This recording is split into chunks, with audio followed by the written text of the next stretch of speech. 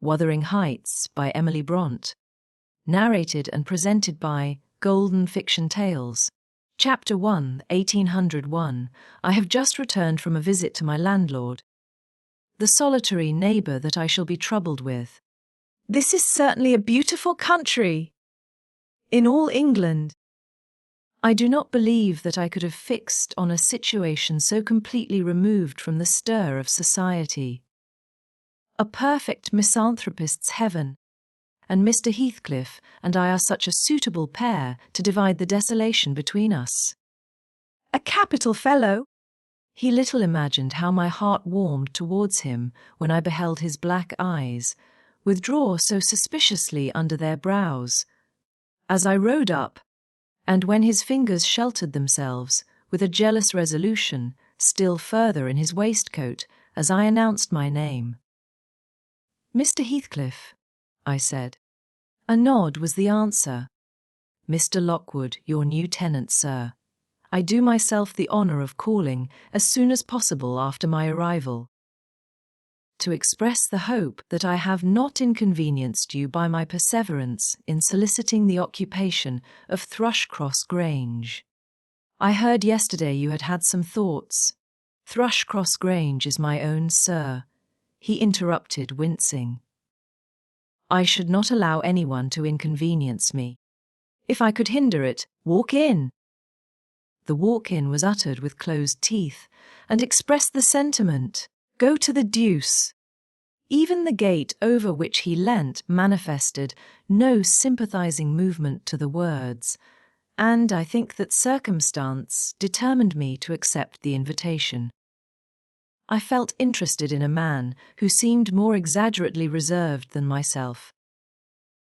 When he saw my horse's breast fairly pushing the barrier, he did put out his hand to unchain it, and then sullenly preceded me up the causeway, calling, as we entered the court, Joseph, take Mr. Lockwood's horse, and bring up some wine. Here we have the whole establishment of domestics, I suppose, was the reflection suggested by this compound order. No wonder the grass grows up between the flags, and cattle are the only hedge cutters. Joseph was an elderly, nay, an old man, very old, perhaps, though hale and sinewy. The Lord help us, he soliloquized in an undertone of peevish displeasure, while relieving me of my horse, looking, meantime, in my face so sorely that I charitably conjectured he must have need of divine aid to digest his dinner, and his pious ejaculation had no reference to my unexpected advent. Wuthering Heights is the name of Mr. Heathcliff's dwelling, Wuthering being a significant provincial adjective, descriptive of the atmospheric tumult to which its station is exposed in stormy weather. Pure, bracing ventilation they must have up there at all times, indeed. One may guess the power of the north wind, blowing over the edge, by the excessive slant of a few stunted fires at the end of the house, and by a range of gaunt thorns all stretching their limbs one way, as if craving alms of the sun. Happily, the architect had foresight to build it strong. The narrow windows are deeply set in the wall, and the corners defended with large jutting stones. Before passing the threshold, I paused to admire a quantity of grotesque carving lavished over the front, and especially about the principal door, above which, among a wilderness of crumbling griffins and shameless little boys, I detected the date 1500 and the name Hareton Earnshaw. I would have made a few comments and requested a short history of the place from the surly owner, but his attitude at the door appeared to demand my speedy entrance, or complete departure, and I had no desire to aggravate his impatience previous to inspecting the penetralium. One step brought us into the family sitting-room, without any introductory lobby or passage. They call it here the house pre-eminently. It includes kitchen and parlour generally, but I believe at Wuthering Heights the kitchen is forced to retreat altogether into another quarter. At least I distinguished a chatter of tongues, and a clatter of culinary utensils deep within, and I observed no signs of roasting, boiling, or baking about the huge fireplace, nor any glitter of copper saucepans and tin cullenders on the walls. One end, indeed, reflected splendidly both light and heat from ranks of immense pewter dishes, interspersed with silver jugs and tankards, towering row after row on a vast oak dresser to the very roof. The latter had never been underdrawn. Its entire anatomy lay bare to an inquiring eye, except where a frame of wood laden with oatcakes and clusters of legs of beef, mutton, and ham concealed it. Above the chimney were sundry villainous old guns and a couple of horse pistols. And, by way of ornament, 3 gaudily painted canisters disposed along its ledge. The floor was of smooth, white stone, the chairs, high-backed, primitive structures, painted green. 1 or 2 heavy black ones lurking in the shade. In an arch under the dresser reposed a huge, liver-coloured bitch pointer, surrounded by a swarm of squealing puppies, and other dogs haunted other recesses. The apartment and furniture would have been nothing extraordinary, as belonging to a homely, northern farmer with a stubborn countenance, and stalwart limbs set out to advantage in knee breeches and gaiters. Such an individual seated in his armchair, his mug of ale frothing on the round table before him, is to be seen in any circuit of 5 or 6 miles among these hills, if you go at the right time after dinner. But Mr. Heathcliff forms a singular contrast to his abode and style of living. He is a dark-skinned gipsy in aspect, in dress and manners a gentleman. That is, as much a gentleman as many a country squire. Rather slovenly, perhaps, yet not looking amiss with his negligence, because he has an erect and handsome figure, and rather morose. Possibly, some people might suspect him of a degree of underbred pride. I have a sympathetic chord within that tells me it is nothing of the sort. I know, by instinct, his reserve springs from an aversion to showy displays of feeling, to manifestations of mutual kindliness. He'll love and hate equally under cover, and esteem it a species of impertinence to be loved or hated again. No, I'm running on too fast. I bestow my own attributes over liberally on him. Mr. Heathcliff may have entirely dissimilar reasons for keeping his hand out of the way when he meets a would-be acquaintance, to those which actuate me. Let me hope my constitution is almost peculiar. My dear mother used to say I should never have a comfortable home, and only last summer I proved myself perfectly unworthy of one, while enjoying a month of fine weather at the sea-coast. I was thrown into the company of a most fascinating creature, a real goddess in my eyes, as long as she took no notice of me. I never told my love vocally, still, if looks have language, the merest idiot might have guessed I was over head and ears. She understood me at last, and looked a return, the sweetest of all imaginable looks. And what did I do? I confess it with shame, shrunk icily into myself, like a snail, at every glance retired colder and farther, till finally the poor innocent was led to doubt her own senses, and, overwhelmed with confusion at her supposed mistake, persuaded her mamma to decamp. By this curious turn of disposition, I have gained the reputation of deliberate heartlessness. How undeserved, I alone can appreciate. I took a seat at the end of the hearthstone opposite, that towards which my landlord advanced, and filled up an interval of silence by attempting to caress the canine mother, who had left her nursery and was sneaking wolfishly to the back of my legs, her lip curled up and her white teeth watering for a snatch. My caress provoked a long, guttural gnarl. "You'd better let the dog alone," growled Mr. Heathcliff in unison, checking fiercer demonstrations with a punch of his foot. "She's not accustomed to be spoiled, not kept for a pet." Then, striding to a side door, he shouted again, "Joseph!" Joseph mumbled indistinctly in the depths of the cellar, but gave no intimation of ascending, so his master dived down to him, leaving me vis-a-vis the ruffianly bitch and a pair of grim shaggy sheep dogs, who shared with her a jealous guardianship over all my movements. Not anxious to come in contact with their fangs, I sat still, but imagining they would scarcely understand tacit insults.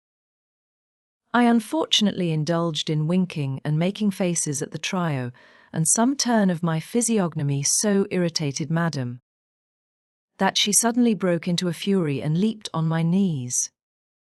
I flung her back and hastened to interpose the table between us. This proceeding aroused the whole hive. Half a dozen four-footed fiends of various sizes and ages issued from hidden dens to the common centre.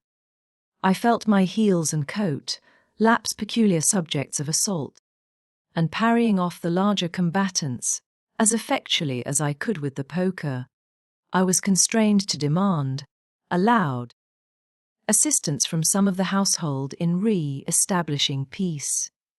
Mr. Heathcliff and his man climbed the cellar steps with vexatious Folum. I don't think they moved 1 second faster than usual, though the hearth was an absolute tempest of worrying and yelping.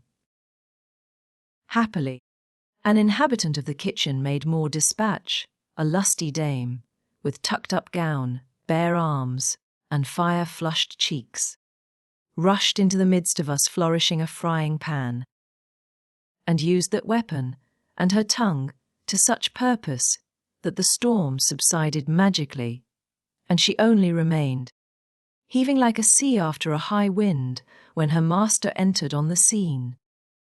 "What the devil is the matter?" he asked, eyeing me in a manner that I could ill endure after this inhospitable treatment. "What the devil, indeed?" I muttered. The herd of possessed swine could have had no worse spirits in them than those animals of yours, sir. You might as well leave a stranger with a brood of tigers. They won't meddle with persons who touch nothing, he remarked, putting the bottle before me and restoring the displaced table. The dogs do right to be vigilant. Take a glass of wine. No, thank you. Not bitten, are you? If I had been, I would have set my signet on the biter. Heathcliff's countenance relaxed into a grin. Come, he said, you are flurried, Mr. Lockwood. Here, take a little wine. Guests are so exceedingly rare in this house that I and my dogs, I am willing to own, hardly know how to receive them. Your health, sir. I bowed and returned the pledge, beginning to perceive that it would be foolish to sit sulking for the misbehaviour of a pack of curs. Besides, I felt loth to yield the fellow further amusement at my expense, since his humour took that turn. He, probably swayed by prudential consideration of the folly of offending a good tenant, relaxed a little in the laconic style of chipping off his pronouns and auxiliary verbs, and introduced what he supposed would be a subject of interest to me. A discourse on the advantages and disadvantages of my present place of retirement. I found him very intelligent on the topics we touched, and before I went home, I was encouraged so far as to volunteer another visit tomorrow. He evidently wished no repetition of my intrusion. I shall go, notwithstanding. It is astonishing how sociable I feel myself compared with him. Chapter 2. Yesterday afternoon set in misty and cold. I had half a mind to spend it by my study fire. instead of wading through heath and mud to Wuthering Heights. On coming up from dinner, however, note well, I dined between 12 and 1 o'clock, the housekeeper, a matronly lady, taken as a fixture along with the house, could not, or would not, comprehend my request that I might be served at 5. On mounting the stairs with this lazy intention and stepping into the room, I saw a servant girl on her knees, surrounded by brushes and coal, scuttles, and raising an infernal dust as she extinguished the flames with heaps of cinders. This spectacle drove me back immediately. I took my hat and, after a 4 miles walk, arrived at Heathcliff's garden gate just in time to escape the first feathery flakes of a snow shower.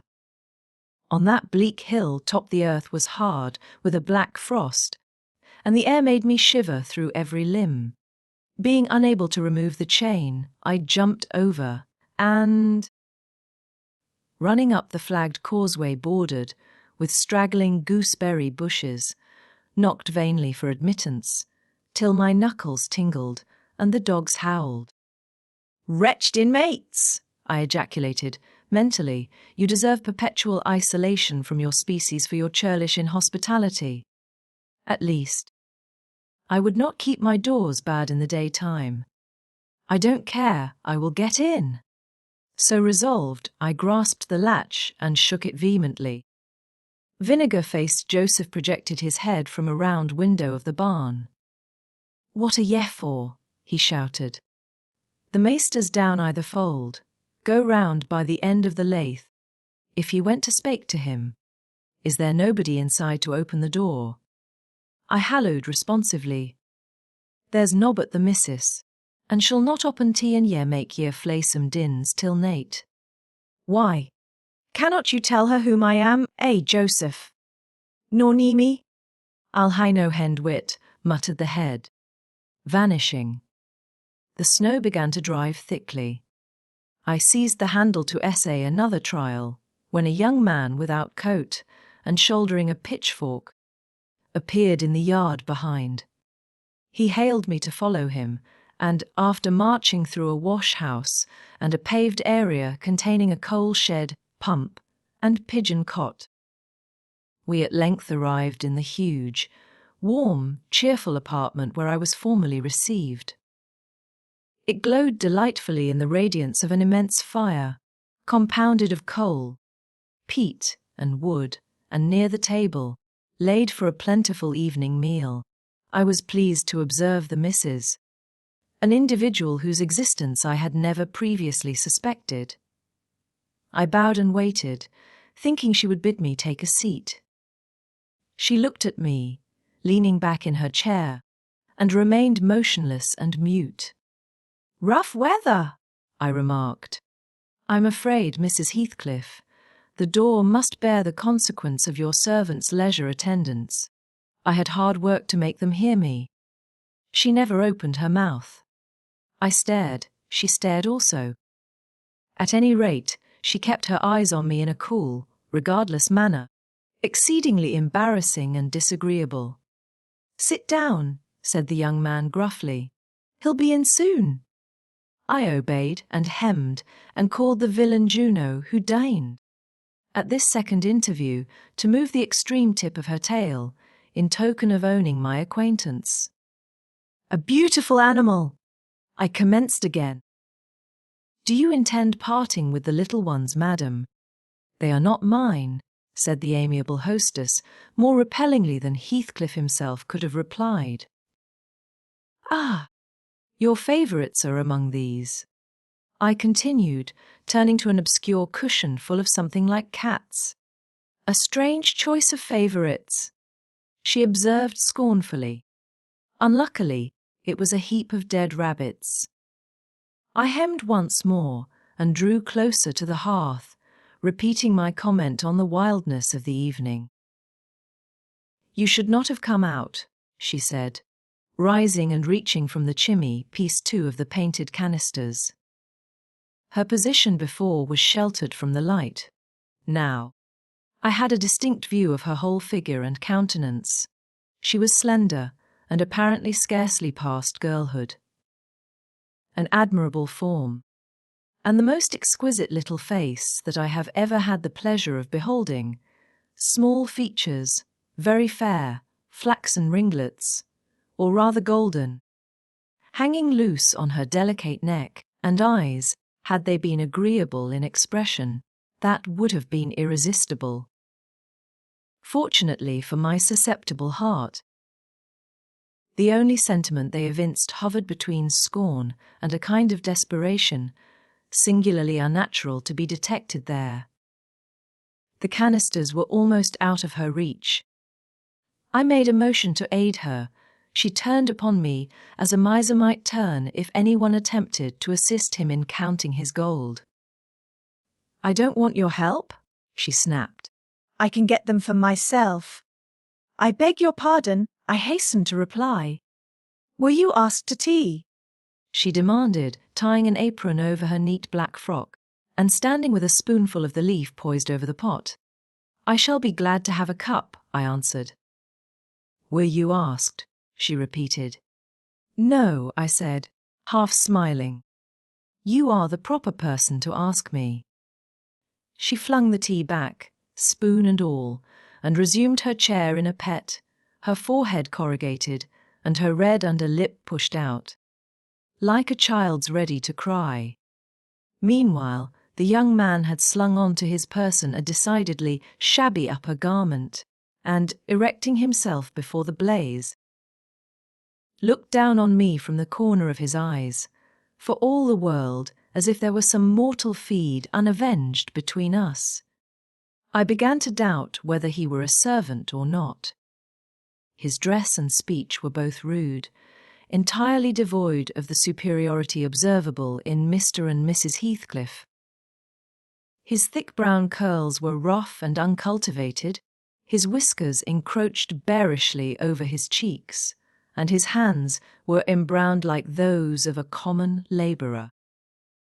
Still his bearing was free, almost haughty, and he showed none of a domestic's assiduity in attending on the lady of the house. In the absence of clear proofs of his condition, I deemed it best to abstain from noticing his curious conduct, and 5 minutes afterwards, the entrance of Heathcliff relieved me in some measure from my uncomfortable state. "You see, sir, I am come according to promise," I exclaimed, assuming the cheerful. "And I fear I shall be weather-bound for half an hour, if you can afford me shelter during that space." "Half an hour," he said, shaking the white flakes from his clothes. "I wonder you should select the thick of a snow storm to ramble about in. Do you know that you run a risk of being lost in the marshes? The people familiar with these moors often miss their road on such evenings, and I can tell you there is no chance of a change at present. Perhaps I can get a guide among your lads, and he might stay at the Grange till morning. Could you spare me one?" "No, I could not." "Oh, indeed. Well, then, I must trust to my own sagacity." "Umph. Are you going to make the tea?" demanded he of the shabby coat, shifting his ferocious gaze from me to the young lady. "Is he to have any?" she asked, appealing to Heathcliff. "Get it ready, will you?" was the answer, uttered so savagely that I started. The tone in which the words were said revealed a genuine bad nature. I no longer felt inclined to call Heathcliff a capital fellow. When the preparations were finished, he invited me with, "Now, sir, bring forward your chair," and we all, including the rustic youth, drew round the table, an austere silence prevailing while we discussed our meal. I thought, if I had caused the cloud, it was my duty to make an effort to dispel it. They could not every day sit so grim and taciturn, and it was impossible, however ill-tempered they might be, that the universal scowl they wore was their everyday countenance. "It is strange," I began, in the interval of swallowing one cup of tea and receiving another. It is strange how custom can mold our tastes and ideas. Many could not imagine the existence of happiness in a life of such complete exile from the world as you spend, Mr. Heathcliff. Yet, I'll venture to say that, surrounded by your family, and with your amiable lady as the presiding genius over your home and heart— My amiable lady!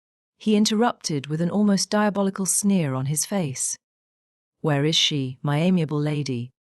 Mrs. Heathcliff, your wife, I mean. Well, yes, oh.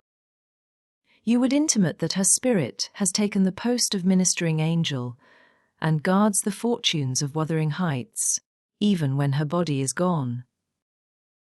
Is that it? Perceiving myself in a blunder, I attempted to correct it. I might have seen there was too great a disparity between the ages of the parties to make it likely that they were man and wife. One was about 40. A period of mental vigour, at which men seldom cherish the delusion of being married for love by girls. That dream is reserved for the solace of our declining years. The other did not look 17. Then it flashed upon me, the clown at my elbow, who is drinking his tea out of a basin and eating his bread with unwashed hands. Maybe her husband. Heathcliff Jr., of course.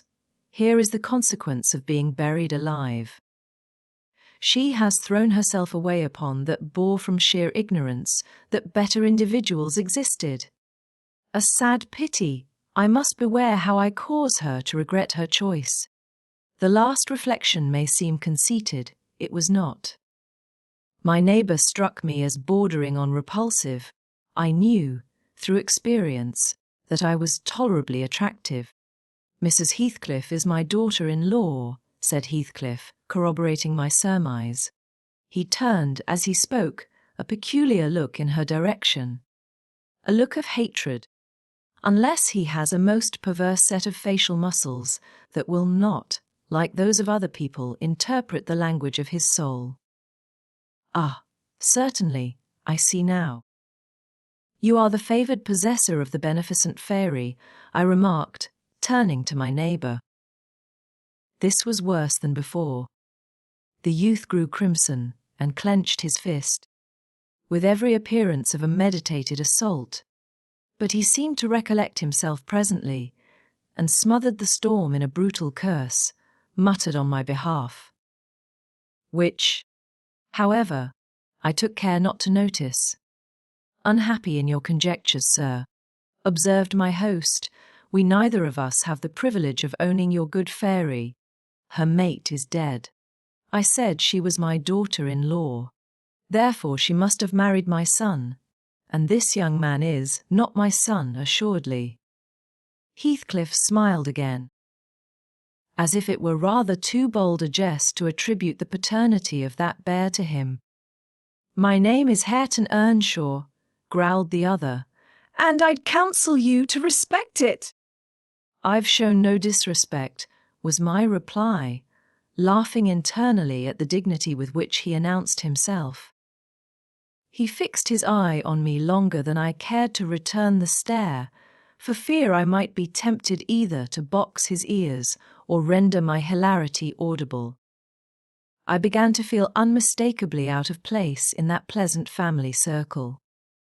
The dismal spiritual atmosphere overcame and more than neutralized the glowing physical comforts round me, and I resolved to be cautious how I ventured under those rafters a third time. The business of eating being concluded, and no one uttering a word of sociable conversation, I approached a window to examine the weather. A sorrowful sight I saw. Dark night coming down prematurely, and sky and hills mingled in one bitter whirl of wind and suffocating snow. I don't think it possible for me to get home now without a guide, I could not help exclaiming. The roads will be buried already, and, if they were bare, I could scarcely distinguish a foot in advance. Hareton, Drive those dozen sheep into the barn porch. They'll be covered if left in the fold all night. And put a plank before them, said Heathcliff. How must I do? I continued, with rising irritation. There was no reply to my question, and on looking round I saw only Joseph bringing in a pail of porridge for the dogs, and Mrs. Heathcliff leaning over the fire, diverting herself with burning a bundle of matches which had fallen from the chimney piece as she restored the tea canister to its place. The former, when he had deposited his burden, took a critical survey of the room, and in cracked tones grated out, "Or wonder how ye can fashion to stand their idleness unwore. When all on them's going out. But yar'n out. And it's no use talking, y'all niver mend all your ill ways, but go right to the divil, like Ye mother afore ye." I imagined, for a moment, that this piece of eloquence was addressed to me, and, sufficiently enraged, stepped towards the aged rascal with an intention of kicking him out of the door. Mrs. Heathcliff, however, checked me by her answer.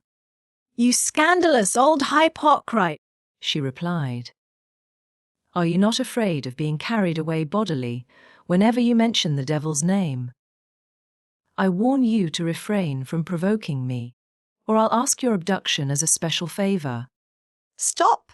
"Look here, Joseph," she continued, taking a long, dark book from a shelf. "I'll show you how far I've progressed in the black art. I shall soon be competent to make a clear house of it. The red cow didn't die by chance, and your rheumatism can hardly be reckoned among providential visitations." "Oh, wicked!" gasped the elder. "May the Lord deliver us from evil." "No, reprobate." "You are a castaway. Be off, or I'll hurt you seriously. I'll have you all modelled in wax and clay. And the first who passes the limits I fix shall. I'll not say what he shall be done to, but you'll see. Go, I'm looking at you."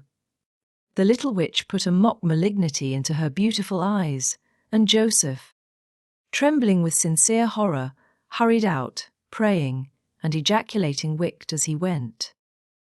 I thought her conduct must be prompted by a species of dreary fun, and, now that we were alone, I endeavoured to interest her in my distress.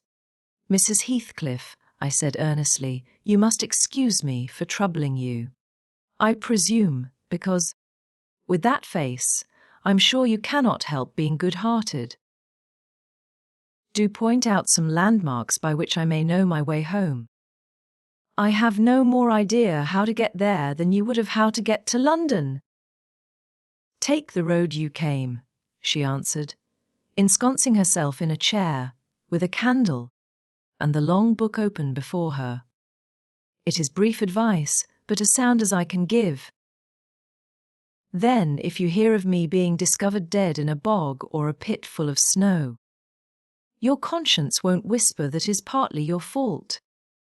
How so? I cannot escort you. They wouldn't let me go to the end of the garden wall. You? I should be sorry to ask you to cross the threshold, for my convenience, on such a night," I cried. "I want you to tell me my way, not to show it, or else to persuade Mr. Heathcliff to give me a guide." "Woo. There is himself, Earnshaw, Zillah, Joseph and I. Which would you have? Are there no boys at the farm?" "No." "Those are all. Then it follows that I am compelled to stay. That you may settle with your host. I have nothing to do with it. I hope it will be a lesson to you to make no more rash journeys on these hills," cried Heathcliff's stern voice from the kitchen entrance. "As to staying here, I don't keep accommodations for visitors. You must share a bed with Hareton or Joseph, if you do." "I can sleep on a chair in this room," I replied. "No, no. A stranger is a stranger, be he rich or poor. It will not suit me to permit anyone the range of the place while I am off guard," said the unmannerly wretch, With this insult my patience was at an end. I uttered an expression of disgust and pushed past him into the yard, running against Ershaw in my haste. It was so dark that I could not see the means of exit, and as I wandered round, I heard another specimen of their civil behaviour, amongst each other. At first the young man appeared about to befriend me. "I'll go with him as far as the park," he said. "You'll go with him to hell!" exclaimed his master. "Or whatever relation he bore. And who is to look after the horses, eh? A man's life is of more consequence than one evening's neglect of the horses." "Somebody must go," murmured Mrs. Heathcliff, more kindly than I expected. "Not at your command," retorted Hareton. "If you set store on him, you'd better be quiet. Then I hope his ghost will haunt you, and I hope Mr. Heathcliff will never get another tenant till the Grange is a ruin," she answered, sharply. "Hearken, hearken." "Shoes cursing on them," muttered Joseph, towards whom I had been steering. He sat within earshot, milking the cows by the light of a lantern, which I seized unceremoniously, and, calling out that I would send it back on the morrow, rushed to the nearest postern. "Maester, maester, he's staling the lanthorn," shouted the ancient, pursuing my retreat. "Hey, Nasher! Hey, dog! Hey, wolf, hold him, hold him!" On opening the little door, two hairy monsters flew at my throat, bearing me down and extinguishing the light, while a mingled guffaw from Heathcliff and Hareton put the copestone on my rage and humiliation. Fortunately, the beasts seemed more bent on stretching their paws and yawning and flourishing their tails than devouring me alive. But they would suffer no resurrection, and I was forced to lie till their malignant masters pleased to deliver me. Then, hateless and trembling with wrath, I ordered the miscreants to let me out, on their peril to keep me 1 minute longer, with several incoherent threats of retaliation that, in their indefinite depth of virulency, smacked of King Lear. The vehemence of my agitation brought on a copious bleeding at the nose, and still Heathcliff laughed, and still I scolded.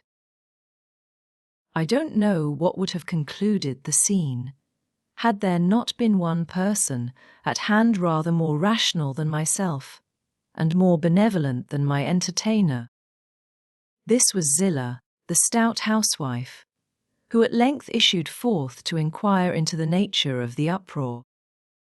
She thought that some of them had laying violent hands on me, and, not daring to attack her master, she turned her vocal artillery against the younger scoundrel.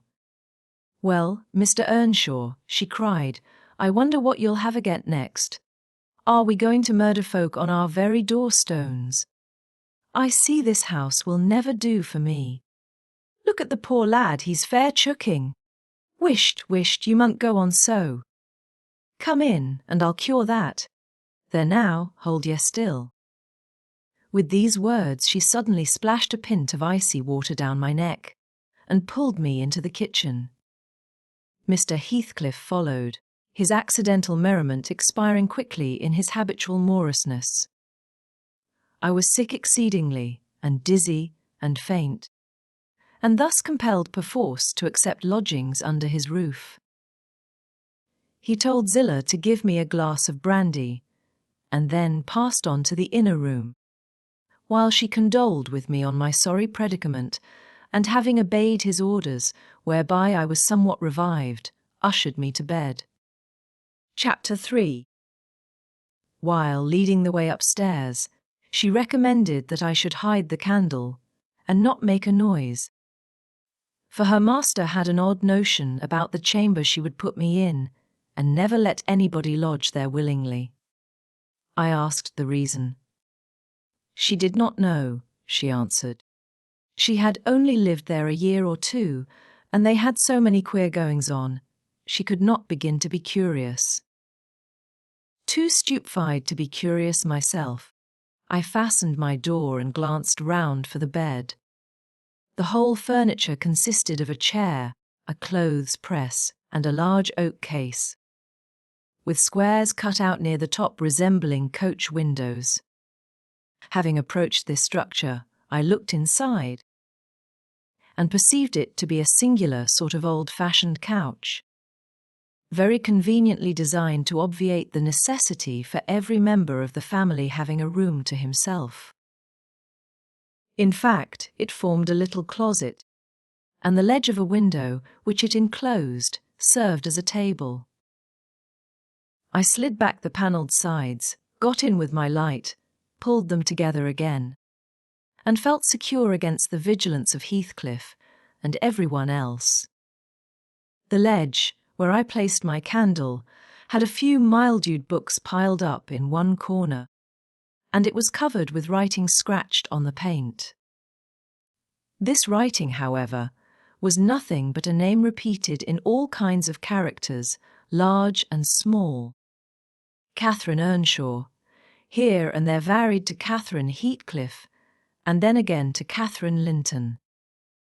In vapid listlessness I leant my head against the window, and continued spelling over Catherine Earnshaw, Heathcliff, Linton, till my eyes closed. But they had not rested 5 minutes when a glare of white letters started from the dark. As vivid as spectres, the air swarmed with Catherines, and rousing myself to dispel the obtrusive name, I discovered my candle wick reclining on one of the antique volumes, and perfuming the place with an odour of roasted calf skin. I snuffed it off, and, very ill at ease under the influence of cold and lingering nausea, sat up and spread open the injured tome on my knee. It was a Testament in lean type and smelling dreadfully musty. A fly leaf bore the inscription, Catherine Earnshaw, her book, and a date some quarter of a century back. I shut it and took up another and another, till I had examined all.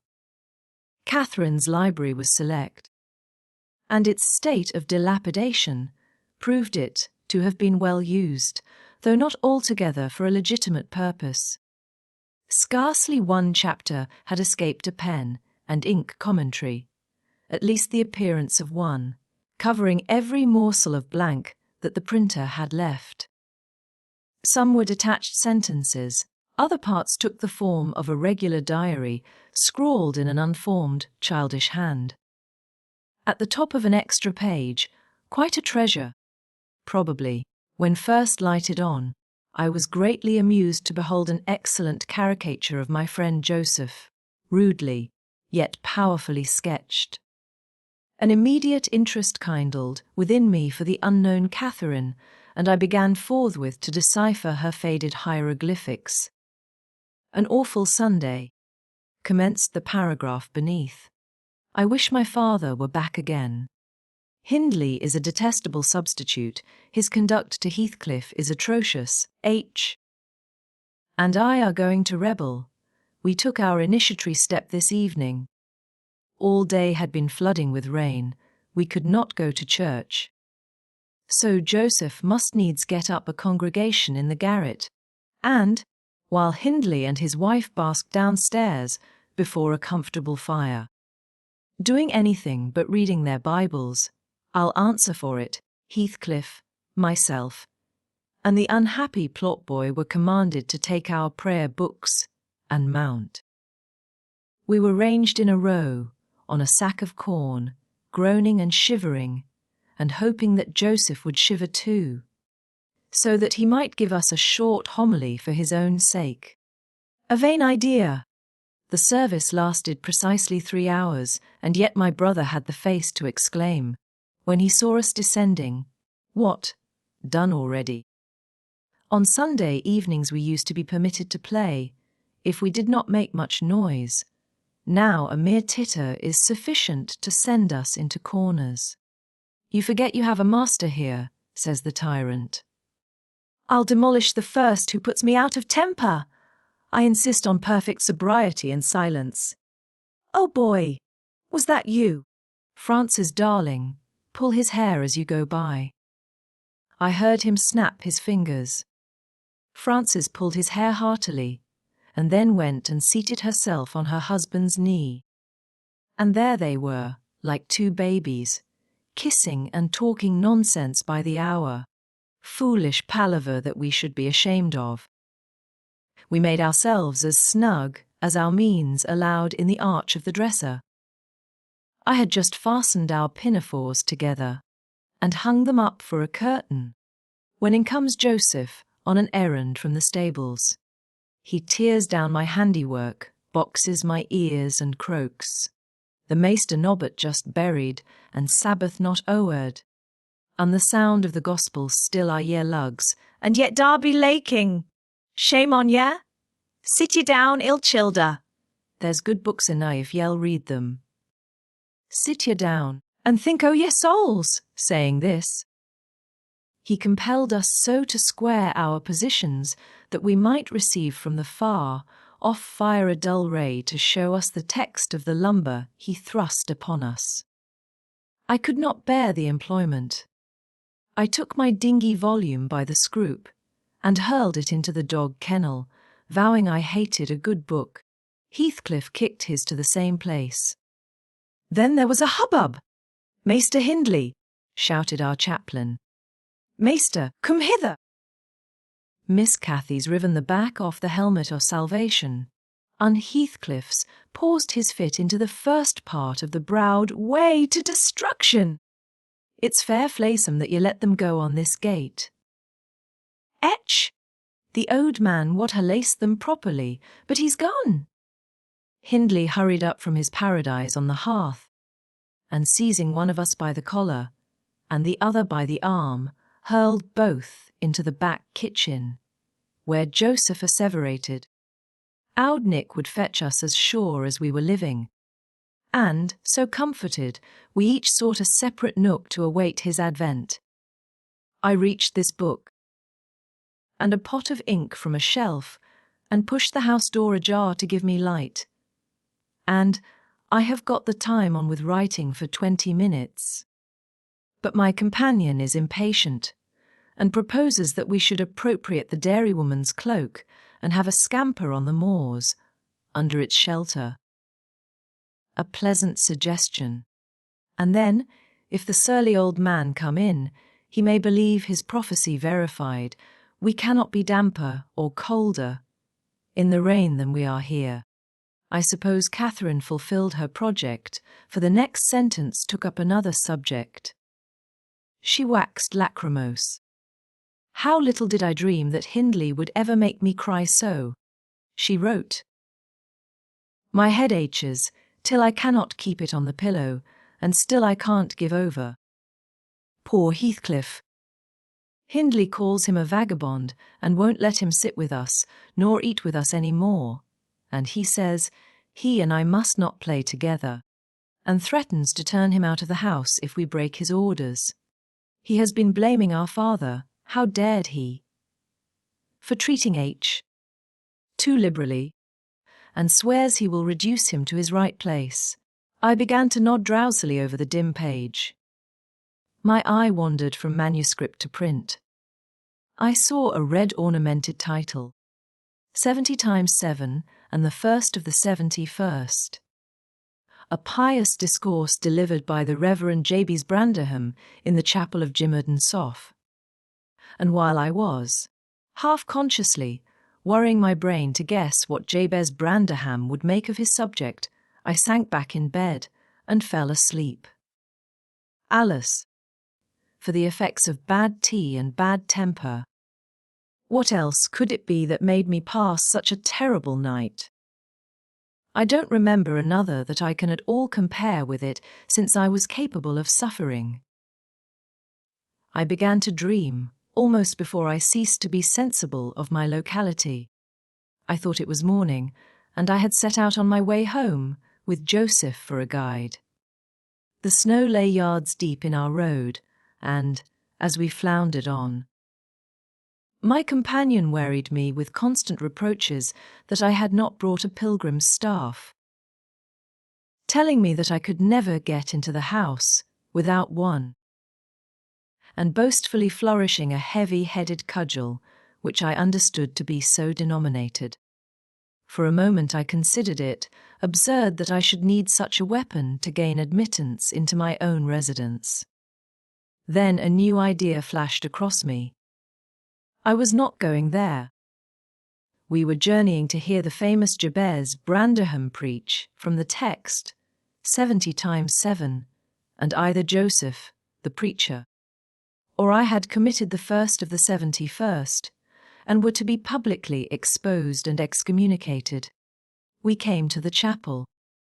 I have passed it really in my walks. Twice or thrice it lies in a hollow between two hills, an elevated hollow near a swamp, whose peaty moisture is said to answer all the purposes of embalming on the few corpses deposited there.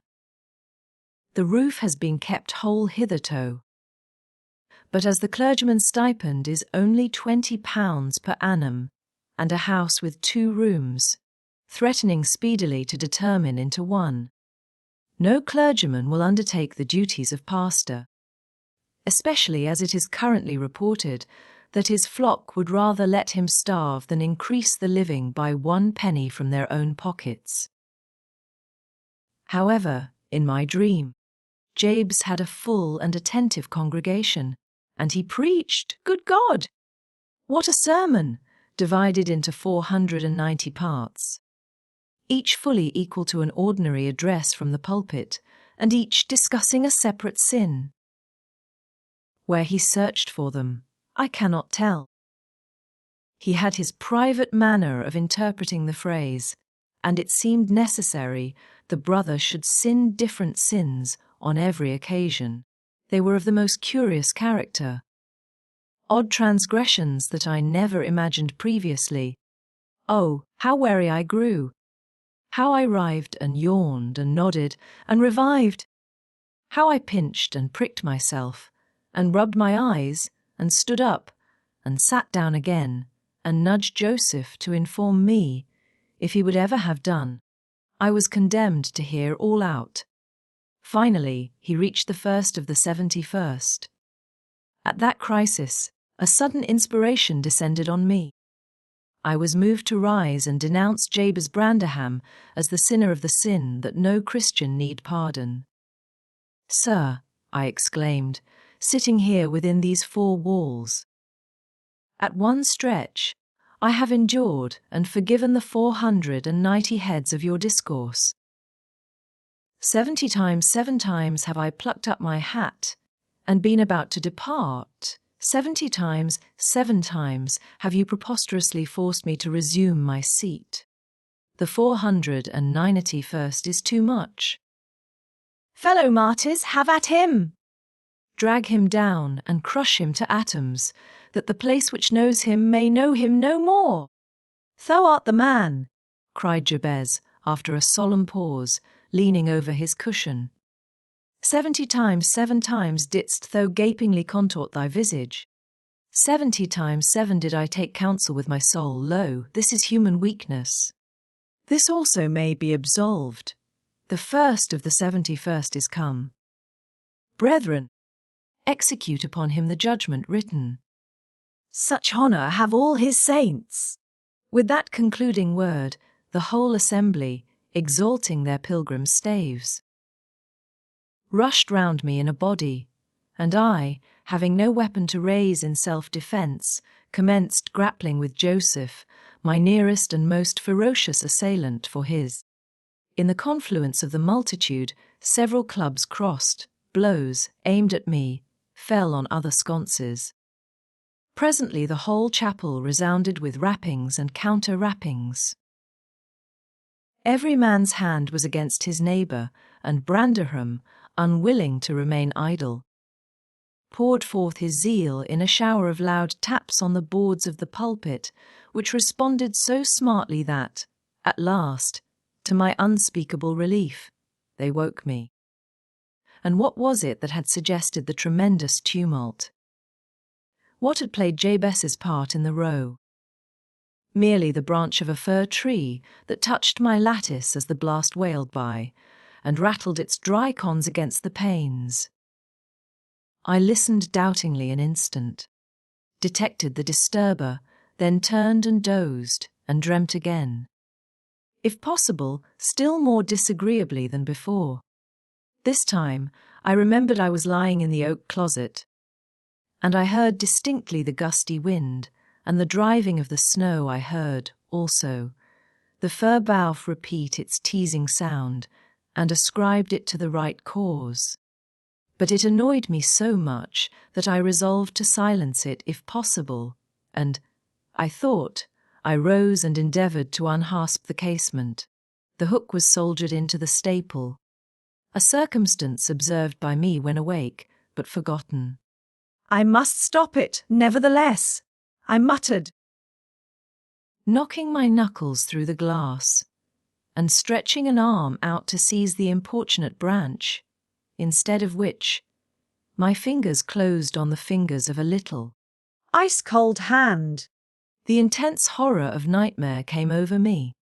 I tried to draw back my arm, but the hand clung to it, and a most melancholy voice sobbed, "Let me in." "Let me in, who are you?" I asked, struggling, meanwhile, to disengage myself. "Catherine Linton," it replied, shiveringly. Why did I think of Linton? I had read Earnshaw 20 times for Linton. I'm come home. I'd lost my way on the moor. As it spoke, I discerned, obscurely, a child's face looking through the window. Terror made me cruel, and, finding it useless to attempt shaking the creature off, I pulled its wrist on to the broken pane, and rubbed it to and fro till the blood ran down and soaked the bedclothes. Still it wailed, "Let me in," and maintained its tenacious gripe, almost maddening me with fear. "How can I said at length. "Let me go if you want me to let you in." The fingers relaxed. I snatched mine through the hole, hurriedly piled the books up in a pyramid against it, and stopped my ears to exclude the lamentable prayer. I seemed to keep them closed above a quarter of an hour. Yet, the instant I listened again, there was the doleful cry moaning on. "Begone," I shouted. "I'll never let you in, not if you beg for 20 years. "It is 20 years," mourned the voice. 20 years. "I've been away for 20 years.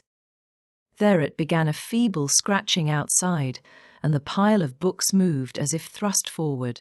I tried to jump up, but could not stir a limb, and so yelled aloud, in a frenzy of fright. To my confusion, I discovered the yell was not ideal. Hasty footsteps approached my chamber door. Somebody pushed it open, with a vigorous hand, and a light glimmered through the squares at the top of the bed. I sat shuddering yet, and wiping the perspiration from my forehead. The intruder appeared to hesitate, and muttered to himself. At last he said, in a half-whisper, plainly not expecting an answer, "Is anyone here?" I considered it best to confess my presence, for I knew Heathcliff's accents, and feared he might search further. If I kept quiet. With this intention, I turned and opened the panels. I shall not soon forget the effect my action produced. Heathcliff stood near the entrance, in his shirt and trousers, with a candle dripping over his fingers, and his face as white as the wall behind him. The first creak of the oak startled him like an electric shock. The light leaped from his hold to a distance of some feet, and his agitation was so extreme that he could hardly pick it up. "It is only your guest, sir," I called out, desirous to spare him the humiliation of exposing his cowardice further. I had the misfortune to scream in my sleep, owing to a frightful nightmare. "I'm sorry I disturbed you." "Oh, God confound you, Mr. Lockwood. I wish you were at the—" commenced my host, setting the candle on a chair, because he found it impossible to hold it steady. "And who showed you up into this room?" he continued, crushing his nails into his palms and grinding his teeth to subdue the maxillary convulsions. Who was it? I've a good mind to turn them out of the house this moment. It was your servant Zillah, I replied, flinging myself onto the floor and rapidly resuming my garments. I should not care if you did, Mr. Heathcliff. She richly deserves it. I suppose that she wanted to get another proof that the place was haunted, at my expense. Well, it is, swarming with ghosts and goblins. You have reason in shutting it up, I assure you. No one will thank you for a does in such a den. What do you mean? Asked Heathcliff. And what are you doing? Lie down and finish out the night, since you are here, but for heaven's sake! Don't repeat that horrid noise. Nothing could excuse it. Unless you were having your throat cut.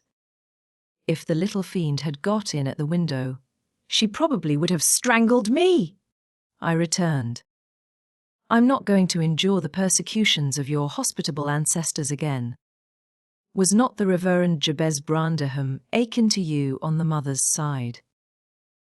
And that minx, Catherine Linton, or Earnshaw, or however she was called, she must have been a changeling. Wicked little soul! She told me she had been walking the earth these 20 years. A just punishment for her mortal transgressions. I've no doubt. Scarcely were these words uttered when I recollected the association of Heathcliff's with Catherine's name in the book, which had completely slipped from my memory. Till thus awakened, I blushed at my inconsideration. But, without showing further consciousness of the offence, I hastened to add, the truth is, sir, I passed the first part of the night in. Here I stopped afresh. I was about to say perusing those old volumes. Then it would have revealed my knowledge of their written, as well as their printed contents. So, correcting myself, I went on, in spelling over the name scratched on that window ledge. A monotonous occupation, calculated to set me asleep, like counting, or, what can you mean by talking in this way to me? Thundered Heathcliff with savage vehemence. How dare you? Under my roof? God! He's mad to speak so! And he struck his forehead with rage. I did not know whether to resent this language or pursue my explanation. But he seemed so powerfully affected that I took pity and proceeded with my dreams, affirming I had never heard the appellation of Catherine Linton before. But reading it often overproduced an impression which personified itself when I had no longer my imagination under control. Heathcliff gradually fell back into the shelter of the bed as I spoke, finally sitting down almost concealed behind it. I guessed, however, by his irregular and intercepted breathing, that he struggled to vanquish an excess of violent emotion. Not liking to show him that I had heard the conflict, I continued my toilette rather noisily, looked at my watch, and soliloquized on the length of the night. Not 3 o'clock yet. I could have taken oath it had been 6. Time stagnates here. We must surely have retired to rest at 8. Always at 9 in winter, and rise at 4, said my host, suppressing a groan. And, as I fancied, by the motion of his arm's shadow, dashing a tear from his eyes. Mr. Lockwood, he added, you may go into my room.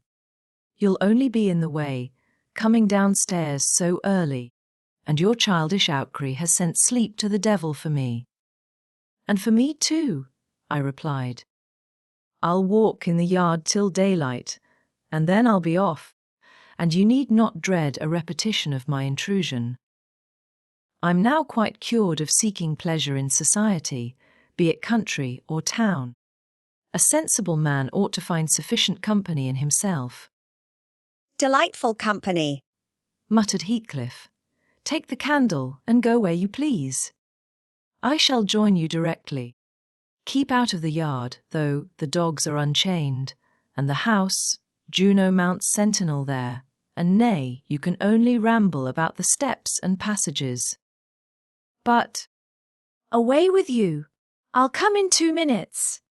I obeyed so far as to quit the chamber, when, ignorant where the narrow lobbies led, I stood still and was witness, involuntarily, to a piece of superstition on the part of my landlord which belied, oddly, his apparent sense.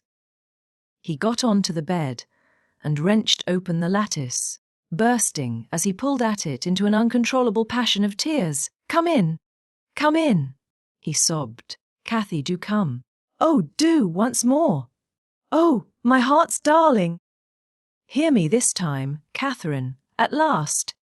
The spectre showed a spectre's ordinary caprice.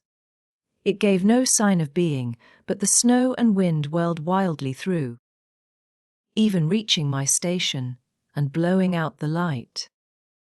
There was such anguish in the gush of grief that accompanied this raving, that my compassion made me overlook its folly, and I drew off, half angry to have listened at all, and vexed at having related my ridiculous nightmare, since it produced that agony, though why was beyond my comprehension.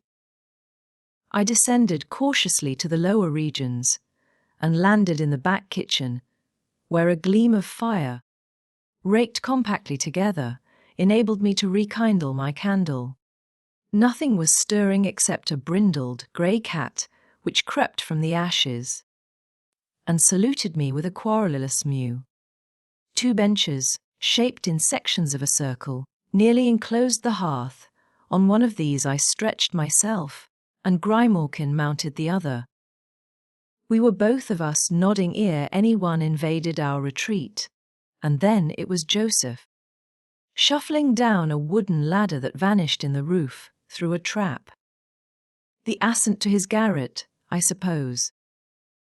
He cast a sinister look at the little flame, which I had enticed to play between the ribs, swept the cat from its elevation, and bestowing himself in the vacancy, commenced the operation of stuffing a 3-inch pipe with tobacco.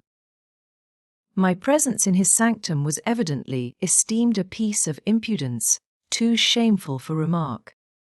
He silently applied the tube to his lips, folded his arms, and puffed away. I let him enjoy the luxury unannoyed, and after sucking out his last breath, and heaving a profound sigh, he got up and departed as solemnly as he came. A more elastic footstep entered next, and now I opened my mouth for a good morning, but closed it again, the salutation unachieved. For Hareton Earnshaw was performing his Orison sotto voice, in a series of curses directed against every object he touched, while he rummaged a corner for a spade or shovel to dig through the drifts.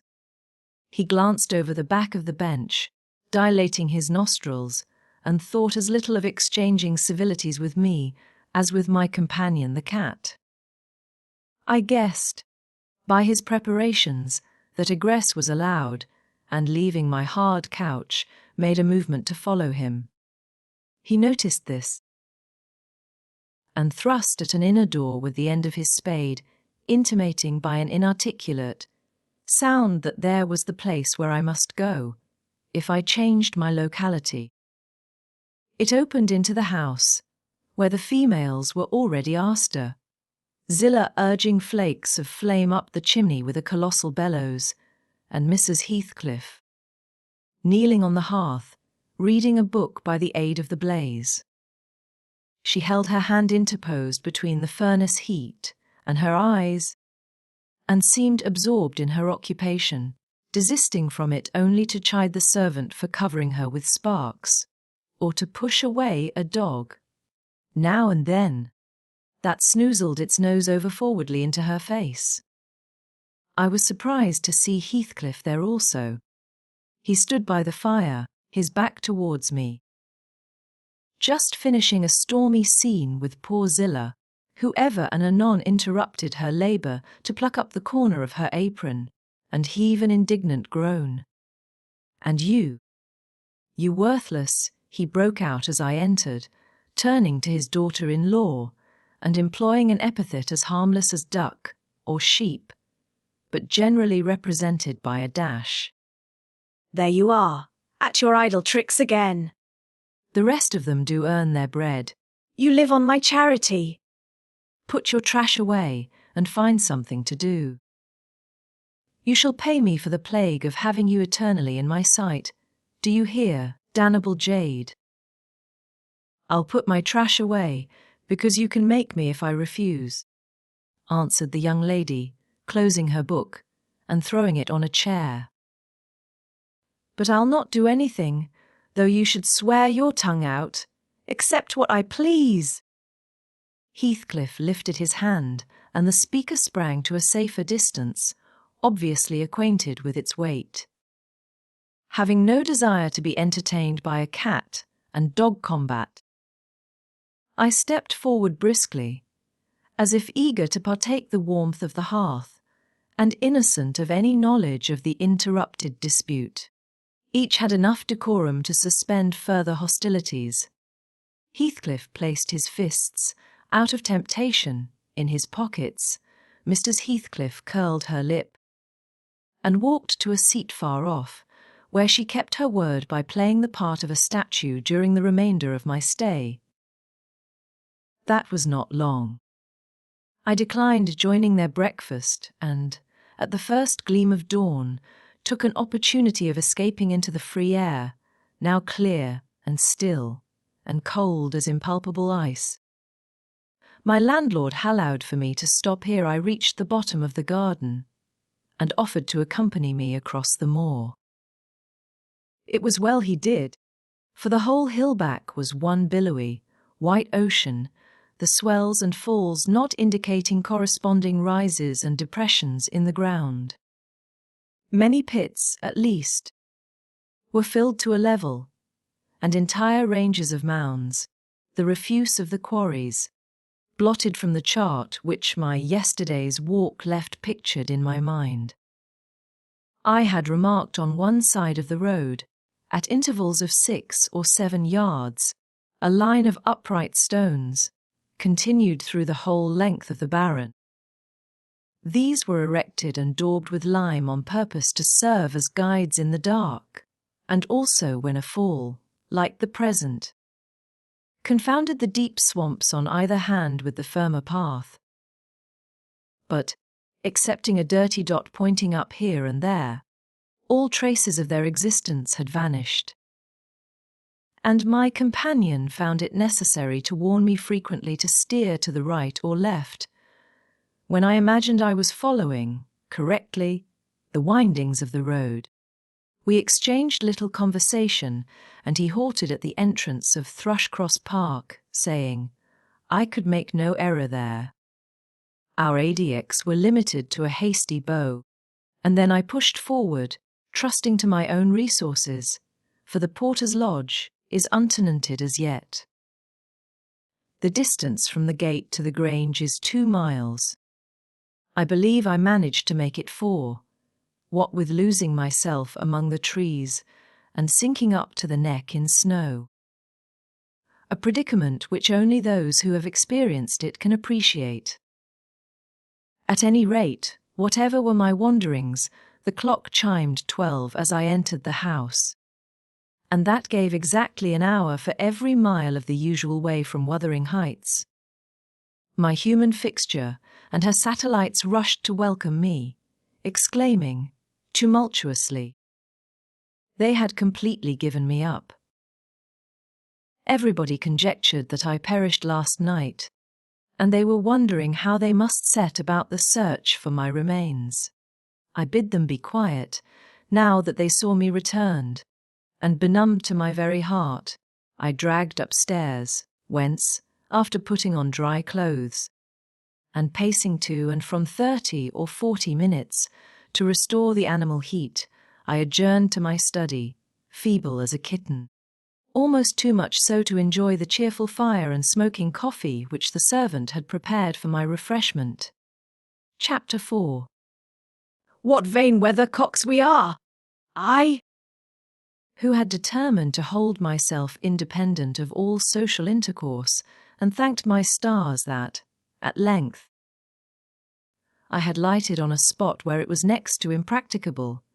I, weak wretch, after maintaining till dusk a struggle with low spirits and solitude, was finally compelled to strike my colours, and under pretence of gaining information concerning the necessities of my establishment, I desired Mrs. Dean, when she brought in supper, to sit down while I ate it, hoping sincerely she would prove a regular gossip, and either rouse me to animation or lull me to sleep by her talk. "You have lived here a considerable time," I commenced. "Did you not say 16 years? 18, sir. I came when the mistress was married, to wait on her. After she died, the master retained me for his housekeeper." Indeed. There ensued a pause. She was not a gossip, I feared, unless about her own affairs, and those could hardly interest me. However, having studied for an interval, with a fist on either knee, and a cloud of meditation over her ruddy countenance, she ejaculated, "Ah, times are greatly changed since then." "Yes," I remarked, "you've seen a good many alterations." "I suppose I have, and troubles too," she said. "Oh, I'll turn the talk on my landlord's family." I thought to myself, a good subject to start! And that pretty girl widow. I should like to know her history. Whether she be a native of the country, or, as is more probable, an exotic that the surly indigene will not recognize for kin. With this intention I asked Mrs. Dean why Heathcliff let Thrushcross Grange, and preferred living in a situation and residence so much inferior. "Is he not rich enough to keep the estate in good order?" I inquired. "Rich, sir," she returned. "He has nobody knows what money, and every year it increases." "Yes, yes. He's rich enough to live in a finer house than this. But he's very near close-handed, and if he had meant to flit to Thrushcross Grange, as soon as he heard of a good tenant, he could not have borne to miss the chance of getting a few hundreds more. It is strange people should be so greedy, when they are alone in the world. He had a son, it seems. Yes, he had one. He is dead. And that young lady, Mrs. Heathcliff, is his widow. Yes. Where did she come from originally? Why, sir, she is my late master's daughter. Catherine Linton was her maiden name. I nursed her, poor thing. I did wish Mr. Heathcliff would remove here, and then we might have been together again." "What? Catherine Linton?" I exclaimed, astonished. But a minute's reflection convinced me it was not my ghostly Catherine. Then I continued, "My predecessor's name was Linton." "It was. And who is that Earnshaw?" "Hareton Earnshaw, who lives with Mr. Heathcliff." "Are they relations?" "No, he is the late Mrs. Linton's nephew." "The young lady's cousin, then?" "Yes. And her husband was her cousin also. One on the mother's, the other on the father's side. Heathcliff married Mr. Linton's sister. I see the house at Wuthering Heights has Earnshaw carved over the front door." "Are they an old family?" "Very old, sir, and Hareton is the last of them, as our Miss Cathy is of us, I mean of the Lintons. Have you been to Wuthering Heights?" "I beg pardon for asking, but I should like to hear how she is." "Mrs. Heathcliff. She looked very well and very handsome, yet, I think, not very happy." "Oh dear, I don't wonder. And how did you like the master?" "A rough fellow, rather, Mrs. Dean." "Is not that his character? Rough as a sore edge and hard as whinstone?" "The less you meddle with him the better. He must have had some ups and downs in life to make him such a churl." "Do you know anything of his history?" "It's a Cutcose, sir. I know all about it. Except where he was born, and who were his parents, and how he got his money at first." and Hareton has been cast out like an unfledged dunnock. The unfortunate lad is the only one in all this parish that does not guess how he has been cheated. Well, Mrs. Dean, it will be a charitable deed to tell me something of my neighbours. I feel I shall not rest if I go to bed, so be good enough to sit and chat an hour. Oh, certainly. Sir, I'll just fetch a little sewing, and then I'll sit as long as you please. But you've caught cold. I saw you shivering, and you must have some gruel to drive it out. The worthy woman bustled off, and I crouched nearer the fire. My head felt hot, and the rest of me chill. Moreover, I was excited, almost to a pitch of foolishness, through my nerves and brain. This caused me to feel, not uncomfortable, but rather fearful, as I am still, of serious effects from the incidents of today and yesterday. She returned presently, bringing a smoking basin and a basket of work, and, having placed the former on the hob, drew in her seat, evidently pleased to find me so companionable.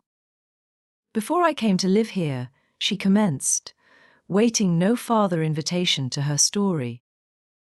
I was almost always at Wuthering Heights, because my mother had nursed Mr. Hindley Earnshaw. That was Hareton's father, and I got used to playing with the children. I ran errands too, and helped to make hay, and hung about the farm ready for anything that anybody would set me to. One fine summer morning, it was the beginning of harvest, I remember Mr. Earnshaw, the old master, came downstairs, dressed for a journey, and, after he had told Joseph what was to be done during the day, he turned to Hindley and Cathy and me, for I sat eating my porridge with them, and he said, speaking to his son now, "My bonny man, I'm going to Liverpool today. What shall I bring you? You may choose what you like. Only let it be little, for I shall walk there and back." 60 miles each way. That is a long spell. Hindley named a fiddle, and then he asked Miss Cathy. She was hardly 6 years old, but she could ride any horse in the stable, and she chose a whip. He did not forget me, for he had a kind heart, though he was rather severe sometimes. He promised to bring me a pocketful of apples and pears, and then he kissed his children, said good-bye, and set off. It seemed a long while to us all, the 3 days of his absence, and often did little Cathy ask when he would be home. Mrs. Earnshaw expected him by supper-time on the 3rd evening, and she put the meal off hour after hour. There were no signs of his coming, however, and at last the children got tired of running down to the gate to look. Then it grew dark. She would have had them to bed, but they begged sadly to be allowed to stay up. And just about 11 o'clock, the door latch was raised quietly, and in stepped the master. He threw himself into a chair, laughing and groaning, and bid them all stand off, for he was nearly killed. He would not have such another walk for the 3 kingdoms. "And at the end of it to be flighted to death," he said, opening his great coat, which he held bundled up in his arms. "See here, wife, I was never so beaten with anything in my life.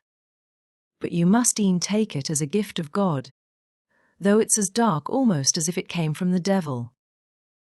We crowded round, and over Miss Cathy's head I had a peep at a dirty, ragged, black-haired child, big enough both to walk and talk. Indeed, its face looked older than Catherine's, yet when it was set on its feet, it only stared round, and repeated over and over again some gibberish that nobody could understand. I was frightened, and Mrs. Earnshaw was ready to fling it out of doors. She did fly up, asking how he could fashion to bring that gipsy brat into the house, when they had their own bairns to feed and fend for. What he meant to do with it, and whether he were mad. The master tried to explain the matter, but he was really half dead with fatigue, and all that I could make out, amongst her scolding, was a tale of his seeing it starving, and houseless, and as good as dumb, in the streets of Liverpool, where he picked it up and inquired for its owner. Not a soul knew to whom it belonged, he said, and his money and time being both limited, he thought it better to take it home with him at once than run into vain expenses there, because he was determined he would not leave it as he found it. Well, the conclusion was that my mistress grumbled herself calm, and Mr. Earnshaw told me to wash it and give it clean things, and let it sleep with the children. Hindley and Cathy contented themselves with looking and listening till peace was restored.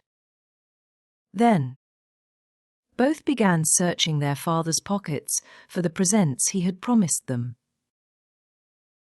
The former was a boy of 14, but when he drew out what had been a fiddle, crushed to morsels in the great coat, he blubbered aloud, and Cathy, when she learned the master had lost her whip in attending on the stranger, showed her humour by grinning and spitting at the stupid little thing, earning for her pains a sound blow from her father to teach her cleaner manners.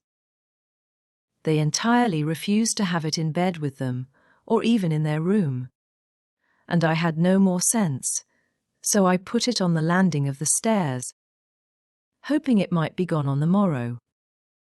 By chance, or else attracted by hearing his voice, it crept to Mr. Earnshaw's door, and there he found it on quitting his chamber. Inquiries were made as to how it got there.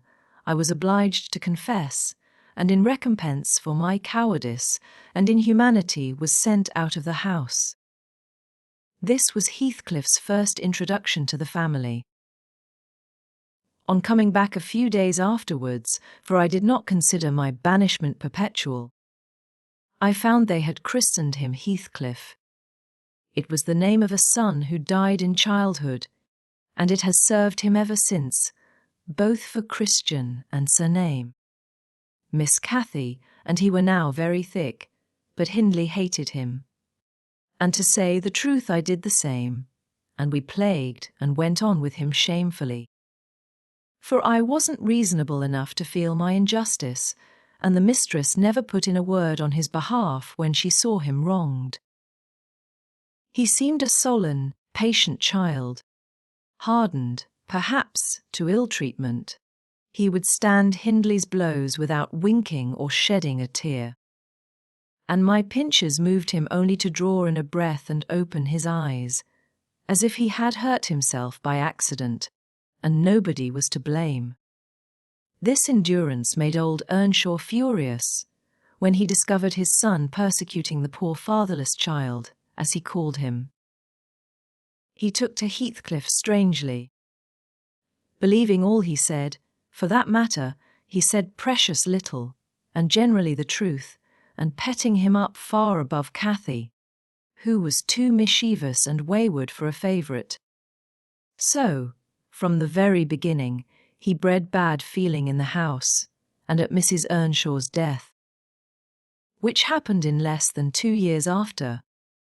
The young master had learned to regard his father as an oppressor, rather than a friend, and Heathcliff as a usurper of his parents' affections and his privileges, and he grew bitter with brooding over these injuries. I sympathized a while, but when the children fell ill of the measles, and I had to tend them, and take on me the cares of a woman at once, I changed my idea.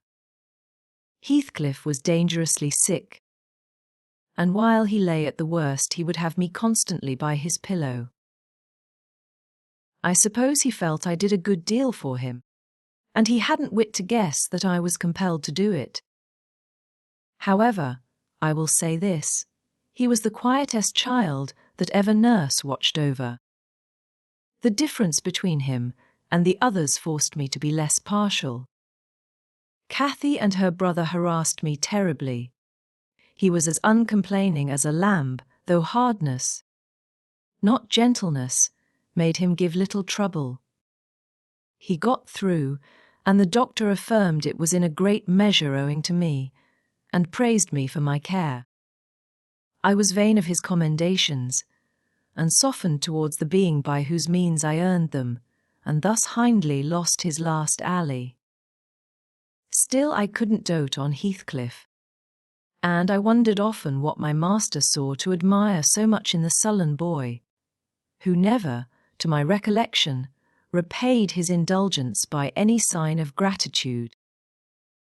He was not insolent to his benefactor, he was simply insensible, though knowing perfectly the hold he had on his heart, and conscious he had only to speak, and all the house would be obliged to bend to his wishes. As an instance, I remember Mr. Earnshaw once bought a couple of colts at the parish fair, and gave the lads each one.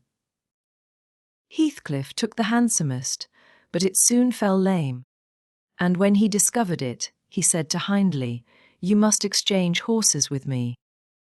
I don't like mine. And if you won't, I shall tell your father of the 3 thrashings you've given me this week, and show him my arm, which is black to the shoulder." Hindley put out his tongue and cuffed him over the ears. "You'd better do it at once," he persisted, escaping to the porch. They were in the stable. "You will have to. And if I speak of these blows, you'll get them again with interest." "Off, dog!" cried Hindley, threatening him with an iron, weight used for weighing potatoes and hay.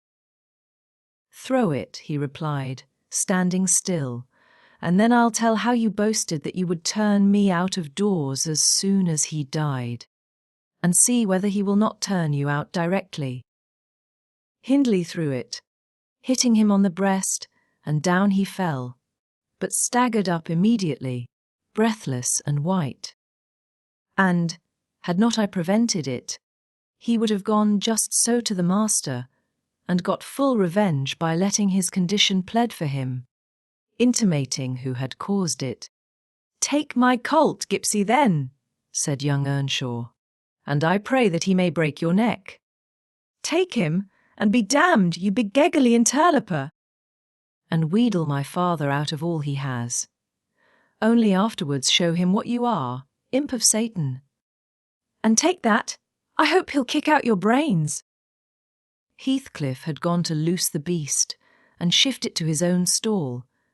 He was passing behind it, when Hindley finished his speech by knocking him under its feet, and without stopping to examine whether his hopes were fulfilled, ran away as fast as he could.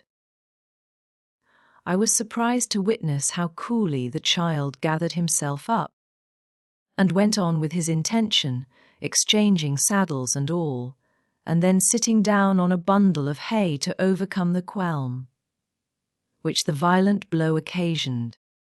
Before he entered the house, I persuaded him easily to let me lay the blame of his bruises on the horse. He minded little what tale was told, since he had what he wanted. He complained so seldom, indeed, of such stirs as these, that I really thought him not vindictive. I was deceived completely, as you will hear. Chapter 5. In the course of time, Mr. Earnshaw began to fail. He had been active and healthy, yet his strength left him suddenly, and when he was confined to the chimney corner he grew grievously irritable. A nothing vexed him, and suspected slights of his authority nearly threw him into fits. This was especially to be remarked if any one attempted to impose upon, or domineer over, his favourite. He was painfully jealous lest a word should be spoken amiss to him, seeming to have got into his head the notion that, because he liked Heathcliff, all hated, and longed to do him an ill turn. It was a disadvantage to the lad, for the kinder among us did not wish to freat the master, so we humoured his partiality, and that humouring was rich nourishment to the child's pride and black tempers. Still it became in a manner necessary, twice or thrice. Hindley's manifestation of scorn, while his father was near, roused the old man to a fury. He seized his stick to strike him, and shook with rage that he could not do it. At last our curate, we had a curate then who made the living answer, by teaching the little Lintons and Earnshaws, and farming his bit of land himself, advised that the young man should be sent to college, and Mr. Earnshaw agreed, though with a heavy spirit, for he said, Hindley was naught, and would never thrive as where he wandered. I hoped heartily we should have peace now. It hurt me to think the master should be made uncomfortable by his own good deed.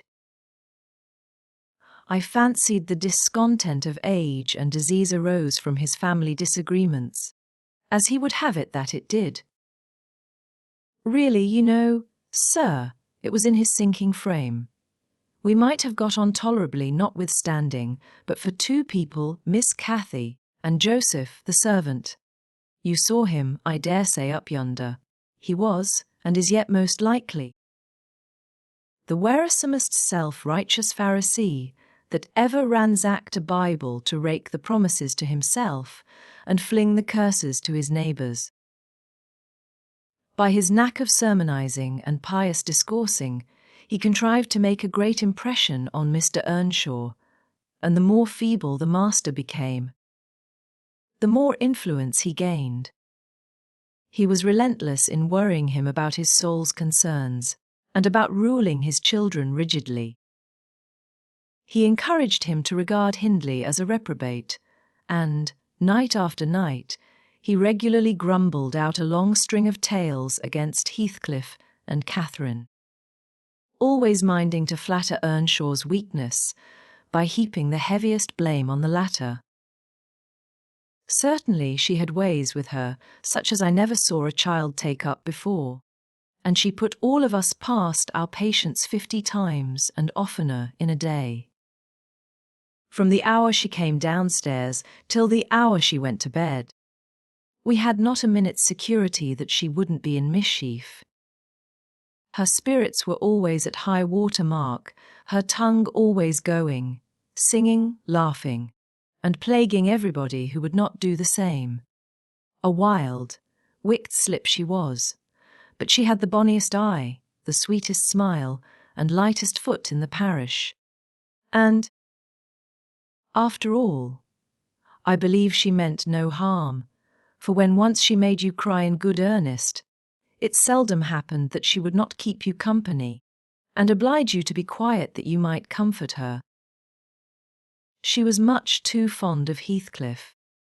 The greatest punishment we could invent for her was to keep her separate from him. Yet she got chided more than any of us on his account. In play, she liked exceedingly to act the little mistress, using her hands freely and commanding her companions. She did so to me, but I would not bear slapping and ordering, and so I let her know. Now, Mr. Earnshaw did not understand jokes from his children. He had always been strict and grave with them, and Catherine, on her part, had no idea why her father should be crosser and less patient in his ailing condition than he was in his prime. His peevish reproofs wakened in her a naughty delight to provoke him. She was never so happy as when we were all scolding her at once, and she defying us with her bold, saucy look and her ready words, turning Joseph's religious curses into ridicule, baiting me, and doing just what her father hated most, showing how her pretended insolence, which he thought real, had more power over Heathcliff than his kindness. How the boy would do her bidding in anything, and his only when it suited his own inclination. After behaving as badly as possible all day, she sometimes came fondling to make it up at night.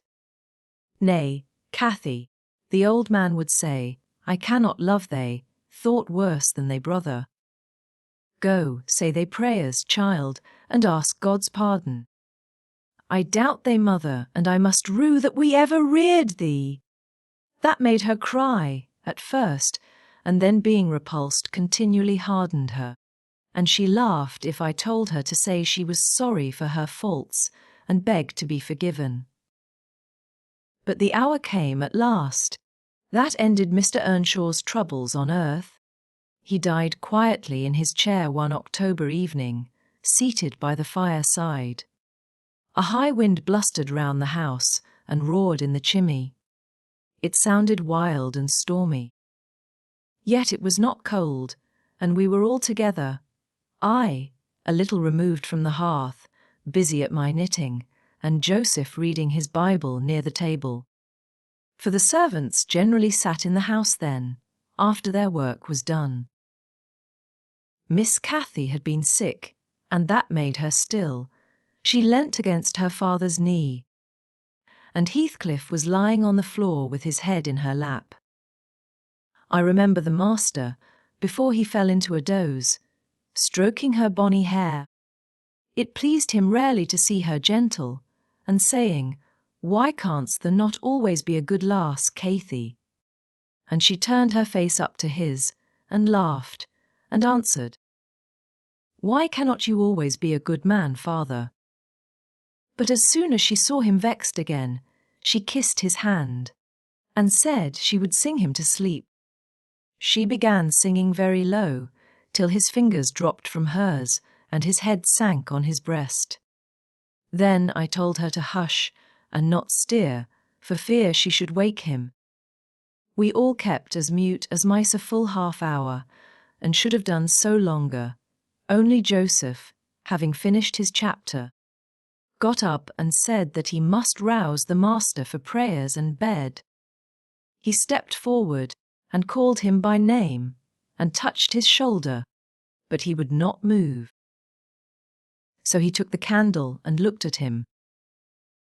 I thought there was something wrong as he set down the light, and seizing the children each by an arm, whispered them to frame upstairs and make little din, they might pray alone that evening. He had summat to do. "I shall bid father good night first," said Catherine, putting her arms round his neck before we could hinder her. The poor thing discovered her loss directly. She screamed out, "Oh, he's dead, Heathcliff! He's dead!" and they both set up a heart-breaking cry. I joined my wail to theirs, loud and bitter. But Joseph asked what we could be thinking of to roar in that way over a saint in heaven. He told me to put on my cloak and run to Gimmerton for the doctor and the parson. I could not guess the use that either would be of then. However, I went, through wind and rain, and brought one, the doctor, back with me. The other said he would come in the morning. Leaving Joseph to explain matters, I ran to the children's room. Their door was ajar. I saw they had never lain down, though it was past midnight. But they were calmer, and did not need me to console them. The little souls were comforting each other, with better thoughts than I could have hit on. No parson in the world ever pictured heaven so beautifully as they did, in their innocent talk, and, while I sobbed and listened, I could not help wishing we were all there safe together. Chapter 6. Mr. Hindley came home to the funeral, and, a thing that amazed us, and set the neighbours gossiping right and left, he brought a wife with him. What she was, and where she was born, he never informed us. Probably she had neither money nor name to recommend her, or he would scarcely have kept the union from his father. She was not one that would have disturbed the house much on her own account. Every object she saw, the moment she crossed the threshold, appeared to delight her, and every circumstance that took place about her, except the preparing for the burial and the presence of the mourners. I thought she was half silly, from her behaviour while that went on. She ran into her chamber and made me come with her, though I should have been dressing the children. And there she sat shivering and clasping her hands and asking repeatedly, "Are they gone yet?" Then she began describing with hysterical emotion the effect it produced on her to see black, and started, and trembled, and at last fell a-weeping. And when I asked what was the matter, answered she didn't know, but she felt so afraid of dying. I imagined her as little likely to die as myself. She was rather thin, but young and fresh-complexioned, and her eyes sparkled as bright as diamonds. I did remark, to be sure, that mounting the stairs made her breathe very quick, that the least sudden noise set her all in a quiver, and that she coughed troublesomely sometimes. But I knew nothing of what these symptoms portended, and had no impulse to sympathies with her. We don't in general take to foreigners here, Mr. Lockwood, unless they take to us first. Young Earnshaw was altered considerably in the 3 years of his absence. He had grown sparer, and lost his colour, and spoke and dressed quite differently, and, on the very day of his return, he told Joseph and me we must thenceforth quarter ourselves in the back kitchen and leave the house for him. Indeed, he would have carpeted and papered a small spare room for a parlour, but his wife expressed such pleasure at the white floor and huge glowing fireplace, at the pewter dishes and delf case and dog kennel, and the wide space there was to move about in where they usually sat, that he thought it unnecessary to her comfort, and so dropped the intention. She expressed pleasure, too, at finding a sister among her new acquaintance, and she prattled to Catherine, and kissed her, and ran about with her, and gave her quantities of presents at the beginning. Her affection tired very soon, however, and when she grew peevish, Hindley became tyrannical. A few words from her, evincing a dislike to Heathcliff, were enough to rouse in him all his old hatred of the boy. He drove him from their company to the servants, deprived him of the instructions of the curate, and insisted that he should labour out of doors instead, compelling him to do so as hard as any other lad on the farm. Heathcliff bore his degradation pretty well at first, because Cathy taught him what she learnt, and worked or played with him in the fields.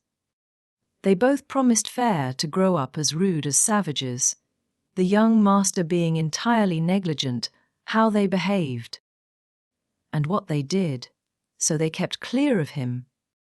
He would not even have seen after their going to church on Sundays.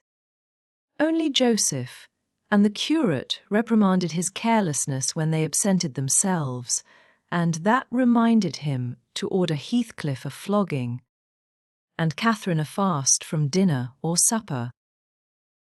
But it was one of their chief amusements to run away to the moors in the morning and remain there all day, and the after-punishment grew a mere thing to laugh at. The curate might set as many chapters as he pleased for Catherine to get by heart, and Joseph might thrash Heathcliff till his arm ached. They forgot everything the minute they were together again. At least the minute they had contrived some naughty plan of revenge, and many a time I've cried to myself to watch them, growing more reckless daily, and I not daring to speak a syllable for fear of losing the small power I still retained over the unfriended creatures. One Sunday evening, it chanced that they were banished from the sitting-room for making a noise, or a light offence of the kind, and when I went to call them to supper, I could discover them nowhere. We searched the house, above and below, and the yard and stables, they were invisible. And at last, Hindley in a passion told us to bolt the doors, and swore nobody should let them in that night. The household went to bed, and I, too anxious to lie down, opened my lattice and put my head out to hearken, though it rained, determined to admit them in spite of the prohibition, should they return. In a while, I distinguished steps coming up the road, and the light of a lantern glimmered through the gate. I threw a shawl over my head and ran to prevent them from waking Mr. Earnshaw by knocking. There was Heathcliff, by himself. It gave me a start to see him alone. "Where is Miss Catherine?" I cried hurriedly. "No accident, I hope." "At Thrushcross Grange," he answered, "and I would have been there too. But they had not the manners to ask me to stay." "Well, you will catch it," I said. "You'll never be content till you're sent about your business. What in the world led you wandering to Thrushcross Grange?" "Let me get off my wet clothes, and I'll tell you all about it, Nelly," he replied. I bid him beware of rousing the master, and while he undressed, and I waited to put out the candle, he continued. "Cathy and I escaped from the wash-house to have a ramble at liberty, and getting a glimpse of the Grange lights. We thought we would just go and see whether the Lintons passed their Sunday evenings standing shivering in corners, while their father and mother sat eating and drinking, and singing and laughing, and burning their eyes out before the fire. Do you think they do? Or reading sermons, and being catechized by their manservant, and set to learn a column of scripture names, if they don't answer properly? Probably not, I responded. They are good children, no doubt, and don't deserve the treatment you receive for your bad conduct. Don't cant, Nelly, he said. Nonsense. We ran from the top of the heights to the park, without stopping, Catherine completely beaten in the race, because she was barefoot. You'll have to seek for her shoes in the bog tomorrow. We crept through a broken hedge, groped our way up the path, and planted ourselves on a flower plot under the drawing-room window. The light came from thence. They had not put up the shutters, and the curtains were only half closed. Both of us were able to look in by standing on the basement and clinging to the ledge, and we saw— Ah! It was beautiful. A splendid place carpeted with crimson, and crimson-covered chairs and tables, and a pure white ceiling bordered by gold. A shower of glass drops hanging in silver chains from the centre, and shimmering with little soft tapers. Old Mr. and Mrs. Linton were not there. Edgar and his sister had it entirely to themselves. Shouldn't they have been happy? We should have thought ourselves in heaven. And now, guess what your good children were doing. Isabella, I believe she is 11, a year younger than Cathy, lay screaming at the farther end of the room, shrieking as if witches were running red-hot needles into her. Edgar stood on the hearth weeping silently, and in the middle of the table sat a little dog, shaking its paw and yelping, which, from their mutual accusations, we understood they had nearly pulled in two between them. The idiots! That was their pleasure! To quarrel who should hold a heap of warm hair, and each begin to cry because both, after struggling to get it, refused to take it. We laughed outright at the petted things. We did despise them.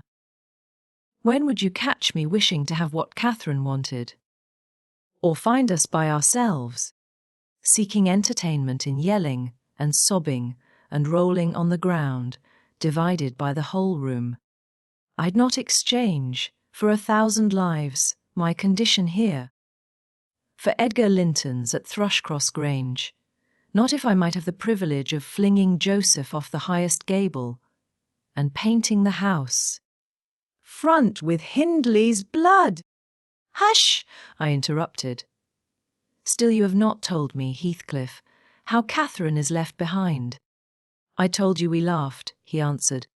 The Lintons heard us, and with one accord they shot like arrows to the door. There was silence, and then a cry, "Oh, Mama, Mama! Oh, Papa! Oh, Mama, come here!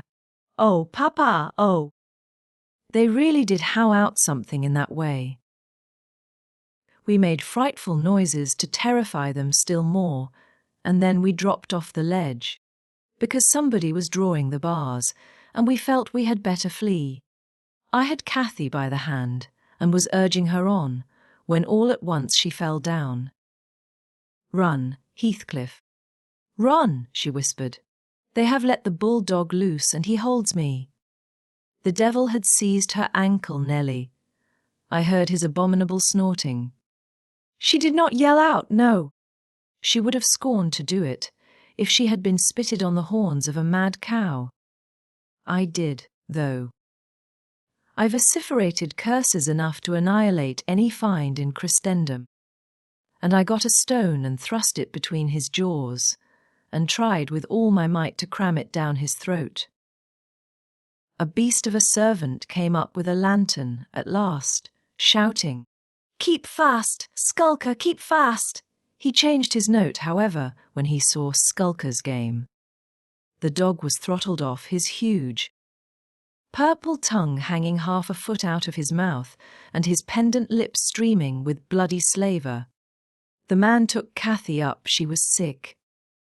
Not from fear, I'm certain, but from pain. He carried her in. I followed grumbling execrations and vengeance. "What, pray, Robert?" hallowed Linton from the entrance. "Skulker has caught a little girl, sir," he replied. "And there's a lad here," he added, making a clutch at me, "who looks an out and outer." Very like the robbers were for putting through the window to open the doors to the gang after all were asleep, that they might murder us at their ease. "Hold your tongue, you full-mouthed thief, you! You shall go to the gallows for this." "Mr. Linton, sir, don't lay by your gun." "No, no, Robert," said the old fool. "The rascals knew that yesterday was my rent day. They thought to have me cleverly. Come in, I'll furnish them a reception. There, John, fasten the chain. Give Skulker some water, Jenny. To beard a magistrate in his stronghold, and on the Sabbath too, where will their insolence stop?" "Oh, my dear Mary, look here." "Don't be afraid. It is but a boy, yet the villain scowls so plainly in his face. Would it not be a kindness to the country to hang him at once, before he shows his nature in acts as well as features?" He pulled me under the chandelier, and Mrs. Linton placed her spectacles on her nose and raised her hands in horror. The cowardly children crept nearer also. "Isabella lisping, 'Frightful thing!' "Put him in the cellar, Papa. He's exactly like the son of the fortune-teller that stole my tame pheasant. Isn't he, Edgar?" While they examined me, Cathy came round. She heard the last speech and laughed. Edgar Linton, after an inquisitive stare, collected sufficient wit to recognize her. They see us at church, you know, though we seldom meet them elsewhere. "That's Miss Earnshaw," he whispered to his mother, "and look how Skulker has bitten her, how her foot bleeds." "Miss Earnshaw."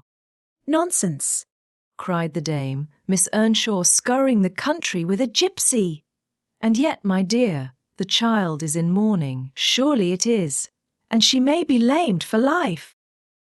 "What culpable carelessness in her brother!" exclaimed Mr. Linton, turning from me to Catherine. "I've understood from Shielders, that was the curate, sir, that he lets her grow up in absolute heathenism. But who is this? Where did she pick up this companion?" "Oh, I declare he is that strange acquisition my late neighbour made in his journey to Liverpool, a little Lascar, or an American or Spanish castaway.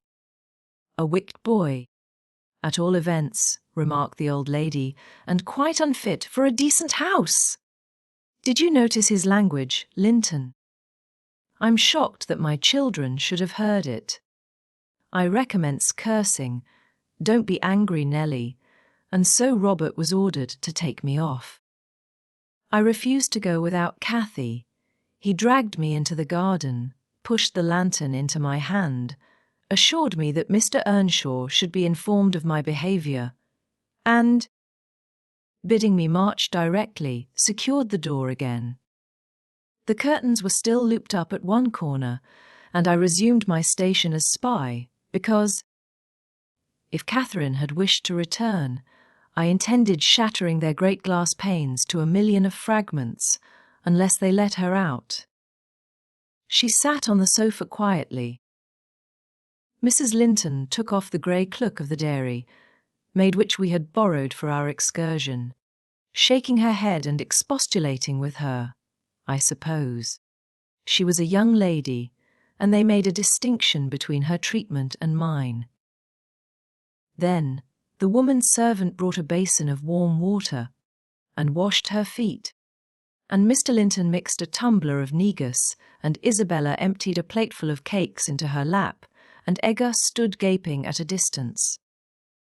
Afterwards, they dried and combed her beautiful hair, and gave her a pair of enormous slippers, and wheeled her to the fire, and I left her, as merry as she could be, dividing her food between the little dog and Skulker, whose nose she pinched as he ate, and kindling a spark of spirit in the vacant blue eyes of the Lintons, a dim reflection from her own enchanting face. I saw they were full of stupid admiration. She is so immeasurably superior to them, to everybody on earth, is she not? Nellie, there will more come of this business than you reckon on, I answered, covering him up and extinguishing the light. You are incurable, Heathcliff, and Mr. Hindley will have to proceed to extremities, see if he won't. My words came truer than I desired. The luckless adventure made Earnshaw furious. And then Mr. Linton, to mend matters, paid us a visit himself on the morrow, and read the young master such a lecture on the road he guided his family, that he was stirred to look about him in earnest. Heathcliff received no flogging, but he was told that the first word he spoke to Miss Catherine should ensure a dismissal, and Mrs. Earnshaw undertook to keep her sister-in-law in due restraint when she returned home, employing art, not force. With force she would have found it impossible. Chapter 7. Cathy stayed at Thrushcross Grange 5 weeks. Till Christmas. By that time her ankle was thoroughly cured, and her manners much improved. The mistress visited her often in the interval, and commenced her plan of reform by trying to raise her self-respect with fine clothes and flattery, which she took readily, so that, instead of a wild, hateless little savage jumping into the house and rushing to squeeze us all breathless, there lighted from a handsome black pony a very dignified person, with brown ringlets falling from the cover of a feathered beaver, and a long cloth habit, which she was obliged to hold up with both hands that she might sail in. Hindley lifted her from her horse, exclaiming delightedly, "Why, Cathy, you are quite a beauty! I should scarcely have known you. You look like a lady now. Isabella Linton is not to be compared with her, is she, Frances?" "Isabella has not her natural advantages," replied his wife, "but she must mind and not grow wild again here. Ellen, help Miss Catherine off with her things. Stay, dear, you will disarrange your curls. Let me untie your hat." I removed the habit, and there shone forth beneath a grand plaid silk frock, white trousers, and burnished shoes, and, while her eyes sparkled joyfully when the dogs came bounding up to welcome her, she dared hardly touch them lest they should fawn upon her splendid garments. She kissed me gently. I was all flour making the Christmas cake, and it would not have done to give me a hug, and then she looked round for Heathcliff. Mr. and Mrs. Earnshaw watched anxiously their meeting, thinking it would enable them to judge, in some measure, what grounds they had for hoping to succeed in separating the two friends. Heathcliff was hard to discover at first. If he were careless and uncared for before Catherine's absence, he had been 10 times more so since. Nobody but I even did him the kindness to call him a dirty boy and bid him wash himself once a week, and children of his age seldom have a natural pleasure in soap and water. Therefore, not to mention his clothes, which had seen 3 months' service in mire and dust, and his thick uncombed hair, the surface of his face and hands was dismally beclouded. He might well skulk behind the settle on beholding such a bright, graceful damsel enter the house, instead of a rough-headed counterpart of himself, as he expected. "Is Heathcliff not here?" she demanded, pulling off her gloves, and displaying fingers wonderfully whitened with doing nothing and staying indoors. "Heathcliff, you may come forward," cried Mr. Hindley, enjoying his discomfiture, and gratified to see what a forbidding young blackguard he would be compelled to present himself. "You may come and wish Miss Catherine welcome, like the other servants." Cathy, catching a glimpse of her friend in his concealment, flew to embrace him. She bestowed 7 or 8 kisses on his cheek within the second, and then stopped, and drawing back, burst into a laugh, exclaiming, "Why, how very black and cross you look! And how funny and grim! But that's because I'm used to Edgar and Isabella Linton." "Well, Heathcliff, have you forgotten me?" She had some reason to put the question, for shame and pride threw double gloom over his countenance and kept him immovable. "Shake hands, Heathcliff," said Mr. Earnshaw, condescendingly, "once in a way. That is permitted." "I shall not," replied the boy, finding his tongue at last. "I shall not stand to be laughed at.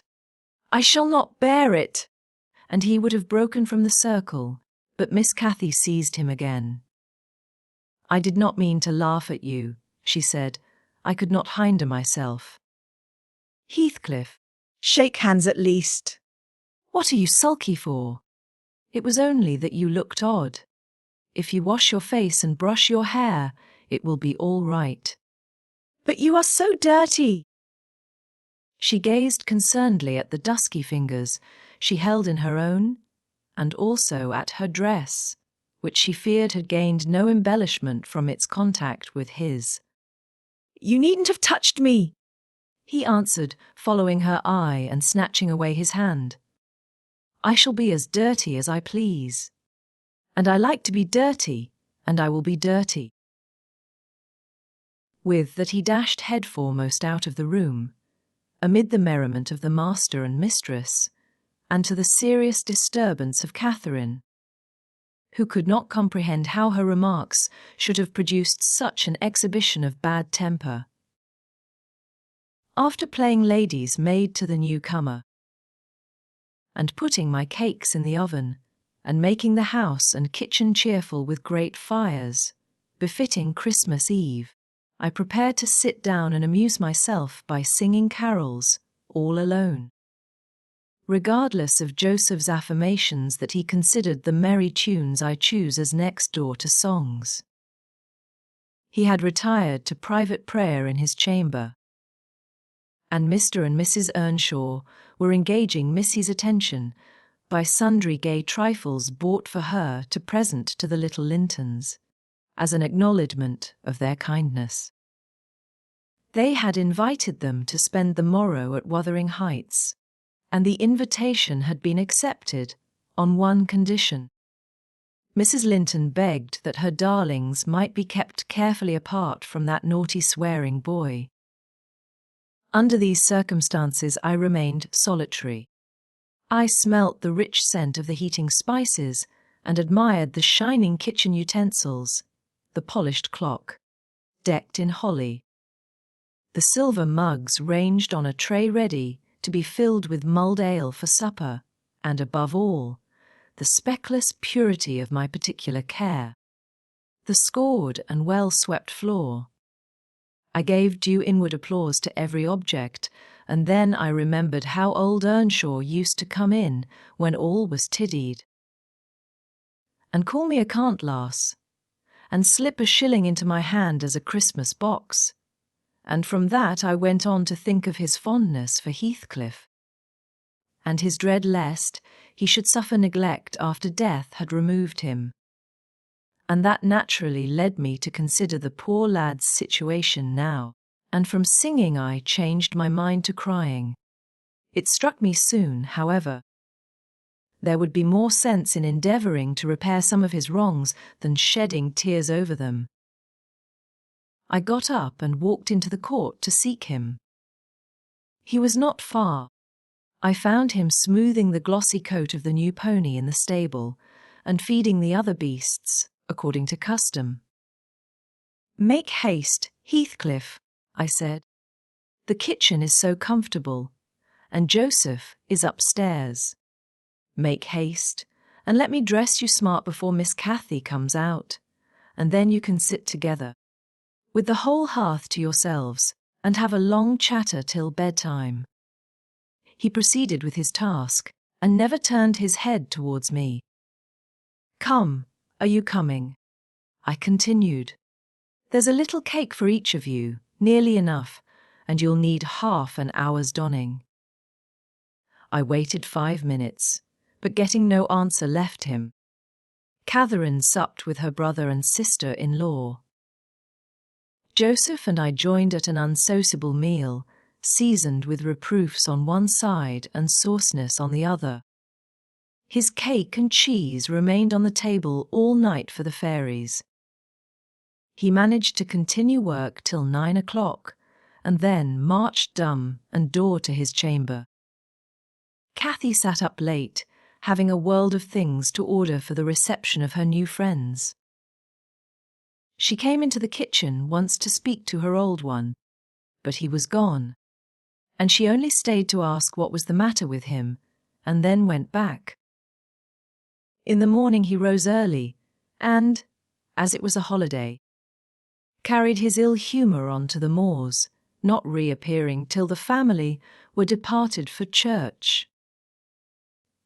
Fasting and reflection seemed to have brought him to a better spirit. He hung about me for a while, and having screwed up his courage, exclaimed abruptly, "Nelly, make me decent. I'm going to be good." "High time, Heathcliff," I said. "You have grieved Catherine. She's sorry she ever came home, I dare say. It looks as if you envied her, because she is more thought of than you." The notion of envying Catherine was incomprehensible to him, but the notion of grieving her he understood clearly enough. "Did she say she was grieved?" he inquired, looking very serious. "She cried when I told her you were off again this morning." "Well, I cried last night," he returned, "and I had more reason to cry than she." "Yes. You had the reason of going to bed with a proud heart and an empty stomach," said I. "Proud people breed sad sorrows for themselves. But, if you be ashamed of your touchness, you must ask pardon, mind, when she comes in. You must go up and offer to kiss her and say, 'You know best what to say.' Only do it heartily, and not as if you thought her converted into a stranger by her grand dress. And now, though I have dinner to get ready, I'll steal time to arrange you so that Edgar Linton shall look quite a doll beside you." And that he does. You are younger, and yet, I'll be bound, you are taller and twice as broad across the shoulders. You could knock him down in a twinkling. Don't you feel that you could? Heathcliff's face brightened a moment. Then it was overcast afresh, and he sighed. "But, Nelly, if I knocked him down 20 times, that wouldn't make him less handsome or me more so. I wish I had light hair and a fair skin, and was dressed and behaved as well, and had a chance of being as rich as he will be. And cried for mamma at every turn, I added, and trembled if a country lad heaved his fist against you, and sat at home all day for a shower of rain. Oh, Heathcliff, you are showing a poor spirit. Come to the glass, and I'll let you see what you should wish. Do you mark those 2 lines between your eyes, and those thick brows that, instead of rising arched, sink in the middle, and that couple of black fiends, so deeply buried, who never open their windows boldly, but lurk glinting under them, like devil's spies? Wish and learn to smooth away the surly wrinkles, to raise your lids frankly, and change the fiends to confident, innocent angels, suspecting and doubting nothing, and always seeing friends where they are not sure of foes. Don't get the expression of a vicious cur that appears to know the kicks it gets are its desert, and yet hates all the world, as well as the kicker, for what it suffers. In other words, I must wish for Edgar Linton's great blue eyes and even forehead, he replied. I do, and that won't help me to them. A good heart will help you to a bonny face, my lad, I continued, if you were a regular black, and a bad one will turn the bonniest into something worse than ugly. And now that we've done washing, and combing, and sulking, tell me whether you don't think yourself rather handsome. I'll tell you I do. You're fit for a prince in disguise. Who knows but your father was Emperor of China, and your mother an Indian queen, each of them able to buy up, with 1 week's income, Wuthering Heights and Thrushcross Grange together. And you were kidnapped by wicked sailors and brought to England. Were I in your place, I would frame high notions of my birth, and the thoughts of what I was should give me courage and dignity to support the oppressions of a little farmer. So I chattered on, and Heathcliff gradually lost his frown and began to look quite pleasant, when all at once our conversation was interrupted by a rumbling sound moving up the road and entering the court. He ran to the window, and I to the door, just in time to behold the 2 Lintons descend from the family carriage, smothered in cloaks and furs, and the Earnshaws dismount from their horses. They often rode to church in winter. Catherine took a hand of each of the children, and brought them into the house and set them before the fire, which quickly put colour into their white faces. I urged my companion to hasten now and show his amiable humour, and he willingly obeyed. But our luck would have it that, as he opened the door leading from the kitchen on one side, Hindley opened it on the other. They met, and the master, irritated at seeing him clean and cheerful, or, perhaps, eager to keep his promise to Mrs. Linton, shoved him back with a sudden thrust, and angrily bade Joseph keep the fellow out of the room, send him into the garret till dinner is over. He'll be cramming his fingers in the tarts and stealing the fruit, if left alone with them a minute. Nay, sir, I could not avoid answering, he'll touch nothing, not he. And I suppose he must have his share of the dainties as well as we. He shall have his share of my hand, if I catch him downstairs till dark, cried Hindley. Begone, you vagabond! What, you are attempting the coxcomb, are you? Wait till I get hold of those elegant locks, see if I won't pull them a bit longer. They are long enough already, observed Master Linton, peeping from the doorway. I wonder they don't make his head ache. It's like a colt's mane over his eyes. He ventured this remark without any intention to insult. But Heathcliff's violent nature was not prepared to endure the appearance of impertinence from one whom he seemed to hate, even then. as a rival. He seized a tureen of hot apple sauce, the first thing that came under his gripe, and dashed it full against the speaker's face and neck, who instantly commenced a lament that brought Isabella and Catherine hurrying to the place. Mr. Earnshaw snatched up the culprit directly and conveyed him to his chamber, where, doubtless, he administered a rough remedy to cool the fit of passion, for he appeared red and breathless. I got the dishcloth and rather spitefully scrubbed Edgar's nose and mouth, affirming it served him right for meddling. His sister began weeping to go home, and Cathy stood by confounded, blushing for all. "You should not have spoken to him," she expostulated with Master Linton. "He was in a bad temper, and now you've spoilt your visit, and he'll be flogged." "I hate him to be flogged."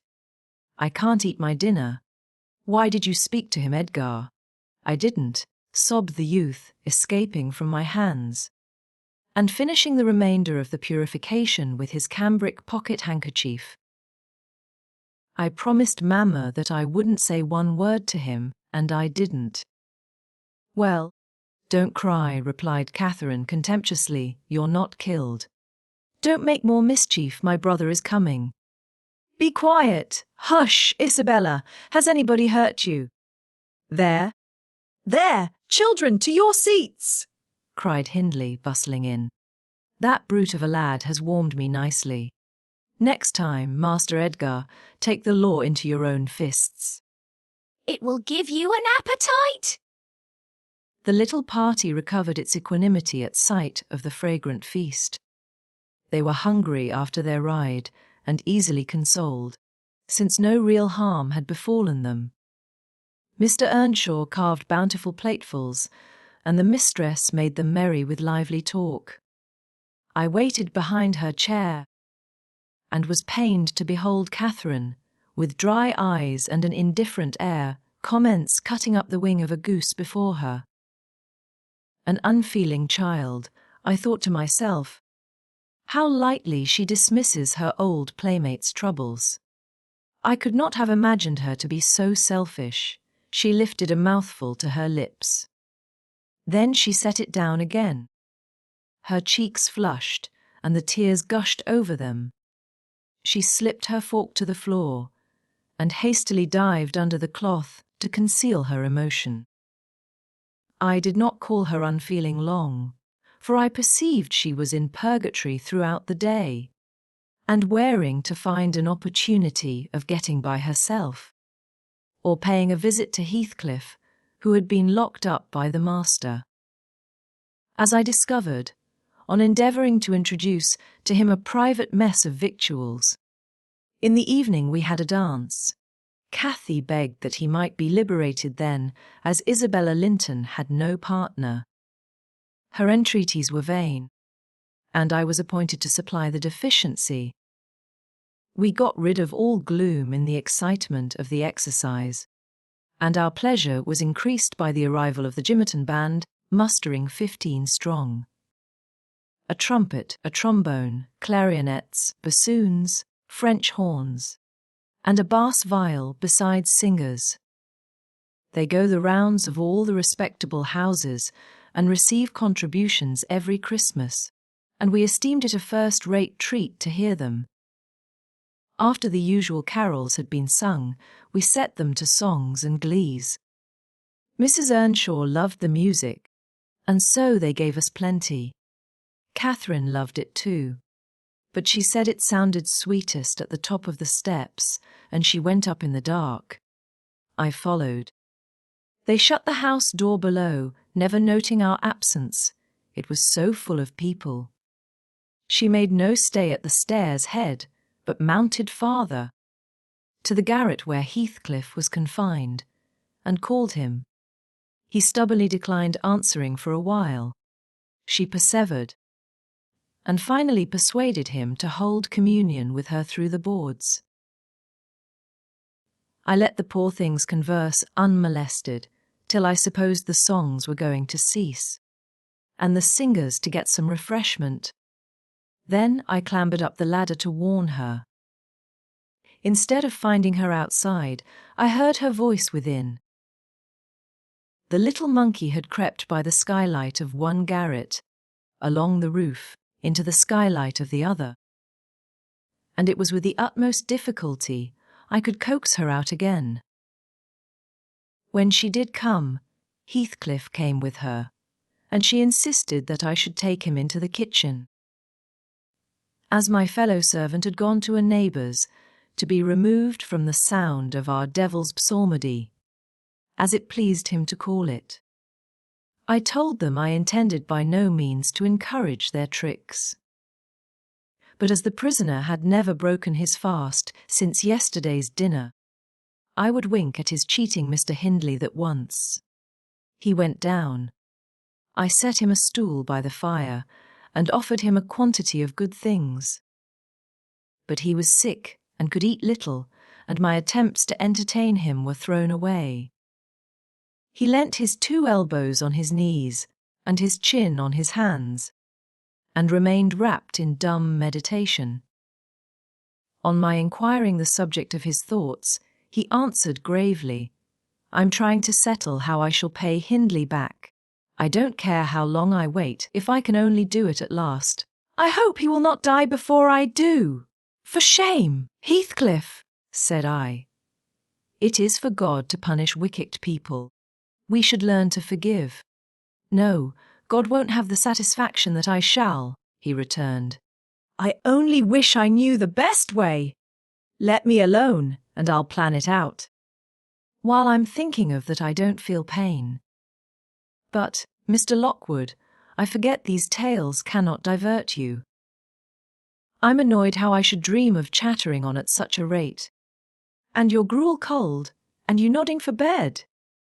I could have told Heathcliff's history, all that you need hear, in 6 words.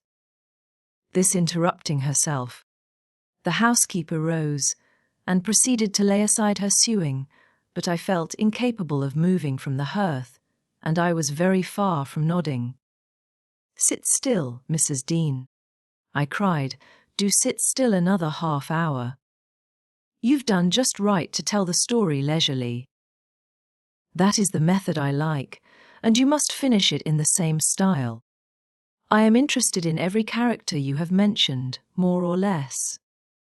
The clock is on the stroke of 11, sir. No matter. I'm not accustomed to go to bed in the long hours. 1 or 2 is early enough for a person who lies till 10. You shouldn't lie till 10. There's the very prime of the morning gone long before that time. A person who has not done 1/2 his day's work by 10 o'clock runs a chance of leaving the other half undone. Nevertheless, Miss Dean, resume your chair, because tomorrow I intend lengthening the night till afternoon. I prognosticate for myself an obstinate cold, at least. I hope not, sir. Well, you must allow me to leap over some 3 years. During that space, Mrs. Earnshaw, no. I'll allow nothing of the sort. Are you acquainted with the mood of mind in which, if you were seated alone, and the cat licking its kitten on the rug before you, you would watch the operation so intently that Puss's neglect of one ear would put you seriously out of temper? A terribly lazy mood, I should say. On the contrary, a tiresomely active one. It is mine at present, and therefore continue minutely. I perceive that people in these regions acquire over people in towns the value that a spider in a dungeon does over a spider in a cottage, to their various occupants. And yet the deepened attraction is not entirely owing to the situation of the looker-on. They do live more in earnest, more in themselves, and less in surface, change, and frivolous external things. I could fancy a love for life here almost possible, and I was a fixed unbeliever in any love of a year's standing. One state resembles setting a hungry man down to a single dish, on which he may concentrate his entire appetite and do it justice. The other introducing him to a table laid out by French cooks. He can perhaps extract as much enjoyment from the whole, but each part is a mere atom in his regard and remembrance. "Oh, here we are the same as anywhere else, when you get to know us," observed Mrs. Dean, somewhat puzzled at my speech. "Excuse me," I responded, "you, my good friend, are a striking evidence against that assertion. Excepting a few provincialisms of slight consequence, you have no marks of the manners which I am habituated to consider as peculiar to your class. I am sure you have thought a great deal more than the generality of servants think. You have been compelled to cultivate your reflective faculties for want of occasions for frittering your life away in silly trifles." Mrs. Dean laughed.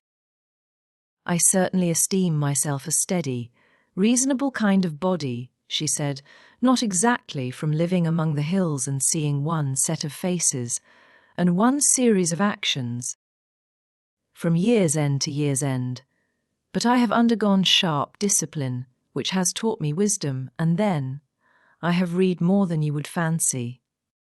Mr. Lockwood, you could not open a book in this library that I have not looked into and got something out of also, unless it be that range of Greek and Latin, and that of French, and those I know one from another. It is as much as you can expect of a poor man's daughter. However, if I am to follow my story in true gossip's fashion, I had better go on, and instead of leaping 3 years, I will be content to pass to the next summer, the summer of 1778, that is nearly 23 years ago. Chapter 8. On the morning of a fine June day, my first bonny little nursling, and the last of the ancient Earnshaw stock, was born. We were busy with the hay in a far-away field, when the girl that usually brought our breakfasts came running an hour too soon across the meadow and up the lane, calling me as she ran. "Oh, such a grand bairn!" she panted out. "The finest lad that ever breathed, but the doctor says Missis must go. He says she's been in a consumption these many months." I heard him tell Mr. Hindley. "And now she has nothing to keep her, and she'll be dead before winter. You must come home directly. You're to nurse it, Nelly, to feed it with sugar and milk, and take care of it day and night. I wish I were you, because it will be all yours when there is no Missis." "But is she very ill?" I asked, flinging down my rake and tying my bonnet. "I guess she is, yet she looks bravely," replied the girl, "and she talks as if she thought of living to see it grow a man. She's out of her head for joy. It's such a beauty! If I were her, I'm certain I should not die. I should get better at the bare sight of it, in spite of Kenneth. I was fairly mad at him." Dame Archer brought the cherub down to master in the house, and his face just began to light up when the old croaker steps forward and says he, "Earnshaw, it's a blessing your wife has been spared to leave you this son."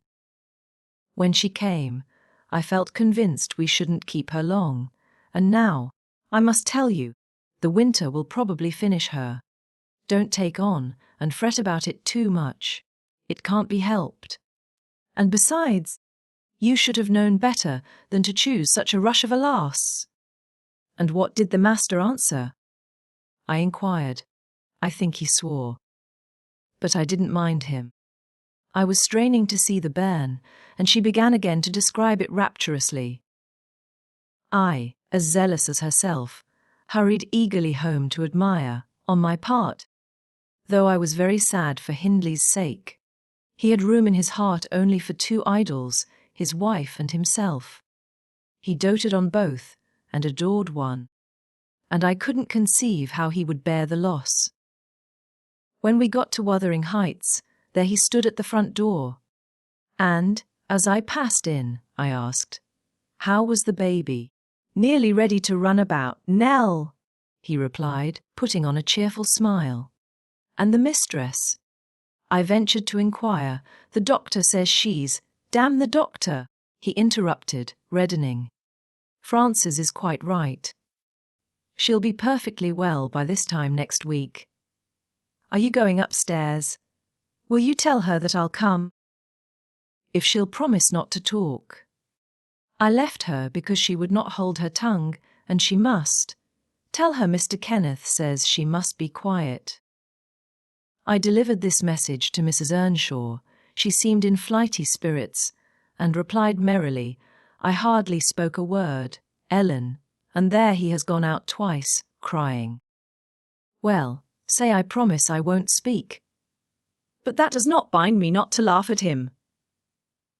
Poor soul! Till within a week of her death that gay heart never failed her, and her husband persisted doggedly, nay, furiously, in affirming her health improved every day. When Kenneth warned him that his medicines were useless at that stage of the malady, and he needn't put him to further expense by attending her, he retorted, I know you need not. She's well. She does not want any more attendance from you. She never was in a consumption. It was a fever, and it is gone. Her pulse is as slow as mine now, and her cheek as cool. He told his wife the same story, and she seemed to believe him, but one night, while leaning on his shoulder, in the act of saying she thought she should be able to get up tomorrow, a fit of coughing took her, a very slight one. He raised her in his arms. She put her 2 hands about his neck, her face changed, and she was dead. As the girl had anticipated, the child Hareton fell wholly into my hands. Mr. Earnshaw, provided he saw him healthy and never heard him cry, was contented as far as regarded him. For himself, he grew desperate. His sorrow was of that kind that will not lament. He neither whipped nor prayed, he cursed and defied, execrated God and man, and gave himself up to reckless dissipation. The servants could not bear his tyrannical and evil conduct long. Joseph and I were the only 2 that would stay. I had not the heart to leave my charge, and besides, you know, I had been his foster sister, and excused his behaviour more readily than a stranger would. Joseph remained to hector over tenants and labourers, and because it was his vocation to be where he had plenty of wickedness to reprove. The master's bad ways and bad companions formed a pretty example for Catherine and Heathcliff. His treatment of the latter was enough to make a fiend of a saint. And, truly, it appeared as if the lad were possessed of something diabolical at that period. He delighted to witness Hindley, degrading himself past redemption, and became daily more notable for savage sullenness and ferocity. I could not half tell what an infernal house we had. The curate dropped calling, and nobody decent came near us, at last, unless Edgar Linton's visits to Miss Cathy might be an exception. At 15 she was the queen of the countryside. She had no peer, and she did turn out a haughty, headstrong creature. I own I did not like her after infancy was past, and I vexed her frequently by trying to bring down her arrogance. She never took an aversion to me, though. She had a wondrous constancy to old attachments. Even Heathcliff kept his hold on her affections unalterably, and young Linton, with all his superiority, found it difficult to make an equally deep impression. He was my late master. That is his portrait over the fireplace. It used to hang on one side, and his wife's on the other, but hers has been removed. Or else you might see something of what she was. Can you make that out?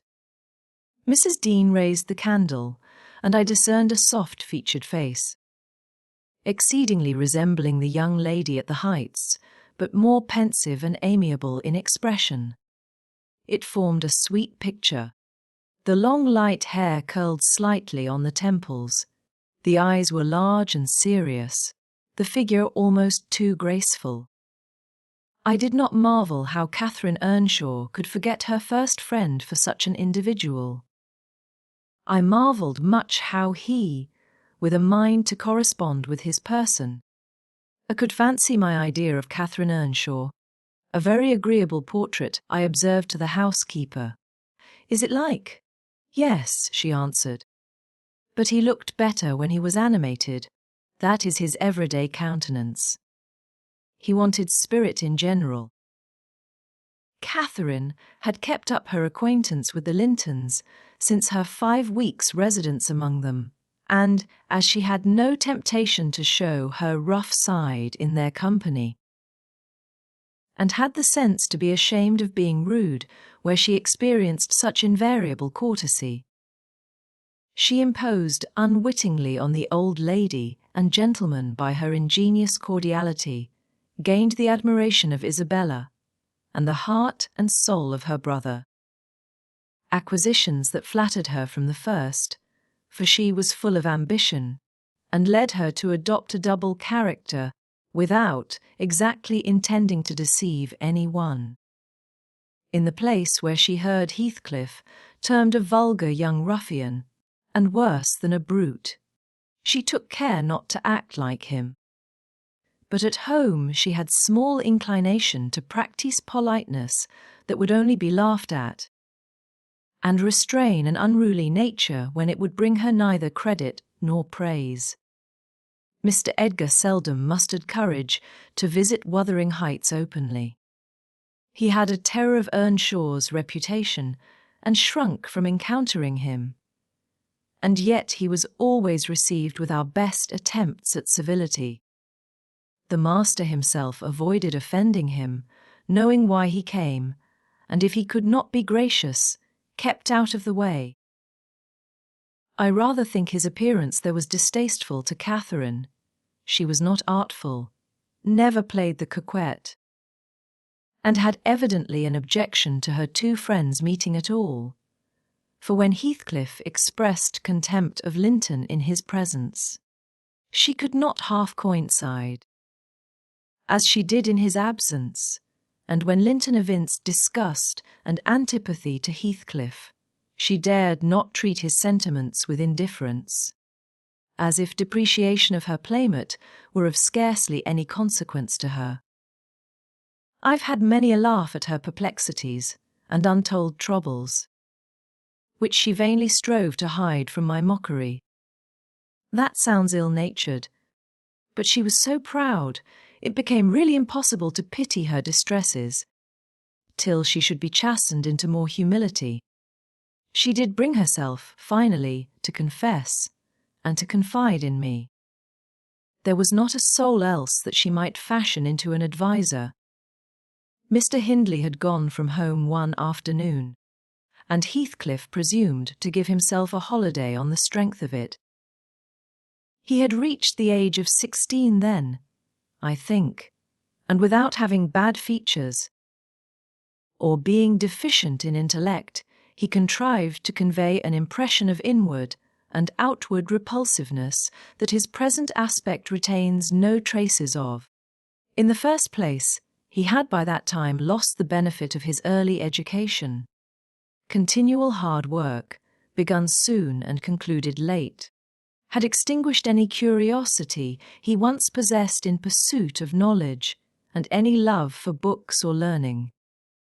His childhood's sense of superiority, instilled into him by the favours of old Mr. Earnshaw, was faded away. He struggled long to keep up an equality with Catherine in her studies, and yielded with poignant though silent regret. But he yielded completely, and there was no prevailing on him to take a step in the way of moving upward, when he found he must, necessarily, sink beneath his former level.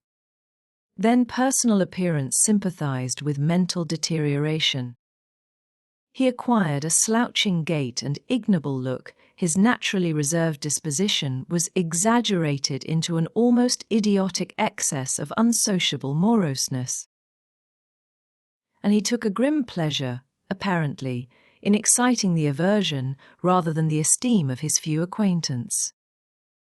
Catherine and he were constant companions, still at his seasons of respite from labour, but he had ceased to express his fondness for her in words, and recoiled with angry suspicion from her girlish caresses, as if conscious there could be no gratification in lavishing such marks of affection on him. On the before-named occasion, he came into the house to announce his intention of doing nothing, while I was assisting Miss Cathy to arrange her dress. She had not reckoned on his taking it into his head to be idle, and imagining she would have the whole place to herself, she managed, by some means, to inform Mr. Edgar of her brother's absence, and was then preparing to receive him. "Cathy, are you busy this afternoon?" asked Heathcliff. "Are you going anywhere?" No. "It is raining," she answered. "Why have you that silk frock on then?" he said. "Nobody coming here, I hope?" "Not that I know of," stammered Miss. "But you should be in the field now, Heathcliff. It is an hour past dinner time. I thought you were gone." "Hindley does not often free us from his accursed presence," observed the boy. "I'll not work any more today. I'll stay with you." "Oh, but Joseph will tell," she suggested. "You'd better go." "Joseph is loading lime on the further side of Penistone Crags. It will take him till dark, and he'll never know." So saying, he lounged to the fire and sat down. Catherine reflected an instant. With knitted brows, she found it needful to smooth the way for an intrusion. "Isabella and Edgar Linton talked of calling this afternoon," she said, at the conclusion of a minute's silence. "As it rains, I hardly expect them, but they may come, and if they do, you run the risk of being scolded for no good." "Order Ellen to say you are engaged, Cathy," he persisted. "Don't turn me out for those pitiful, silly friends of yours."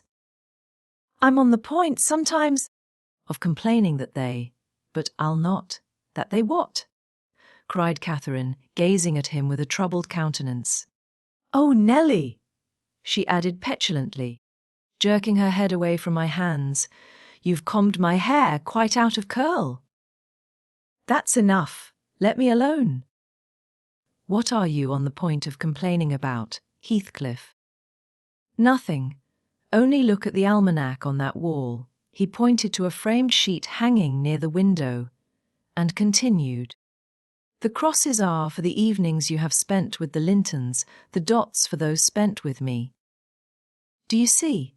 I've marked every day." "Yes, very foolish." as if I took notice, replied Catherine in a peevish tone. "And where is the sense of that?" "To show that I do take notice," said Heathcliff. "And should I always be sitting with you?" she demanded, growing more irritated. "What good do I get? What do you talk about? You might be dumb or a baby. For anything you say to amuse me, or for anything you do, either. You never told me before that I talked too little, or that you disliked my company." Cathy, exclaimed Heathcliff in much agitation. "It's no company at all, when people know nothing and say nothing," she muttered. Her companion rose up.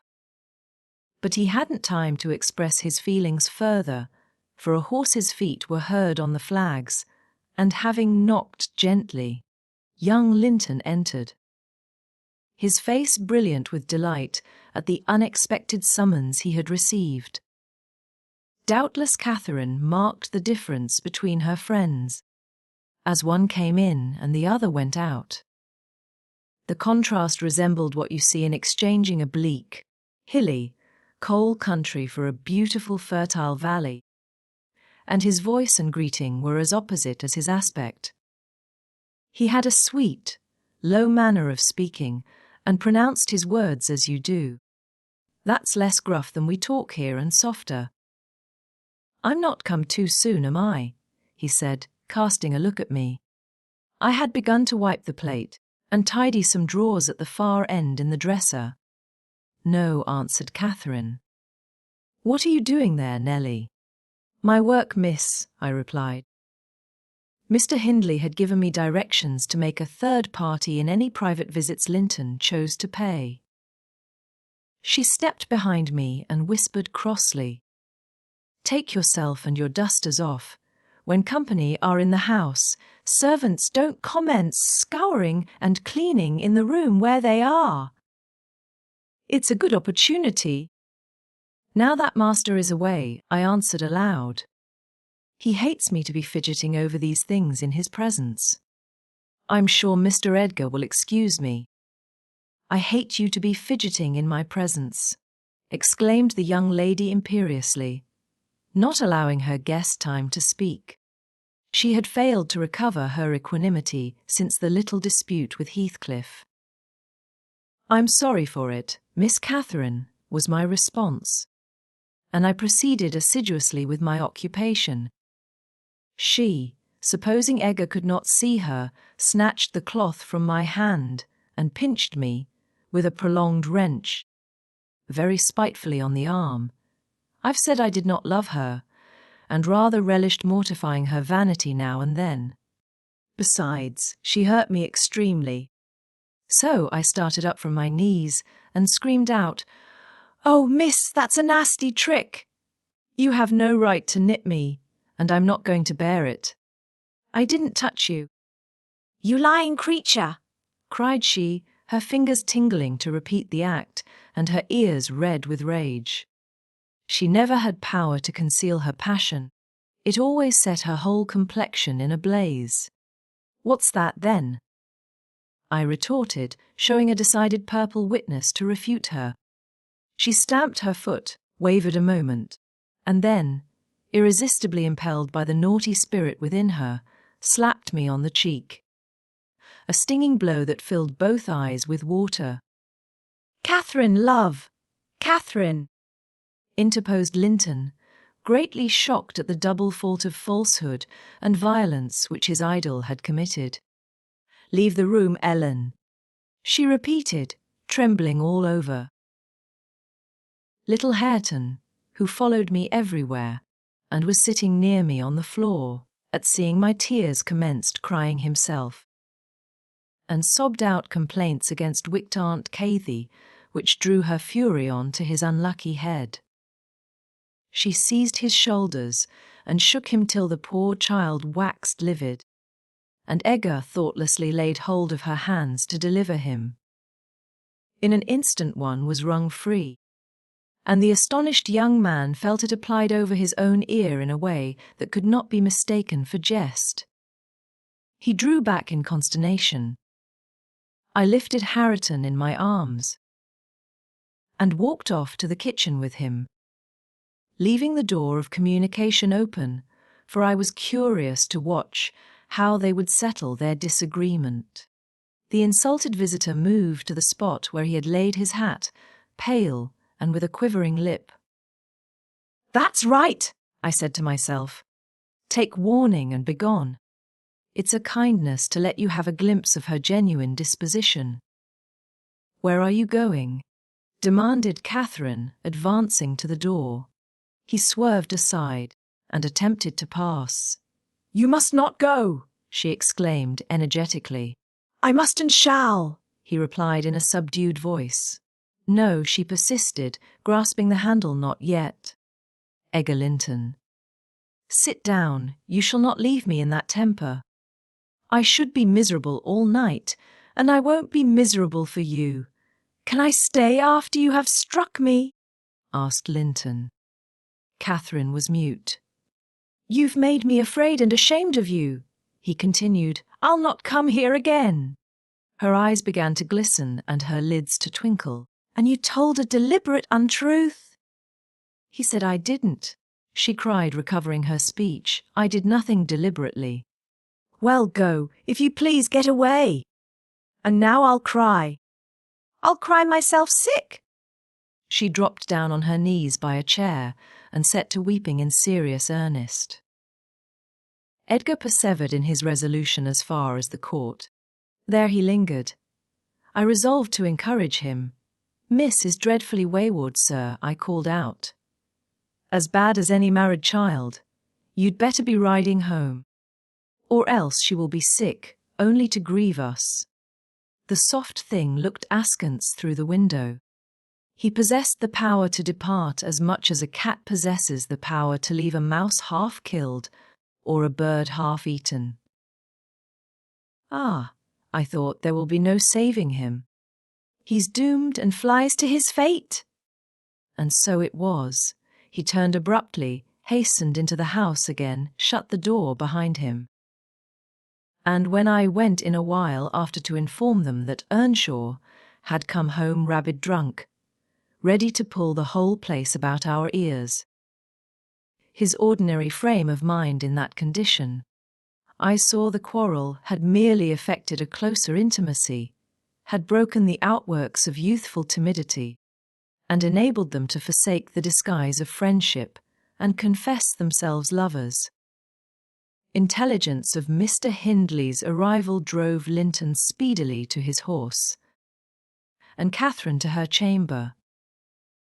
I went to hide little Hareton, and to take the shot out of the master's fowling piece, which he was fond of playing with in his insane excitement, to the hazard of the lives of any who provoked, or even attracted his notice too much, and I had hit upon the plan of removing it, that he might do less mischief if he did go the length of firing the gun. Chapter 9. He entered, vociferating oaths dreadful to hear, and caught me in the act of stowing his son away in the kitchen cupboard. Hareton was impressed with a wholesome terror of encountering either his wild beast's fondness or his madman's rage. For in one he ran a chance of being squeezed and kissed to death, and in the other of being flung into the fire, or dashed against the wall, and the poor thing remained perfectly quiet wherever I chose to put him.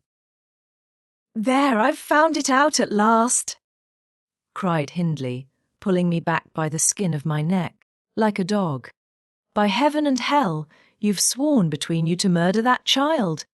I know how it is, now that he is always out of my way.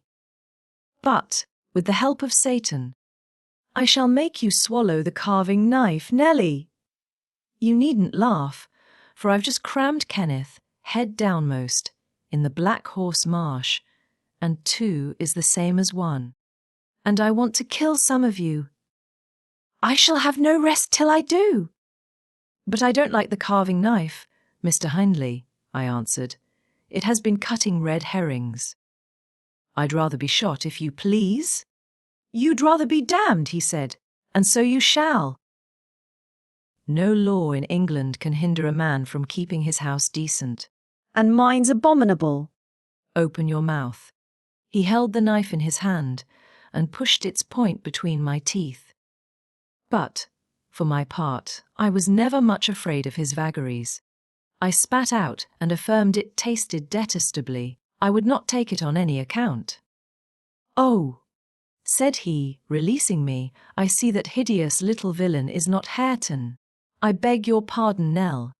If it be, he deserves flaying alive for not running to welcome me, and for screaming as if I were a goblin. Unnatural cub, come hither. I'll teach thee to impose on a good-hearted, deluded father. Now, don't you think the lad would be handsomer cropped? It makes a dog fiercer. And I love something fierce. Get me a scissors, something fierce and trim. Besides, its infernal affectation, devilish conceit it is, to cherish our ears, we're asses enough without them." "Hush, child, hush! Well then, it is my darling." "Wish, dry thy eyes, there's a joy, kiss me." "What, it won't? Kiss me, Hareton." "Damn thee, kiss me!" "By God, as if I would rear such a monster. As sure as I'm living, I'll break the brat's neck." Poor Hareton was schooling, and kicking in his father's arms with all his might, and redoubled his yells when he carried him upstairs, and lifted him over the banister. I cried out that he would frighten the child into fits, and ran to rescue him. As I reached them, Hindley leant forward on the rails to listen to a noise below, almost forgetting what he had in his hands. "Who is that?" he asked, hearing someone approaching the stairs foot. I leant forward also, for the purpose of signing to Heathcliff, whose step I recognized, not to come further, and at the instant when my eye quitted Hareton, he gave a sudden spring, delivered himself from the careless grasp that held him, and fell. There was scarcely time to experience a thrill of horror before we saw that the little wretch was safe. Heathcliff arrived underneath, just at the critical moment. By a natural impulse he arrested his descent, and setting him on his feet, looked up to discover the author of the accident. A miser who has parted with a lucky lottery ticket for 5 shillings, and next day he has lost in the bargain £5,000, could not show a blanker countenance than he did on beholding the figure of Mr. Earnshaw above. It expressed, plainer than words could do, the intensest anguish at having made himself the instrument of thwarting his own revenge. Had it been dark, I dare say he would have tried to remedy the mistake by smashing Hareton's skull on the steps. But we witnessed his salvation, and I was presently below with my precious charge pressed to my heart. Hindley descended more leisurely, sobered and abashed. "It is your fault, Ellen," he said. "You should have kept him out of sight." You should have taken him from me. "Is he injured anywhere?" Injured? I cried angrily. If he is not killed, he'll be an idiot. Oh! I wonder his mother does not rise from her grave to see how you use him. You're worse than a heathen, treating your own flesh and blood in that manner.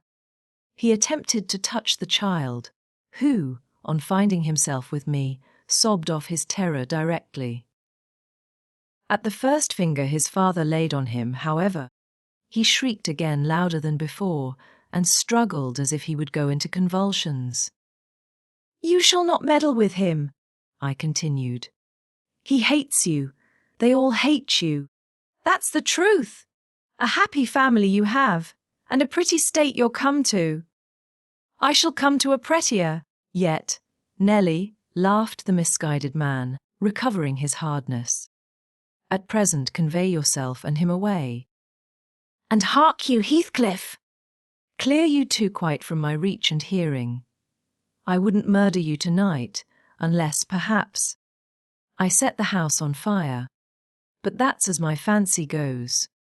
While saying this, he took a pint bottle of brandy from the dresser and poured some into a tumbler. Nay, don't, I entreated. Mr. Hindley, do take warning. Have mercy on this unfortunate boy, if you care nothing for yourself. Anyone will do better for him than I shall, he answered. Have mercy on your own soul, I said, endeavouring to snatch the glass from his hand. Not I. On the contrary. I shall have great pleasure in sending it to perdition to punish its maker, exclaimed the blasphemer. Here's to its hearty damnation. He drank the spirits and impatiently bade us go, terminating his command with a sequel of horrid imprecations, too bad to repeat or remember.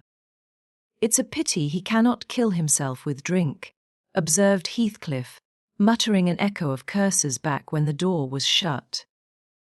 He's doing his very utmost, but his constitution defies him.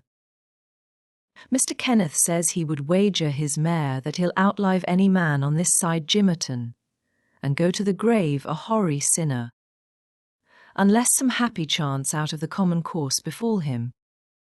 I went into the kitchen and sat down to lull my little lamb to sleep.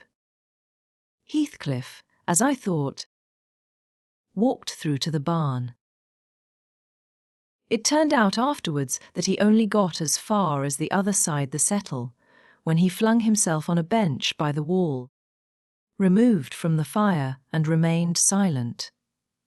I was rocking Hareton on my knee and humming a song that began, "It was far in the night, and the bairnies grat." The mither beneath the mools heard that, when Miss Cathy, who had listened to the hubbub from her room, put her head in and whispered, "Are you alone, Nelly?" "Yes, miss," I replied. She entered and approached the hearth. I, supposing she was going to say something, looked up. The expression of her face seemed disturbed and anxious. Her lips were half asunder, as if she meant to speak, and she drew a breath, but it escaped in a sigh instead of a sentence. I resumed my song, not having forgotten her recent behaviour. "Where's Heathcliff?" she said, interrupting me. "About his work in the stable," was my answer. He did not contradict me. Perhaps he had fallen into a doze. There followed another long pause, during which I perceived a drop or two trickle from Catherine's cheek to the flags. Is she sorry for her shameful conduct? I asked myself. That will be a novelty. But she may come to the point as she will. I shan't help her. No, she felt small trouble regarding any subject save her own concerns. "Oh dear," she cried at last. "I'm very unhappy." "A pity," observed I. "You're hard to please. So many friends and so few cares, and can't make yourself content." "Nelly, will you keep a secret for me?" she pursued, kneeling down by me, and lifting her winsome eyes to my face, with that sort of look which turns off bad temper, even when one has all the right in the world to indulge it. "Is it worth keeping?" I inquired less sulkily. "Yes, and it worries me, and I must let it out. I want to know what I should do. Today, Edgar Linton has asked me to marry him, and I've given him an answer. Now, before I tell you whether it was a consent or denial, you tell me which it ought to have been." "Really, Miss Catherine, how can I know?" I replied. "To be sure, considering the exhibition you performed in his presence this afternoon, I might say it would be wise to refuse him. Since he asked you after that, he must either be hopelessly stupid or a venturesome fool." "If you talk so, I won't tell you any more," she returned, peevishly rising to her feet. "I accepted him, Nelly." "Be quick, and say whether I was wrong. You accepted him." "Then what good is it discussing the matter? You have pledged your word and cannot retract. But say whether I should have done so do," she exclaimed in an irritated tone, chafing her hands together and frowning. "There are many things to be considered before that question can be answered properly," I said, sententiously. "First and foremost, do you love Mr. Edgar?" "Who can help it? Of course I do," she answered. Then I put her through the following catechism. For a girl of 22 it was not injudicious. "Why do you love him, Miss Cathy?" "Nonsense, I do, that's sufficient." "By no means, you must say why." "Well, because he is handsome and pleasant to be with." "Bad," was my commentary. "And because he is young and cheerful." "Bad, still. And because he loves me." "Indifferent." "Coming there." "And he will be rich, and I shall like to be the greatest woman of the neighbourhood, and I shall be proud of having such a husband." "Worst of all." "And now, say how you love him." "As everybody loves your silly Nelly." "Not at all, answer. I love the ground under his feet, and the air over his head, and everything he touches and every word he says. I love all his looks and all his actions, and him entirely and altogether." "There now, and why?" "Nay, you are making a jest of it." "It is exceedingly ill-natured. It's no jest to me," said the young lady, scowling and turning her face to the fire. "I'm very far from jesting, Miss Catherine," I replied. "You love Mr. Edgar because he is handsome, and young and cheerful, and rich and loves you. The last, however, goes for nothing. You would love him without that, probably, and with it you wouldn't, unless he possessed the 4 former attractions. No, to be sure not. I should only pity him, hate him, perhaps, if he were ugly and a clown. But there are several other handsome, rich young men in the world. Handsomer, possibly, and richer than he is. What should hinder you from loving them? If there be any, they are out of my way. I've seen none like Edgar. You may see some, and he won't always be handsome and young, and may not always be rich. He is now, and I have only to do with the present. I wish you would speak rationally. Well, that settles it. If you have only to do with the present, marry Mr. Linton. I don't want your permission for that. I shall marry him. And yet you have not told me whether I'm right. Perfectly right, if people be right to marry only for the present. And now let us hear what you are unhappy about. Your brother will be pleased. The old lady and gentleman will not object, I think. You will escape from a disorderly, comfortless home into a wealthy, respectable one, and you love Edgar, and Edgar loves you. All seems smooth and easy. Where is the obstacle? Here, and here, replied Catherine, striking one hand on her forehead, and the other on her breast. In whichever place the soul lives. In my soul and in my heart. I'm convinced I'm wrong. That's very strange. I cannot make it out. It's my secret. But if you will not mock at me, I'll explain it. I can't do it distinctly, but I'll give you a feeling of how I feel. She seated herself by me again. Her countenance grew sadder and graver, and her clasped hands trembled. Nellie, do you never dream queer dreams? She said, suddenly, after some minutes' reflection. Yes. Now and then, I answered. And so do I. I've dreamt in my life dreams that have stayed with me ever after and changed my ideas. They've gone through and through me, like wine through water, and altered the colour of my mind. And this is one.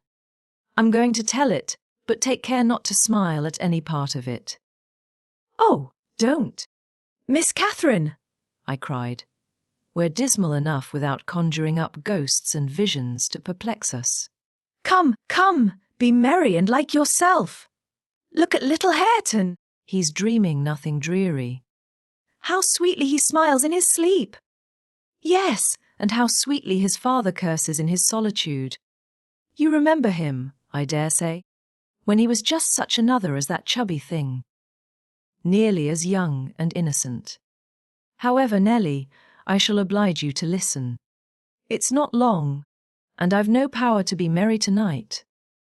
I won't hear it, I won't hear it, I repeated hastily. I was superstitious about dreams then, and am still. And Catherine had an unusual gloom in her aspect that made me dread something from which I might shape a prophecy, and foresee a fearful catastrophe. She was vexed, but she did not proceed.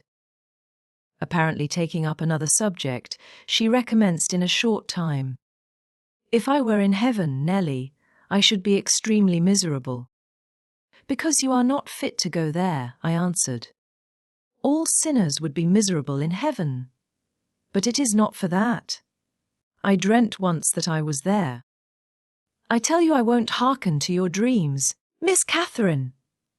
I'll go to bed, I interrupted again.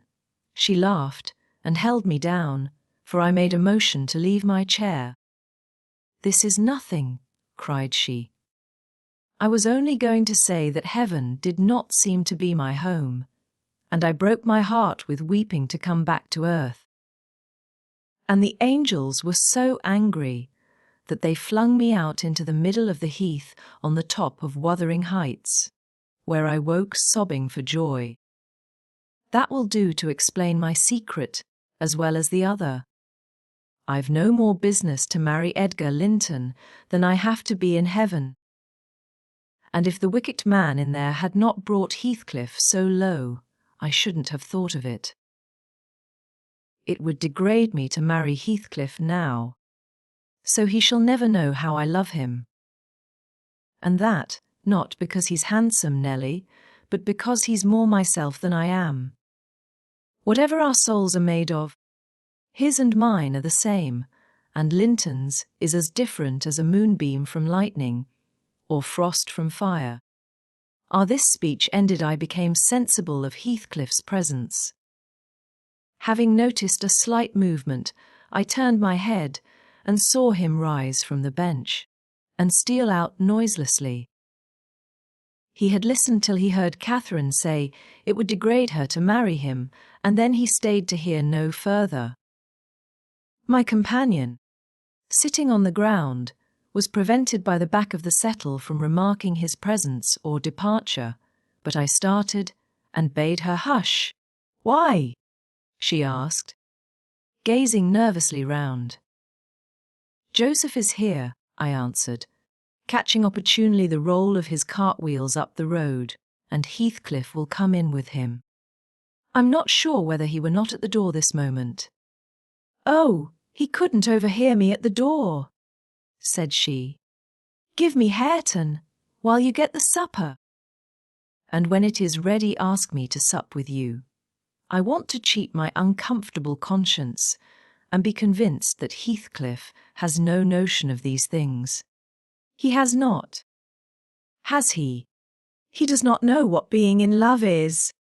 "I see no reason that he should not know, as well as you," I returned, "and if you are his choice, he'll be the most unfortunate creature that ever was born.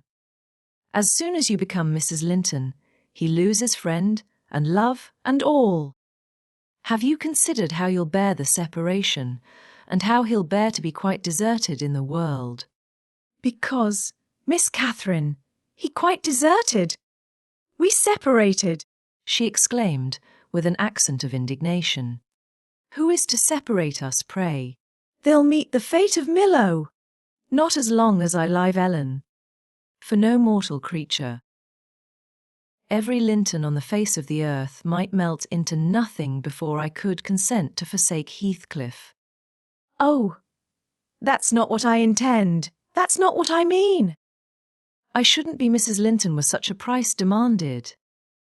He'll be as much to me as he has been all his lifetime.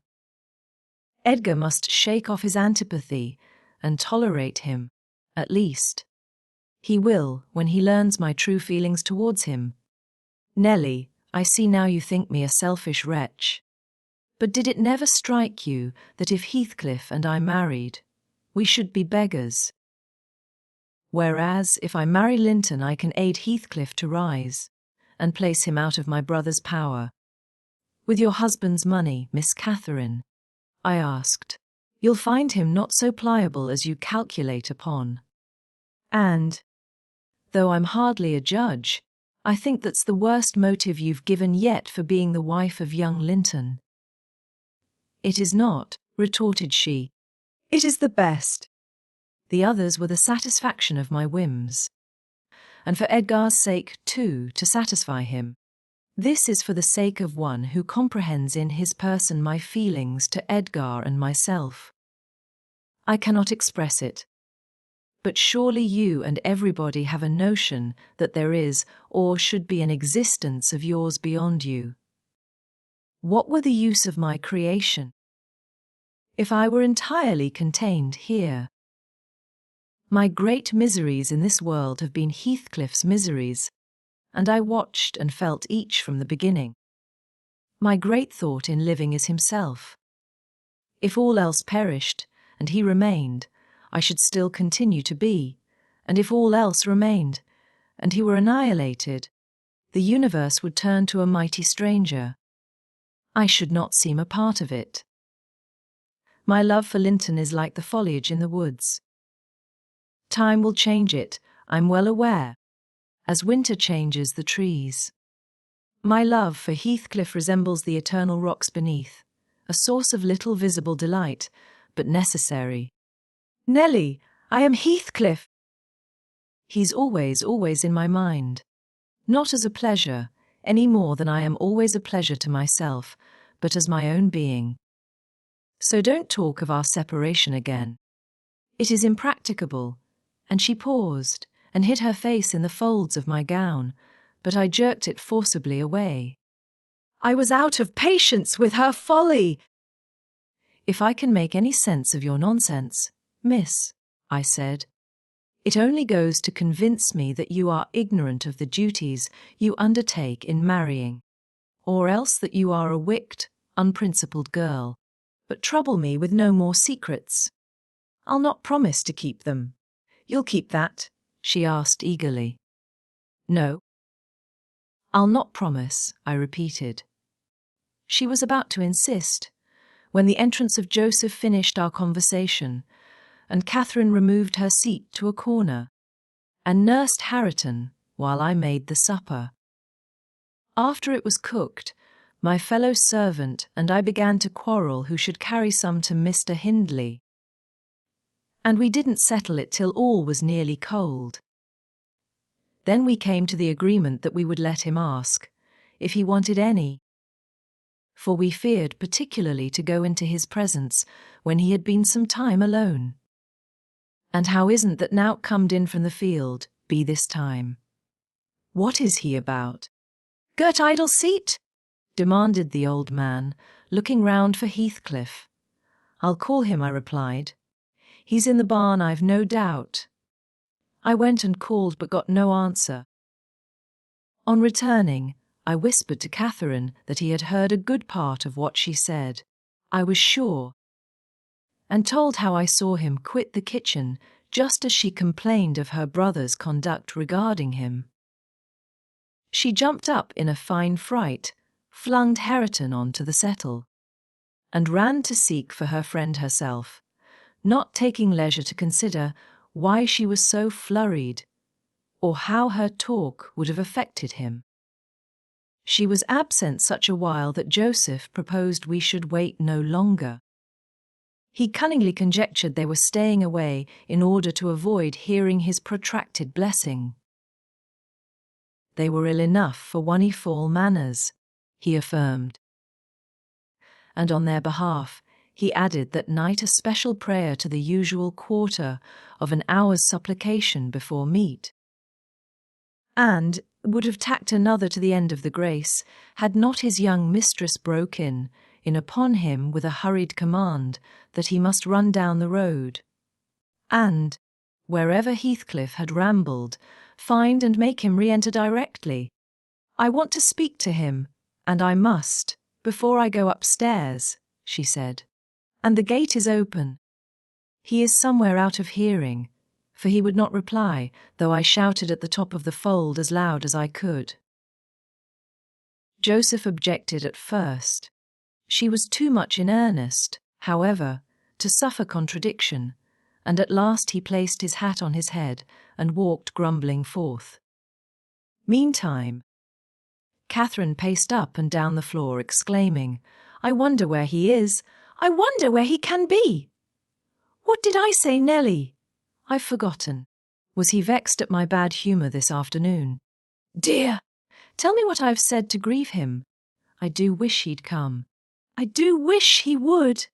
What a noise for nothing," I cried, though rather uneasy myself. "What a trifle scares you." "It's surely no great cause of alarm that Heathcliff should take a moonlight saunter on the moors, or even lie too sulky to speak to us in the hay loft. I'll engage he's lurking there. See if I don't ferret him out." I departed to renew my search. Its result was disappointment, and Joseph's quest ended in the same. "Yon lad gets war and war," observed he on re-entering. "He's left the gate at the full swing, and Mrs. Pony has trodden Dane 2 rigs of corn, and plotted through, right hour into the meadow. Hassendiver, to Maester all play the devil to morn, and he'll do weel. He's patience itseln, why sich careless, off old craters, Patience itseln he is, but he'll not be so allus, ya see, all on ye." Ya munt drive him out of his head for nout. Have you found Heathcliff, you ass? Interrupted Catherine. Have you been looking for him, as I ordered? I sud more liquor look for the horse, he replied. It up be to more sense. But I can look for nor the horse nor man of a nate like this, as black as the chimbly. And Heathcliff's known the chap to come at my whistle. Happen he'll be less hard o' hearing why. It was a very dark evening for summer. The clouds appeared inclined to thunder, and I said we had better all sit down. The approaching rain would be certain to bring him home without further trouble. However, Catherine would not be persuaded into tranquillity. She kept wandering to and fro, from the gate to the door, in a state of agitation which permitted no repose, and at length took up a permanent situation on one side of the wall, near the road, where, heedless of my expostulations and the growling thunder, and the great drops that began to plash around her, she remained, calling at intervals, and then listening, and then crying outright. She beat Hareton, or any child, at a good passionate fit of crying. About midnight, while we still sat up, the storm came rattling over the heights in full fury. There was a violent wind, as well as thunder, and either one or the other split a tree off at the corner of the building. A huge bough fell across the roof, and knocked down a portion of the east chimney stack, sending a clatter of stones and soot into the kitchen fire. We thought a bolt had fallen in the middle of us, and Joseph swung on to his knees, beseeching the Lord to remember the patriarchs Noah and Lot, and, as in former times, spare the righteous, though he smote the ungodly. I felt some sentiment that it must be a judgment on us also. The Jonah, in my mind, was Mr. Earnshaw, and I shook the handle of his den that I might ascertain if he were yet living. He replied audibly enough, in a fashion which made my companion vociferate, more clamorously than before, that a wide distinction might be drawn between saints like himself and sinners like his master. But the uproar passed away in 20 minutes, leaving us all unharmed, excepting Cathy, who got thoroughly drenched for her obstinacy in refusing to take shelter, and standing bonnetless and shawlless to catch as much water as she could with her hair and clothes. She came in and lay down on the settle, all soaked as she was, turning her face to the back and putting her hands before it. "Well, miss," I exclaimed, touching her shoulder, "you are not bent on getting your death, are you? Do you know what o'clock it is? 12:30. "Come to bed." There's no use waiting any longer on that foolish boy. He'll be gone to Gimmerton, and he'll stay there now. He guesses we shouldn't wait for him till this late hour. At least, he guesses that only Mr. Hindley would be up, and he'd rather avoid having the door opened by the master. Nay, he's known at Gimmerton, said Joseph. I's niver wonder but he's at the bottom of a bog hoyle. This visitation weren't for nout, and I would have ye to look out. "Miss, Yammer be the next. Thank heaven for all." All walks together for goey to them as is chosen, and piked out from the rubbage. Ya know what the scripture says. And he began quoting several texts, referring us to chapters and verses where we might find them. I, having vainly begged the wilful girl to rise and remove her wet things, left him preaching and her shivering, and betook myself to bed with little Hareton, who slept as fast as if everyone had been sleeping round him. I heard Joseph read on a while afterwards, then I distinguished his slow step on the ladder, and then I dropped asleep. Coming down somewhat later than usual, I saw, by the sunbeams piercing the chinks of the shutters, Miss Catherine still seated near the fireplace. The house door was ajar too. Light entered from its unclosed windows. Hindley had come out and stood on the kitchen hearth, haggard and drowsy. "What ails you, Cathy?" he was saying when I entered. "You look as dismal as a drowned whelp. Why are you so damp and pale, child?" "I've been wet," she answered reluctantly, "and I'm cold, that's all." "Oh, she is naughty," I cried, perceiving the master to be tolerably sober. "She got steeped in the shower of yesterday evening, and there she has sat the night through, and I couldn't prevail on her to steer." Mr. Earnshaw stared at us in surprise. "The night through," he repeated. "What kept her up? Not fear of the thunder, surely? That was over hours since."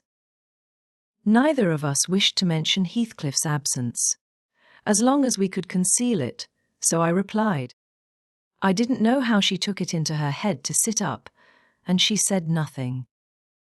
The morning was fresh and cool. I threw back the lattice, and presently the room filled with sweet scents from the garden, but Catherine called peevishly to me, "Ellen, shut the window." "I'm starving," and her teeth chattered as she shrank closer to the almost extinguished embers. "She's ill," said Hindley, taking her wrist. "I suppose that's the reason she would not go to bed." "Damn it. I don't want to be troubled with more sickness here. What took you into the rain?" Running after the lads." "As usual," croaked Joseph, catching an opportunity from our hesitation to thrust in his evil tongue. "If I wore Meester, I'd just slam the boards I their faces all on them." Gentle and simple. "Never a day at off, but yon Catter Linton comes sneaking hither, and Miss Nelly." "Shoe's a fine lass." Shoe sits watching for I the kitchen, and as Yar in at one door, he's out at t'other, and then, where grand lady goes a-courting of her side. It's bonny behaviour, lurking among the fields. After 12 of the night, we that fall, flay some divil of a gipsy, Heathcliff. They think I'm blind, but I'm known. Now at the sort. I seed young Linton both coming and going, and I seed Yar, directing his discourse to me. "Yar, goid for nout, slatternly witch." Nip up and bolt into the house, the minute Yar heard the maester's horse fit clatter up the road. "Silence, eavesdropper!" cried Catherine. "None of your insolence before me.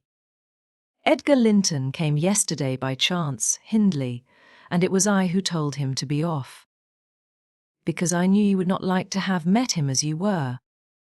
"You lie, Cathy." "No doubt," answered her brother, "and you are a confounded simpleton." "But never mind Linton at present. Tell me, were you not with Heathcliff last night? Speak the truth now. You need not be afraid of harming him.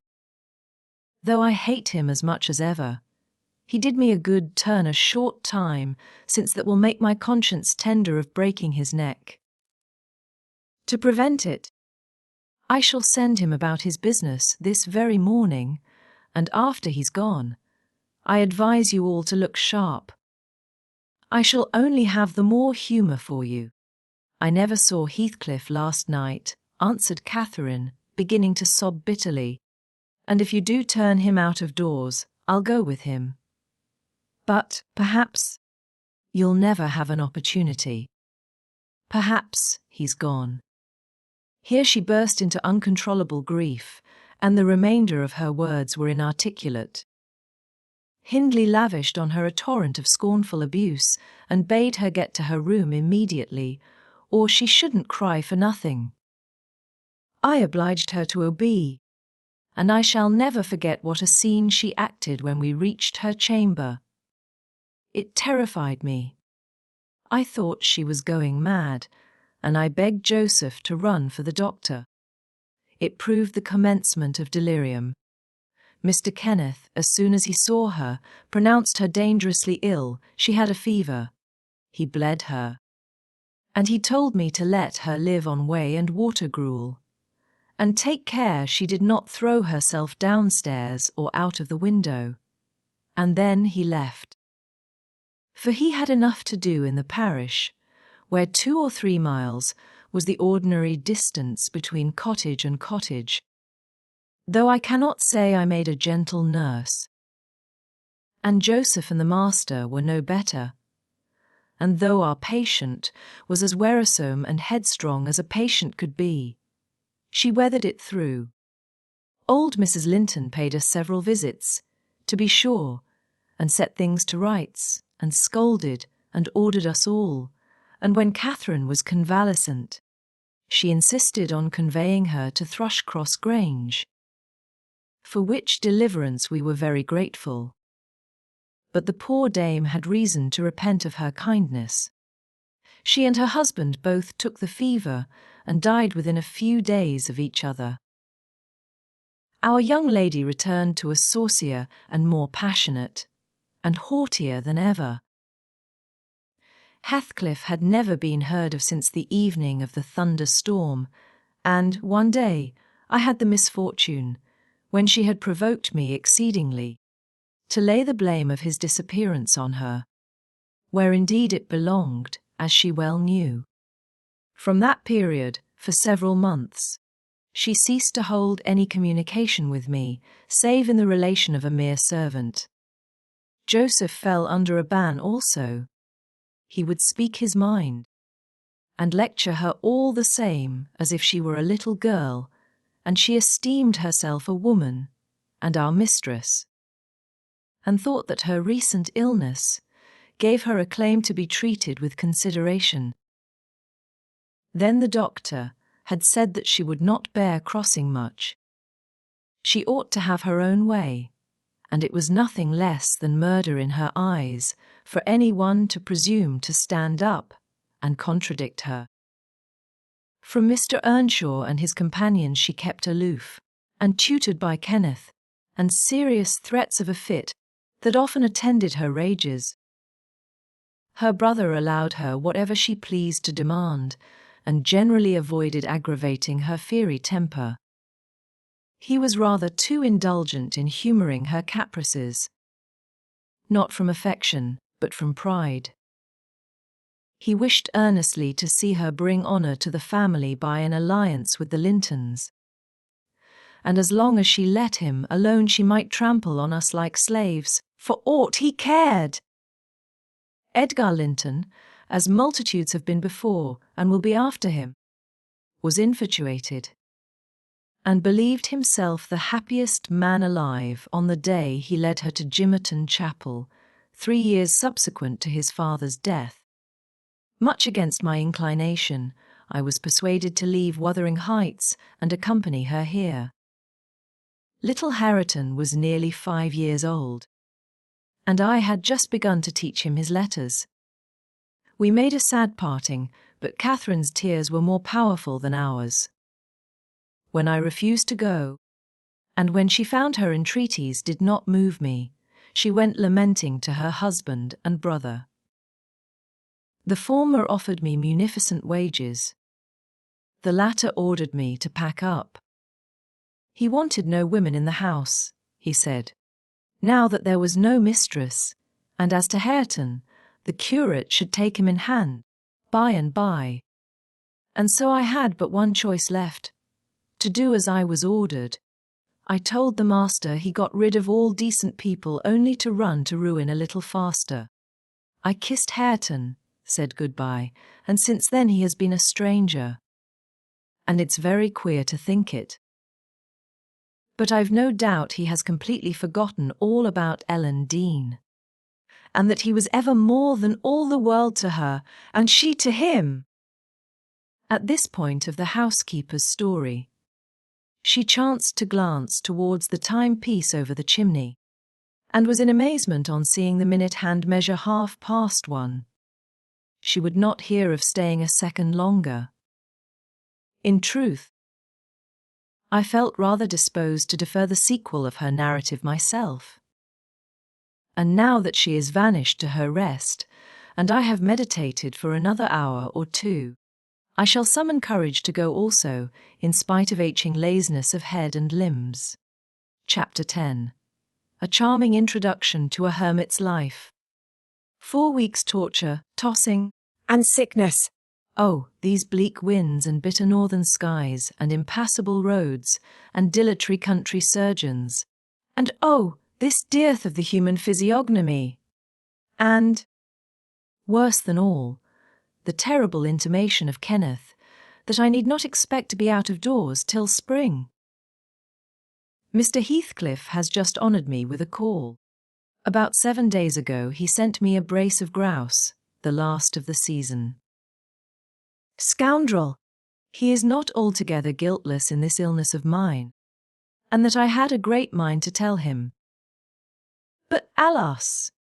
How could I offend a man who was charitable enough to sit at my bedside a good hour, and talk on some other subject than pills and draughts, blisters and leeches? This is quite an easy interval. I am too weak to read. Yet I feel as if I could enjoy something interesting. Why not have up Mrs. Dean to finish her tale? I can recollect its chief incidents, as far as she had gone. Yes, I remember her hero had run off, and never been heard of for 3 years, and the heroine was married. I'll ring. She'll be delighted to find me capable of talking cheerfully. Mrs. Dean came. It wants 20 minutes, sir, to taking the medicine, she commenced. away, away with it. I replied, I desire to have. The doctor says you must drop the powders. With all my heart. Don't interrupt me. Come and take your seat here. Keep your fingers from that bitter phalanx of vials. Draw your knitting out of your pocket. That will do. Now continue the history of Mr. Heathcliff. From where you left off to the present day. Did he finish his education on the continent and come back a gentleman? Or did he get a sizar's place at college?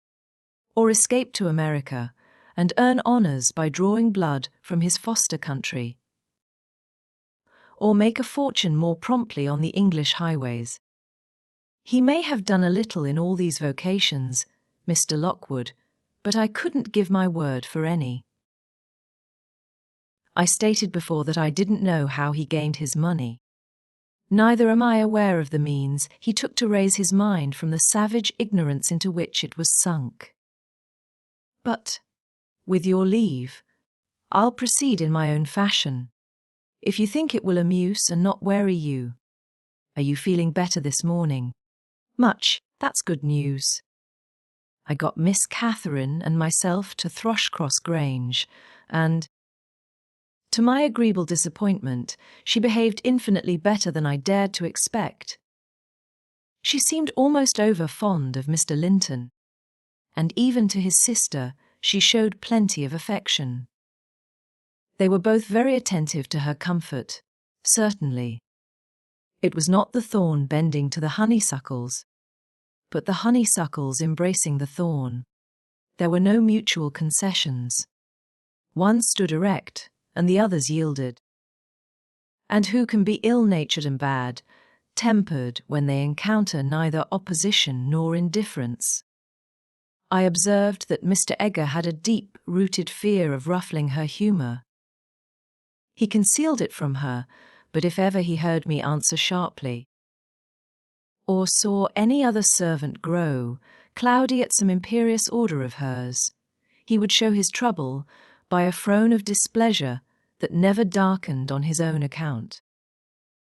He many a time spoke sternly to me about my pertness, and averred that the stab of a knife could not inflict a worse pang than he suffered at seeing his lady vexed. Not to grieve a kind master, I learned to be less touchy, and, for the space of half a year, the gunpowder lay as harmless as sand, because no fire came near to explode it. Catherine had seasons of gloom and silence now and then. They were respected with sympathizing silence by her husband, who ascribed them to an alteration in her constitution, produced by her perilous illness, as she was never subject to depression of spirits before. The return of sunshine was welcomed by answering sunshine from him. I believe I may assert that they were really in possession of deep and growing happiness. It ended. Well, we must be for ourselves in the long run. The mild and generous are only more justly selfish than the domineering. And it ended when circumstances caused each to feel that the one's interest was not the chief consideration in the other's thoughts. On a mellow evening in September, I was coming from the garden with a heavy basket of apples which I had been gathering. It had got dusk, and the moon looked over the high wall of the court, causing undefined shadows to lurk in the corners of the numerous projecting portions of the building. I set my burden on the house, steps by the kitchen door, and lingered to rest and drew in a few more breaths of the soft, sweet air. My eyes were on the moon, and my back to the entrance, when I heard a voice behind me say, "Nellie, is that you?" It was a deep voice, and foreign in tone, yet there was something in the manner of pronouncing my name which made it sound familiar. I turned about to discover who spoke, fearfully, for the doors were shut, and I had seen nobody on approaching the steps. Something stirred in the porch, and, moving nearer, I distinguished a tall man dressed in dark clothes with dark face and hair. He leant against the side, and held his fingers on the latch as if intending to open for himself. Who can it be? I thought to Earnshaw. Oh, no. The voice has no resemblance to his. I have waited here an hour, he resumed, while I continued staring, and the whole of that time all round has been as still as death. I dared not enter. You do not know me. Look, I'm not a stranger. A ray fell on his features. The cheeks were sallow and half covered with black whiskers, the brows lowering, the eyes deep-set and singular. I remembered the eyes. I cried, uncertain whether to regard him as a worldly visitor, and I raised my hands in amazement. What? You come back. Is it really you? Is it? Yes, Heathcliff, he replied, glancing from me up to the windows, which reflected a score of glittering moons, but showed no lights from within. Are they at home? Where is she? Nellie, you are not glad. You needn't be so disturbed. Is she here? Speak! I want to have one word with her, your mistress. Go and say some person from Gimmerton desires to see her. How will she take it? I exclaimed. What will she do? The surprise bewilders me. It will put her out of her head. And you are Heathcliff. But altered. Nay, there's no comprehending it. Have you been for a soldier? Go and carry my message, he interrupted impatiently. I'm in hell till you do. He lifted the latch, and I entered. But when I got to the parlour where Mr. and Mrs. Linton were, I could not persuade myself to proceed. At length I resolved on making an excuse to ask if they would have the candles lighted, and I opened the door. They sat together in a window whose lattice lay back against the wall, and displayed, beyond the garden trees and the wild green park, the valley of Gimmerton, with a long line of mist winding nearly to its top, for very soon after you pass the chapel, as you may have noticed, the sough that runs from the marshes joins a beck which follows the bend of the glen. Weathering heights rose above this silvery vapor, but our old house was invisible. It rather dips down on the other side. Both the room and its occupants, and the scene they gazed on, looked wondrously peaceful. I shrank reluctantly from performing my errand, and was actually going away leaving it unsaid, after having put my question about the candles, when a sense of my folly compelled me to return and mutter, "A person from Gimmerton wishes to see you, ma'am." What does he want? Asked Mrs. Linton. I did not question him, I answered. Well, close the curtains, Nellie, she said, and bring up tea. I'll be back again directly. She quitted the apartment. Mr. Egger inquired carelessly who it was. Someone mistress does not expect, I replied. That Heathcliff, you recollect him, sir, who used to live at Mr. Earnshaw's. What? The gipsy, the plot boy, he cried. Why did you not say so to Catherine? Hush! You must not call him by those names, master, I said. She'd be sadly grieved to hear you. She was nearly heartbroken when he ran off. I guess his return will make a jubilee to her. Mr. Linton walked to a window on the other side of the room that overlooked the court. He unfastened it and leant out. I suppose they were below, for he exclaimed quickly, Don't stand there, love. Bring the person in, if it be anyone particular. Long, I heard the click of the latch, and Catherine flew upstairs, breathless and wild, too excited to show gladness. Indeed, by her face, you would rather have surmised an awful calamity. Oh, Edgar, Edgar, she panted, flinging her arms round his neck. Oh, Edgar, darling! Heathcliff's come back, he is! And she tightened her embrace to a squeeze. Well, well, cried her husband crossly, don't strangle me for that. He never struck me as such a marvellous treasure. There is no need to be frantic. I know you didn't like him, she answered, repressing a little the intensity of her delight. Yet, for my sake, you must be friends now. Shall I tell him to come up? Here, he said, into the parlour. Where else? She asked. He looked vexed and suggested the kitchen as a more suitable place for him. Mrs. Linton eyed him with a droll expression, half angry, half laughing at his fastidiousness. No, she added after a while, I cannot sit in the kitchen. Set 2 tables here, Ellen. One for your master and Miss Isabella, being gentry, the other for Heathcliff and myself, being of the lower orders. Will that please you, dear? Or must I have a fire lighted elsewhere? If so, give directions. I'll run down and secure my guest. I'm afraid the joy is too great to be real. She was about to dart off again, but Edgar arrested her.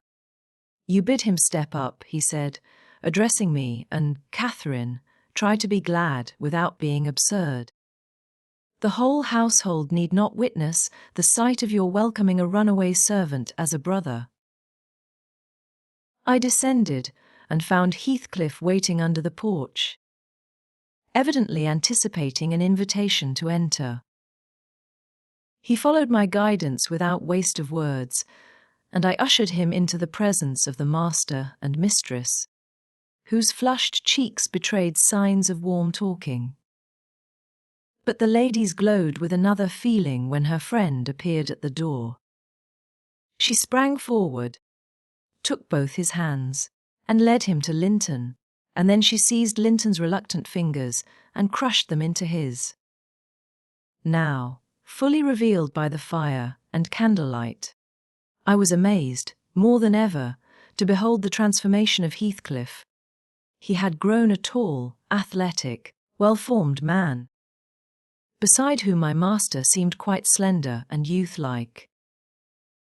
His upright carriage suggested the idea of his having been in the army. His countenance was much older in expression and decision of feature than Mr. Linton's. It looked intelligent, and retained no marks of former degradation. A half-civilized ferocity lurked yet in the depressed brows and eyes full of black fire, but it was subdued, and his manner was even dignified. Quite divested of roughness, though too stern for grace. My master's surprise equalled or exceeded mine. He remained for a minute at a loss how to address the plot boy, as he had called him. Heathcliff dropped his slight hand and stood looking at him coolly till he chose to speak. Sit down, sir, he said at length. Mrs. Linton. recalling old times, would have me give you a cordial reception, and, of course, I am gratified when anything occurs to please her. And I also, answered Heathcliff, especially if it be anything in which I have a part. I shall stay an hour or two willingly. He took a seat opposite Catherine, who kept her gaze fixed on him, as if she feared he would vanish were she to remove it. He did not raise his to her often. A quick glance now and then sufficed. But it flashed back, each time more confidently, the undisguised delight he drank from hers. They were too much absorbed in their mutual joy to suffer embarrassment. Not so Mr. Edgar. He grew pale with pure annoyance. A feeling that reached its climax when his lady rose, and stepping across the rug, seized Heathcliff's hands again, and laughed like one beside herself. I shall think it a dream tomorrow, she cried. I shall not be able to believe that I have seen, and touched, and spoken to you once more. And yet, cruel Heathcliff, you don't deserve this welcome. To be absent and silent for 3 years, and never to think of me. A little more than you have thought of me, he murmured. I heard of your marriage, Cathy, not long since, and, while waiting in the yard below, I meditated this plan. Just to have one glimpse of your face, a stare of surprise, perhaps, and pretended pleasure, afterwards settle my score with Hindley, and then prevent the law by doing execution on myself. Your welcome has put these ideas out of my mind, but beware of meeting me with another aspect next time. Nay, you'll not drive me off again. You were really sorry for me, were you? Well, there was cause. I've fought through a bitter life since I last heard your voice. And you must forgive me, for I struggled only for you. Catherine, unless we are to have cold tea, please to come to the table, interrupted Linton, striving to preserve his ordinary tone and a due measure of politeness. Mr. Heathcliff will have a long walk, wherever he may lodge tonight, and I'm thirsty. She took her post before the urn, and Miss Isabella came, summoned by the bell. Then, having handed their chairs forward, I left the room. The meal hardly endured 10 minutes. Catherine's cup was never filled. She could neither eat nor drink. Edgar had made a slop in his saucer, and scarcely swallowed a mouthful. Their guest did not protract his stay that evening above an hour longer. I asked, as he departed, if he went to Gimmerton. No. To Wuthering Heights, he answered. Mr. Earnshaw invited me when I called this morning. Mr. Earnshaw invited him, and he called on Mr. Earnshaw. I pondered this sentence painfully, after he was gone. Is he turning out a bit of a hypocrite, and coming into the country to work mischief under a cloak? I mused. I had a presentiment in the bottom of my heart that he had better have remained away. About the middle of the night, I was wakened from my first nap by Mrs. Linton gliding into my chamber, taking a seat on my bedside, and pulling me by the hair to rouse me.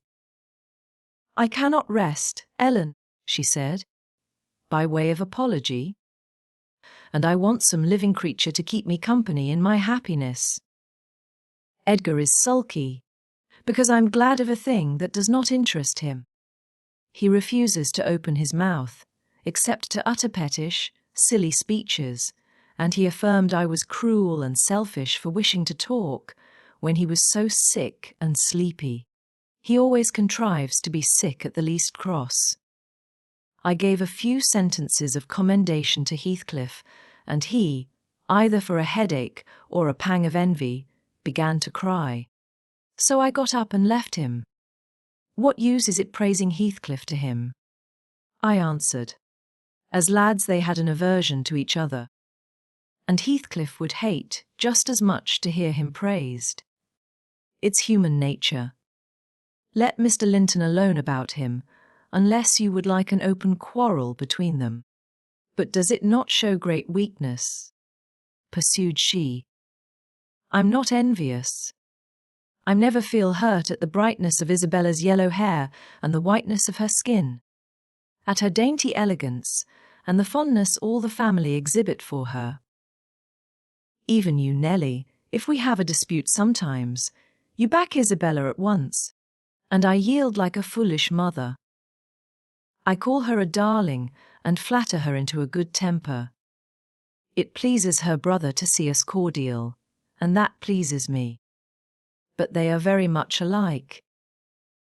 They are spoiled children, and fancy the world was made for their accommodation, and though I humour both, I think a smart chastisement might improve them all the same. You're mistaken, Mrs. Linton, said I. They humour you. I know what there would be to do if they did not. You can well afford to indulge their passing whims as long as their business is to anticipate all your desires. You may, however, fall out, at last, over something of equal consequence to both sides, and then those you term weak are very capable of being as obstinate as you. And then we shall fight to the death. Shan't we, Nelly? She returned, laughing.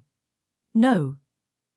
I tell you I have such faith in Linton's love that I believe I might kill him, and he wouldn't wish to retaliate.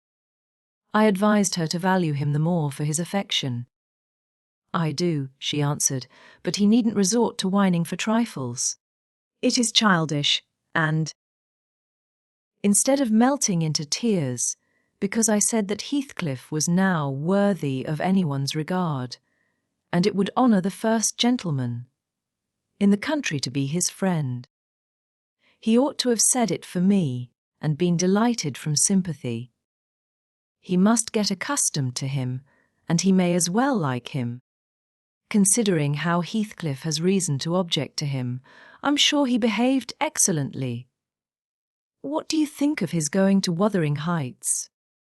I inquired. He is reformed in every respect, apparently. Quite a Christian.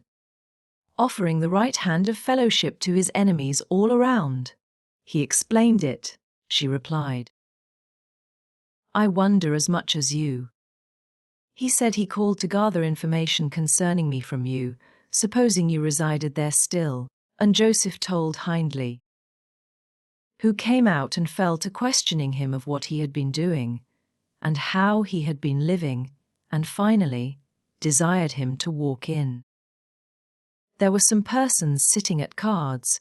Heathcliff joined them. My brother lost some money to him, and, finding him plentifully supplied, he requested that he would come again in the evening, to which he consented. Hindley is too reckless to select his acquaintance prudently. He doesn't trouble himself to reflect on the causes he might have for mistrusting one whom he has basely injured. But Heathcliff affirms his principal reason for resuming a connection with his ancient persecutor is a wish to install himself in quarters at walking distance from the Grange, and an attachment to the house where we live together, and likewise a hope that I shall have more opportunities of seeing him there than I could if he settled in Gimmerton. He means to offer liberal payment for permission to lodge at the Heights, and doubtless my brother's covetousness will prompt him to accept the terms. He was always greedy, though what he grasps with one hand he flings away with the other. It's a nice place for a young man to fix his dwelling in, said I. Have you no fear of the consequences, Mrs. Linton? None for my friend, she replied. His strong head will keep him from danger, a little for Hindley. But he can't be made morally worse than he is, and I stand between him and bodily harm. The event of this evening has reconciled me to God and humanity. I had risen in angry rebellion against Providence. Oh, I've endured very, very bitter misery, Nelly. If that creature knew how bitter. he'd be ashamed to cloud its removal with idle petulance. It was kindness for him which induced me to bear it alone. Had I expressed the agony I frequently felt, he would have been taught to long for its alleviation as ardently as I. However, it's over, and I'll take no revenge on his folly. I can afford to suffer anything hereafter. Should the meanest thing alive slap me on the cheek, I'd not only turn the other, but I'd ask pardon for provoking it, and, as a proof, I'll go make my peace with Edgar instantly. Good night, I'm an angel.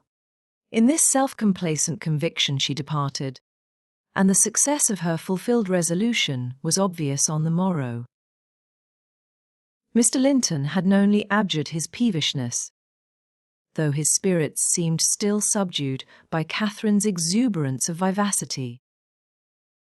But he ventured no objection to her taking Isabella with her to Wuthering Heights in the afternoon, and she rewarded him with such a summer of sweetness and affection in return as made the house a paradise for several days, both master and servants profiting from the perpetual sunshine. Heathcliff, Mr. Heathcliff I should say in future, used the liberty of visiting at Thrushcross Grange cautiously at first. He seemed estimating how far its owner would bear his intrusion. Catherine, also, deemed it judicious to moderate her expressions of pleasure in receiving him, and he gradually established his right to be expected. He retained a great deal of the reserve for which his boyhood was remarkable, and that served to repress all startling demonstrations of feeling. My master's uneasiness experienced a lull, and further circumstances diverted it into another channel for a space. His new source of trouble sprang from the not anticipated misfortune of Isabella Linton evincing a sudden and irresistible attraction towards the tolerated guest.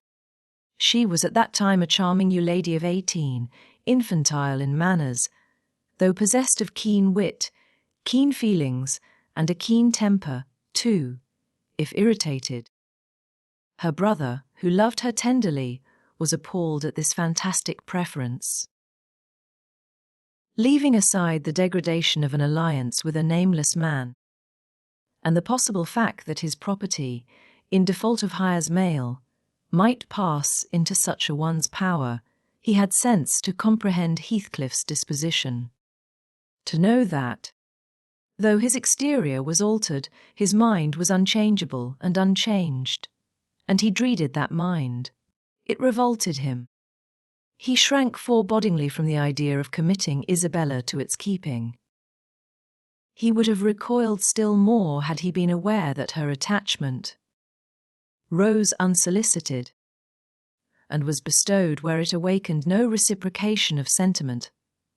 For the minute he discovered its existence, he laid the blame on Heathcliff's deliberate designing. We had all remarked, during some time, that Miss Linton fretted and pined over something. She grew cross and wearisome, snapping at and teasing Catherine continually, at the imminent risk of exhausting her limited patience. We excused her to a certain extent on the plea of ill health. She was dwindling and fading before our eyes. But one day, when she had been peculiarly wayward, rejecting her breakfast, complaining that the servants did not do what she told them, that the mistress would allow her to be nothing in the house, and Edgar neglected her, that she had caught a cold with the doors being left open, and we let the parlour fire go out on purpose to vex her, with 100 yet more frivolous accusations, Mrs. Linton peremptorily insisted that she should get to bed, and, having scolded her heartily, threatened to send for the doctor.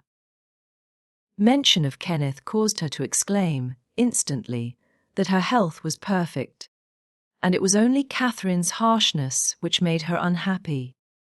"How can you say I am harsh, you naughty fondling?" cried the mistress, amazed at the unreasonable assertion. You are surely losing your reason. When have I been harsh? Tell me. Yesterday, sobbed Isabella, and now. Yesterday, said her sister-in-law. On what occasion? In our walk along the moor. You told me to ramble where I pleased, while you sauntered on with Mr. Heathcliff. And that's your notion of harshness, said Catherine, laughing. It was no hint that your company was superfluous. We didn't care whether you kept with us or not. I merely thought Heathcliff's talk would have nothing entertaining for your ears. Oh, no, wept the young lady. You wished me away, because you knew I liked to be there. Is she sane? Asked Mrs. Linton, appealing to me. I'll repeat our conversation, word for word, Isabella, and you point out any charm it could have had for you. I don't mind the conversation, she answered. I wanted to be with Well, said Catherine, perceiving her hesitate to complete the sentence. With him. And I won't be always sent off, she continued, kindling up. You are a dog in the manger, Cathy, and desire no one to be loved but yourself. You are an impertinent little monkey, exclaimed Mrs. Linton in surprise. But I'll not believe this idiocy. It is impossible that you can covet the admiration of Heathcliff, that you consider him an agreeable person. I hope I have misunderstood you, Isabella. No, you have not, said the infatuated girl. I love him more than ever you loved Edgar, and he might love me, if you would let him. I wouldn't be you for a kingdom, then, Catherine declared emphatically, and she seemed to speak sincerely. Nellie helped me to convince her of her madness. Tell her what Heathcliff is. An unreclaimed creature, without refinement, without cultivation, an arid wilderness of furze and whinstone. I'd as soon put that little cannery into the park on a winter's day, as recommend you to bestow your heart on him. It is deplorable ignorance of his character, child, and nothing else, which makes that dream enter your head. Pray, don't imagine that he conceals depths of benevolence and affection beneath a stern exterior. He's not a rough diamond, a pearl containing oyster of a rustic. He's a fierce, pitiless, wolfish man. I never say to him, let this or that enemy alone, because it would be ungenerous or cruel to harm them. I say, let them alone, because I should hate them to be wronged. And he'd crush you like a sparrow's egg, Isabella, if he found you a troublesome charge. I know he couldn't love a Linton, and yet he'd be quite capable of marrying your fortune and expectations. Avarice is growing with him a besetting sin. There's my picture, and I'm his friend, so much so, that had he thought seriously to catch you, I should perhaps have held my tongue and let you fall into his trap. Miss Linton regarded her sister-in-law with indignation. For shame, she repeated angrily. You are worse than 20 foes, you poisonous friend. Ah! You won't believe me then, said Catherine. You think I speak from wicked selfishness. I'm certain you do, retorted Isabella, and I shudder at you. Good, cried the other. Try for yourself, if that be your spirit. I have done, and yield the argument to your saucy insolence, and I must suffer for her egotism. She sobbed, as Mrs. Linton left the room. All is against me. She has blighted my single consolation. But she uttered falsehoods, didn't she? Mr. Heathcliff is not a fiend. He has an honourable soul, and a true one, or how could he remember her? Banish him from your thoughts, miss, I said. He's a bird of bad omen. No mate for you. Mrs. Linton spoke strongly, and yet I can't contradict her. She is better acquainted with his heart than I, or any one besides, and she never would represent him as worse than he is. Honest people don't hide their deeds. How has he been living? How has he got rich? Why is he staying at Wuthering Heights, the house of a man whom he abhors? They say Mr. Earnshaw is worse and worse since he came. They sit up all night together continually, and Hindley has been borrowing money on his land, and does nothing but play and drink. I heard only a week ago. It was Joseph who told me. I met him at Gimmerton. Nelly, he said, we's higher crowners quester now, at all folks. One on them's almost gettin' his finger cut off, we hoarding the other from stickin' hisseln loca corf. That's Meester, ja no. At so up going to the grand sizes. He's known feared of the bench of judges, nor the Paul, nor Peter, nor John, Nor Matthew, nor noin on them, not he. He fair likes. he langs to set his brazened face agen them. And you bonny lad Heathcliff, ya mind, he's a rare un. He can journa laugh as well's anybody at a rate divil's jest. Does he niver say nowt of his fine living amang us, when he goes to the Grange? This is the way on't, up at sundown. Dice, brandy, cloised shutters, und candle light till next day at noon. Then, the foil gangs banning on raving to his chamber, making decent folks dig their fingers i' their lugs for very shame. On the knave, why he can caint his brass, un-ate, unsleep, un-off to his neighbours to gossip wi' the wife. I course. He tells Dame Catherine how her father's good runs into his pocket, and her father's son gallops down the broad road, while he flees afore to open the pikes.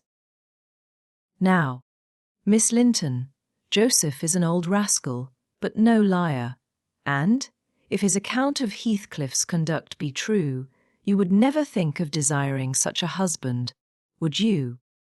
You are leagued with the rest, Ellen, she replied.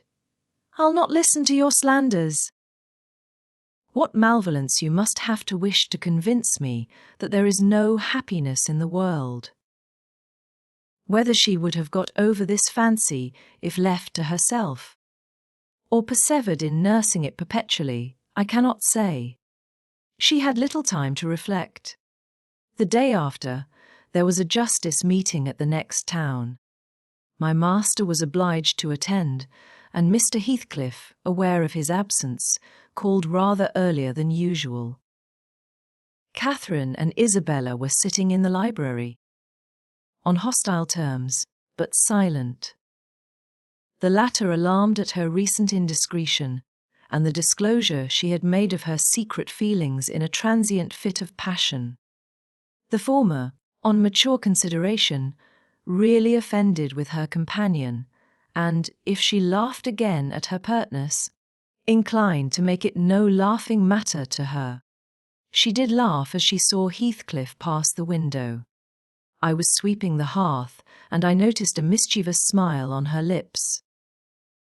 Isabella, absorbed in her meditations, or a book, remained till the door opened, and it was too late to attempt an escape, which she would gladly have done had it been practicable. Come in, that's right, exclaimed the mistress gaily, pulling a chair to the fire. Here are two people sadly in need of a third to thaw the ice between them, and you are the very one we should both of us choose. Heathcliff, I'm proud to show you, at last, somebody that dotes on you more than myself. I expect you to feel flattered. Nay, it's not Nelly, don't look at her. My poor little sister-in-law is breaking her heart by mere contemplation of your physical and moral beauty. It lies in your own power to be Edgar's brother. No, no. Isabella, you shan't run off, she continued, arresting, with feigned playfulness, the confounded girl, who had risen indignantly. We were quarrelling like cats about you, Heathcliff, and I was fairly beaten in protestations of devotion and admiration. And, moreover, I was informed that if I would, but have the manners to stand aside, my rival, as she will have herself to be, would shoot a shaft into your soul that would fix you forever and send my image into eternal oblivion. Catherine, said Isabella, calling up her dignity, and disdaining to struggle from the tight grasp that held her. I'd thank you to adhere to the truth and not slander me even in joke. Mr. Heathcliff, be kind enough to bid this friend of yours release me. She forgets that you and I are not intimate acquaintances, and what amuses her is painful to me beyond expression. As the guest answered nothing, but took his seat, and looked thoroughly indifferent what sentiments she cherished concerning him, she turned and whispered an earnest appeal for liberty to her tormentor. "By no means," cried Mrs. Linton in answer. "I won't be named a dog in the manger again." "You shall stay. Now then, Heathcliff, why don't you evince satisfaction at my pleasant news?" "Isabella swears that the love Edgar has for me is nothing to that she entertains for you." "I'm sure she made some speech of the kind, did she not, Ellen? And she has fasted ever since the day before yesterday's walk from sorrow and rage, that I dispatched her out of your society under the idea of its being unacceptable." "I think you belie her," said Heathcliff, twisting his chair to face them. "She wishes to be out of my society now, at any rate." And he stared hard at the object of discourse, as one might do at a strange, repulsive animal. A centipede from the Indies, for instance, which curiosity leads one to examine in spite of the aversion it raises. The poor thing couldn't bear that. She grew white and red in rapid succession, and, while tears beaded her lashes, bent the strength of her small fingers to loosen the firm clutch of Catherine. And perceiving that as fast as she raised one finger off her arm, another closed down, and she could not remove the whole together, she began to make use of her nails, and their sharpness presently ornamented the detainers with crescents of red. "There's a tigress!" exclaimed Mrs. Linton, setting her free and shaking her hand with pain.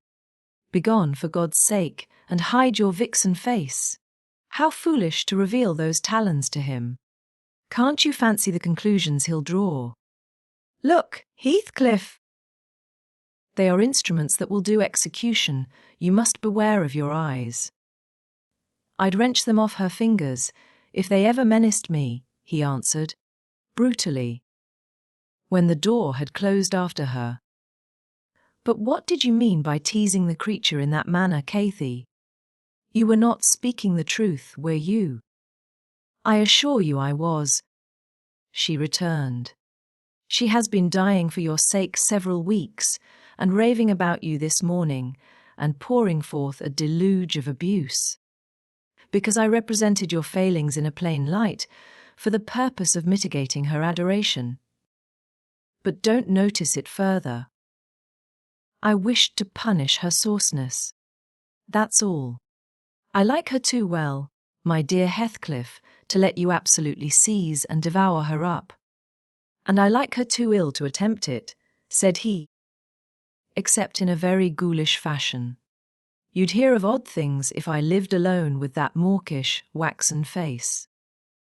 The most ordinary would be painting on its white the colours of the rainbow, and turning the blue eyes black every day or two. They detestably resemble Linton's." "Delectably," observed Catherine. "They are dove's eyes angels. She's her brother's hair, is she not?" he asked, after a brief silence. "I should be sorry to think so," returned his companion. "Half a dozen nephews shall erase her title, please heaven. Abstract your mind from the subject at present. You are too prone to covet your neighbour's goods. Remember, this neighbour's goods are mine. If they were mine, they would be none the less that," said Heathcliff. "But though Isabella Linton may be silly, she is scarcely mad, and, in short, will dismiss the matter as you advise." From their tongues they did dismiss it, and Catherine, probably from her thoughts. The other, I felt certain, recalled it often in the course of the evening. I saw him smile to himself, grin rather, and lapse into ominous musing whenever Mrs. Linton had occasion to be absent from the apartment. I determined to watch his movements. My heart invariably cleaved to the master's, in preference to Catherine's side. With reason, I imagined, for he was kind and trustful and honourable, and she could not be called the opposite. Yet she seemed to allow herself such wide latitude that I had little faith in her principles, and still less sympathy for her feelings. I wanted something to happen which might have the effect of freeing both Wuthering Heights and the Grange of Mr. Heathcliff, quietly leaving us as we had been prior to his advent. His visits were a continual nightmare to me, and, I suspected, to my master also. His abode at the Heights was an oppression past explaining. I felt that God had forsaken the stray sheep there, to its own wicked wanderings, and an evil beast prowled between it and the fold, waiting his time to spring and destroy. Chapter 11. Sometimes, while meditating on these things in solitude, I've got up in a sudden terror and put on my bonnet to go see how all was at the farm. I've persuaded my conscience that it was a duty to warn him how people talked regarding his ways. And then I've recollected his confirmed bad habits and, hopeless of benefiting him, have flinched from re-entering the dismal house, doubting if I could bear to be taken at my word. One time I passed the old gate, going out of my way on a journey to Gimmerton. It was about the period that my narrative has reached. A bright frosty afternoon, the ground bare, and the road hard and dry. I came to a stone where the highway branches off onto the moor at your left hand, a rough sand pillar with the letters W. H. cut on its north side, on the east, G, and on the southwest TG. It serves as a guide post to the Grange, the Heights, and village. The sun shone yellow on its grey head, reminding me of summer, and I cannot say why. But all at once a gush of child sensations flowed into my heart. Hindley and I held it a favourite spot 20 years before. I gazed long at the weather-worn block, and, stooping down, perceived a hole near the bottom still full of snail shells and pebbles, which we were fond of storing there with more perishable things, and, as fresh as reality, it appeared that I beheld my early playmate seated on the withered turf. His dark, square head bent forward, and his little hand scooping out the earth with a piece of slate. "Poor Hindley!" I exclaimed involuntarily. I started. My bodily eye was cheated into a momentary belief that the child lifted its face and stared straight into mine. It vanished in a twinkling, but immediately I felt an irresistible yearning to be at the Heights. Superstition urged me to comply with this impulse. Supposing he should be dead, I thought, or should die soon. Supposing it were a sign of death. The nearer I got to the house, the more agitated I grew, and on catching sight of it, I trembled in every limb. The apparition had outstripped me. It stood looking through the gate. That was my first idea on observing an elf locked, brown-eyed boy setting his ruddy countenance against the bars. Further reflection suggested this must be Hareton, my Hareton, not altered greatly since I left him, 10 months since. "God bless thee, darling!" I cried, forgetting instantaneously my foolish fears. "Hareton, it's Nellie! Nellie, they nurse!" He retreated out of arm's length, and picked up a large flint. "I am come to see thy father, Hareton," I added, guessing from the action that Nellie, if she lived in his memory at all, was not recognized as one with me. He raised his missile to hurl it. I commenced a soothing speech, but could not stay his hand. The stone struck my bonnet, and then ensued, from the stammering lips of the little fellow, a string of curses which, whether he comprehended them or not, were delivered with practiced emphasis, and distorted his baby features into a shocking expression of malignity. You may be certain this grieved more than angered me. Fit to cry. I took an orange from my pocket and offered it to propitiate him. He hesitated, and then snatched it from my hold, as if he fancied I only intended to tempt and disappoint him. I showed another, keeping it out of his reach. "Who has taught you those fine words, my bairn?" I inquired. "The curate." "Damn the curate and thee!" "Gi'e me that," he replied. "Tell us where you got your lessons, and you shall have it," said I. "Who's your master?" "Devil Daddy," was his answer. "And what do you learn from Daddy?" I continued. He jumped at the fruit. I raised it higher. "What does he teach you?" I asked. "Naught," said he, "but to keep out of his gate. Daddy cannot bide me, because I swear at him." "Ah, "And the devil teaches you to swear at Daddy," I observed. nay," he drawled. "Who then?" "Heathcliff." I asked if he liked Mr. Heathcliff. He answered again. Desiring to have his reasons for liking him, I could only gather the sentences, I knowed. He pays Dad back what he gies to me. He curses Daddy for cursing me. He says I mun do as I will. And the curate does not teach you to read and write then. I pursued. No, I was told the curate should have his teeth dashed down his throat if he stepped over the threshold. Heathcliff had promised that. I put the orange in his hand and bade him tell his father that a woman called Nellie Dean was waiting to speak with him by the garden gate. He went up the walk and entered the house, but instead of Hindley, Heathcliff appeared on the doorstones, and I turned directly and ran down the road as hard as ever I could race, making no halt till I gained the guide post, and feeling as scared as if I had raised a goblin. This is not much connected with Miss Isabella's affair, except that it urged me to resolve further on mounting vigilant guard and doing my utmost to check the spread of such bad influence at the Grange, even though I should wake a domestic storm by thwarting Mrs. Linton's pleasure. The next time Heathcliff came, my young lady chanced to be feeding some pigeons in the court.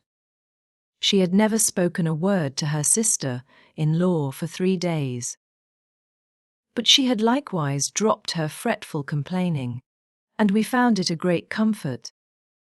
Heathcliff had not the habit of bestowing a single unnecessary civility on Miss Linton, I knew.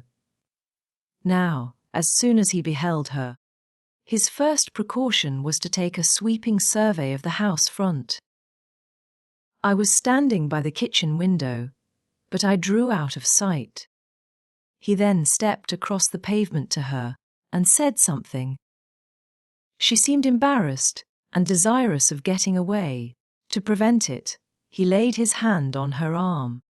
She averted her face. He apparently put some question which she had no mind to answer.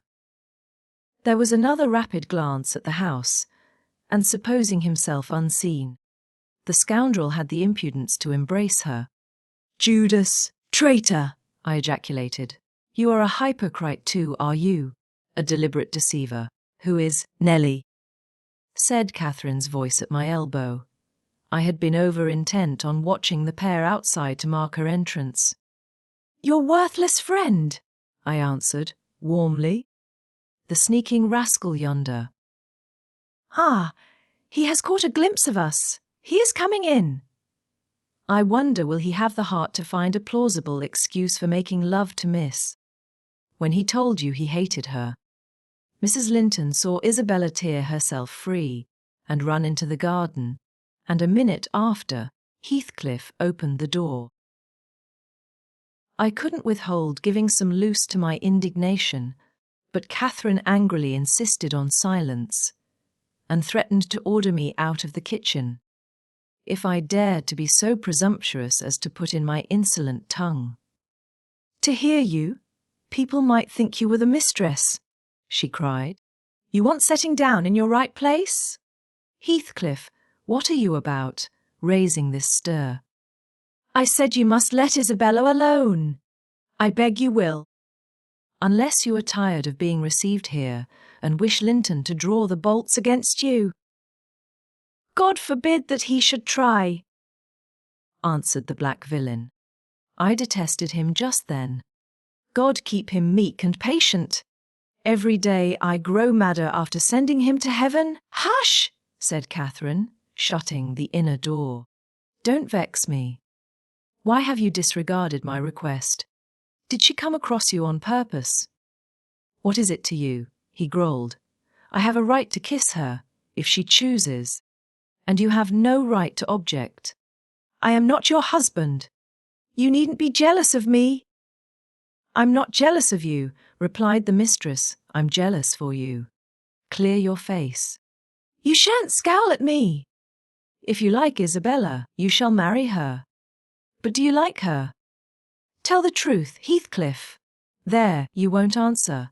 I'm certain you don't. And would Mr. Linton approve of his sister marrying that man? I inquired.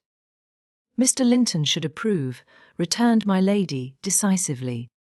He might spare himself the trouble, said Heathcliff. I could do as well without his approbation. And as to you, Catherine, I have a mind to speak a few words now, while we are at it. I want you to be aware that I know you have treated me infernally. Do you hear? And if you flatter yourself that I don't perceive it, you are a fool. And if you think I can be consoled by sweet words, you are an idiot. And if you fancy I'll suffer unrevenged, I'll convince you of the contrary. In a very little while. Meantime, thank you for telling me your sister-in-law's secret. I swear I'll make the most of it, and stand you aside. What new phase of his character is this? Exclaimed Mrs. Linton in amazement. I've treated you infernally, and you'll take your revenge. How will you take it, ungrateful brute? How have I treated you infernally? I seek no revenge on you, replied Heathcliff, less vehemently. That's not the plan. The tyrant grinds down his slaves, and they don't turn against him. They crush those beneath them. You are welcome to torture me to death for your amusement. Only allow me to amuse myself a little in the same style. And refrain from insult as much as you are able. Having levelled my palace, don't erect a hovel and complacently admire your own charity in giving me that for a home. If I imagined you really wished me to marry Isabel, I'd cut my throat. Oh, the evil is that I am not jealous, is it? Cried Catherine. Well, I won't repeat my offer of a wife. It is as bad as offering Satan a lost soul. Your bliss lies, like his, in inflicting misery. You prove it. Edgar is restored from the ill temper he gave way to at your coming. I begin to be secure and tranquil, and you, restless to know us at peace, appear resolved on exciting a quarrel. Quarrel with Edgar, if you please, Heathcliff, and deceive his sister. You'll hit on exactly the most efficient method of revenging yourself on me. The conversation ceased. Mrs. Linton sat down by the fire, flushed and gloomy. The spirit which served her was growing intractable. She could neither lay nor control it. He stood on the hearth with folded arms, brooding on his evil thoughts. And in this position I left them to seek the master, who was wondering what kept Catherine below so long. Ellen, said he, when I entered, have you seen your mistress? Yes, she's in the kitchen, sir, I answered. She's sadly put out by Mr. Heathcliff's behaviour. And, indeed, I do think it's time to arrange his visits on another footing. There's harm in being too soft, and now it's come to this. And I related the scene in the court, and, as near as I dared, the whole subsequent dispute. I fancied it could not be very prejudicial to Mrs. Linton, unless she made it so afterwards, by assuming the defensive for her guest. Edgar Linton had difficulty in hearing me to the close. His first words revealed that he did not clear his wife of blame. "This is insufferable," he exclaimed. "It is disgraceful that she should own him for a friend, and force his company on me. Call me 2 men out of the hall, Ellen. Catherine shall linger no longer to argue with the low ruffian. I have humoured her enough." He descended, and bidding the servants wait in the passage, went, followed by me, to the kitchen. Its occupants had recommenced their angry discussion. Mrs. Linton, at least, was scolding with renewed vigour. Heathcliff had moved to the window, and hung his head, somewhat cowed by her violent rating apparently. He saw the master first, and made a hasty motion that she should be silent, which she obeyed, abruptly, on discovering the reason of his intimation. "How is this?" said Linton, addressing her. "What notion of propriety must you have to remain here, after the language which has been held to you by that blackguard? I suppose, because it is his ordinary talk, you think nothing of it. You are habituated to his baseness, and, perhaps, imagine I can get used to it too." "Have you been listening at the door, Edgar?" asked the mistress, in a tone particularly calculated to provoke her husband, implying both carelessness and contempt of his irritation. Heathcliff, who had raised his eyes at the former speech, gave a sneering laugh at the latter, on purpose. It seemed to draw Mr. Linton's attention to him. He succeeded, but Edgar did not mean to entertain him with any high flights of passion. "I've been so far forbearing with you, sir," he said quietly, "not that I was ignorant of your miserable, degraded character, but I felt you were only partly responsible for that, and Catherine wishing to keep up your acquaintance. I acquiesced, foolishly. Your presence is a moral poison that would contaminate the most virtuous. For that cause, and to prevent worse consequences, I shall deny you hereafter admission into this house, and give notice now that I require your instant departure. 3 minutes' delay will render it involuntary and ignominious." Heathcliff measured the height and breadth of the speaker with an eye full of derision. "Cathy, this lamb of yours threatens like a bull," he said.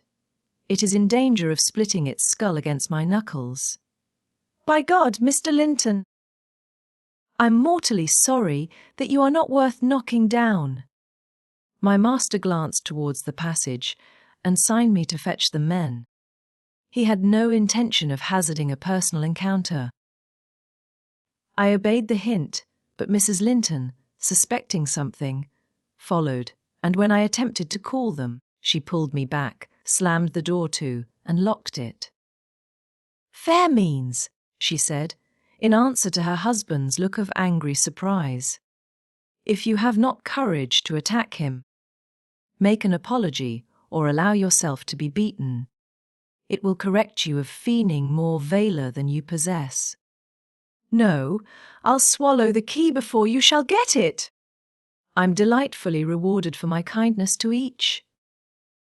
After constant indulgence of one's weak nature, and the other's bad one, I earn for thanks 2 samples of blind ingratitude, stupid to absurdity. Edgar, I was defending you and yours, and I wish Heathcliff may flog you sick for daring to think an evil thought of me." It did not need the medium of a flogging to produce that effect on the master. He tried to wrest the key from Catherine's grasp, and for safety she flung it into the hottest part of the fire. Whereupon, Mr. Edgar was taken with a nervous trembling, and his countenance grew deadly pale. For his life he could not avert that excess of emotion. Mingled anguish and humiliation overcame him completely. He leant on the back of a chair and covered his face. "Oh, heavens! In old days this would win you knighthood," exclaimed Mrs. Linton. "We are vanquished! We are vanquished!" Heathcliff would as soon lift a finger at you as the king would march his army against a colony of mice. "Cheer up! You shan't be hurt!" Your type is not a lamb, it's a sucking leveret. I wish you joy of the milk-blooded coward, "Cathy," said her friend. "I compliment you on your taste." And that is the slavering, shivering thing you preferred to me. I would not strike him with my fist, but I'd kick him with my foot, and experience considerable satisfaction. Is he weeping, or is he going to faint for fear? The fellow approached and gave the chair on which Linton rested a push.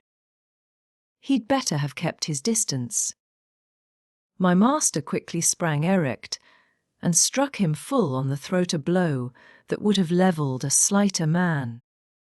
It took his breath for a minute, and while he choked, Mr. Linton walked out by the back door into the yard, and from thence to the front entrance. "There! You've done with coming here," cried Catherine. "Get away now. He'll return with a brace of pistols and half a dozen assistants. If he did overhear us, of course he'd never forgive you." "You've played me an ill turn, Heathcliff. But go, make haste.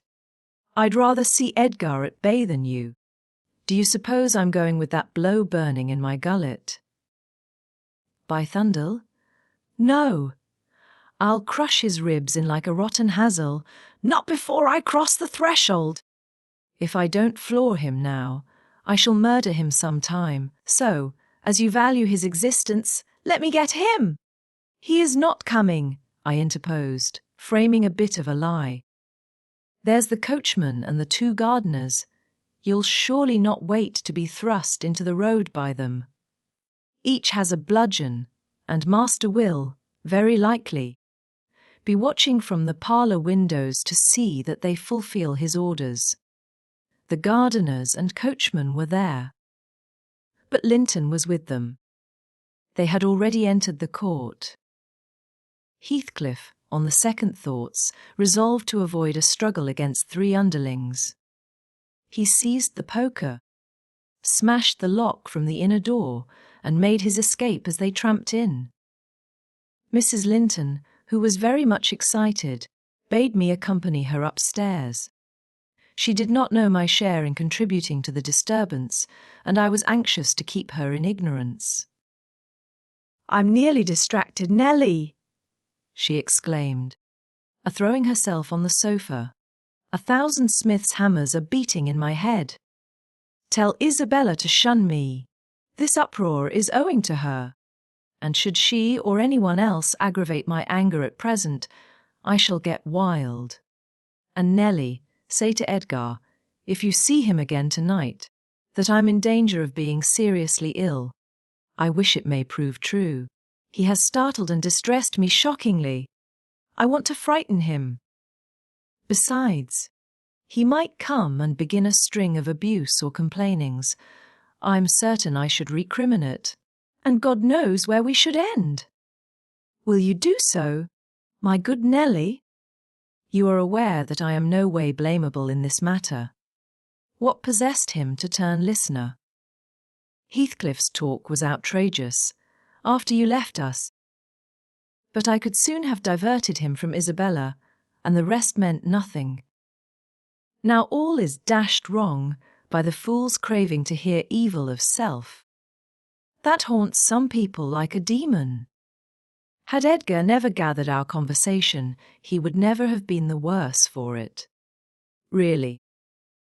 When he opened on me in that unreasonable tone of displeasure after I, had scolded Heathcliff till I was hoarse for him.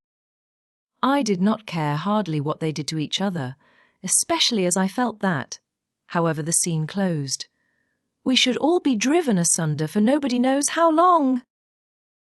Well, if I cannot keep Heathcliff for my friend, if Edgar will be mean and jealous, I'll try to break their hearts by breaking my own.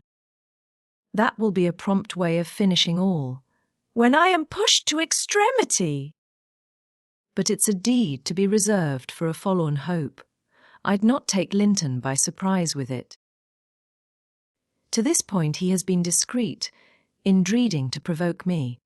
You must represent the peril of quitting that policy, and remind him of my passionate temper, verging, when kindled, on frenzy. I wish you could dismiss that apathy out of that countenance, and look rather more anxious about me.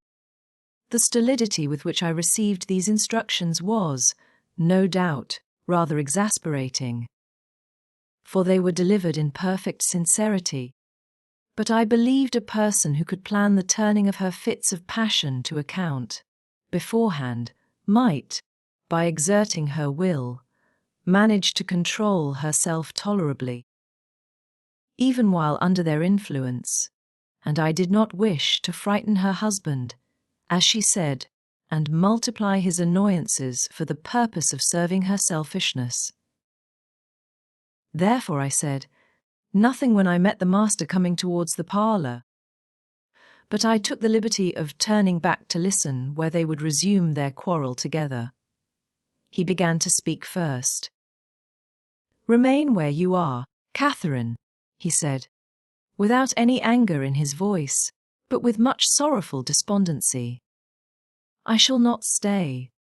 I am neither come to wrangle nor be reconciled, but I wish just to learn whether, after this evening's events, you intend to continue your intimacy with—" "Oh, for mercy's sake," interrupted the mistress, stamping her foot, "for mercy's sake.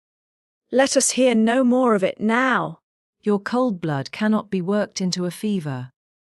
Your veins are full of ice water, but mine are boiling, and the sight of such chillness makes them dance. To get rid of me, answer my question," persevered Mr. Linton. "You must answer it, and that violence does not alarm me. I have found that you can be as stoical as anyone, when you please. Will you give up Heathcliff hereafter, or will you give up me? It is impossible for you to be my friend and his at the same time, and I absolutely require to know which you choose." "I require to be let alone," exclaimed Catherine, furiously. "I demand it. Don't you see I can scarcely stand? Edgar, you leave me." She rang the bell till it broke with a twang. I entered leisurely. It was enough to try the temper of a saint. Such senseless, wicked rages! There she lay, dashing her head against the arm of the sofa, and grinding her teeth, so that you might fancy she would crash them to splinters. Mr. Linton stood looking at her in sudden compunction and fear. He told me to fetch some water. She had no breath for speaking. I brought a glass full, and as she would not drink, I sprinkled it on her face. In a few seconds she stretched herself out stiff, and turned up her eyes, while her cheeks, at once blanched and livid, assumed the aspect of death. Linton looked terrified. "There is nothing in the world the matter," I whispered. I did not want him to yield, though I could not help being afraid in my heart. "She has blood on her lips," he said, shuddering. "Never mind," I answered, tartly, and I told him how she had resolved, previous to his coming, on exhibiting a fit of frenzy. I incautiously gave the account aloud, and she heard me, for she started up, her hair flying over her shoulders, her eyes flashing, the muscles of her neck and arms standing out preternaturally. I made up my mind for broken bones, at least, but she only glared about her for an instant, and then rushed from the room. The master directed me to follow. I did. To her chamber door. She hindered me from going further by securing it against me, as she never offered to descend to breakfast next morning. I went to ask whether she would have some carried up. No, she replied, peremptorily. The same question was repeated at dinner and tea, and again on the morrow after, and received the same answer.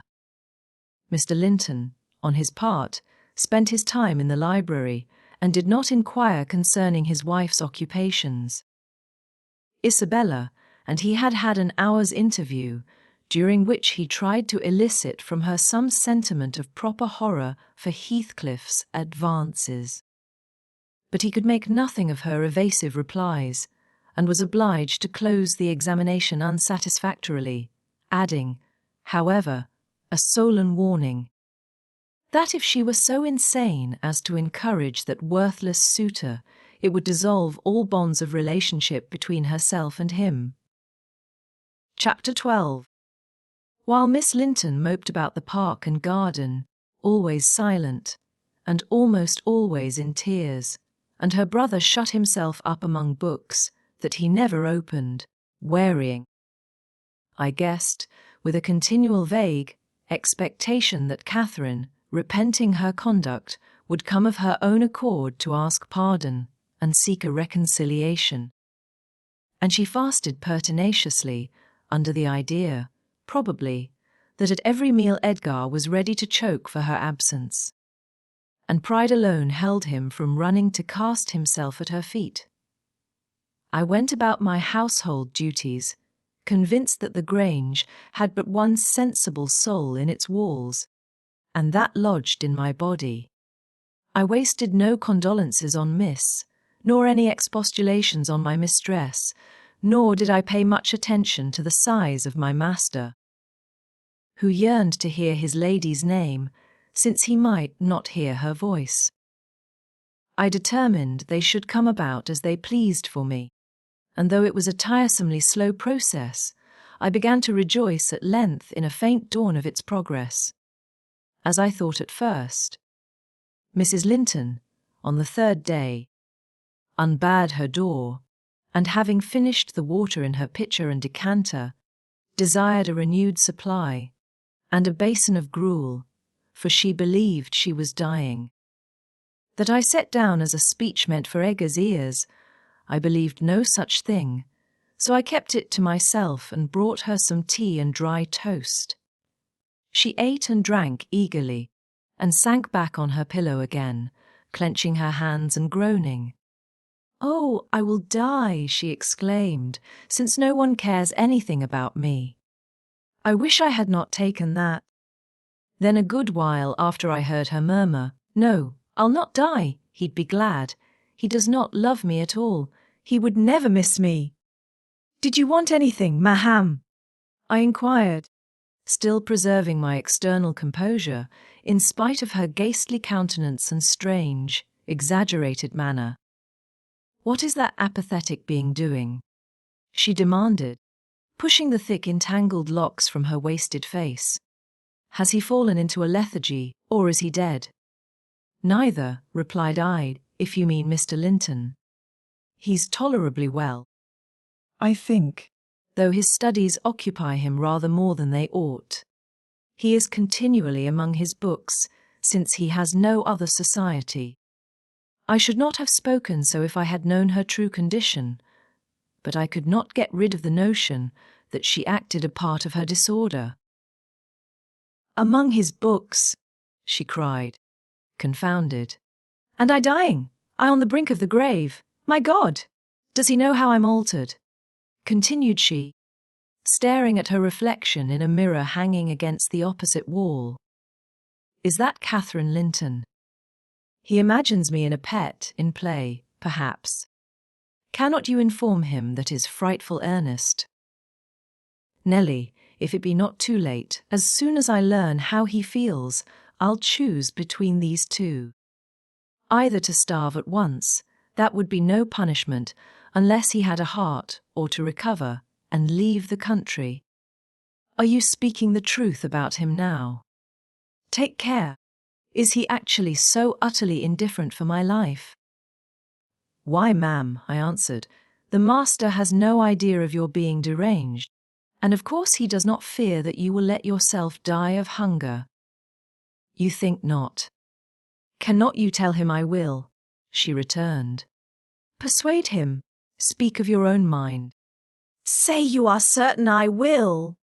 No, you forget. Mrs. Linton, I suggested, that you have eaten some food with a relish this evening, and tomorrow you will perceive its good effects. If I were only sure it would kill him, she interrupted, I'd kill myself directly. These 3 awful nights I've never closed my lids, and oh, I've been tormented. I've been haunted, Nellie. But I begin to fancy you don't like me. How strange! I thought, though everybody hated and despised each other, they could not avoid loving me. And they have all turned to enemies in a few hours. They have, I'm positive, the people here. How dreary to meet death surrounded by their cold faces! Isabella, terrified and repelled, afraid to enter the room. It would be so dreadful to watch Catherine go. And Edgar standing solemnly by to see it over, then offering prayers of thanks to God for restoring peace to his house, and going back to his books. What in the name of all that feels has he to do with books, when I am dying? She could not bear the notion which I had put into her head of Mr. Linton's philosophical resignation. Tossing about, she increased her verish bewilderment to madness, and tore the pillow with her teeth, then raising herself up all burning, desired that I would open the window. We were in the middle of winter. The wind blew strong from the northeast, and I objected. Both the expressions flitting over her face and the changes of her moods began to alarm me terribly, and brought to my recollection her former illness, and the doctor's injunction that she should not be crossed. A minute previously she was violent, now supported on one arm, and not noticing my refusal to obey her, she seemed to find childish diversion in pulling the feathers from the rents she had just made, and ranging them on the sheet according to their different species. Her mind had strayed to other associations. That's a turkey's, she murmured to herself, and this is a wild duck's, and this is a pigeon's. Ah, they put pigeons' feathers in the pillows. No wonder I couldn't die. Let me take care to throw it on the floor when I lie down. And here is a more cock's, and this, I should know it among 1,000, it's a lapwing's. Bonny bird. Wheeling over our heads in the middle of the moor.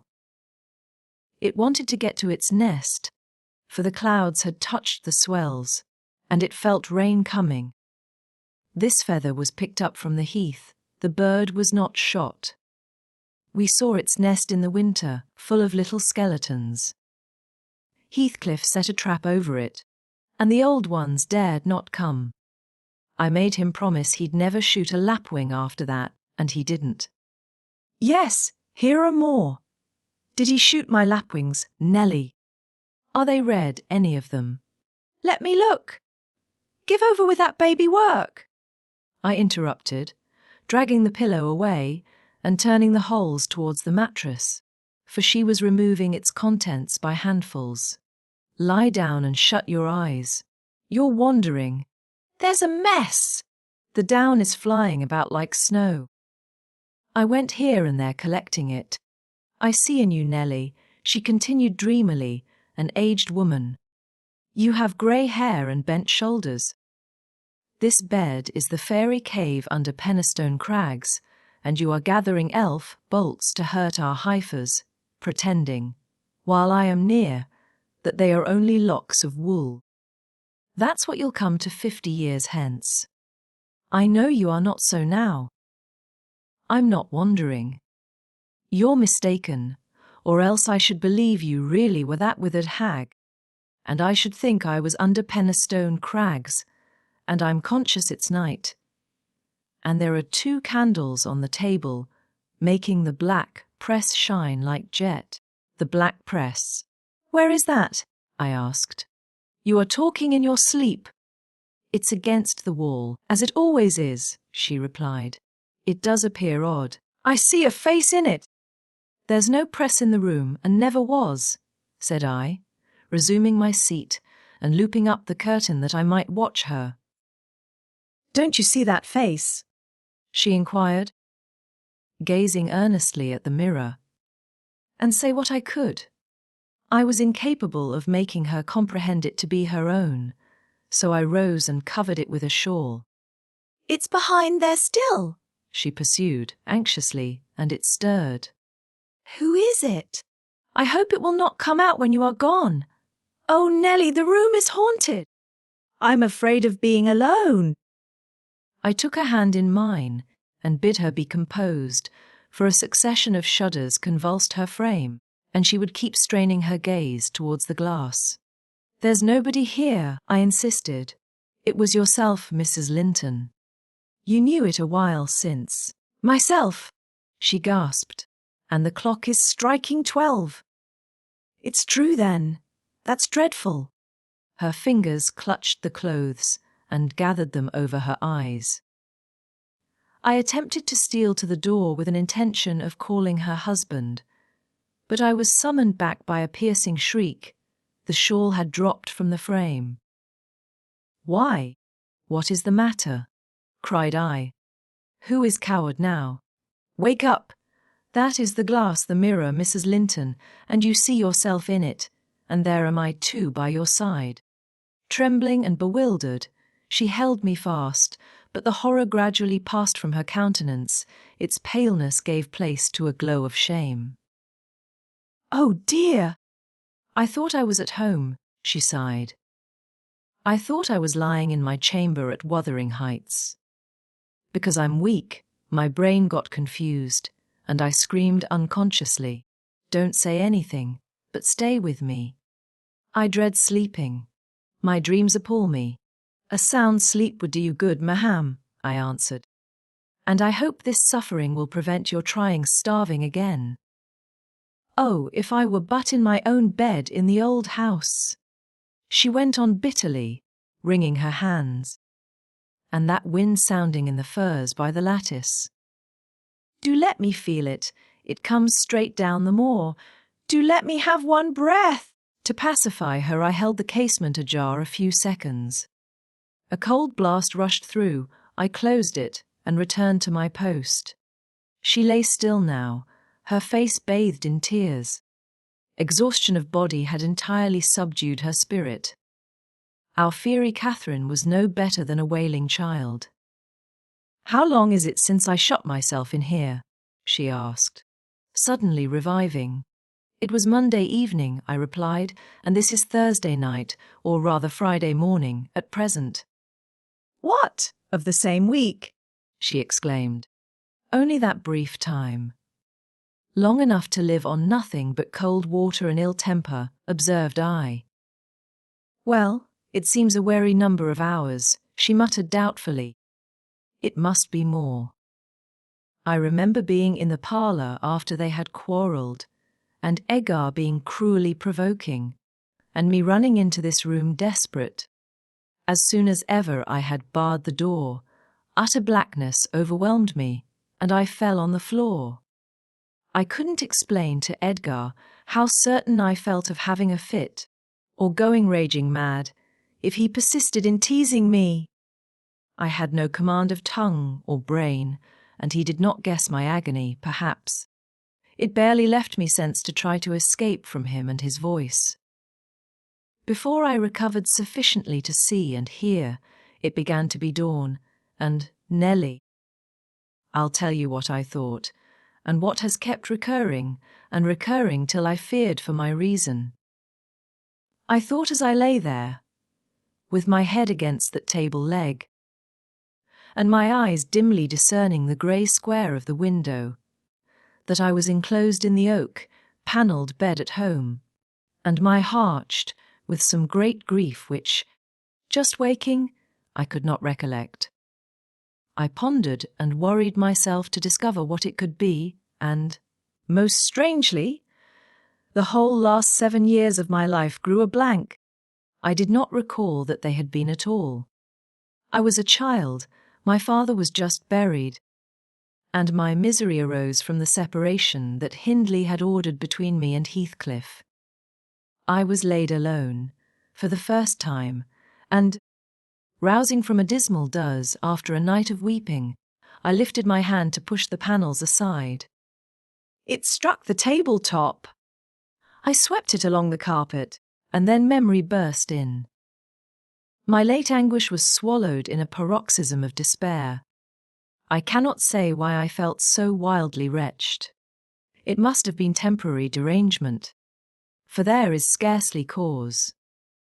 But, supposing at 12 years old I had been wrenched from the heights and every early association, and my all in all, as Heathcliff was at that time, and been converted at a stroke into Mrs. Linton, the lady of Thrushcross Grange, and the wife of a stranger, an exile and outcast, thenceforth from what had been my world. You may fancy a glimpse of the abyss where I grovelled. Shake your head as you will, Nelly, you have helped to unsettle me. You should have spoken to Edgar, indeed you should, and compelled him to leave me quiet. Oh, I'm burning. I wish I were out of doors. I wish I were a girl again. Half savage and hardy and free, and laughing at injuries, not maddening under them. Why am I so changed? Why does my blood rush into a hell of tumult at a few words? I'm sure I should be myself were I once among the heather on those hills. Open the window again wide. Fasten it open. Quick, why don't you move? Because I won't give you your death of cold, I answered. You won't give me a chance of life, you mean, she said sullenly. However, I'm not helpless yet. I'll open it myself. And sliding from the bed before I could hinder her, she crossed the room, walking very uncertainly, threw it back, and bent out, careless of the frosty air that cut about her shoulders as keen as a knife. I entreated, and finally attempted to force her to retire. But I soon found her delirious strength much surpassed mine. She was delirious, I became convinced by her subsequent actions and ravings. There was no moon, and everything beneath lay in misty darkness. Not a light gleamed from any house, far or near, all had been extinguished long ago. And those at Wuthering Heights were never visible, still she asserted she caught their shining. Look, she cried eagerly, that's my room with the candle in it. And the trees swaying before it, and the other candle is in Joseph's garret. Joseph sits up late, doesn't he? He's waiting till I come home that he may lock the gate. Well, he'll wait a while yet. It's a rough journey, and a sad heart to travel it, and we must pass by Gimmerton Kirk to go that journey. We've braved its ghosts often together, and dared each other to stand among the graves and ask them to come. But, Heathcliff, if I dare you now, will you venture? If you do, I'll keep you. I'll not lie there by myself. They may bury me 12 feet deep and throw the church down over me, but I won't rest till you are with me. I never will. She paused and resumed with a strange smile. He's considering. He'd rather I'd come to him. Find a way then. Not through that kirkyard. You are slow. Be content. You always followed me. Perceiving it vain to argue against her insanity, I was planning how I could reach something to wrap about her, without quitting my hold of herself, for I could not trust her alone by the gaping lattice, when, to my consternation, I heard the rattle of the door handle, and Mr. Linton entered. He had only then come from the library, and in passing through the lobby, had noticed our talking and been attracted by curiosity, or fear, to examine what it signified at that late hour. "Oh, sir," I cried, checking the exclamation risen to his lips at the sight which met him, and the bleak atmosphere of the chamber. "My poor mistress is ill, and she quite masters me. I cannot manage her at all. Pray, come and persuade her to go to bed. Forget your anger, for she's hard to guide any way but her own. Catherine ill," he said, hastening to us. "Shut the window, Ellen. Catherine." Why? He was silent. The haggardness of Mrs. Linton's appearance smote him speechless, and he could only glance from her to me in horrified astonishment. "She's been fretting here," I continued, and eating scarcely anything, and never complaining. "She would admit none of us till this evening, and so we couldn't inform you of her state, as we were not aware of it ourselves, but it is nothing." I felt I uttered my explanations awkwardly. The master frowned. "It is nothing, is it, Ellen Dean?" he said sternly. "You shall account more clearly for keeping me ignorant of this." And he took his wife in his arms and looked at her with anguish. At first she gave him no glance of recognition. He was invisible to her abstracted gaze. The delirium was not fixed, however. Having weaned her eyes from contemplating the outer darkness, by degrees she centred her attention on him and discovered who it was that held her. "Ah, you are come!" "Are you Edgar Linton?" she said, with angry animation. "You are one of those things that are ever found when least wanted, and when you are wanted, never. I suppose we shall have plenty of lamentations now. I see we shall, but they can't keep me from my narrow home out yonder. My resting place, where I'm bound before spring is over. There it is. Not among the Lintons, mind, under the chapel roof, but in the open air, with a headstone. And you may please yourself whether you go to them or come to me." "Catherine, what have you done?" commenced the master. "Am I nothing to you any more? Do you love that wretch Heath?" "Hush!" cried Mrs. Linton. "Hush this moment! You mention that name, and I end the matter instantly by a spring from the window." "What you touch at present you may have, but my soul will be on that hill top before you lay hands on me again. I don't want you, Edgar. I'm past wanting you. Return to your books.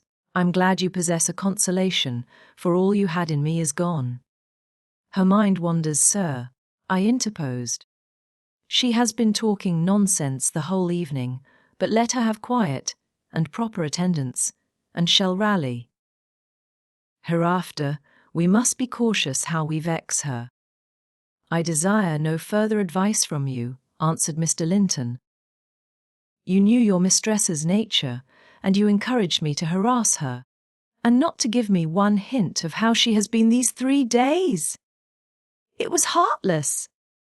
Months of sickness could not cause such a change." I began to defend myself, thinking it too bad to be blamed for another's wicked waywardness. "I knew Mrs. Linton's nature to be headstrong and domineering," cried I. "But I didn't know that you wished to foster her fierce temper." "I didn't know that. To humour her, I should wink at Mr. Heathcliff. I performed the duty of a faithful servant in telling you, and I have got a faithful servant's wages." "Well, it will teach me to be careful next time. Next time you may gather intelligence for yourself. The next time you bring a tale to me, you shall quit my service, Ellen Dean," he replied. "You'd rather hear nothing about it, I suppose, then, Mr. Linton?" said I. "Heathcliff has your permission to come according to Miss, and to drop in at every opportunity your absence offers, on purpose to poison the mistress against you." Confused as Catherine was, her wits were alert at applying our conversation. "Ah, Nellie has played traitor," she exclaimed passionately. "Nellie is my hidden enemy. You witch! So you do seek elf bolts to hurt us? Let me go, and I'll make her rue. I'll make her howl a recantation. A maniac's fury kindled under her brows. She struggled desperately to disengage herself from Linton's arms. I felt no inclination to tarry the event, and, resolving to seek medical aid on my own responsibility, I quitted the chamber. In passing the garden to reach the road, at a place where a bridle hook is driven into the wall, I saw something white moved irregularly, evidently by another agent than the wind. Notwithstanding my hurry, I stayed to examine it, lest ever after I should have the conviction impressed on my imagination that it was a creature of the other world. My surprise and perplexity were great on discovering, by touch more than vision, Miss Isabella's Springer, Fanny, suspended by a handkerchief and nearly at its last gasp.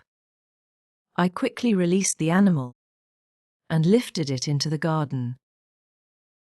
I had seen it follow its mistress upstairs when she went to bed, and wondered much how it could have got out there, and what mischievous person had treated it so. While untying the knot round the hook, it seemed to me that I repeatedly caught the beat of horses' feet, galloping at some distance. But there were such a number of things to occupy my reflections that I hardly gave the circumstance a thought. Though it was a strange sound, in that place, at 2 o'clock in the morning.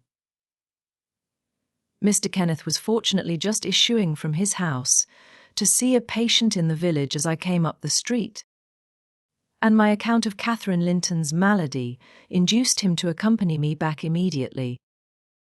He was a plain, rough man, and he made no scruple to speak his doubts of her surviving this second attack, unless she were more submissive to his directions than she had shown herself before.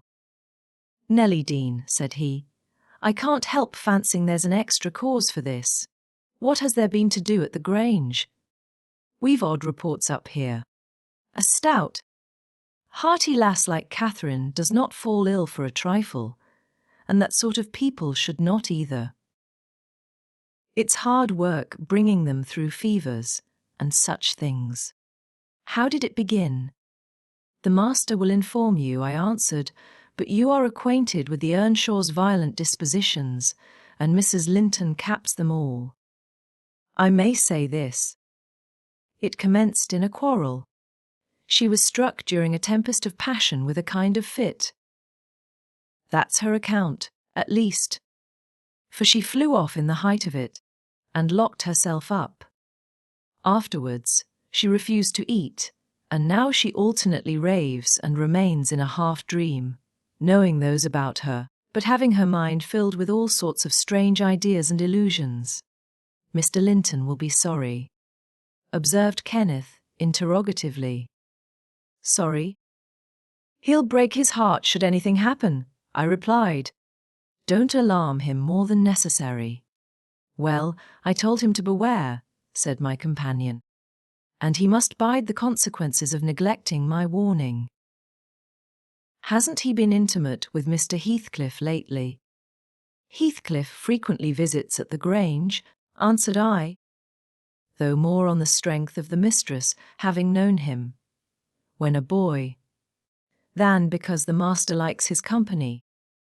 At present he's discharged from the trouble of calling, owing to some presumptuous aspirations after Miss Linton, which he manifested.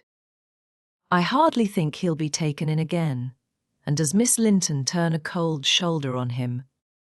was the doctor's next question. "I'm not in her confidence," returned I, reluctant to continue the subject. "No, she's a sly one," he remarked, shaking his head. "She keeps her own counsel, but she's a real little fool. I have it from good authority that last night, and a pretty night it was, she and Heathcliff were walking in the plantation at the back of your house above 2 hours, and he pressed her not to go in again, but just mount his horse and away with him. My informant said she could only put him off by pledging her word of honor to be prepared on their first meeting after that. When it was to be, he didn't hear, but you urge Mr. Linton to look sharp. This news filled me with fresh fears. I outstripped Kenneth and ran most of the way back. The little dog was yelping in the garden yet. I spared a minute to open the gate for it, but instead of going to the house door, it coursed up and down snuffing the grass and would have escaped to the road had I not seized it and conveyed it in with me. On ascending to Isabella's room, my suspicions were confirmed. It was empty. Had I been a few hours sooner, Mrs. Linton's illness might have arrested her rash step. But what could be done now? There was a bare possibility of overtaking them if pursued instantly. I could not pursue them, however, and I dared not rouse the family and fill the place with confusion, still less unfold the business to my master, absorbed as he was in his present calamity, and having no heart to spare for a second grief. I saw nothing for it but to hold my tongue and suffer matters to take their course, and Kenneth being arrived, I went with a badly composed countenance to announce him. Catherine lay in a troubled sleep. Her husband had succeeded in soothing the excess of frenzy. He now hung over her pillow, watching every shade and every change of her painfully expressive features. The doctor, on examining the case for himself, spoke hopefully to him of its having a favourable termination if we could only preserve around her perfect and constant tranquillity. To me, he signified the threatening danger was not so much death as permanent alienation of intellect. I did not close my eyes that night, nor did Mr. Linton. Indeed, we never went to bed, and the servants were all up long before the usual hour, moving through the house with stealthy tread, and exchanging whispers as they encountered each other in their vocations. Everyone was active but Miss Isabella, and they began to remark how sound she slept. Her brother, too, asked if she had risen, and seemed impatient for her presence, and hurt that she showed so little anxiety for her sister-in-law. I trembled lest he should send me to call her, but I was spared the pain of being the first proclaimant of her flight. One of the maids, a thoughtless girl, who had been on an early errand to Gimmerton, came panting upstairs, open-mouthed, and dashed into the chamber, crying, "Oh dear! What mun we have next?" "Master, "Master! Our young lady, hold your noise!" cried I hastily, enraged at her clamorous manner. "Speak lower, Mary, what is the matter?" said Mr. Linton. "What ails your young lady?" "She's gone. She's gone. Yon Heathcliff's run off wi' her," gasped the girl. "That is not true," exclaimed Linton, rising in agitation. "It cannot be. How has the idea entered your head? Ellen Dean, go and seek her. It is incredible. It cannot be." As he spoke, he took the servant to the door, and then repeated his demand to know her reasons for such an assertion. "Why, I met on the road a lad that fetches milk here," she stammered, and he asked whether we weren't in trouble at the Grange. I thought he meant for Mrs. sickness, so I answered yes. Then says he, there's somebody gone after them. I guess, I stared. He saw I knew naught about it, and he told how a gentleman and lady had stopped to have a horse's shoe fastened at a blacksmith's shop, 2 miles out of Gimmerton, not very long after midnight, and how the blacksmith's lass had got up to spy who they were. She knew them both directly, and she noticed the man, Heathcliff it was, she felt certain. Nobody could mistake him, besides, put a sovereign in her father's hand for payment. The lady had a cloak about her face, but having desired a sup of water, while she drank it fell back, and she saw her very plain. Heathcliff held both bridles as they rode on, and they set their faces from the village, and went as fast as the rough roads would let them. The lass said nothing to her father, but she told it all over Gimmerton this morning. I ran and peeped, for form's sake, into Isabella's room, confirming, when I returned, the servant's statement. Mr. Linton had resumed his seat by the bed. On my re-entrance, he raised his eyes, read the meaning of my blank aspect, and dropped them without giving an order or uttering a word.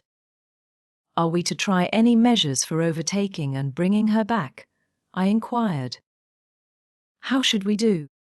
"She went of her own accord," answered the master. "She had a right to go if she pleased. Trouble me no more about her. Hereafter she is only my sister in name, not because I disown her, but because she has disowned me." And that was all he said on the subject. He did not make a single inquiry further, or mention her in any way, except directing me to send what property she had in the house to her fresh home, wherever it was, when I knew it. Chapter 13. For 2 months the fugitives remained absent. In those 2 months, Mrs. Linton encountered and conquered the worst shock of what was denominated a brain fever. No mother could have nursed an only child more devotedly than Edgar tended her. Day and night he was watching, and patiently enduring all the annoyances that irritable nerves and a shaken reason could inflict. And, though Kenneth remarked that what he saved from the grave would only recompense his care by forming the source of constant future anxiety, in fact, that his health and strength were being sacrificed to preserve a mere ruin of humanity. He knew no limits in gratitude and joy when Catherine's life was declared out of danger, and hour after hour he would sit beside her, tracing the gradual return to bodily health, and flattering his too sanguine hopes with the illusion that her mind would settle back to its right balance also, and she would soon be entirely her former self. The first time she left her chamber was at the commencement of the following March. Mr. Linton had put on her pillow, in the morning, a handful of golden crocuses. Her eye, long stranger to any gleam of pleasure, caught them in waking, and shone delighted as she gathered them eagerly together. "These are the earliest flowers at the Heights," she exclaimed. "They remind me of soft thaw winds, and warm sunshine, and nearly melted snow. Edgar, is there not a south wind, and is not the snow almost gone?" "The snow is quite gone down here, darling," replied her husband, "and I only see 2 white spots on the whole range of moors. The sky is blue, and the larks are singing, and the becks and brooks are all brimful. Catherine, last spring at this time, I was longing to have you under this roof.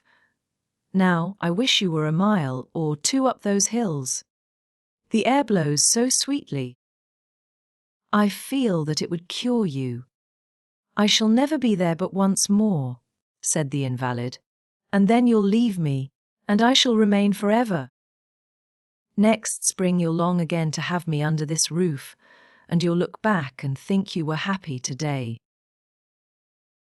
Linton lavished on her the kindest caresses, and tried to cheer her by the fondest words. But, vaguely regarding the flowers, she let the tears collect on her lashes and stream down her cheeks unheeding. We knew she was really better, and therefore decided that long confinement to a single place produced much of this despondency, and it might be partially removed by a change of scene. The master told me to light a fire in the many weeks deserted parlour, and to set an easy chair in the sunshine by the window, and then he brought her down, and she sat along while enjoying the genial heat, and, as we expected, revived by the objects round her, which, though familiar, were free from the dreary associations investing her hated sick chamber.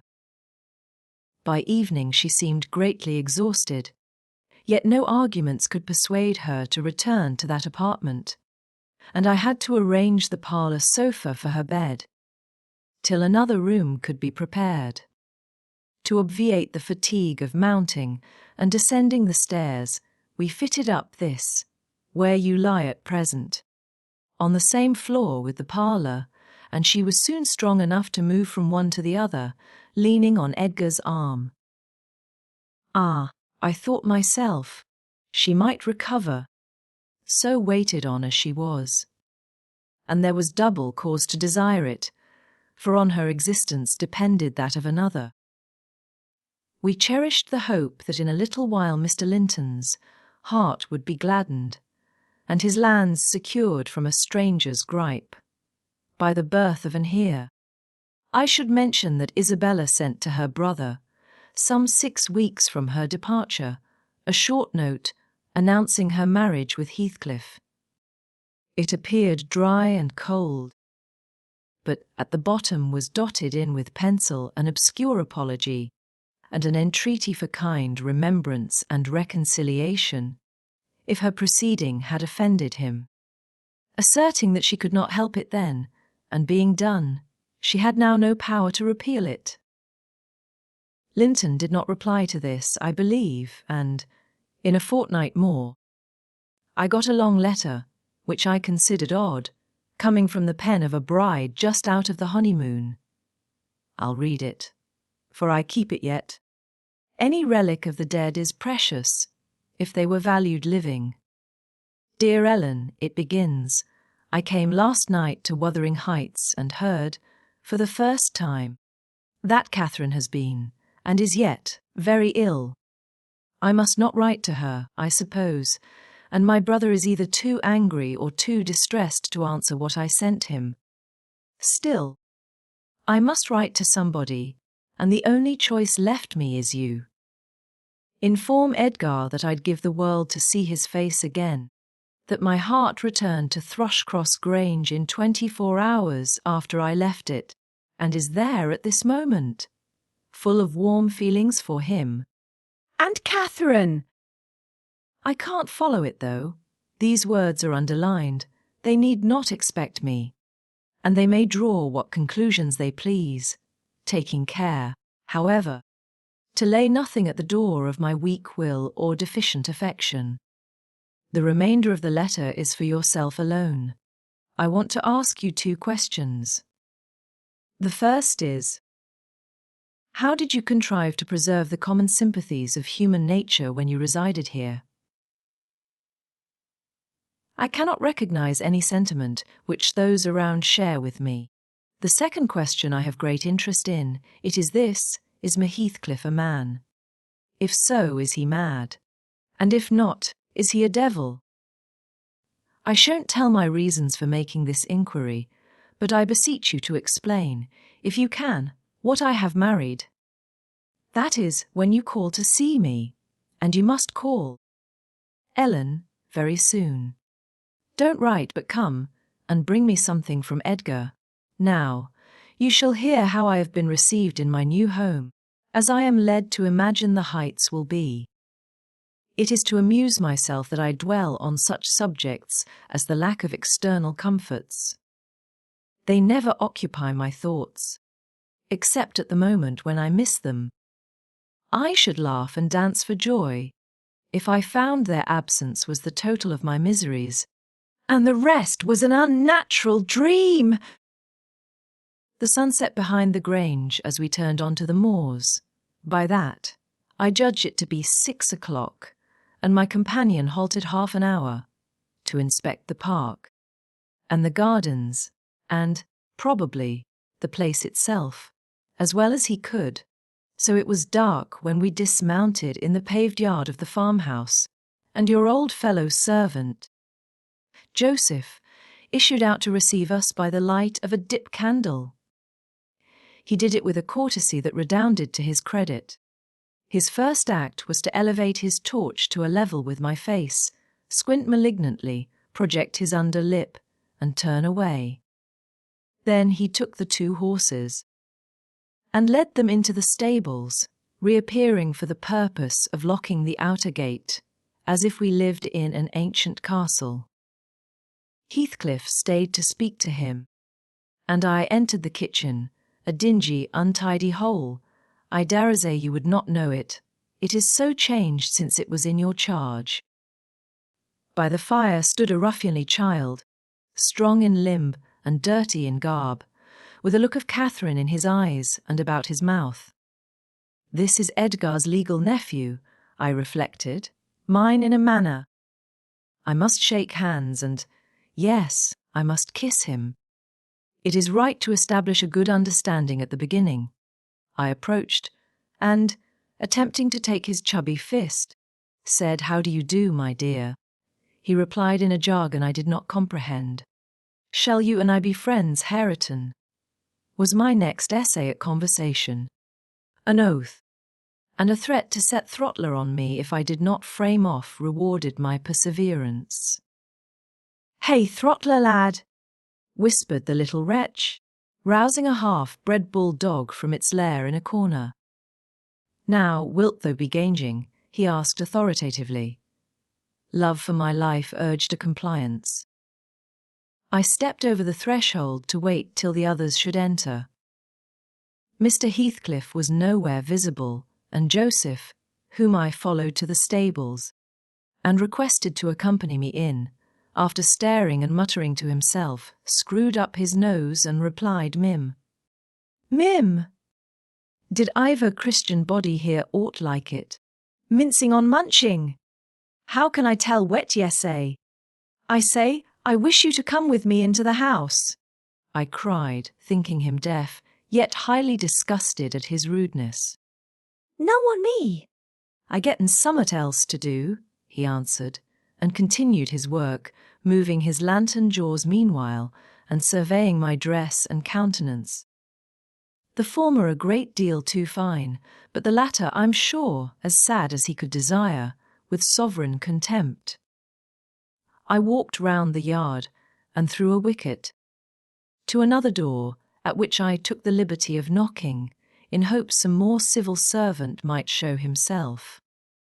After a short suspense, it was opened by a tall, gaunt man, without neckerchief, and otherwise extremely slovenly. His features were lost in masses of shaggy hair that hung on his shoulders, and his eyes, too, were like a ghostly Catherine's with all their beauty annihilated. "What's your business here?" he demanded grimly. "Who are you?"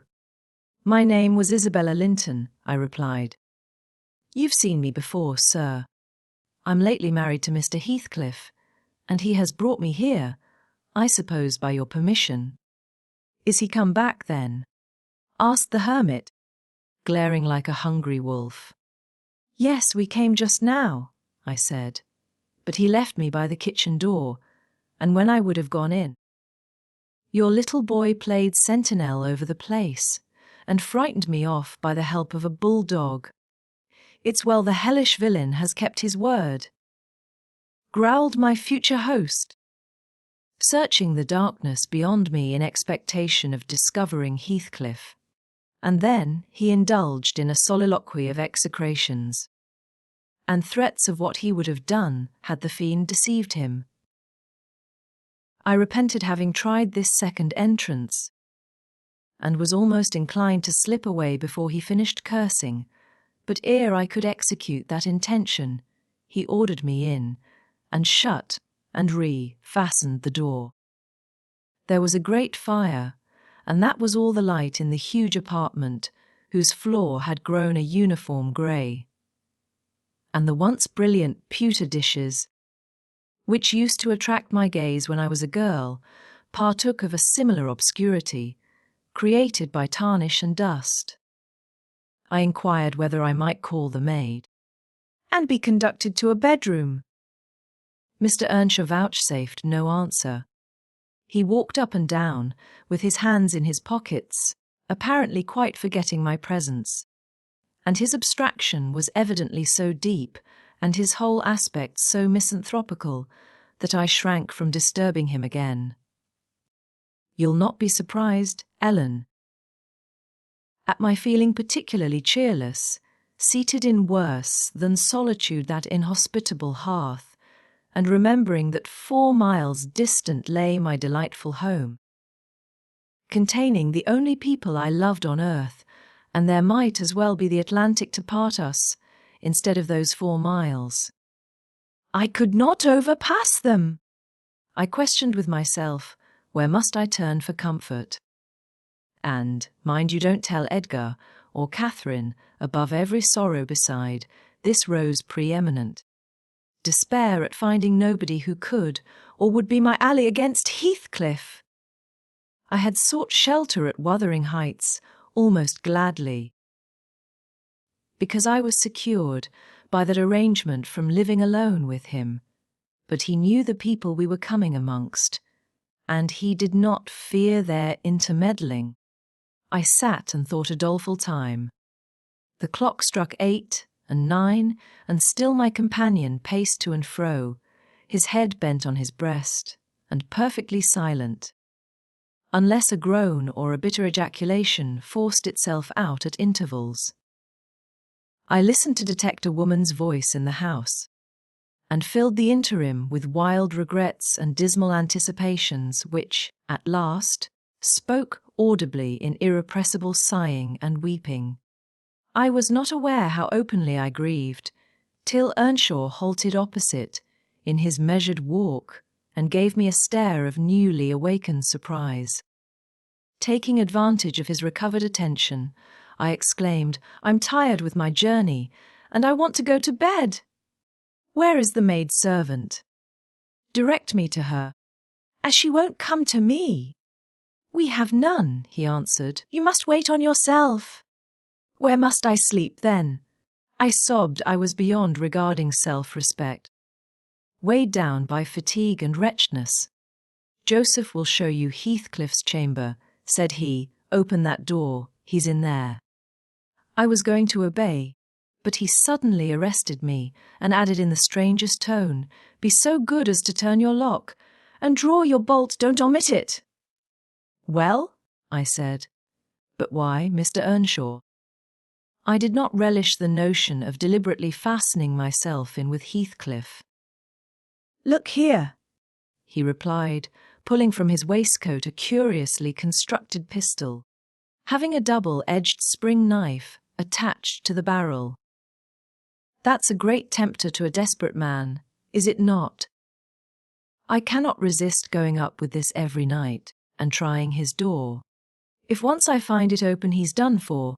I do it invariably, even though the minute before I have been recalling 100 reasons that should make me refrain. It is some devil that urges me to thwart my own schemes by killing him. You fight against that devil for love as long as you may. When the time comes, not all the angels in heaven shall save him." I surveyed the weapon inquisitively. A hideous notion struck me. How powerful I should be possessing such an instrument! I took it from his hand and touched the blade. He looked astonished at the expression my face assumed during a brief second. It was not horror, it was covetousness. He snatched the pistol back jealously, shut the knife, and returned it to its concealment. "I don't care if you tell him," said he. "Put him on his guard, and watch for him. You know the terms we are on, I see. His danger does not shock you." "What has Heathcliff done to you?" I asked. "In what has he wronged you to warrant this appalling hatred?" "Wouldn't it be wiser to bid him quit the house?" "No," thundered Earnshaw. "Should he offer to leave me, he's a dead man. Persuade him to attempt it, and you are a murderess. Am I to lose all without a chance of retrieval? Is Hareton to be a beggar?" "Oh, damnation! I will have it back. And I'll have his gold too, and then his blood, and hell shall have his soul." It will be 10 times blacker with that guest than ever it was before. You've acquainted me, Ellen, with your old master's habits. He is clearly on the verge of madness. He was so last night at least. I shuddered to be near him, and thought on the servant's ill-bred moroseness as comparatively agreeable. He now recommenced his moody walk, and I raised the latch and escaped into the kitchen. Joseph was bending over the fire, peering into a large pan that swung above it, and a wooden bowl of oatmeal stood on the settle close by. The contents of the pan began to boil, and he turned to plunge his hand into the bowl. I conjectured that this preparation was probably for our supper, and, being hungry, I resolved it should be eatable, so, crying out sharply, "I'll make the porridge," I removed the vessel out of his reach, and proceeded to take off my hat and riding habit. Mr. Earnshaw, I continued, directs me to wait on myself.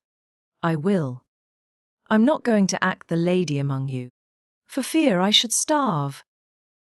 Good Lord, he muttered, sitting down and stroking his ribbed stockings from the knee to the ankle. If there's to be fresh ortherings, just when I getten used to 2 maisters, if I mun have a mistress, set ower my head, it's like time to be flitting.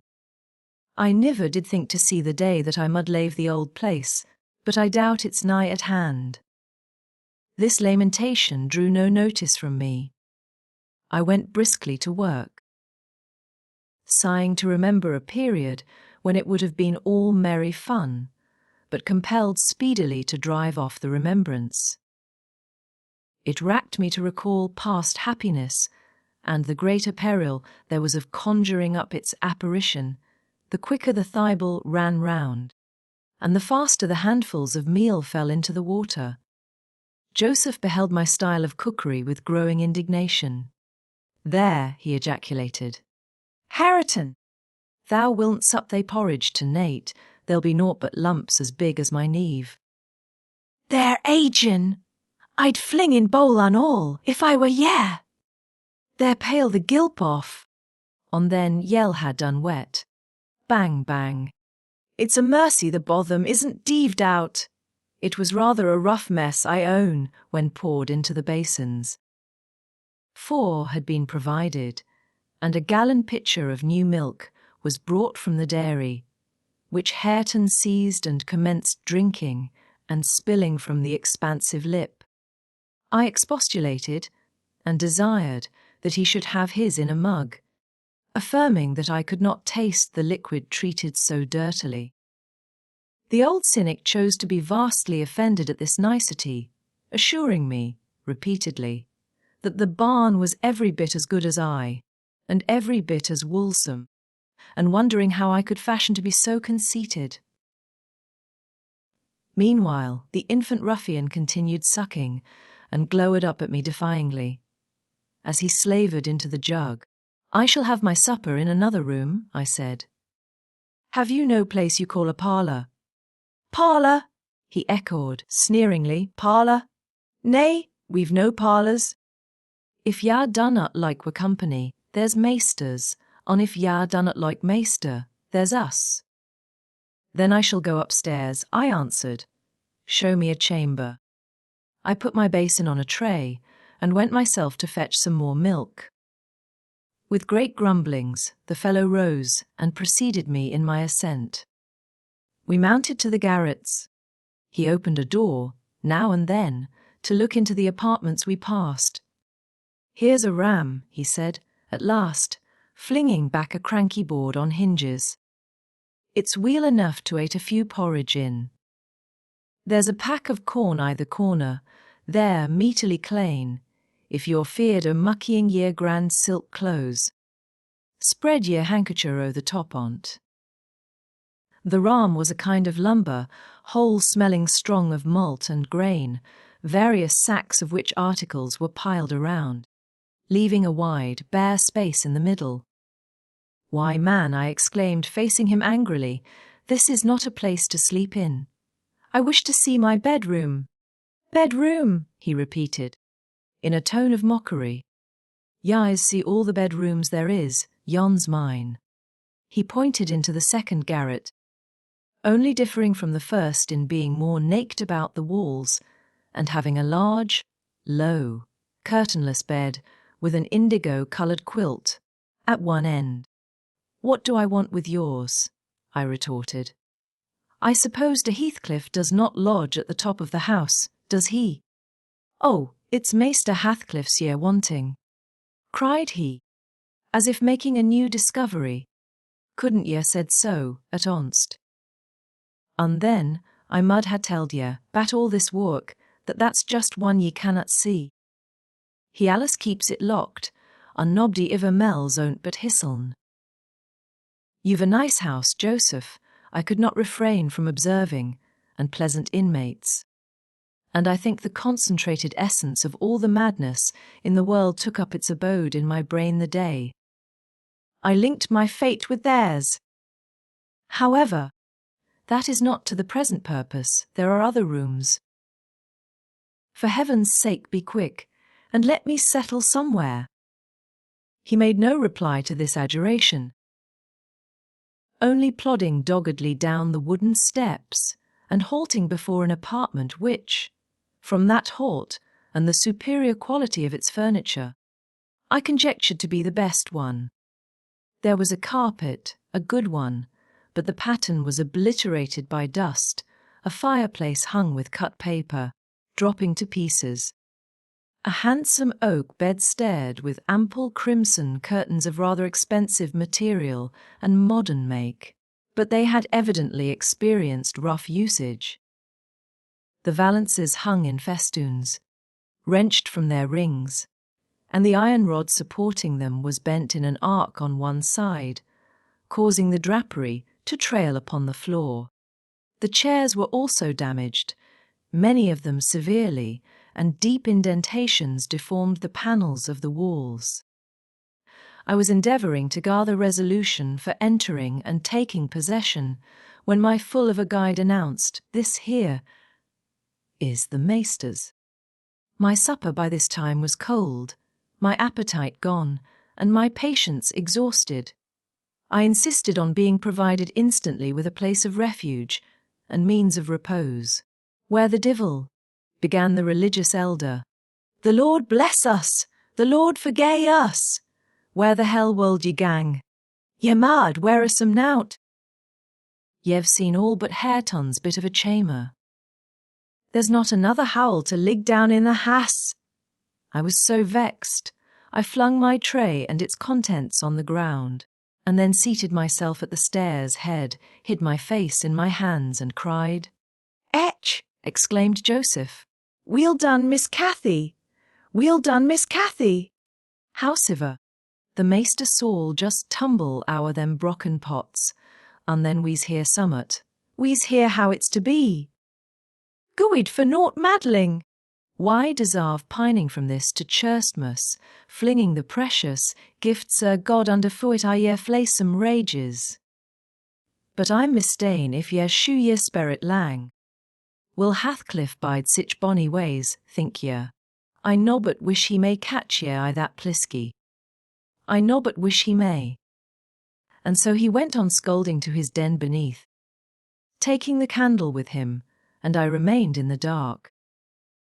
The period of reflection succeeding this silly action compelled me to admit the necessity of smothering my pride and choking my wrath, and bestirring myself to remove its effects.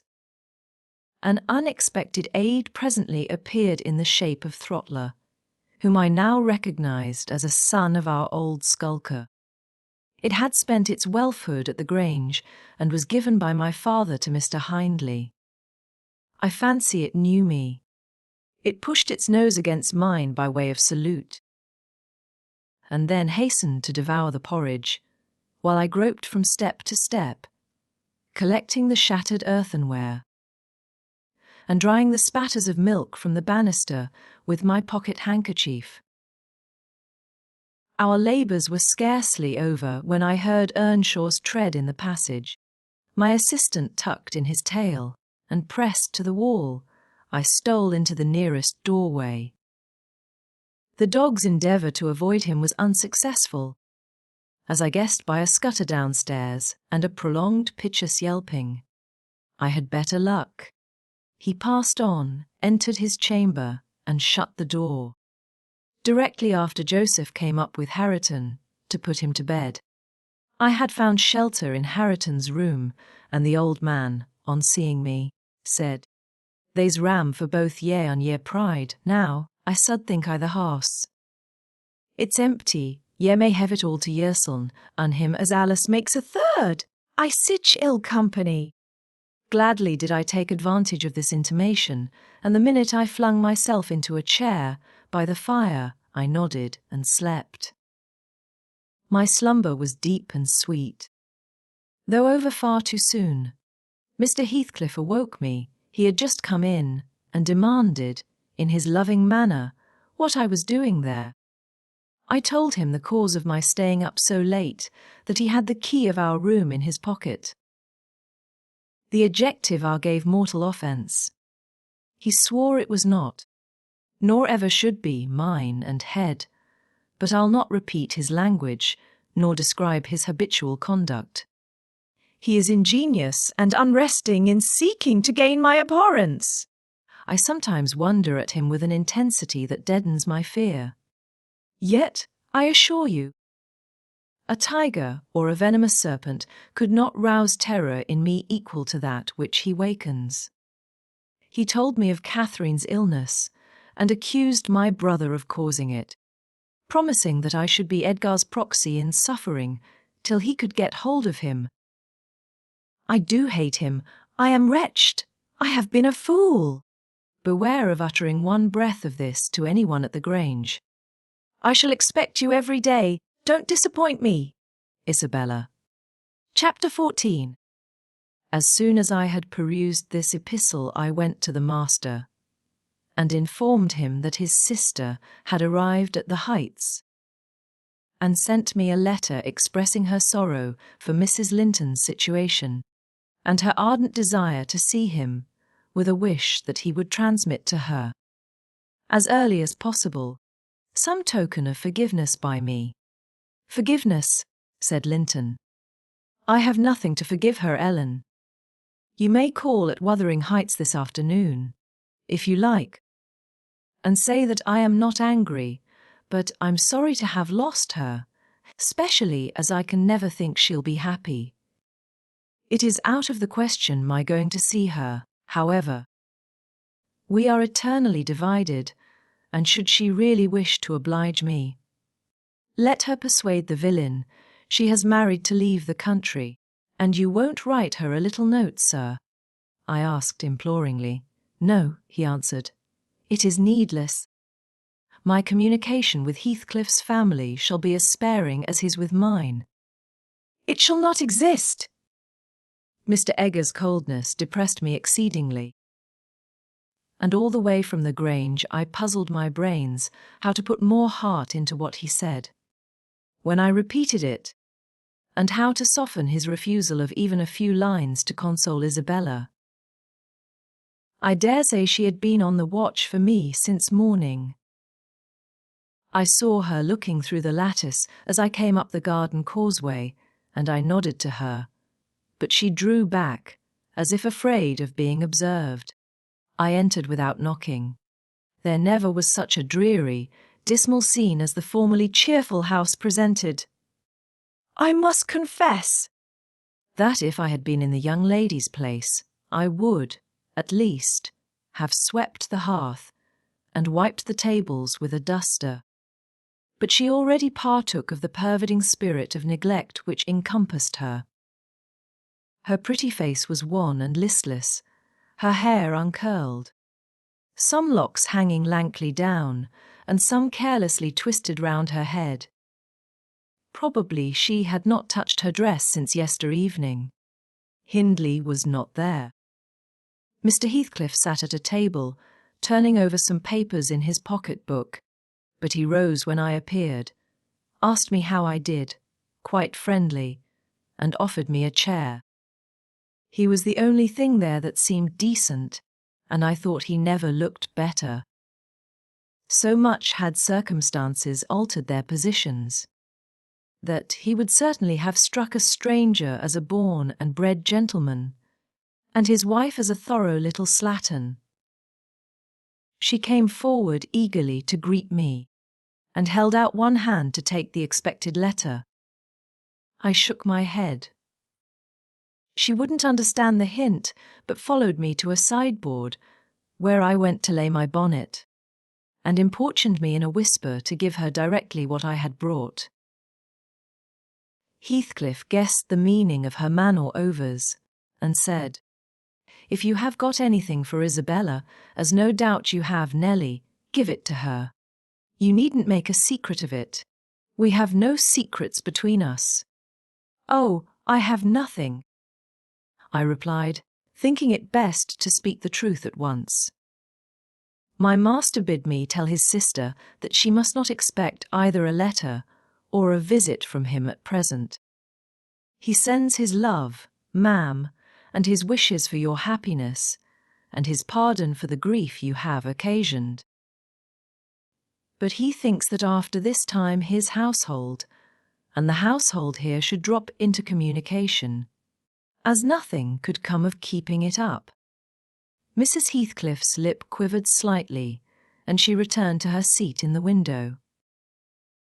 Her husband took his stand on the hearthstone, near me, and began to put questions concerning Catherine. I told him as much as I thought proper of her illness, and he extorted from me, by cross-examination, most of the facts connected with its origin.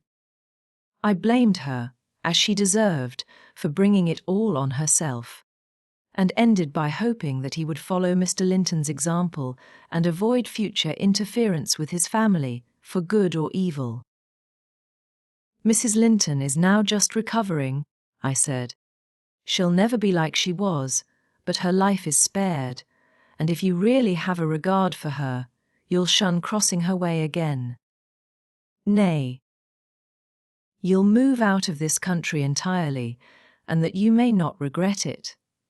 I'll inform you Catherine Linton is as different now from your old friend Catherine Earnshaw as that young lady is different from me.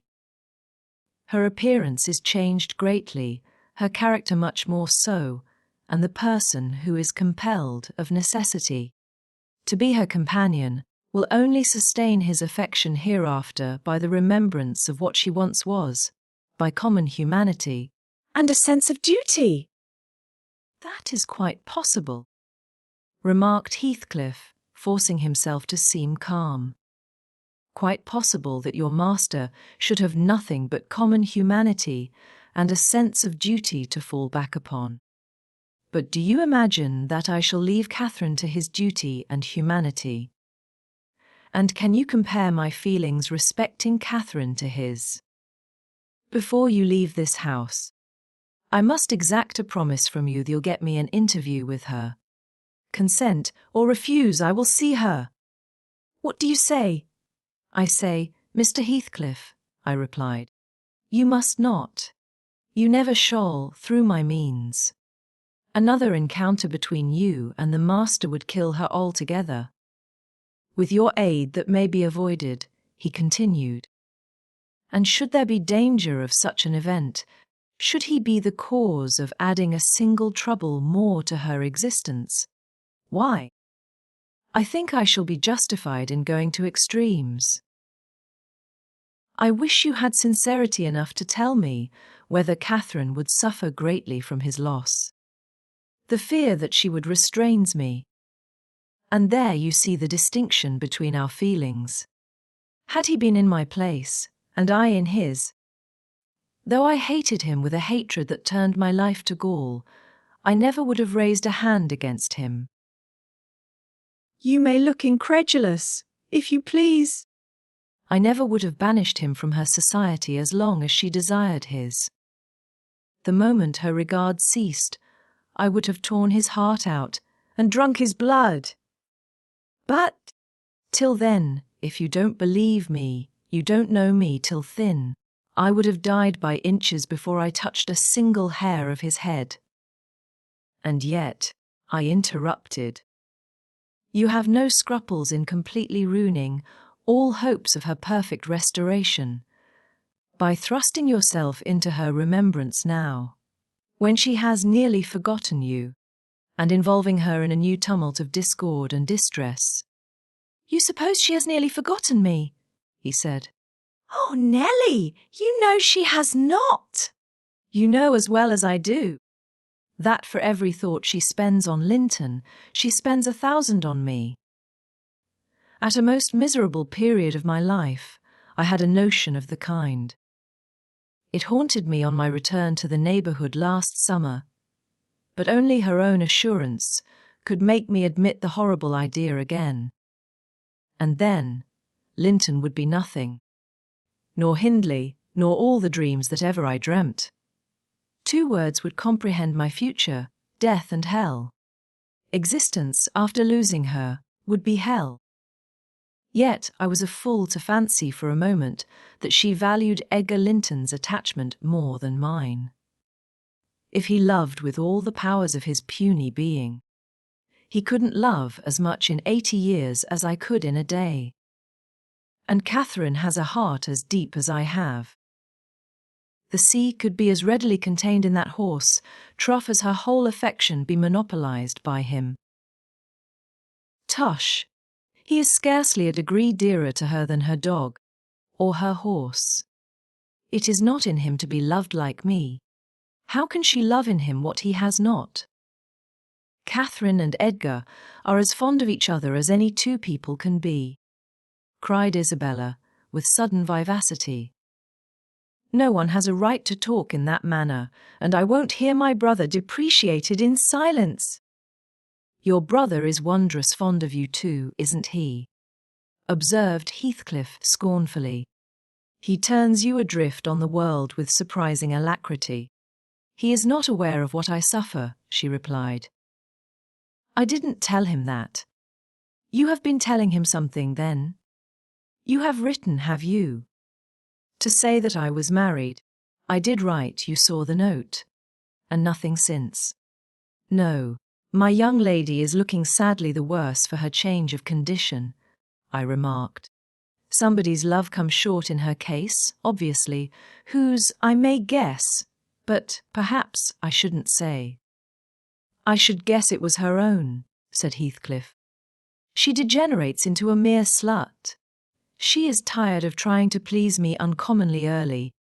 You'd hardly credit it. But the very morrow of our wedding, she was weeping to go home. However, she'll suit this house so much the better for not being over nice, and I'll take care she does not disgrace me by rambling abroad. Well, sir, returned I hope you'll consider that Mrs. Heathcliff is accustomed to be looked after and waited on, and that she has been brought up like an only daughter, whom everyone was ready to serve. You must let her have a maid to keep things tidy about her, and you must treat her kindly. Whatever be your notion of Mr. Edgar, you cannot doubt that she has a capacity for strong attachments, or she wouldn't have abandoned the elegancies and comforts and friends of her former home to fix contentedly in such a wilderness as this with you. She abandoned them under a delusion, he answered, picturing in me a hero of romance, and expecting unlimited indulgences from my chivalrous devotion. I can hardly regard her in the light of a rational creature. So obstinately has she persisted in forming a fabulous notion of my character and acting on the false impressions she cherished. But, at last, I think she begins to know me. I don't perceive the silly smiles and grimaces that provoked me at first, and the senseless incapability of discerning that I was in earnest when I gave her my opinion of her infatuation and herself. It was a marvellous effort of perspicacity to discover that I did not love her. I believed, at one time, no lessons could teach her that. And yet it is poorly learnt, For this morning she announced, as a piece of appalling intelligence, that I had actually succeeded in making her hate me. A positive labour of Hercules? I assure you, if it be achieved, I have cause to return thanks. Can I trust your assertion, Isabella? Are you sure you hate me?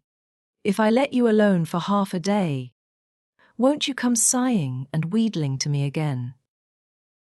I dare say she would rather I had seemed all tenderness before you. It wounds her vanity to have the truth exposed. But I don't care who knows that the passion was wholly on one side. And I never told her a lie about it. She cannot accuse me of showing one bit of deceitful softness. The first thing she saw me do, on coming out of the Grange, was to hang up her little dog, and when she pleaded for it, the first words I uttered were a wish that I had the hanging of every being belonging to her, except one. Possibly she took that exception for herself, but no brutality disgusted her. I suppose she has an innate admiration of it, if only her precious person was secure from injury. Now, was it not the depth of absurdity, of genuine idiocy, for that pitiful, slavish, mean-minded brat to dream that I could love her? Tell your master, Nelly, that I never, in all my life, met with such an abject thing as she is. She even disgraces the name of Linton, and I've sometimes relented, from pure lack of invention, in my experiments on what she could endure, and still creep shamefully cringing back. But tell him also to set his fraternal and magisterial heart at ease, that I keep strictly within the limits of the law. I have avoided, up to this period, giving her the slightest right to claim a separation, and, what's more, she'd thank nobody for dividing us. If she desired to go, she might. The nuisance of her presence outweighs the gratification to be derived from tormenting her. Mr. Heathcliff, said I, this is the talk of a madman. Your wife, most likely, is convinced you are mad, and, for that reason, she has borne with you hitherto. But now that you say she may go, shall doubtless avail herself of the permission. You are not so bewitched, ma'am, are you, as to remain with him of your own accord? Take care, Ellen, answered Isabella, her eyes sparkling irefully. There was no misdoubting by their expression the full success of her partner's endeavours to make himself detested. Don't put faith in a single word he speaks. He's a lying fiend, a monster, and not a human being. I've been told I might leave him before, and I've made the attempt, but I dare not repeat it. Only, Ellen, promise you'll not mention a syllable of his infamous conversation to my brother or Catherine. Whatever he may pretend, he wishes to provoke Edgar to desperation. He says he has married me on purpose to obtain power over him. And he shan't obtain it. I'll die first. I just hope, I pray, that he may forget his diabolical prudence and kill me. The single pleasure I can imagine is to die, or to see him dead. There, that will do for the present, said Heathcliff. If you are called upon in a court of law, you'll remember her language, Nelly, and take a good look at that countenance. She's near the point which would suit me. No, you're not fit to be your own guardian, Isabella, now, and I, being your legal protector, must retain you in my custody, however distasteful the obligation may be. Go upstairs, I have something to say to Ellen Dean in private. That's not the way. Upstairs, I tell you. Why, this is the road upstairs, child. He seized and thrust her from the room and returned muttering, I have no pity. I have no pity. The more the worms writhe, the more I yearn to crush out their entrails. It is a moral teething, and I grind with greater energy in proportion to the increase of pain. Do you understand what the word pity means? I said, hastening to resume my bonnet. Did you ever feel a touch of it in your life? Put that down, he interrupted, perceiving my intention to depart. You are not going yet. Come here now, Nellie. I must either persuade or compel you to aid me in fulfilling my determination to see Catherine, and that without delay. I swear that I meditate no harm.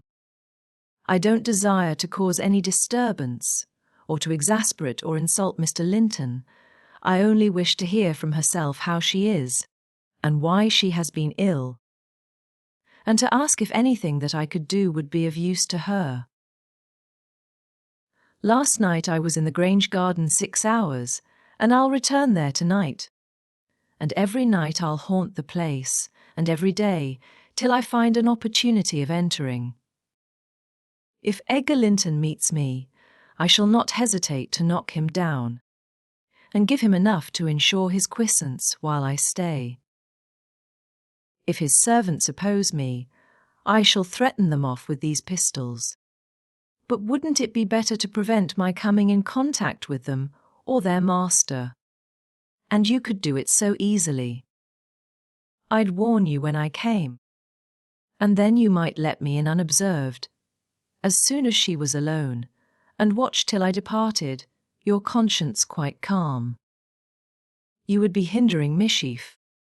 I protested against playing that treacherous part in my employer's house, and, besides, I urged the cruelty and selfishness of his destroying Mrs. Linton's tranquillity for his satisfaction. The commonest occurrence startles her painfully, I said. She's all nerves, and she couldn't bear the surprise, I'm positive. Don't persist, sir, or else I shall be obliged to inform my master of your designs. And he'll take measures to secure his house and its inmates from any such unwarrantable intrusions. In that case I'll take measures to secure you, woman! Exclaimed Heathcliff. You shall not leave Wuthering Heights till tomorrow morning. It is a foolish story to assert that Catherine could not bear to see me, and as to surprising her, I don't desire it. You must prepare her, ask her if I may come. You say she never mentions my name, and that I am never mentioned to her. To whom should she mention me if I am a forbidden topic in the house? She thinks you are all spies for her husband. Oh, I've no doubt she's in hell among you. I guess by her silence, as much as anything, what she feels. You say she is often restless and anxious-looking. Is that a proof of tranquillity? You talk of her mind being unsettled. How the devil could it be otherwise in her frightful isolation? And that insipid, paltry creature attending her from duty and humanity, from pity and charity. He might as well plant an oak in a flower pot and expect it to thrive, as imagine he can restore her to vigour in the soil of his shallow cares. Let us settle it at once. Will you stay here? And am I to fight my way to Catherine over Linton and his footman? Or will you be my friend, as you have been hitherto, and do what I request? Decide. Because there is no reason for my lingering another minute, if you persist in your stubborn ill nature. Well, Mr. Lockwood, I argued and complained, and flatly refused him 50 times, but in the long run he forced me to an agreement. I engaged to carry a letter from him to my mistress, and should she consent, I promised to let him have intelligence of Linton's next absence from home, when he might come and get in as he was able. I wouldn't be there, and my fellow servants should be equally out of the way. Was it right or wrong? I fear it was wrong, though expedient. I thought I prevented another explosion by my compliance. And I thought, too, it might create a favourable crisis in Catherine's mental illness. And then I remembered Edgar's stern rebuke of my carrying tales, and I tried to smooth away all disquietude on the subject, by affirming, with frequent iteration. That betrayal of trust, if it merited so harsh an appellation, should be the last. Notwithstanding, my journey homeward was sadder than my journey thither, and many misgivings I had ere I could prevail on myself to put the missive into Mrs. Linton's hand. But here is Kenneth. I'll go down and tell him how much better you are. My history is dree, as we say, and will serve to while away another morning. Dree and dreary, I reflected as the good woman descended to receive the doctor, and not exactly of the kind which I should have chosen to amuse me. But never mind. I'll extract wholesome medicines from Mrs. Dean's bitter herbs, and firstly, let me beware of the fascination that lurks in Catherine Heathcliff's brilliant eyes. I should be in a curious taking if I surrendered my heart to that young person, and the daughter turned out a second edition of the mother. Chapter 15. Another week over, and I am so many days nearer health and spring. I have now heard all my neighbours' history, at different sittings, as the housekeeper could spare time from more important occupations. I'll continue it in her own words, only a little condensed. She is, on the whole, a very fair narrator, and I don't think I could improve her style. In the evening, she said, the evening of my visit to the Heights, I knew, as well as if I saw him, that Mr. Heathcliff was about the place, and I shunned going out, because I still carried his letter in my pocket, and didn't want to be threatened or teased any more. I had made up my mind not to give it till my master went somewhere, as I could not guess how its receipt would affect Catherine. The consequence was that it did not reach her before the lapse of 3 days. The 4th was Sunday, and I brought it into her room after the family were gone to church. There was a manservant left to keep the house with me, and we generally made a practice of locking the doors during the hours of service. But on that occasion the weather was so warm and pleasant that I set them wide open, and to fulfill my engagement, as I knew who would be coming, I told my companion that the mistress wished very much for some oranges, and he must run over to the village and get a few, to be paid for on the morrow. He departed, and I went upstairs. Mrs. Linton sat in a loose white dress, with a light shawl over her shoulders, in the recess of the open window, as usual. Her thick, long hair had been partly removed at the beginning of her illness, and now she wore it simply combeved in its natural tresses over her temples and neck. Her appearance was altered, as I had told Heathcliff, but when she was calm, there seemed unearthly beauty in the change. The flash of her eyes had been succeeded by a dreamy and melancholy softness. They no longer gave the impression of looking at the objects around her. They appeared always to gaze beyond, and far beyond, you would have said out of this world. Then the paleness of her face, its haggard aspect having vanished as she recovered flesh, and the peculiar expression arising from her mental state, though painfully suggestive of their causes, added to the touching interest which she awakened, and, invariably to me, I know, and to any person who saw her, I should think, refuted more tangible proofs of convalescence, and stamped her as one doomed to decay. A book lay spread on the sill before her, and the scarcely perceptible wind fluttered its leaves at intervals. I believe Linton had laid it there, for she never endeavoured to divert herself with reading or occupation of any kind, and he would spend many an hour in trying to entice her attention to some subject which had formerly been her amusement. She was conscious of his aim, and in her better moods endured his efforts placidly, only showing their uselessness by now, and then suppressing a wearied sigh, and checking him at last with the saddest of smiles and kisses. At other times, she would turn petulantly away and hide her face in her hands, or even push him off angrily, and then he took care to let her alone, for he was certain of doing no good.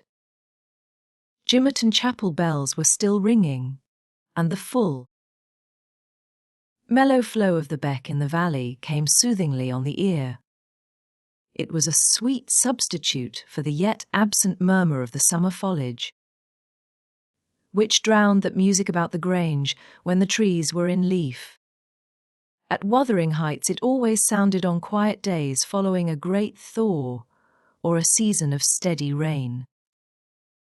And of Wuthering Heights Catherine was thinking as she listened.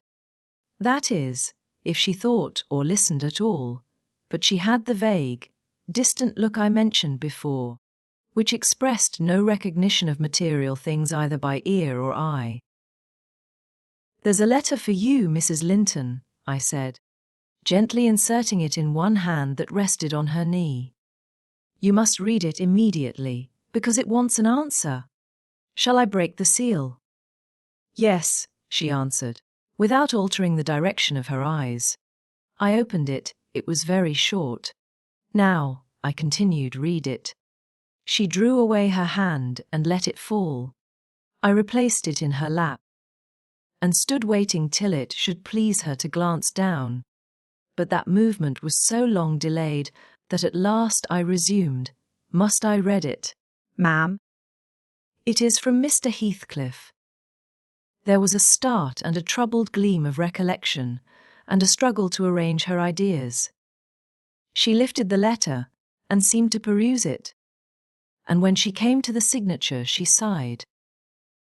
Yet still I found she had not gathered its import, for, upon my desiring to hear her reply, she merely pointed to the name and gazed at me with mournful and questioning eagerness. "Well, he wishes to see you," said I, guessing her need of an interpreter. "He's in the garden by this time, and impatient to know what answer I shall bring." As I spoke, I observed a large dog lying on the sunny grass beneath, raise its ears if about to bark, and then smoothing them back, announce, by a wag of the tail, that someone approached whom it did not consider a stranger. Mrs. Linton bent forward and listened breathlessly. The minute after a step traversed the hall. The open house was too tempting for Heathcliff to resist walking in. Most likely he supposed that I was inclined to shirk my promise, and so resolved to trust to his own audacity. With straining eagerness, Catherine gazed towards the entrance of her chamber. He did not hit the right room directly. She motioned me to admit him, but he found it out ere I could reach the door, and in a stride or two was at her side, and had her grasped in his arms. He neither spoke nor loosed his hold for some 5 minutes, during which period he bestowed more kisses than ever he gave in his life before, I dare say. But then my mistress had kissed him first, and I plainly saw that he could hardly bear, for downright agony, to look into her face. The same conviction had stricken him as me, from the instant he beheld her, that there was no prospect of ultimate recovery there. She was fated, sure to die. "Oh, Cathy! "Oh, my life! How can I bear it?" was the first sentence he uttered, in a tone that did not seek to disguise his despair. And now he stared at her so earnestly that I thought the very intensity of his gaze would bring tears into his eyes, but they burned with anguish. They did not melt.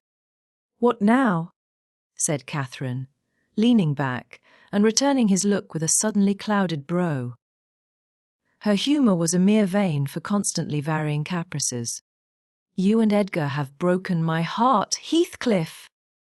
And you both come to bewail the deed to me, as if you were the people to be pitied." "I shall not pity you," Not I. You have killed me, and thriven on, I think. How strong you are! How many years do you mean to live after I am gone? Heathcliff had knelt on one knee to embrace her. He attempted to rise, but she seized his hair and kept him down. I wish I could hold you, she continued, bitterly, till we were both dead. I shouldn't care what you suffered. I care nothing for your sufferings. Why shouldn't you suffer? I do. Will you forget me?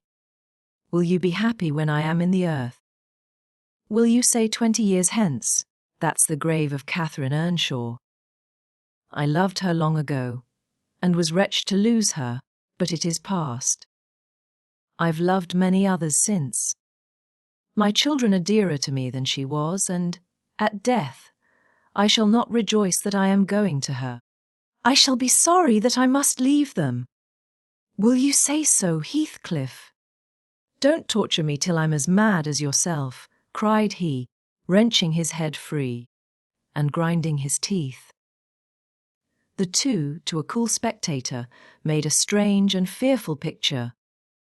Well might Catherine deem that heaven would be a land of exile to her, unless with her mortal body she cast away her moral character also.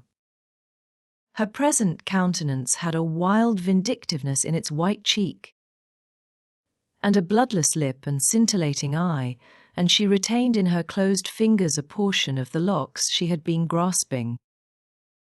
As to her companion, while raising himself with one hand, he had taken her arm with the other, and so inadequate was his stock of gentleness to the requirements of her condition, that on his letting go I saw 4 distinct impressions left blue in the colourless skin.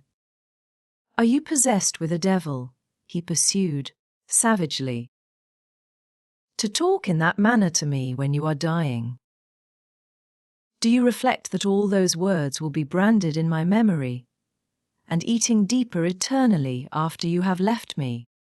You know you lie to say I have killed you. And, Catherine, you know that I could as soon forget you as my existence. Is it not sufficient for your infernal selfishness, that while you are at peace I shall writhe in the torments of hell? I shall not be at peace, moaned Catherine, recalled to a sense of physical weakness by the violent, unequal throbbing of her heart, which beat visibly and audibly under this excess of agitation. She said nothing further till the paroxysm was over. Then she continued, more kindly, I'm not wishing you greater torment than I have, Heathcliff. I only wish us never to be parted. And should a word of mine distress you hereafter, think I feel the same distress underground, and for my own sake, forgive me. Come here and kneel down again. You never harmed me in your life. Nay, if you nurse anger, that will be worse to remember than my harsh words. Won't you come here again? Heathcliff went to the back of her chair and leant over, but not so far as to let her see his face, which was livid with emotion. She bent round to look at him. He would not permit it.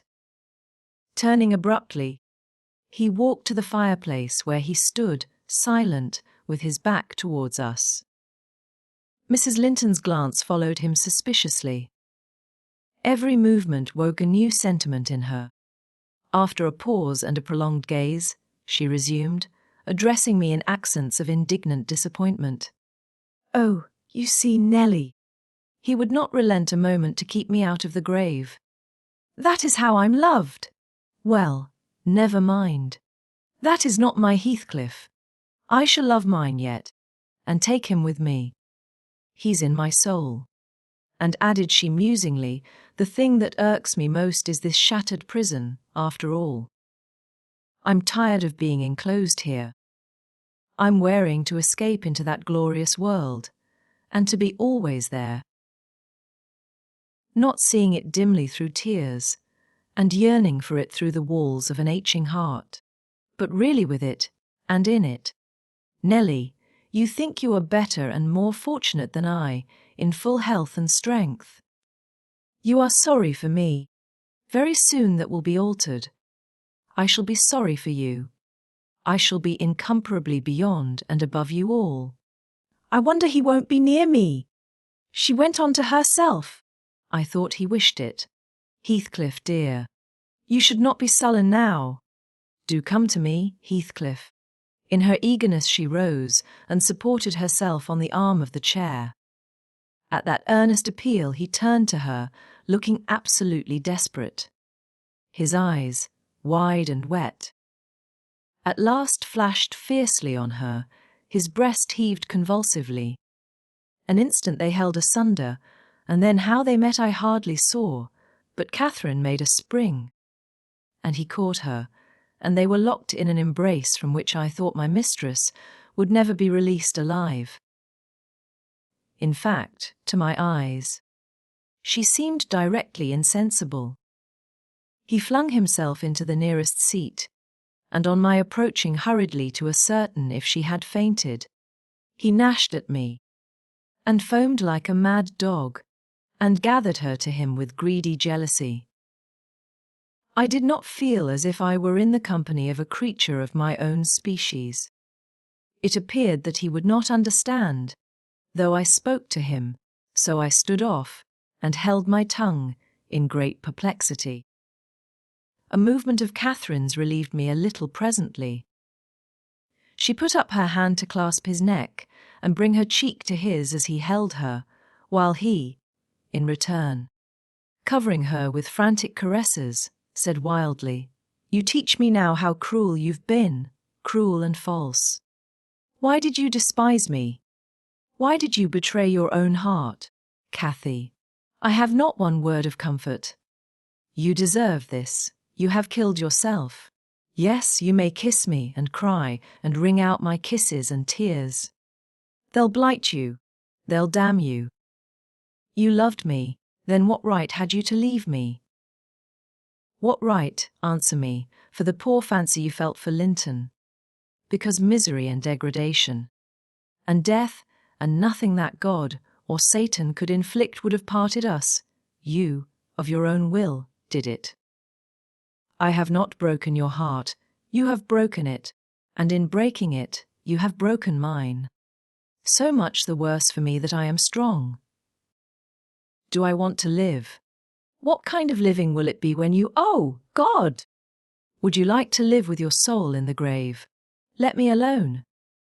Let me alone, sobbed Catherine. If I've done wrong, I'm dying for it. It is enough. You left me too. But I won't upbraid you, I forgive you. Forgive me. It is hard to forgive, and to look at those eyes, and feel those wasted hands, he answered. Kiss me again. And don't let me see your eyes. I forgive what you have done to me. I love my murderer. But yours? How can I? They were silent, their faces hid against each other, and washed by each other's tears.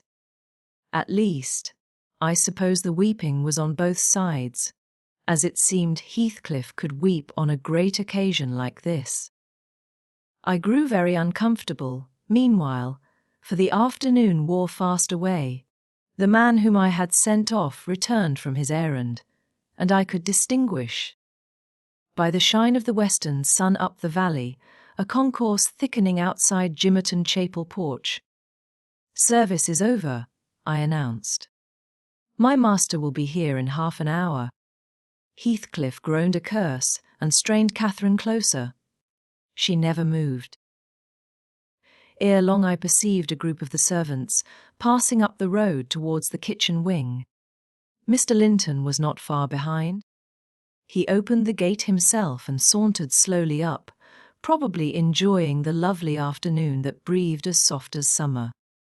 "Now he is here," I exclaimed. For heaven's sake, hurry down.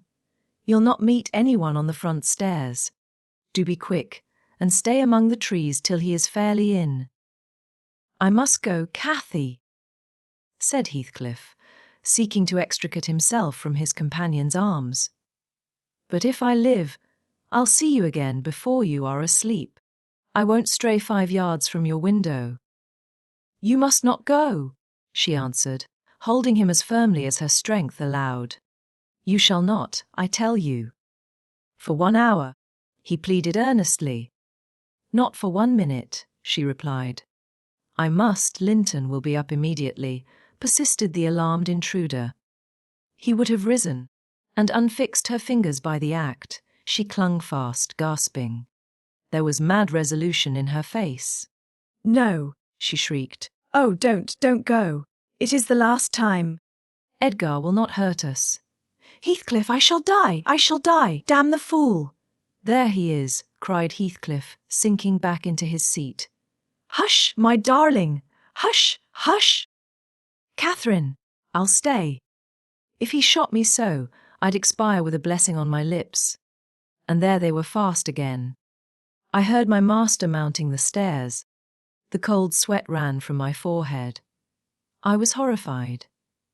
Are you going to listen to her ravings? I said passionately. She does not know what she says. Will you ruin her? Because she has not wit to help herself. Get up. You could be free instantly. That is the most diabolical deed that ever you did. We are all done for master, mistress, and servant.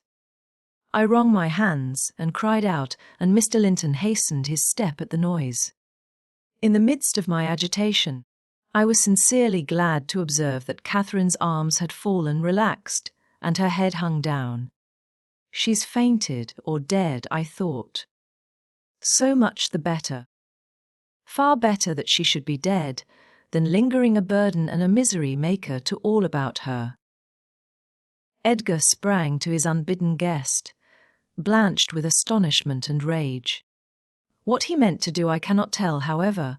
The other stopped all demonstrations, at once, by placing the lifeless-looking form in his arms. Look there, he said.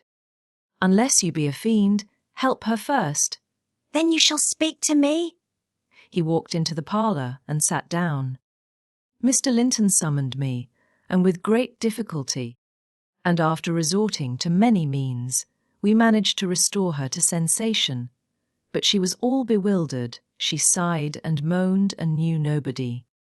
Edgar, in his anxiety for her, forgot her hated friend. I did not. I went at the earliest opportunity and besought him to depart, affirming that Catherine was better, and he should hear from me in the morning how she passed the night. I shall not refuse to go out of doors, he answered, but I shall stay in the garden. And, Nelly, mind you keep your word tomorrow. I shall be under those larch trees. Mind, or I pay another visit, whether Linton be in or not.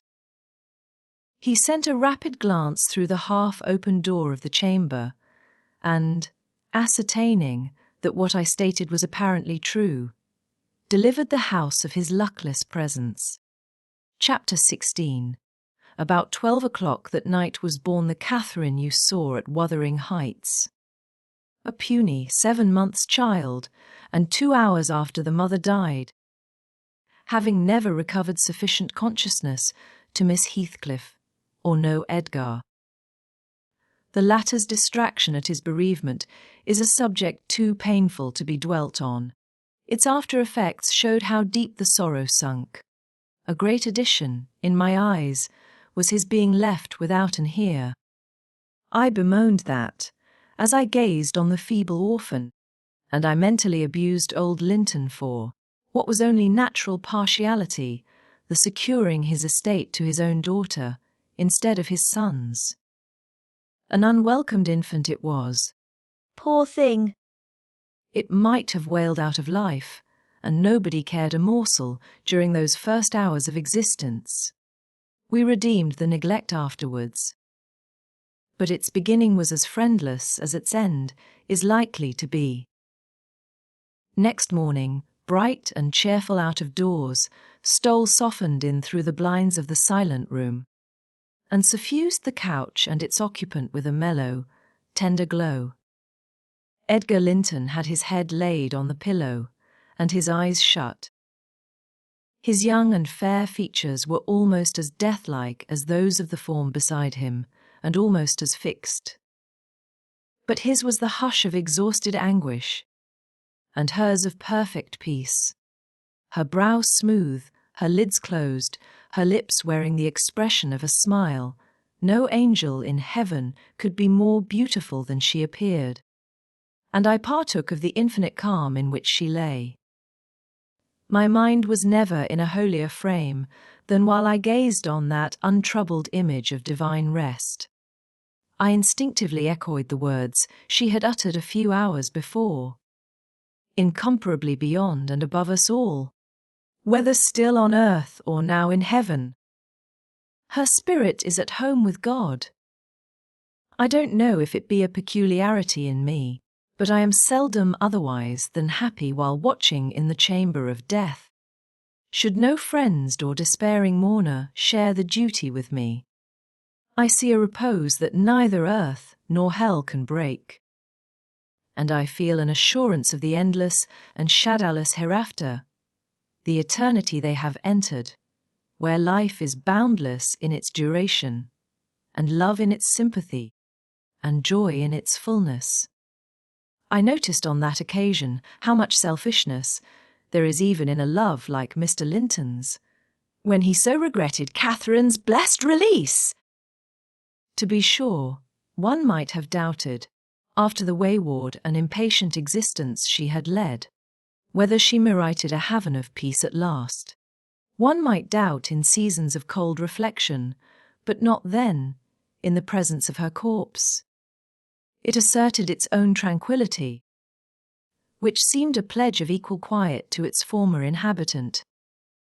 Do you believe such people are happy in the other world, sir? I'd give a great deal to know.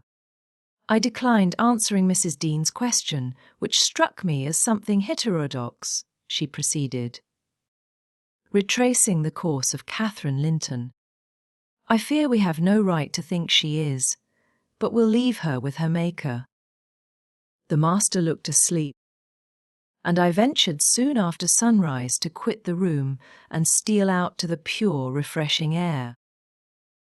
The servants thought me gone to shake off the drowsiness of my protracted watch. In reality, my chief motive was seeing Mr. Heathcliff. If he had remained among the larches all night, he would have heard nothing of the stir at the Grange, unless, perhaps, he might catch the gallop of the messenger going to Gimmerton. If he had come nearer, he would probably be aware, from the lights flitting to and fro, and the opening and shutting of the outer doors, that all was not right within. I wished, yet feared, to find him. I felt the terrible news must be told, and I longed to get it over, but how to do it I did not know. He was there, at least, a few yards further in the park, leant against an old ash tree, his hat off, and his hair soaked with the dew that had gathered on the budded branches, and fell pattering round him. He had been standing a long time in that position, for I saw a pair of owls passing and repassing scarcely 3 feet from him, busy in building their nest, and regarding his proximity no more than that of a piece of timber. They flew off at my approach, and he raised his eyes and spoke. "She's dead," he said. "I've not waited for you to learn that. Put your handkerchief away, don't snivel before me." "Damn you all, she wants none of your tears." I was weeping as much for him as her. We do sometimes pity creatures that have none of the feeling either for themselves or others.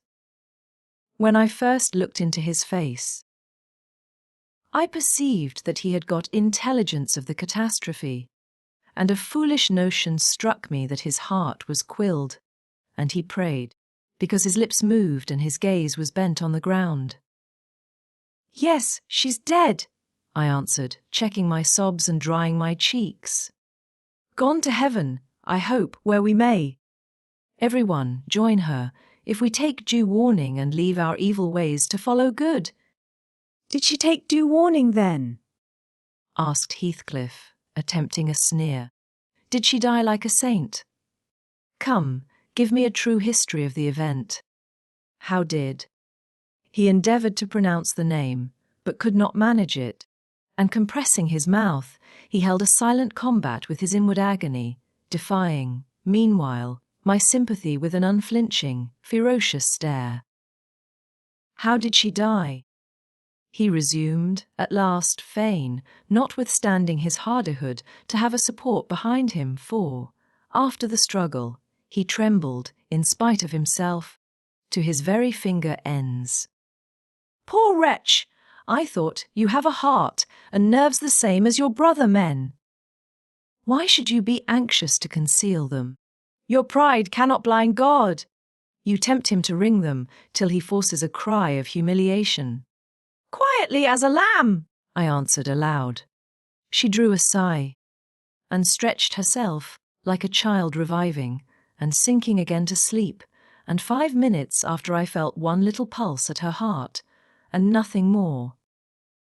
And did she ever mention me? He asked, hesitating, as if he dreaded the answer to his question would introduce details that he could not bear to hear.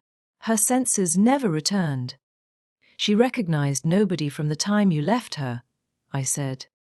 She lies with a sweet smile on her face. And her latest ideas wandered back to pleasant early days. Her life closed in a gentle dream. May she wake as kindly in the other world.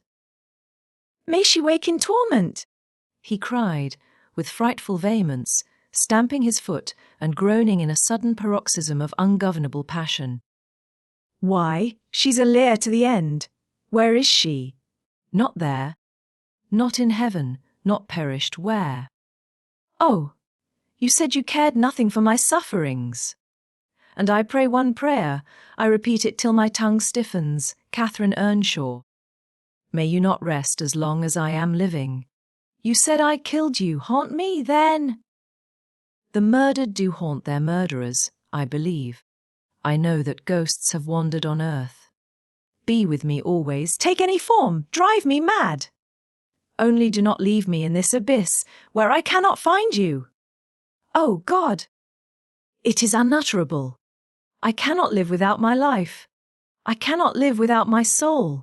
He dashed his head against the knotted trunk and, lifting up his eyes, howled. Not like a man, but like a savage beast being goaded to death with knives and spears. I observed several splashes of blood about the bark of the tree, and his hand and forehead were both stained.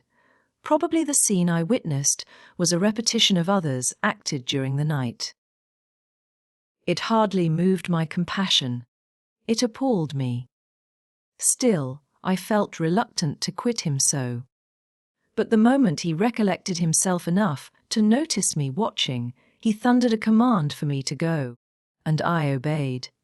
He was beyond my skill to quiet or console. Mrs. Linton's funeral was appointed to take place on the Friday following her decease. Until then her coffin remained uncovered and strewn with flowers and scented leaves in the great drawing-room.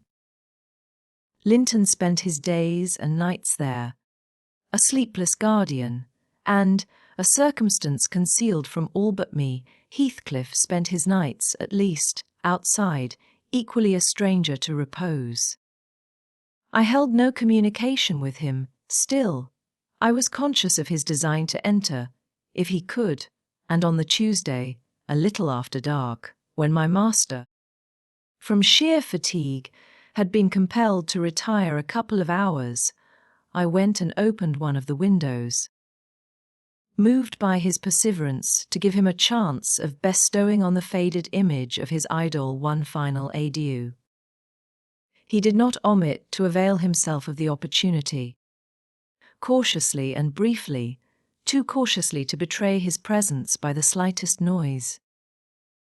Indeed, I shouldn't have discovered that he had been there, except for the disarrangement of the drapery about the corpse's face, and for observing on the floor a curl of light hair fastened with a silver thread, which, on examination, I ascertained to have been taken from a locket hung round Catherine's neck.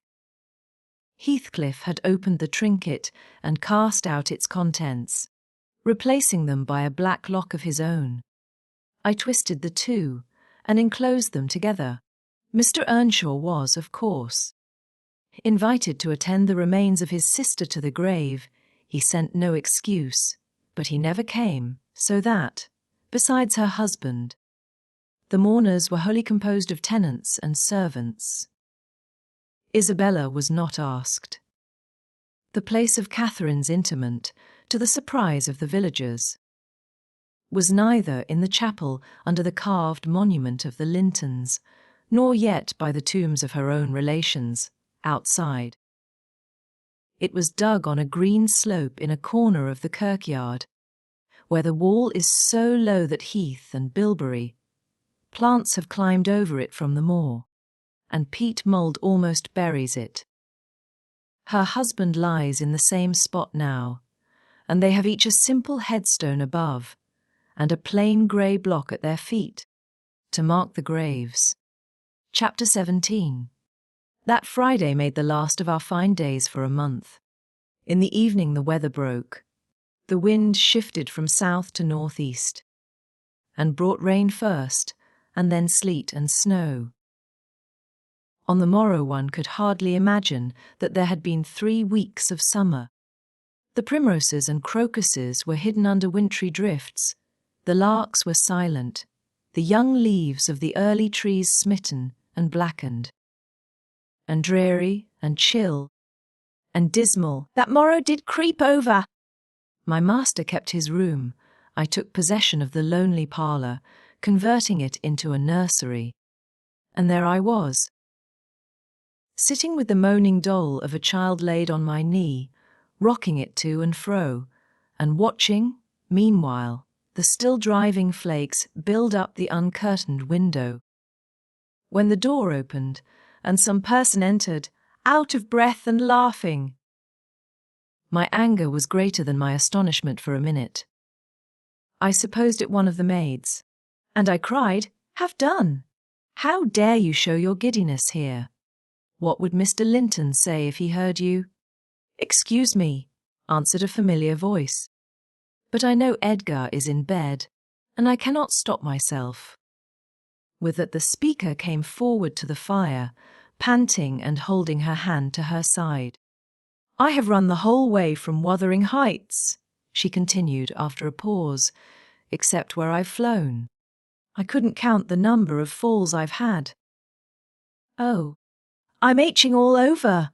Don't be alarmed." "There shall be an explanation as soon as I can give it.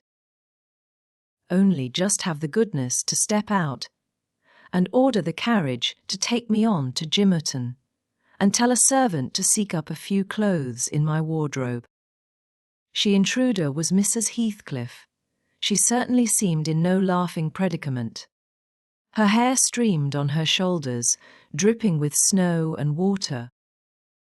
She was dressed in the girlish dress she commonly wore, befitting her age more than her position. A low frock with short sleeves, and nothing on either head or neck. The frock was of light silk, and clung to her with wet, and her feet were protected merely by thin slippers. Add to this a deep cut under one ear, which only the cold prevented from bleeding profusely, a white face scratched and bruised, and a frame hardly able to support itself through fatigue.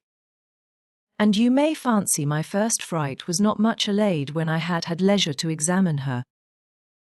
"My dear young lady," I exclaimed, "I'll stir nowhere, and hear nothing, till you have removed every article of your clothes, and put on dry things, and certainly you shall not go to Gimmerton tonight, so it is needless to order the carriage." "Certainly I shall," she said, "walking or riding. Yet I've no objection to dress myself decently. And see how it flows down my neck now. The fire does make it smart." She insisted on my fulfilling her directions, before she would let me touch her. And not till after the coachman had been instructed to get ready, and a maid set to pack up some necessary attire, Did I obtain her consent for binding the wound and helping to change her garments? "Now, Ellen," she said. When my task was finished, and she was seated in an easy chair on the hearth, with a cup of tea before her, "You sit down opposite me, and put poor Catherine's baby away." I don't like to see it.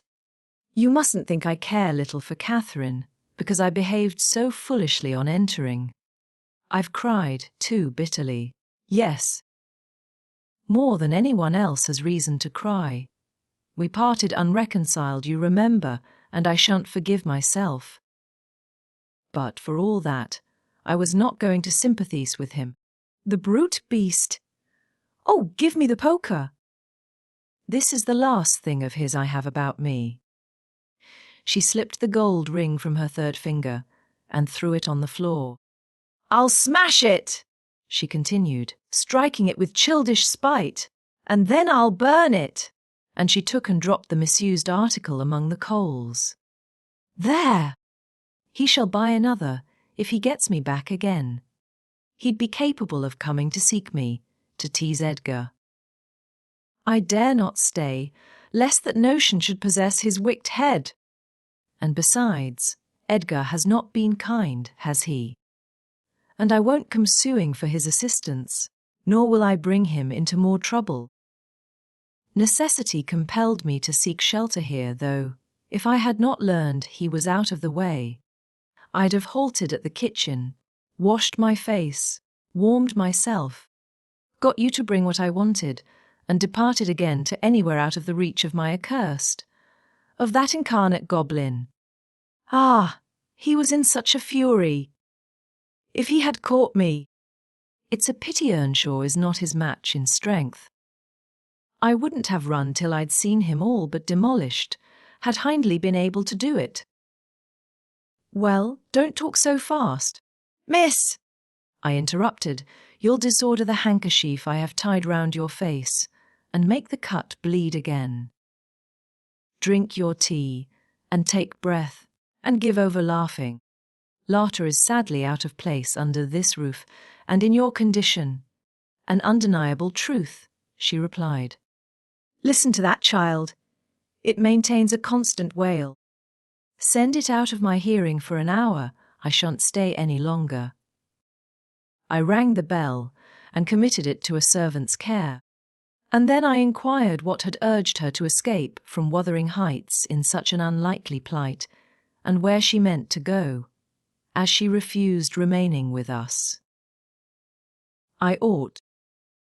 And I wish to remain, answered she, to cheer Edgar and take care of the baby, for two things, and because the Grange is my right home. But I tell you he wouldn't let me. Do you think he could bear to see me grow fat and merry, could bear to think that we were tranquil, and not resolve on poisoning our comfort? Now, I have the satisfaction of being sure that he detests me, to the point of its annoying him seriously to have me within earshot or eyesight.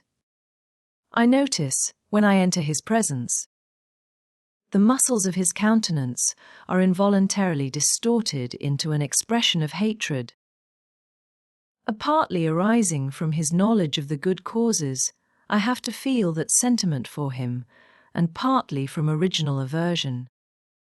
It is strong enough to make me feel pretty certain that he would not chase me over England, supposing I contrived a clear escape. And therefore I must get quite away. I've recovered from my first desire to be killed by him. I'd rather he'd kill himself. He has extinguished my love effectually, and so I'm at my ease. I can recollect yet how I loved him, and can dimly imagine that I could still be loving him, even if he had doted on me. The devilish nature would reveal its existence somehow. Catherine had an awfully perverted taste to esteem him so dearly, knowing him so well. Monster! Would that he could be blotted out of creation, and out of my memory! Hush! He's a human being, I said. Be more charitable. There are worse men than he is yet. He's not a human being, she retorted, and he has no claim on my charity. I gave him my heart, and he took and pinched it to death, and flung it back to me. People feel with their hearts, Ellen. And since he has destroyed mine, I have not power to feel for him. And I would not, though he groaned from this to his dying day, and wept tears of blood for Catherine. No, indeed, I wouldn't. And here Isabella began to cry, but immediately dashing the water from her lashes, she recommenced. You asked, what has driven me to flight at last? I was compelled to attempt it because I had succeeded in rousing his rage a pitch above his malignity. Pulling out the nerves with red-hot pincers requires more coolness than knocking on the head. He was worked up to forget the fiendish prudence he boasted of, and proceeded to murderous violence. I experienced pleasure in being able to exasperate him. The sense of pleasure woke my instinct of self-preservation. So I fairly broke free, and if ever I come into his hands again, he is welcome to a signal revenge. Yesterday, you know, Mr. Earnshaw should have been at the funeral. He kept himself sober for the purpose, tolerably sober. Not going to bed mad at 6 o'clock and getting up drunk at 12. Consequently, he rose, in suicidal low spirits, as fit for the church as for a dance, and instead, he sat down by the fire and swallowed gin or brandy by tumblerfuls. Heathcliff, I shudder to name him, has been a stranger in the house from last Sunday till today. Whether the angels have fed him or his kin beneath, I cannot tell. But he has not eaten a meal with us for nearly a week. He has just come home at dawn and gone upstairs to his chamber, locking himself in, as if anybody dreamt of coveting his company. There he has continued, praying like a Methodist. Only the deity he implored is senseless dust and ashes, and God, when addressed, was curiously confounded with his own black father. After concluding these precious orisons, and they lasted generally till he grew hoarse and his voice was strangled in his throat, he would be off again. Always straight down to the Grange. I wonder Edgar did not send for a constable and give him into custody.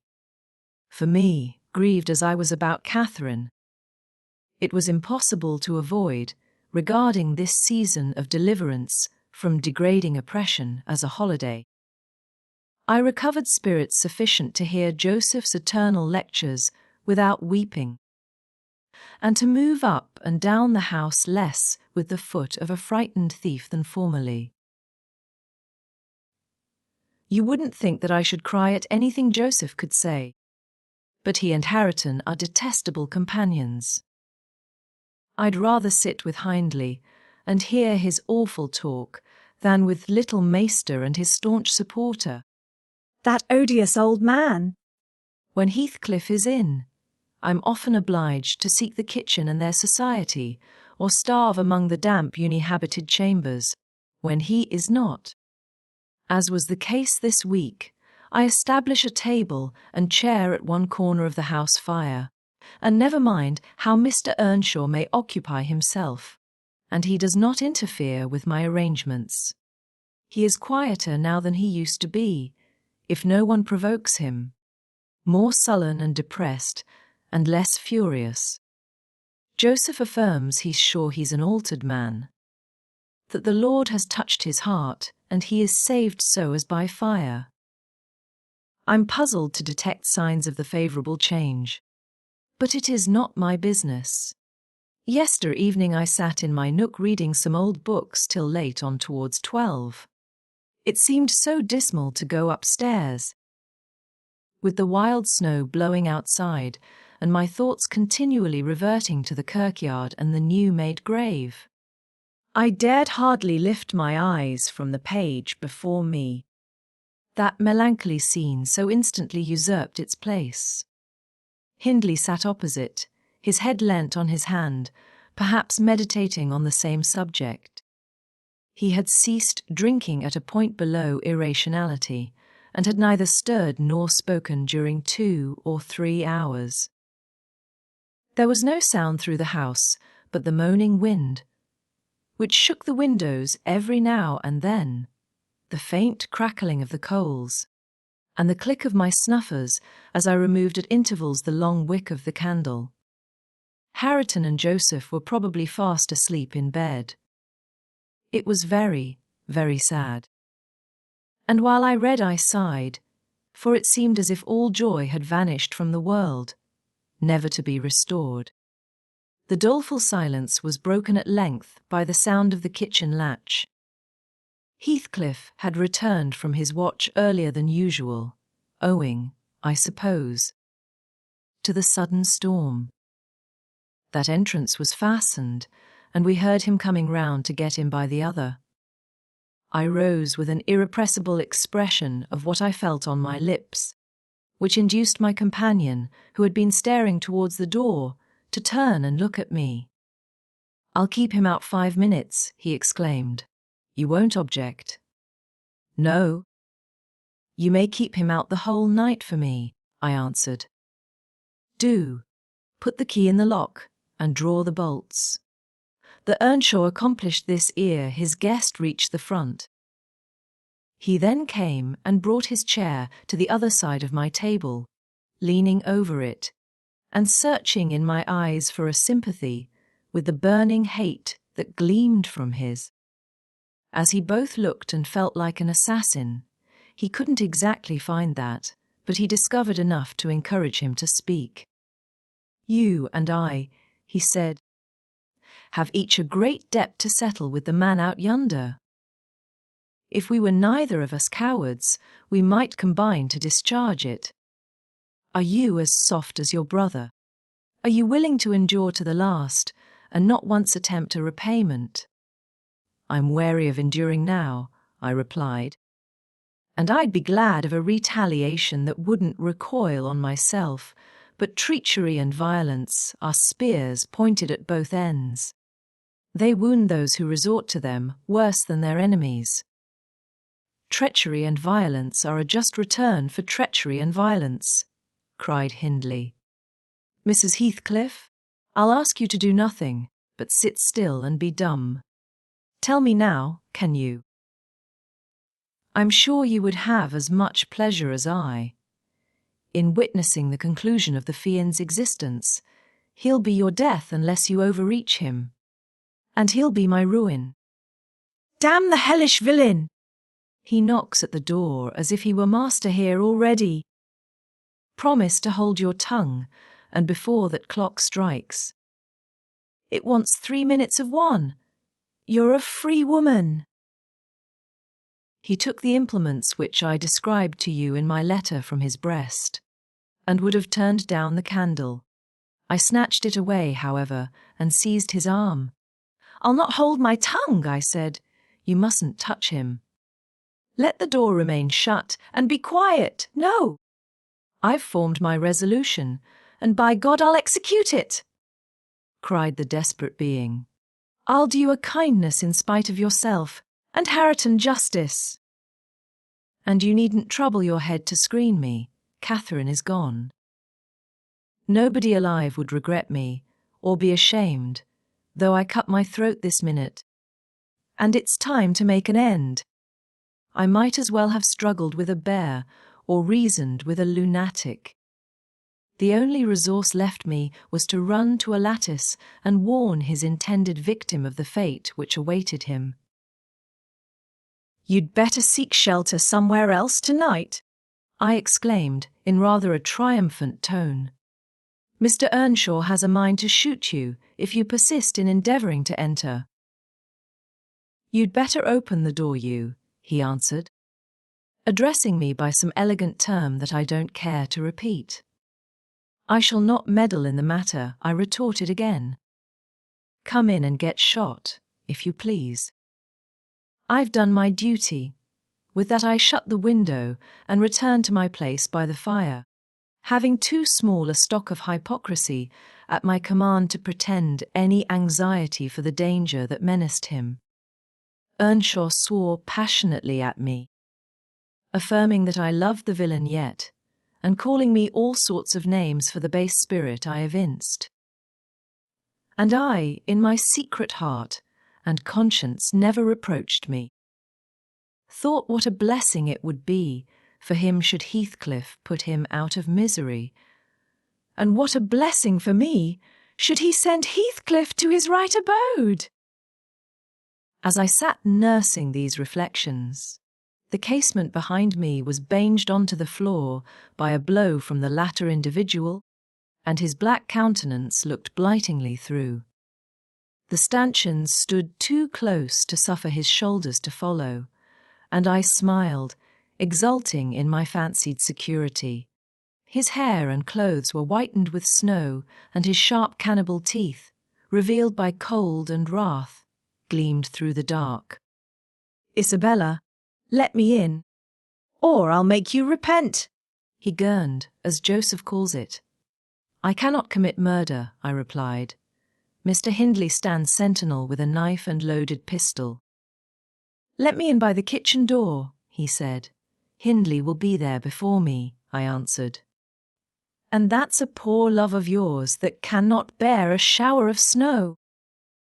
We were left at peace in our beds as long as the summer moon shone, but the moment a blast of winter returns, you must run for shelter. Heathcliff, if I were you, I'd go stretch myself over her grave and die like a faithful dog. The world is surely not worth living in now, is it? You had distinctly impressed on me the idea that Catherine was the whole joy of your life. I can't imagine how you think of surviving her loss. He's there, is he? Exclaimed my companion, rushing to the gap. If I can get my arm out, I can hit him. I'm afraid, Ellen, you'll set me down as really wicked, but you don't know all. So don't judge. I wouldn't have aided or abetted an attempt on even his life for anything. Wish that he were dead, I must, and therefore I was fearfully disappointed and unnerved by terror for the consequences of my taunting speech when he flung himself on Earnshaw's weapon and wrenched it from his grasp. The charge exploded, and the knife, in springing back, closed into its owner's wrist. Heathcliff pulled it away by main force, slitting up the flesh as it passed on, and thrust it dripping into his pocket. He then took a stone, struck down the division between two windows, and sprang in. His adversary had fallen senseless with excessive pain and the flow of blood that gushed from an artery or a large vein. The ruffian kicked and trampled on him, and dashed his head repeatedly against the flags, holding me with one hand, meantime, to prevent me summoning Joseph. He exerted preterhuman self-denial in abstaining from finishing him completely, but getting out of breath, he finally desisted, and dragged the apparently inanimate body on to the settle. There he tore off the sleeve of Earnshaw's coat and bound up the wound with brutal roughness, spitting and cursing during the operation as energetically as he had kicked before. Being at liberty, I lost no time in seeking the old servant, who, having gathered by degrees the purport of my hasty tale, hurried below, gasping, as he descended the steps two at once. What is there to do now? What is there to do now? There's this to do, thundered Heathcliff, that your master's mad, and should he last another month, I'll have him to an asylum. And how the devil did you come to fasten me out, you toothless hound? Don't stand muttering and mumbling there. Come, I'm not going to nurse him. Wash that stuff away, and mind the sparks of your candle, it is more than half brandy. And so you've been murthering on him, exclaimed Joseph, lifting his hands and eyes in horror. If ever I seed a seat like this, may the Lord, Heathcliff gave him a push onto his knees in the middle of the blood and flung a towel to him. But instead of proceeding to dry it up, he joined his hands and began a prayer, which excited my laughter from its odd phraseology. I was in the condition of mind to be shocked at nothing.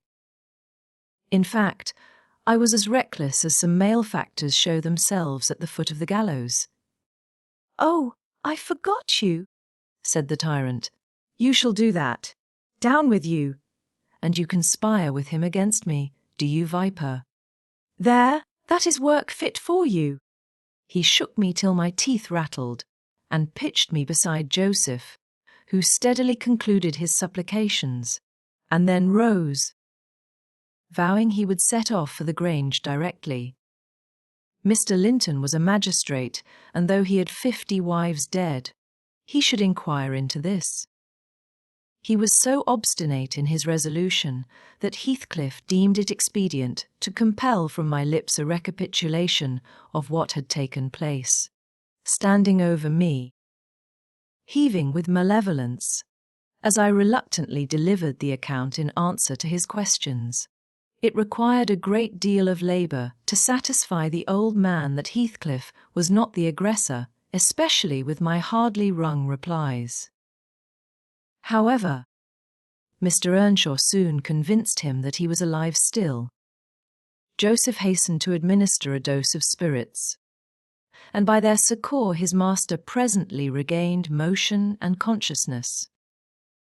Heathcliff, aware that his opponent was ignorant of the treatment received while insensible, called him deliriously intoxicated and said he should not notice his atrocious conduct further, but advised him to get to bed. To my joy, he left us. After giving this judicious counsel, and Hindley stretched himself on the hearthstone, I departed to my own room, marvelling that I had escaped so easily. This morning, when I came down, about half an hour before noon, Mr. Earnshaw was sitting by the fire, deadly sick, his evil genius, almost as gaunt and ghastly, leant against the chimney. Neither appeared inclined to dine, and having waited till all was cold on the table, I commenced alone. Nothing hindered me from eating heartily, and I experienced a certain sense of satisfaction and superiority as, at intervals, I cast a look towards my silent companions and felt the comfort of a quiet conscience within me. After I had done, I ventured on the unusual liberty of drawing near the fire, going round Earnshaw's seat and kneeling in the corner beside him. Heathcliff did not glance my way, and I gazed up and contemplated his features almost as confidently as if they had been turned to stone. His forehead, that I once thought so manly, and that I now think so diabolical, was shaded with a heavy cloud. His basilisk eyes were nearly quenched by sleeplessness and weeping, perhaps, for the lashes were wet then. His lips devoid of their ferocious sneer and sealed in an expression of unspeakable sadness. Had it been another, I would have covered my face in the presence of such grief. In his case, I was gratified, and, ignoble as it seems to insult a fallen enemy, I couldn't miss this chance of sticking in a dart. His weakness was the only time when I could taste the delight of paying wrong for wrong. "Fie, miss!" I interrupted. One might suppose you had never opened a Bible in your life. If God afflict your enemies, surely that ought to suffice you. It is both mean and presumptuous to add your torture to his. In general, I'll allow that it would be Ellen, she continued. But what misery laid on Heathcliff could content me, unless I have a hand in it.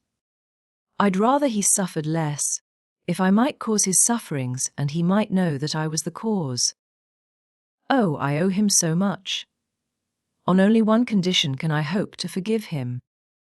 It is, if I may take an eye for an eye, a tooth for a tooth, for every wrench of agony return a wrench. reduce him to my level, as he was the first to injure.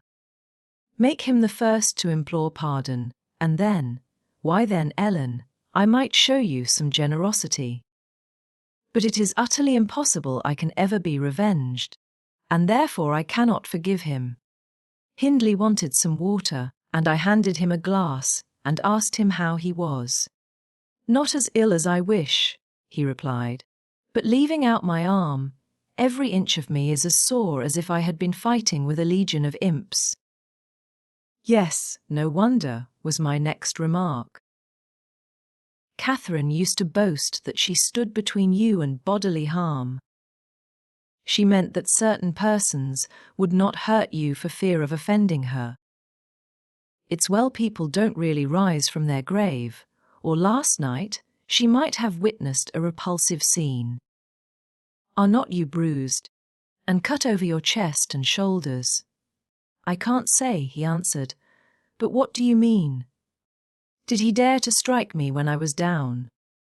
He trampled on and kicked you, and dashed you on the ground, I whispered.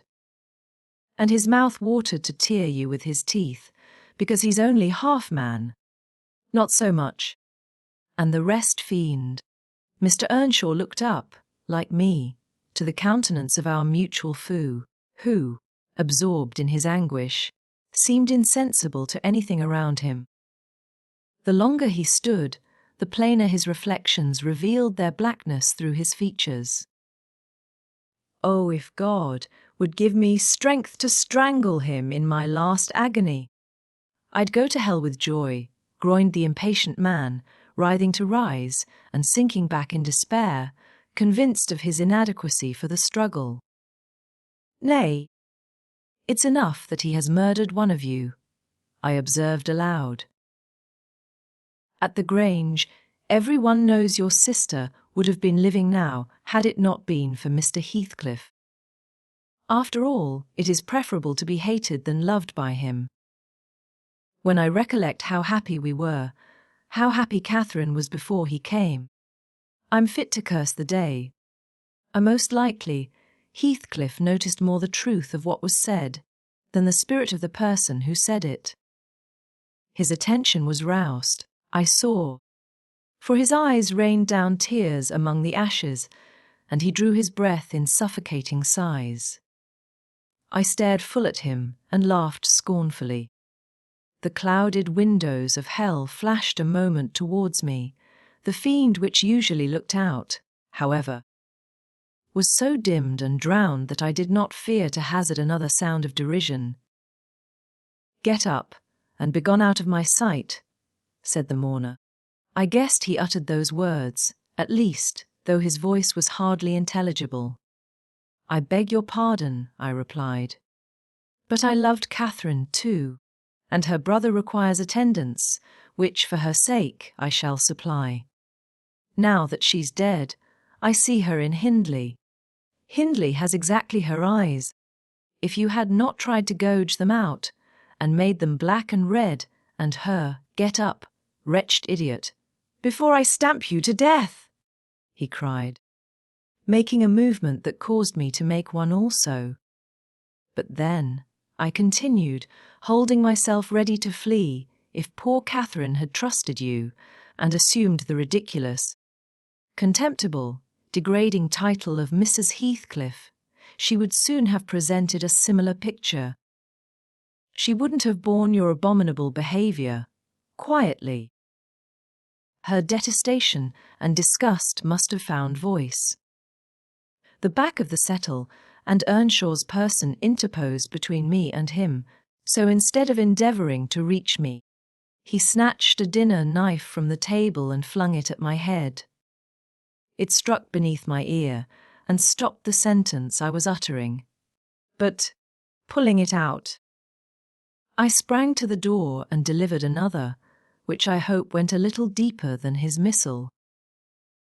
The last glimpse I caught of him was a furious rush on his part, checked by the embrace of his host, and both fell locked together on the hearth. In my flight through the kitchen, I bid Joseph speed to his master.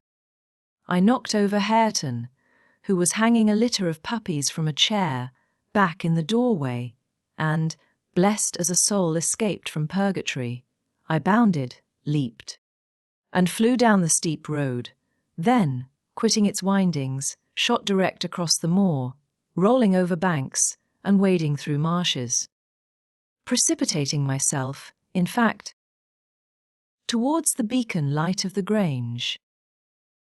And far rather would I be condemned to a perpetual dwelling in the infernal regions than, even for one night, abide beneath the roof of Wuthering Heights again. Isabella ceased speaking and took a drink of tea. Then she rose, and bidding me put on her bonnet and a great shawl I had brought, and turning a deaf ear to my entreaties for her to remain another hour, she stepped onto a chair, kissed Edgar's and Catherine's portraits, bestowed a similar salute on me, and descended to the carriage, accompanied by Fanny, who yelped wild with joy at recovering her mistress. She was driven away, never to revisit this neighbourhood. But a regular correspondence was established between her and my master when things were more settled. I believe her new abode was in the south, near London. There she had a son born a few months subsequent to her escape. He was christened Linton, and, from the first, she reported him to be an ailing, peevish creature. Mr. Heathcliff, meeting me one day in the village, inquired where she lived. I refused to tell. He remarked that it was not of any moment. Only she must beware of coming to her brother. She should not be with him, if he had to keep her himself. Though I would give no information, he discovered, through some of the other servants, both her place of residence and the existence of the child. Still, he didn't molest her, for which forbearance she might thank his aversion, I suppose. He often asked about the infant, when he saw me, and on hearing its name, smiled grimly, and observed, "They wish me to hate it too, do they?" "I don't think they wish you to know anything about it," I answered. "But I'll have it," he said, "when I want it." They may reckon on that. Fortunately, its mother died before the time arrived, some 13 years after the decease of Catherine, when Linton was 12, or a little more. On the day succeeding Isabella's unexpected visit, I had no opportunity of speaking to my master. He shunned conversation, and was fit for discussing nothing. When I could get him to listen, I saw it pleased him that his sister had left her husband, whom he abhorred with an intensity which the mildness of his nature would scarcely seem to allow. So deep and sensitive was his aversion, that he refrained from going anywhere where he was likely to see or hear of Heathcliff. Grief, and that together, transformed him into a complete hermit. He threw up his office of magistrate, ceased even to attend church, avoided the village on all occasions, and spent a life of entire seclusion within the limits of his park and grounds, only varied by solitary rambles on the moors, and visits to the grave of his wife, mostly at evening or early morning before other wanderers were abroad. But he was too good to be thoroughly unhappy long. He didn't pray for Catherine's soul to haunt him. Time brought resignation and a melancholy sweeter than common joy. He recalled her memory with ardent, tender love, and hopeful aspiring to the better world, where he doubted not she was gone. And he had earthly consolation and affections also. For a few days, I said, he seemed regardless of the puny successor to the departed. That coldness melted as fast as snow in April, and ere the tiny thing could stammer a word or totter a step it wielded a despot's sceptre in his heart. It was named Catherine, but he never called it the name in full, as he had never called the first Catherine short. Probably because Heathcliff had a habit of doing so, The little one was always Cathy. It formed to him a distinction from the mother, and yet a connection with her, and his attachment sprang from its relation to her, far more than from its being his own. I used to draw a comparison between him and Hindley Earnshaw, and perks myself to explain satisfactorily why their conduct was so opposite in similar circumstances. They had both been fond husbands, and were both attached to their children, and I could not see how they shouldn't both have taken the same road, for good or evil. But I thought in my mind, Hindley, with apparently the stronger head, has shown himself sadly the worse and the weaker man. When his ship struck, the captain abandoned his post, and the crew, instead of trying to save her, rushed into riot and confusion, leaving no hope for their luckless vessel. Linton, on the contrary, displayed the true courage of a loyal and faithful soul. He trusted God, and God comforted him. One hoped, and the other despaired. They chose their own lots, and were righteously doomed to endure them.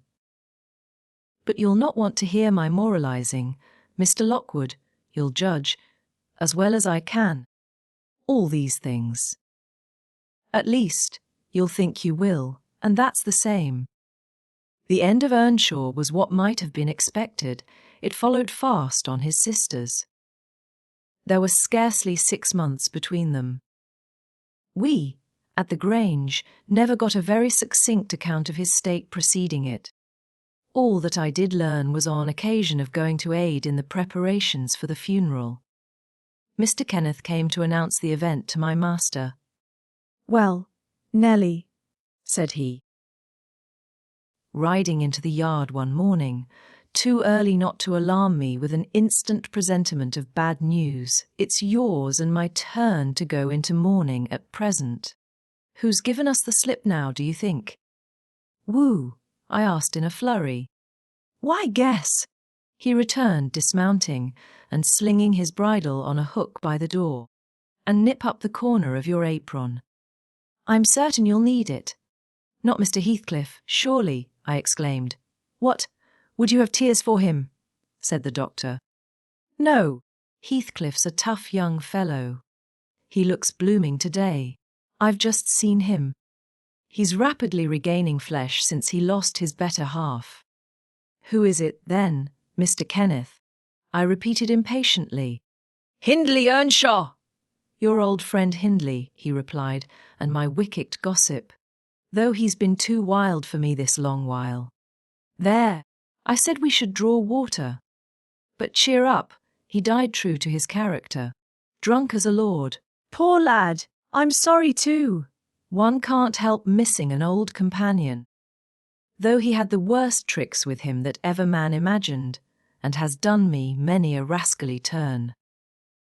He's barely 27, it seems. That's your own age. Who would have thought you were born in 1 year?" I confess this blow was greater to me than the shock of Mrs. Linton's death. Ancient associations lingered round my heart. I sat down in the porch and wept as for a blood relation, desiring Mr. Kenneth to get another servant to introduce him to the master. I could not hinder myself from pondering on the question, had he had fair play? Whatever I did, that idea would bother me. It was so tiresomely pertinacious that I resolved on requesting leave to go to Wuthering Heights and assist in the last duties to the dead. Mr. Linton was extremely reluctant to consent, but I pleaded eloquently for the friendless condition in which he lay, and I said my old master and foster brother had a claim on my services as strong as his own. Besides, I reminded him that the child Hareton was his wife's nephew, and, in the absence of nearer kin, he ought to act its guardian, and he ought too, and must inquire how the property was left, and look over the concerns of his brother-in-law. He was unfit for attending to such matters then, but he bid me speak to his lawyer, and at length permitted me to go. His lawyer had been Earnshaw's also.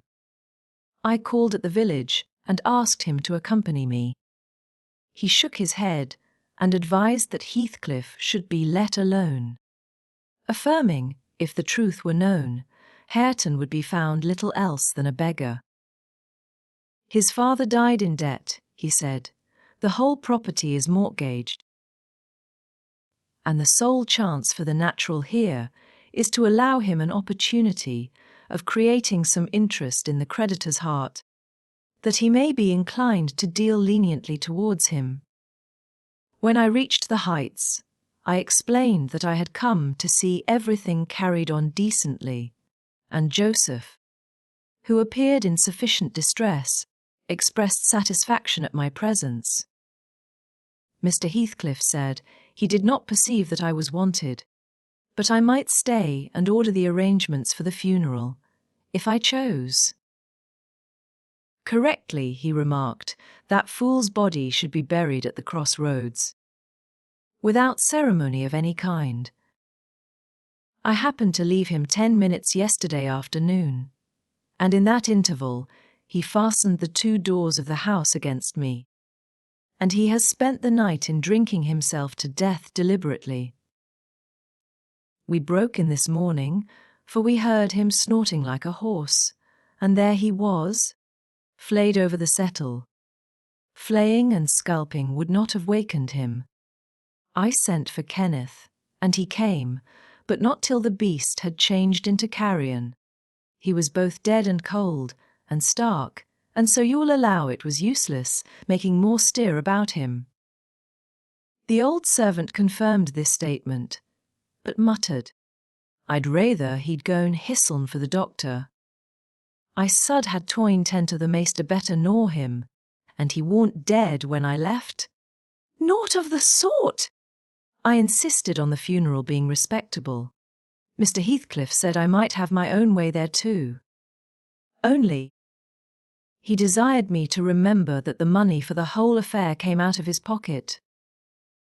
He maintained a hard, careless deportment, indicative of neither joy nor sorrow.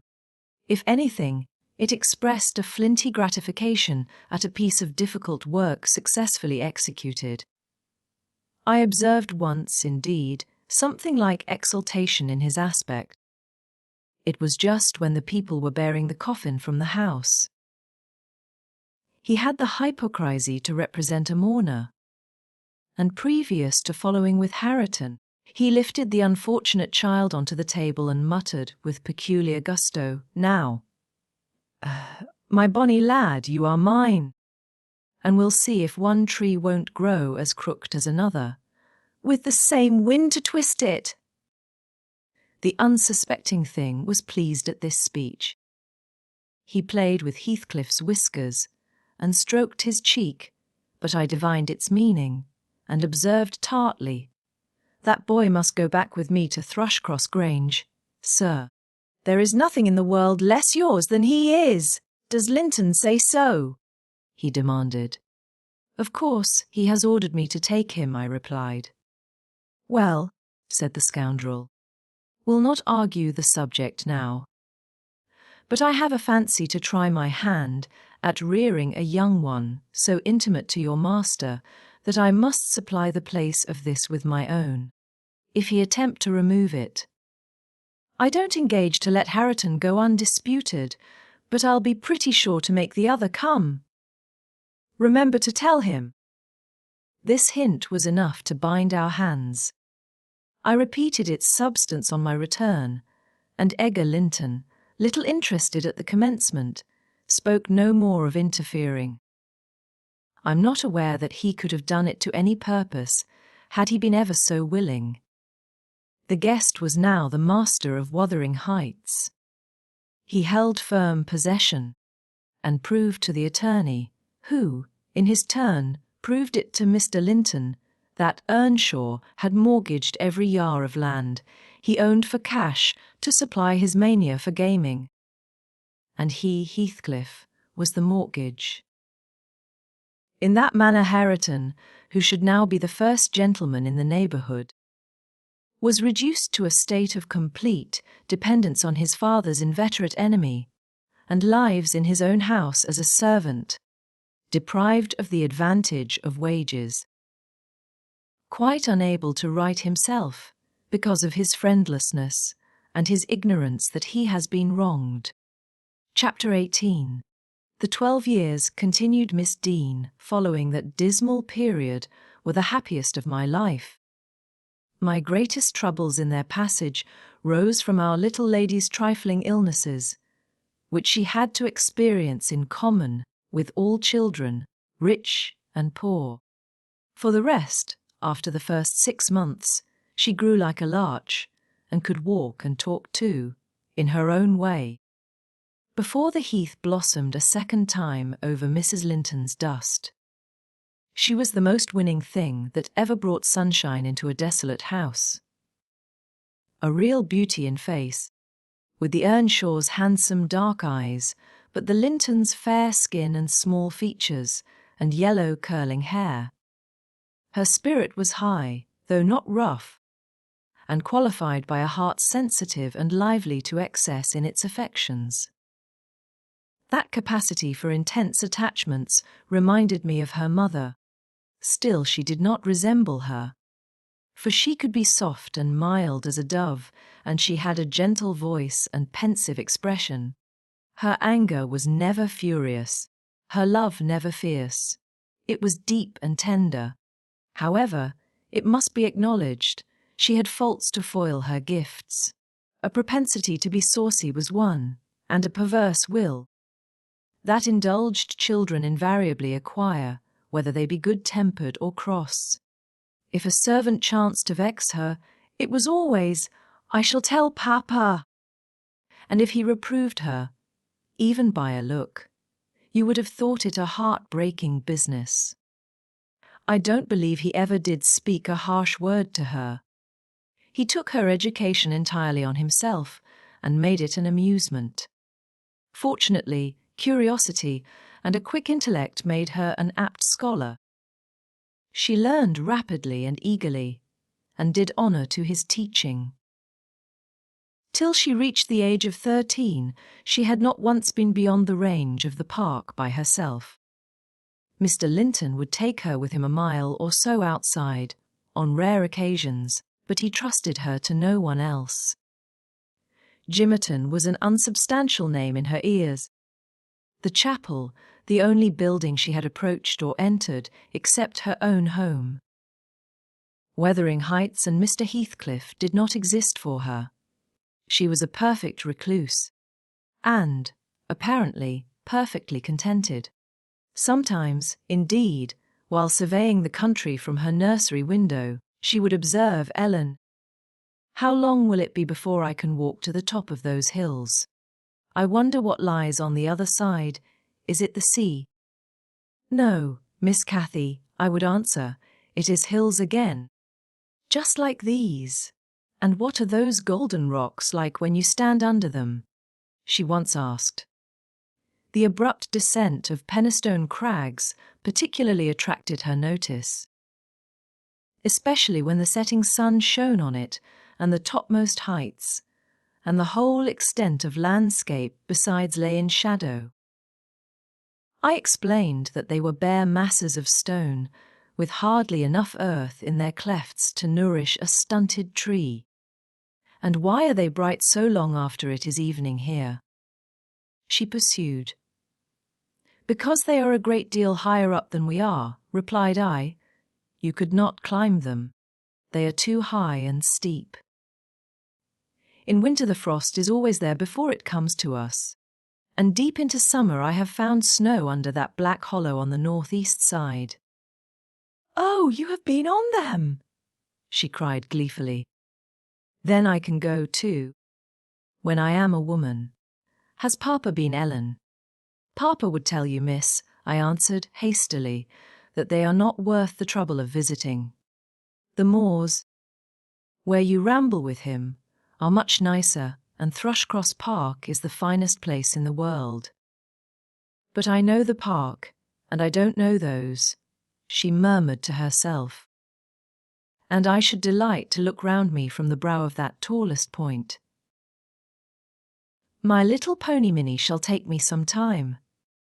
One of the maids mentioning the fairy cave quite turned her head with a desire to fulfill this project. She teased Mr. Linton about it, and he promised she should have the journey when she got older. But Miss Catherine measured her age by months, and now, am I old enough to go to Penistone Crags? Was the constant question in her mouth. The road thither wound close by Wuthering Heights. Edgar had not the heart to pass it, so she received as constantly the answer, "Not yet, love. Not yet." I said Mrs. Heathcliff lived above a dozen years after quitting her husband. Her family were of a delicate constitution. She and Edgar both lacked the ruddy health that you will generally meet in these parts. What her last illness was, I am not certain. I conjecture they died of the same thing, a kind of fever, slow at its commencement, but incurable, and rapidly consuming life towards the close. She wrote to inform her brother of the probable conclusion of a 4 months' indisposition under which she had suffered, and entreated him to come to her, if possible, for she had much to settle, and she wished to bid him adieu, and deliver Linton safely into his hands. Her hope was that Linton might be left with him, as he had been with her. His father, she would fain convince herself, had no desire to assume the burden of his maintenance or education. My master hesitated not a moment in complying with her request. Reluctant as he was to leave home at ordinary calls, he flew to answer this, commending Catherine to my peculiar vigilance, in his absence, with reiterated orders that she must not wander out of the park, even under my escort. He did not calculate on her going unaccompanied. He was away 3 weeks. The first day or two my charge sat in a corner of the library, too sad for either reading or playing. In that quiet state she caused me little trouble, but it was succeeded by an interval of impatient, fretful weariness, and being too busy, and too old then, to run up and down amusing her, I hit on a method by which she might entertain herself. I used to send her on her travels round the grounds, now on foot, and now on a pony, indulging her with a patient audience of all her real and imaginary adventures when she returned. The summer shone in full prime, and she took such a taste for this solitary rambling that she often contrived to remain out from breakfast till tea. And then the evenings were spent in recounting her fanciful tales. I did not fear her breaking bounds, because the gates were generally locked, and I thought she would scarcely venture forth alone if they had stood wide open. Unluckily, my confidence proved misplaced. Catherine came to me one morning at 8 o'clock and said she was that day an Arabian merchant going to cross the desert with his caravan, and I must give her plenty of provision for herself and beasts. A horse and 3 camels, personated by a large hound and a couple of pointers. I got together good store of dainties and slung them in a basket on one side of the saddle, and she sprang up as gay as a fairy, sheltered by her wide, brimmed hat and gaze veil from the July sun, and trotted off with a merry laugh, mocking my cautious counsel to avoid galloping, and come back early. The naughty thing never made her appearance at tea. One traveller, the hound, being an old dog and fond of its ease, returned, but neither Cathy, nor the pony, nor the 2 pointers were visible in any direction. I dispatched emissaries down this path, and that path, and at last went wandering in search of her myself. There was a labourer working at a fence round a plantation. on the borders of the grounds. I inquired of him if he had seen our young lady. "I saw her at morn," he replied.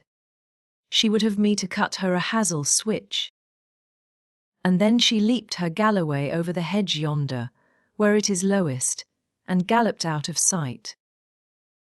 You may guess how I felt at hearing this news. It struck me directly she must have started for Penistone Crags.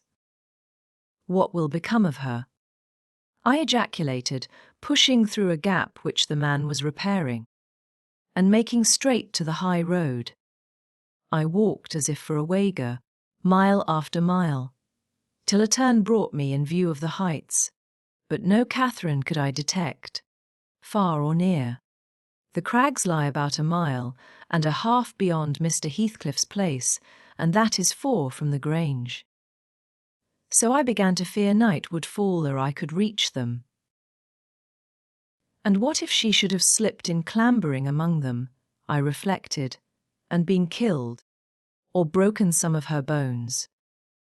My suspense was truly painful, and, at first, it gave me delightful relief to observe, in hurrying by the farmhouse, Charlie, the fiercest of the pointers, lying under a window, with swelled head and bleeding ear.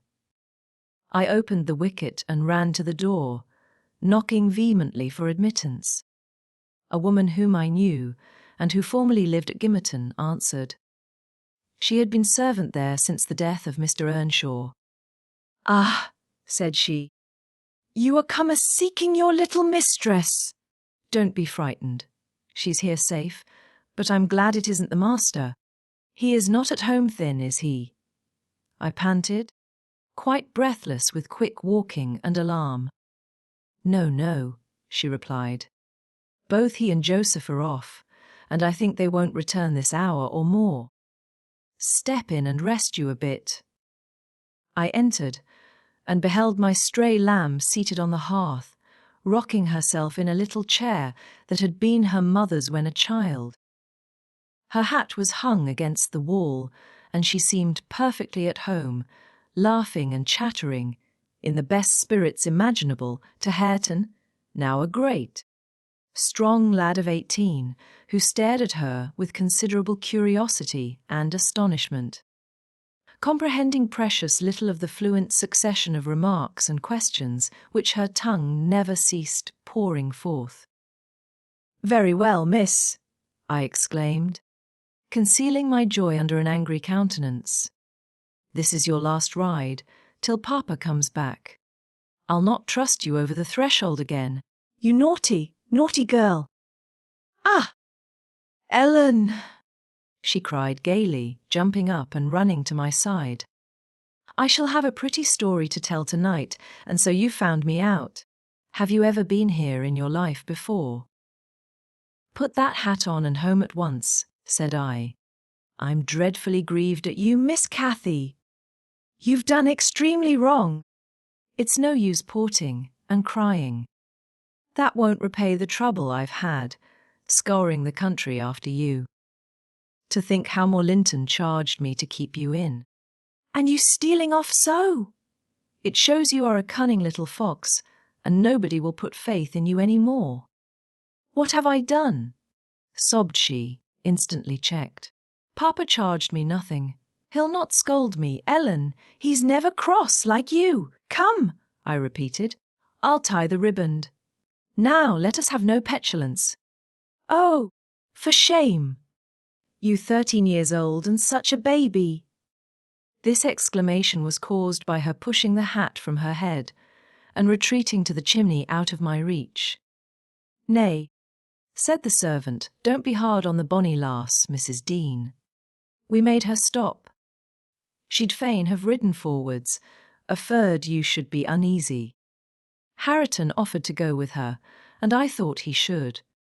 It's a wild road over the hills. Hareton, during the discussion, stood with his hands in his pockets. Too awkward to speak, though he looked as if he did not relish my intrusion. "How long am I to wait?" I continued, disregarding the woman's interference. "It will be dark in 10 minutes. Where is the pony, Miss Cathy? And where is Phoenix? I shall leave you, unless you be quick, so please yourself. The pony is in the yard, she replied, and Phoenix is shut in there. He's bitten, and so is Charlie. I was going to tell you all about it, but you are in a bad temper, and don't deserve to hear.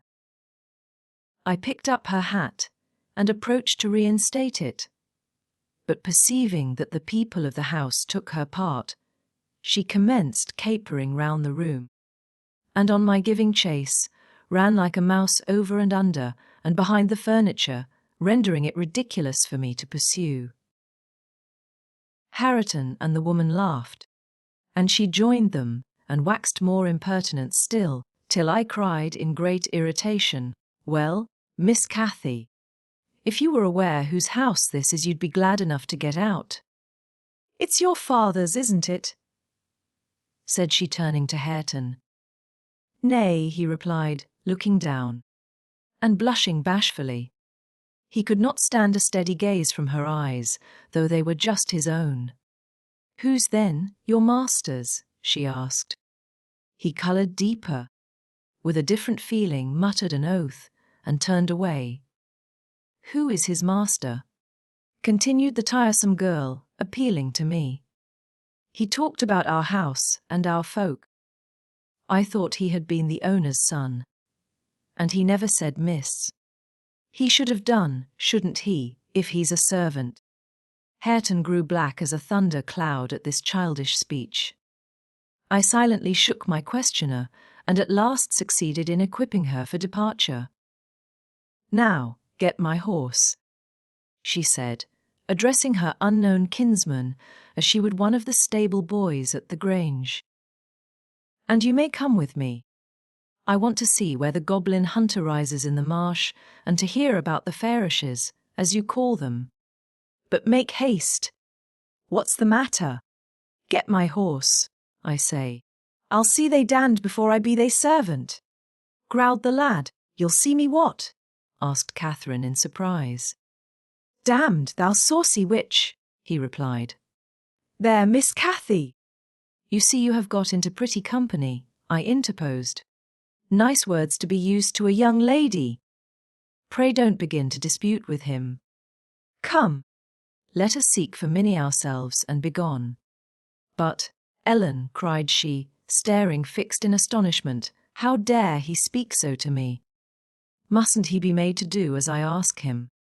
You wicked creature, I shall tell Papa what you said." Now then, Hareton did not appear to feel this threat, so the tears sprang into her eyes with indignation. "You bring the pony," she exclaimed, turning to the woman, "and let my dog free this moment." "Softly, miss," answered the addressed. "You'll lose nothing by being civil. Though Mr. Hareton there be not the master's son, he's your cousin, and I was never hired to serve you." "He my cousin?" cried Cathy with a scornful laugh. "Yes, indeed," responded her reprover. "Oh, Ellen, don't let them say such things," she pursued in great trouble. "Papa is gone to fetch my cousin from London. My cousin is a gentleman's son. She stopped and wept outright, upset at the bare notion of relationship with such a clown. "Hush, hush," I whispered. "People can have many cousins and of all sorts. Miss Cathy, without being any the worse for it, only they needn't keep their company, if they be disagreeable and bad. He's not my cousin, Ellen," she went on, gathering fresh grief from reflection, and flinging herself into my arms for refuge from the idea. I was much vexed at her and the servant for their mutual revelations, having no doubt of Linton's approaching arrival, communicated by the former, being reported to Mr. Heathcliff, and feeling as confident that Catherine's first thought on her father's return would be to seek an explanation of the latter's assertion concerning her rude bred kindred. Hareton, recovering from his disgust at being taken for a servant, seemed moved by her distress, and, Having fetched the pony round to the door, he took, to propitiate her, a fine crooked-legged terrier whelp from the kennel, and putting it into her hand, bid her whist, for he meant naught. Pausing in her lamentations, she surveyed him with a glance of awe and horror, then burst forth anew. I could scarcely refrain from smiling at this antipathy to the poor fellow, who was a well-made, athletic youth, good-looking in features, and stout and healthy, but attired in garments befitting his daily occupations of working on the farm and lounging among the moors after rabbits and game. Still, I thought I could detect in his physiognomy a mind owning better qualities than his father ever possessed. Good things lost amid a wilderness of weeds, to be sure, whose rankness far over topped their neglected growth, yet, notwithstanding, evidence of a wealthy soil that might yield luxuriant crops under other and favourable circumstances. Mr. Heathcliff, I believe, had not treated him physically ill, thanks to his fearless nature, which offered no temptation to that course of oppression. He had none of the timid susceptibility that would have given zest to ill-treatment, in Heathcliff's judgment. He appeared to have bent his malevolence on making him a brute. He was never taught to read or write, never rebuked for any bad habit which did not annoy his keeper, never led a single step towards virtue, or guarded by a single precept against vice. And from what I heard, Joseph contributed much to his deterioration by a narrow-minded partiality which prompted him to flatter and pet him, as a boy, because he was the head of the old family. And as he had been in the habit of accusing Catherine Earnshaw and Heathcliff, when children, of putting the master past his patience, and compelling him to seek solace in drink by what he termed their offald ways, so at present he laid the whole burden of Hareton's faults on the shoulders of the usurper of his property. If the lad saw, he wouldn't correct him, nor however culpably he behaved. It gave Joseph satisfaction, apparently, to watch him go the worst lengths. He allowed that the lad was ruined, that his soul was abandoned to perdition, but then he reflected that Heathcliff must answer for it. Hareton's blood would be required at his hands, and there lay immense consolation in that thought. Joseph had instilled into him a pride of name and of his lineage. He would, had he dared, have fostered hate between him and the present owner of the heights. But his dread of that owner amounted to superstition, and he confined his feelings regarding him to muttered innuendos and private comminations. I don't pretend to be intimately acquainted with the mode of living customary in those days at Wuthering Heights. I only speak from hearsay, for I saw little. The villagers affirmed Mr. Heathcliff was near, and a cruel hard landlord to his tenants, but the house, inside, had regained its ancient aspect of comfort under female management, and the scenes of riot common in Hindley's time were not now enacted within its walls. The master was too gloomy to seek companionship with any people, good or bad, and he is yet. This, however, is not making progress with my story. Miss Cathy rejected the peace offering of the terrier, and demanded her own dogs, Charlie and Phoenix. They came limping and hanging their heads, and we set out for home, sadly out of sorts, every one of us. I could not wring from my little lady how she had spent the day, except that, as I supposed, the goal of her pilgrimage was Penistone Crags, and she arrived without adventure to the gate of the farmhouse, when Hareton happened to issue forth, attended by some canine followers who attacked her train. They had a smart battle before their owners could separate them. That formed an introduction. Catherine told Hareton who she was and where she was going, and asked him to show her the way. Finally, beguiling him to accompany her, he opened the mysteries of the fairy cave and 20 other queer places. But, being in disgrace, I was not favoured with a description of the interesting objects she saw.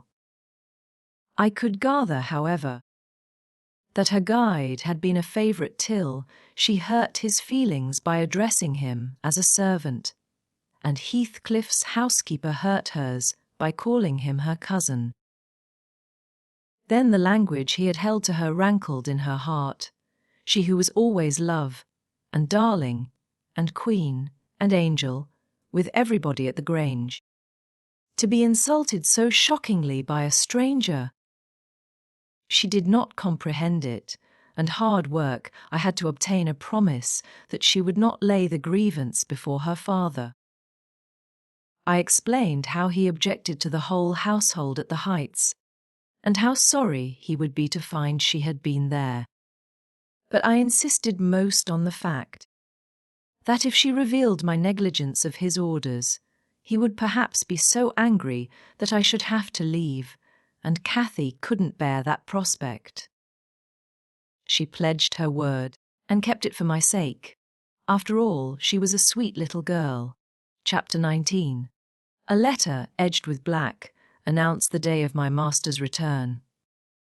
Isabella was dead, and he wrote to bid me get mourning for his daughter, and arrange a room, and other accommodations, for his youthful nephew. Catherine ran wild with joy at the idea of welcoming her father back, and indulged most sanguine anticipations of the innumerable excellencies of her real cousin. The evening of their expected arrival came. Since early morning she had been busy ordering her own small affairs, and now attired in her new black frock. Poor thing! Her aunt's death impressed her with no definite sorrow. She obliged me, by constant worrying, to walk with her down through the grounds to meet them. Linton is just 6 months younger than I am, she chattered, as we strolled leisurely over the swells and hollows of mossy turf, under shadow of the trees. How delightful it will be to have him for a playfellow. Aunt Isabella sent Papa a beautiful lock of his hair. It was lighter than mine, more flaxen and quite as fine. I have it carefully preserved in a little glass box, and I've often thought what a pleasure it would be to see its owner. Oh, I am happy. And Papa, dear, dear Papa. Come, Ellen, let us run. Come, run. She ran, and returned and ran again, many times before my sober footsteps reached the gate. And then she seated herself on the grassy bank beside the path, and tried to wait patiently, but that was impossible. She couldn't be still a minute. How long they are! She exclaimed. Ah, I see some dust on the road. They are coming. No, when will they be here? May we not go a little way, 1/2 mile, Ellen, only just 1/2 mile? Do say yes, to that clump of birches at the turn. I refused staunchly. At length her suspense was ended. The travelling carriage rolled in sight. Miss Cathy shrieked and stretched out her arms as soon as she caught her father's face looking from the window. He descended, nearly as eager as herself, and a considerable interval elapsed ere they had a thought to spare for any but themselves. While they exchanged caresses, I took a peep in to see after Linton. He was asleep in a corner, wrapped in a warm, fur-lined cloak, as if it had been winter. A pale, delicate, effeminate boy, who might have been taken for my master's younger brother, so strong was the resemblance. But there was a sickly peevishness in his aspect that Edgar Linton never had.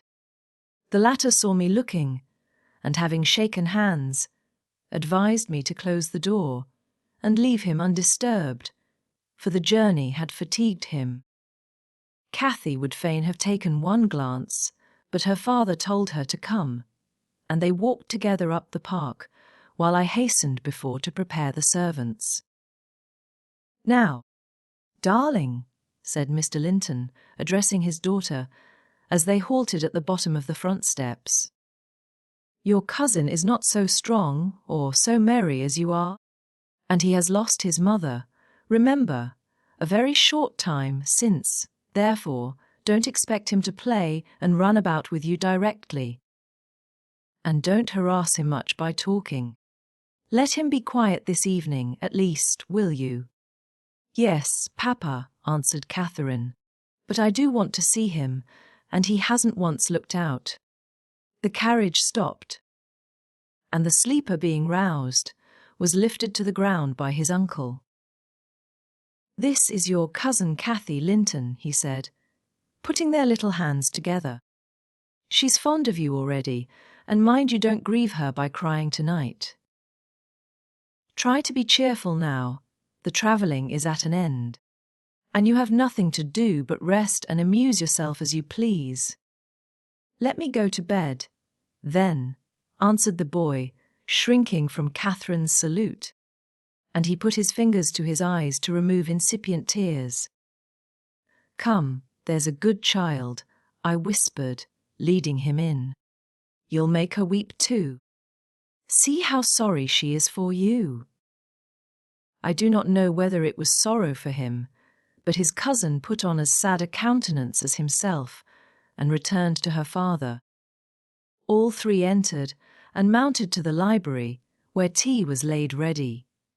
I proceeded to remove Linton's cap and mantle, and placed him on a chair by the table. But he was no sooner seated than he began to cry afresh. My master inquired what was the matter. "I can't sit on a chair," sobbed the boy. "Go to the sofa, then, and Ellen shall bring you some tea," answered his uncle patiently. He had been greatly tried during the journey, I felt convinced, by his fretful, ailing charge. Linton slowly trailed himself off and lay down. Cathy carried a footstool and her cup to his side. At first she sat silent, but that could not last. She had resolved to make a pet of her little cousin, as she would have him to be, and she commenced stroking his curls, and kissing his cheek, and offering him tea in her saucer like a baby. This pleased him, for he was not much better. He dried his eyes and lightened into a faint smile. "Oh, he'll do very well," said the master to me, after watching them a minute. "Very well, if we can keep him, Ellen. The company of a child of his own age will instill new spirit into him soon, and by wishing for strength he'll gain it."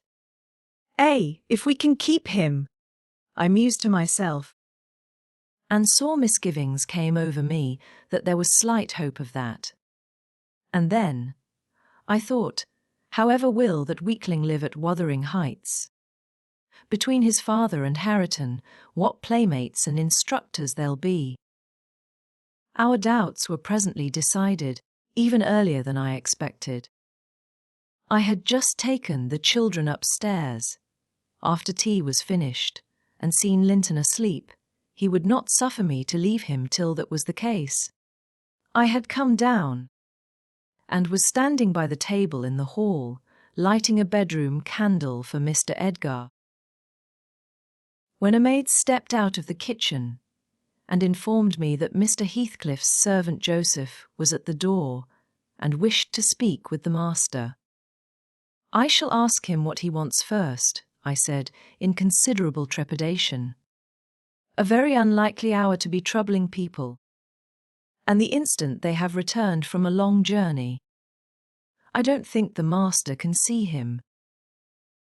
Joseph had advanced through the kitchen as I uttered these words, and now presented himself in the hall. He was donned in his Sunday garments, with his most sanctimonious and sorest face, and, holding his hat in one hand, and his stick in the other, he proceeded to clean his shoes on the mat. "Good evening, Joseph," I said coldly. "What business brings you here tonight?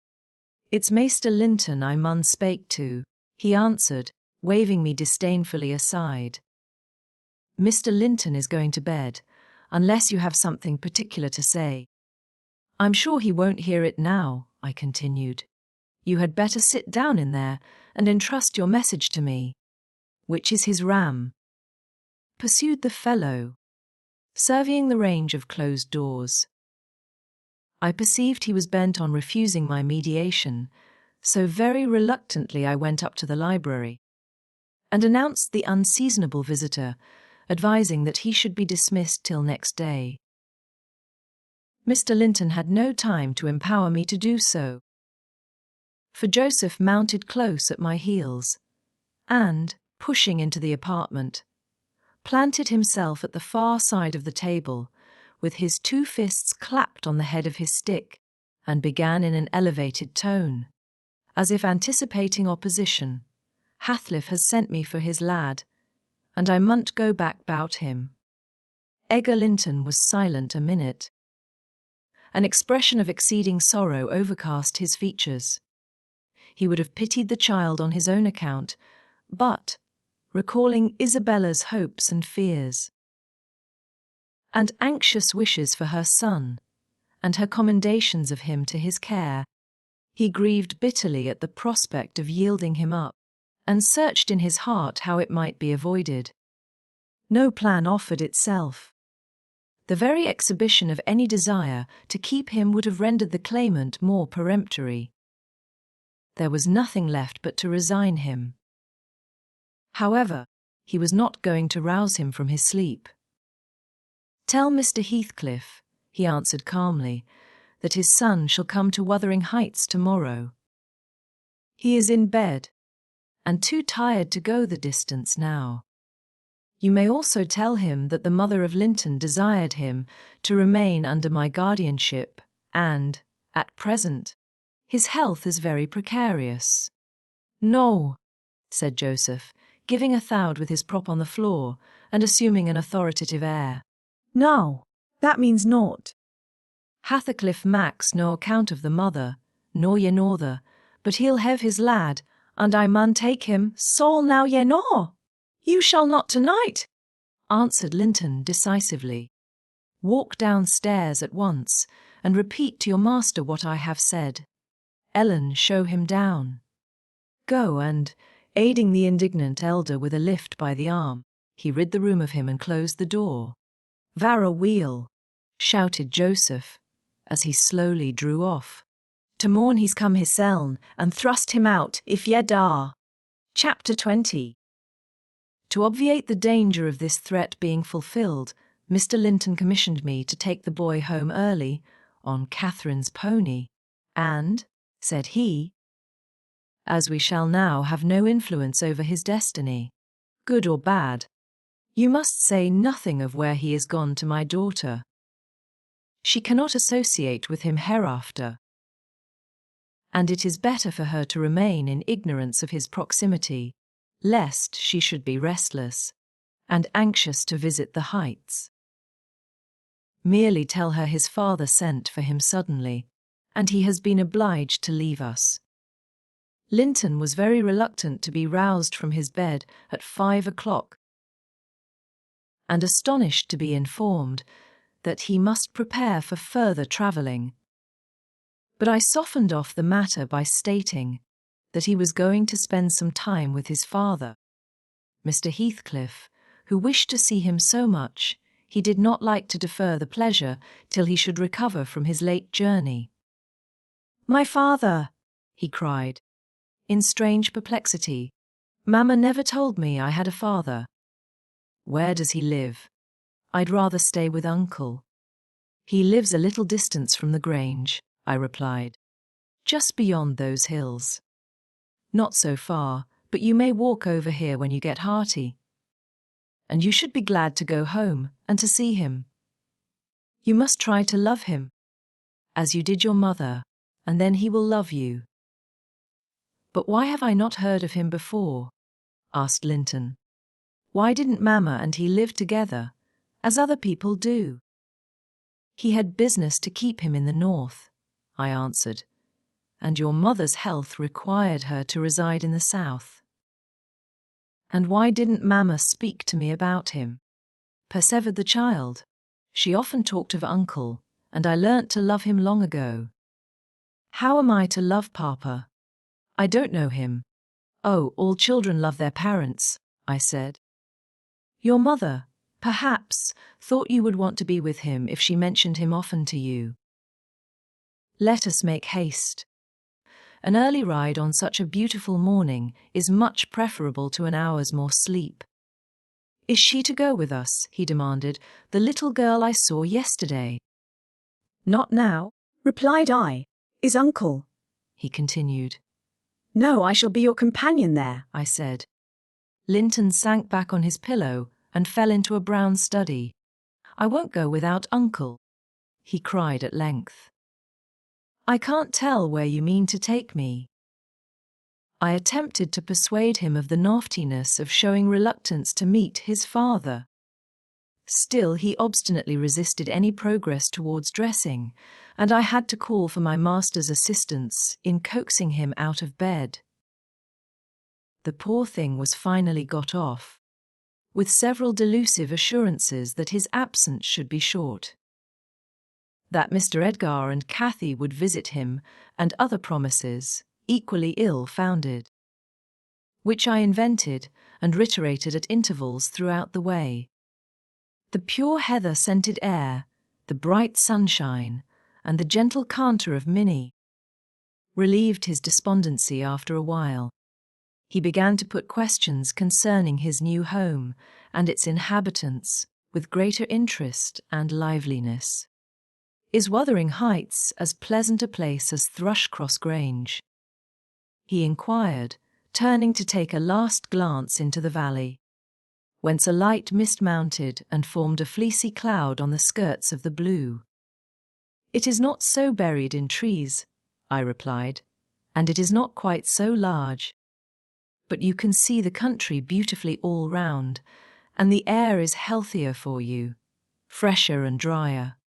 You will, perhaps, think the building old and dark at first, though it is a respectable house, the next best in the neighbourhood. And you will have such nice rambles on the moors. Hareton Earnshaw, that is, Miss Cathy's other cousin, and so yours in a manner, will show you all the sweetest spots, and you can bring a book in fine weather, and make a green hollow your study, and, now and then, your uncle may join you in a walk. He does, frequently, walk out on the hills. And what is my father like? He asked. Is he as young and handsome as Uncle? He's as young, said I, but he has black hair and eyes, and looks sterner, and he is taller and bigger altogether. He'll not seem to you so gentle and kind at first, perhaps because it is not his way. Still, mind you, be frank and cordial with him, and naturally he'll be fonder of you than any uncle, for you are his own. Black hair and eyes, mused Linton. I can't fancy him. Then I am not like him, am I? Not much, I answered. Not a morsel, I thought, surveying with regret the white complexion and slim frame of my companion, and his large, languid eyes, his mother's eyes, save that. Unless a morbid touchiness kindled them a moment, they had not a vestige of her sparkling spirit. How strange that he should never come to see Mamma and me, he murmured. Has he ever seen me? If he has, I must have been a baby. I remember not a single thing about him. Why, Master Linton, said I, 300 miles is a great distance, and 10 years seem very different in length to a grown-up person compared with what they do to you. It is probable Mr. Heathcliff proposed going from summer to summer, but never found a convenient opportunity, and now it is too late. Don't trouble him with questions on the subject. It will disturb him, for no good. The boy was fully occupied with his own cogitations for the remainder of the ride, till we halted before the farmhouse garden gate. I watched to catch his impressions in his countenance. He surveyed the carved front and low-browed lattices, the straggling gooseberry bushes and crooked firs, with solemn intentness, and then shook his head. His private feelings entirely disapproved of the exterior of his new abode. But he had sense to postpone complaining. There might be compensation within. Before he dismounted, I went and opened the door. It was 6:30. The family had just finished breakfast. The servant was clearing and wiping down the table. Joseph stood by his master's chair telling some tale concerning a lame horse, and Hareton was preparing for the hayfield. "Hello, Nellie," said Mr. Heathcliff, when he saw me. I feared I should have to come down and fetch my property myself. You've brought it, have you? Let us see what we can make of it. He got up and strode to the door. Hareton and Joseph followed in gaping curiosity. Poor Linton ran a frightened eye over the faces of the three. "Sure lie," said Joseph after a grave inspection. "He's swapped wee, maester, and yon's his lass." Heathcliff, having stared his son into an ague of confusion, uttered a scornful laugh. "God, what a beauty! What a lovely, charming thing!" he exclaimed. Haven't they reared it on snails and sour milk, Nellie? "Oh, damn my soul! But that's worse than I expected, and the devil knows I was not sanguine." I bid the trembling and bewildered child get down and enter. He did not thoroughly comprehend the meaning of his father's speech, or whether it were intended for him. Indeed, he was not yet certain that the grim, sneering stranger was his father. But he clung to me with growing trepidation, and on Mr. Heathcliff's taking a seat and bidding him come hither, he hid his face on my shoulder and wept. "Tut, tut," said Heathcliff, stretching out a hand and dragging him roughly between his knees, and then holding up his head by the chin. "None of that nonsense. We're not going to hurt thee, Linton." Isn't that they name? "Thought they mother's child entirely." Where is my share in they, pulling chicken? He took off the boy's cap and pushed back his thick flaxen curls, felt his slender arms and his small fingers, during which examination Linton ceased crying and lifted his great blue eyes to inspect the inspector. "Do you know me?" asked Heathcliff, having satisfied himself that the limbs were all equally frail and feeble. "No," said Linton, with a gaze of vacant fear. "You've heard of me, I dare say." "No," he replied again. "No, what a shame of your mother, never to waken your filial regard for me." "You are my son, then, I'll tell you. And your mother was a wicked slut to leave you in ignorance of the sort of father you possessed. Now, don't wince, and colour up, though it is something to see you have not white blood. Be a good lad, and I'll do for you. Nellie, if you be tired you may sit down, if not, get home again. I guess you'll report what you hear, and see to the cipher at the Grange, and this thing won't be settled while you linger about it." "Well," replied I hope you'll be kind to the boy, Mr. Heathcliff, or you'll not keep him long, and he's all you have aching in the wide world, that you will ever know, remember. I'll be very kind to him, you needn't fear," he said, laughing. "Only nobody else must be kind to him. I'm jealous of monopolizing his affection. And, to begin my kindness, Joseph, bring the lad some breakfast. Hareton, you infernal calf, begone to your work. Yes, Nell," he added, when they had departed. "My son is prospective owner of your place, and I should not wish him to die till I was certain of being his successor. Besides, he's mine, and I want the triumph of seeing my descendant fairly lord of their estates, my child hiring their children to till their father's lands for wages. That is the sole consideration which can make me endure the whelp. I despise him for himself, and hate him for the memories he revives. But that consideration is sufficient. He's as safe with me, and shall be tended as carefully as your master tends his own. I have a room upstairs, furnished for him in handsome style. I've engaged a tutor, also to come 3 times a week, from 20 miles distance, to teach him what he pleases to learn. I've ordered Hareton to obey him. And in fact I've arranged everything with a view to preserve the superior and the gentleman in him above his associates. I do regret, however, that he so little deserves the trouble. If I wished any blessing in the world, it was to find him a worthy object of pride. And I'm bitterly disappointed with the way-faced, whining wretch. While he was speaking, Joseph returned bearing a basin of milk porridge, and placed it before Linton, who stirred round the homely mess with a look of aversion, and affirmed he could not eat it. I saw the old man's servant shared largely in his master's scorn of the child.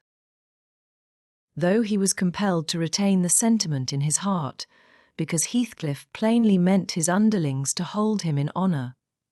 "Cannot ate it," repeated he, peering in Linton's face and subduing his voice to a whisper, for fear of being overheard.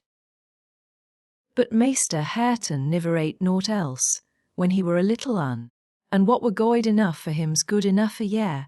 "I's rayther think I shan't eat it," answered Linton, snappishly. "Take it away."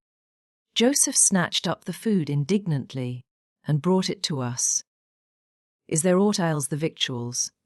he asked, thrusting the tray under Heathcliff's nose. "What should ail them?" he said. "Wah," answered Joseph, "yon dainty chap says he cannot ate them." "But I guess it's right. His mother were just so." "We were a'most too mucky to sow the corn for macking her breed." "Don't mention his mother to me," said the master, angrily. "Get him something that he can eat, that's all." "What is his usual food, Nelly?" I suggested boiled milk or tea, and the housekeeper received instructions to prepare some. Come, I reflected. His father's selfishness may contribute to his comfort. He perceives his delicate constitution and the necessity of treating him tolerably. I'll console Mr. Edgar by acquainting him with the turn Heathcliff's humour has taken. Having no excuse for lingering longer, I slipped out. While Linton was engaged in timidly rebuffing the advances of a friendly sheep dog. But he was too much on the alert to be cheated. As I closed the door, I heard a cry, and a frantic repetition of the words, "Don't leave me." "I'll not stay here. I'll not stay here." Then the latch was raised and fell. They did not suffer him to come forth. I mounted Minnie and urged her to a trot, and so my brief guardianship ended. Chapter 21. We had sad work with little Cathy that day.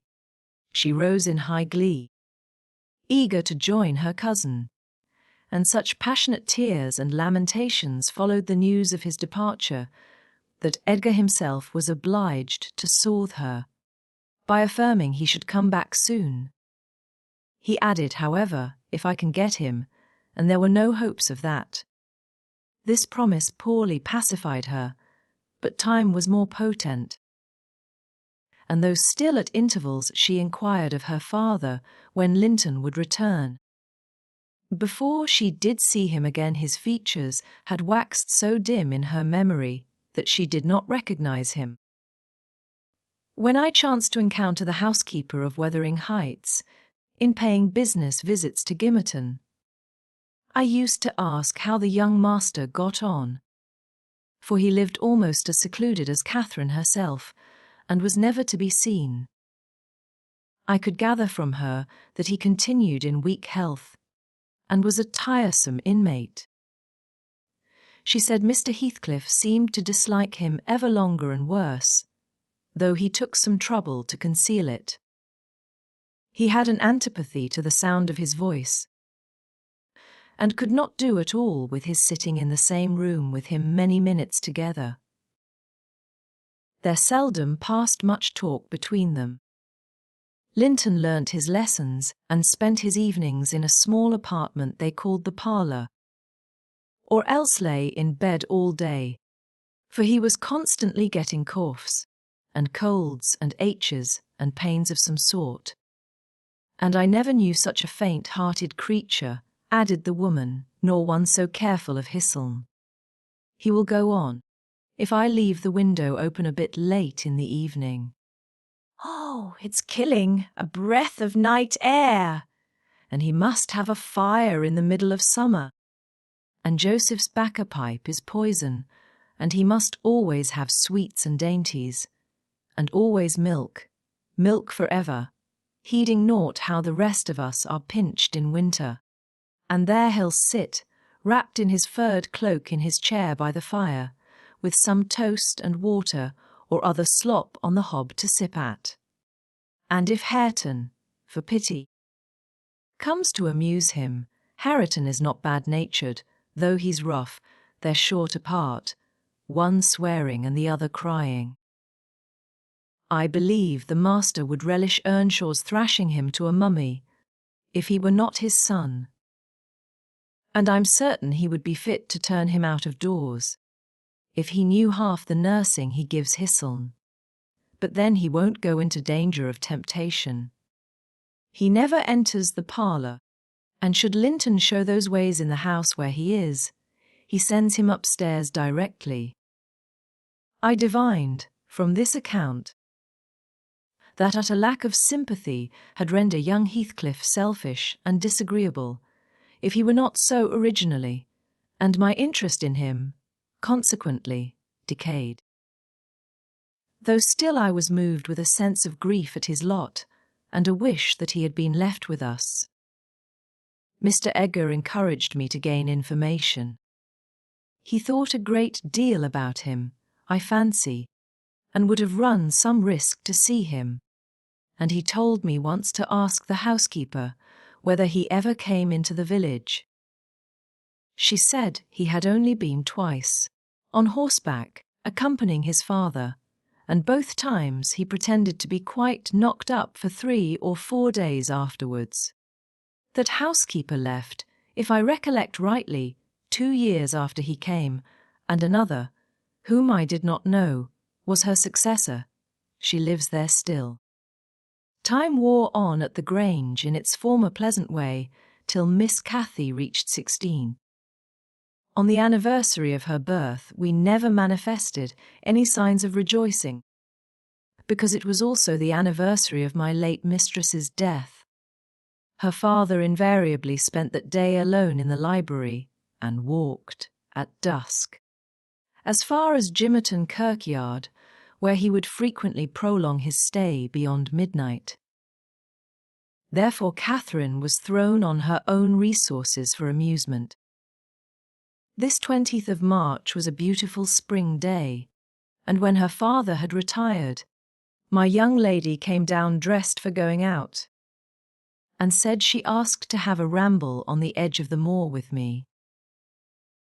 Mr. Linton had given her leave if we went only a short distance, and were back within the hour. "So make haste, Ellen," she cried.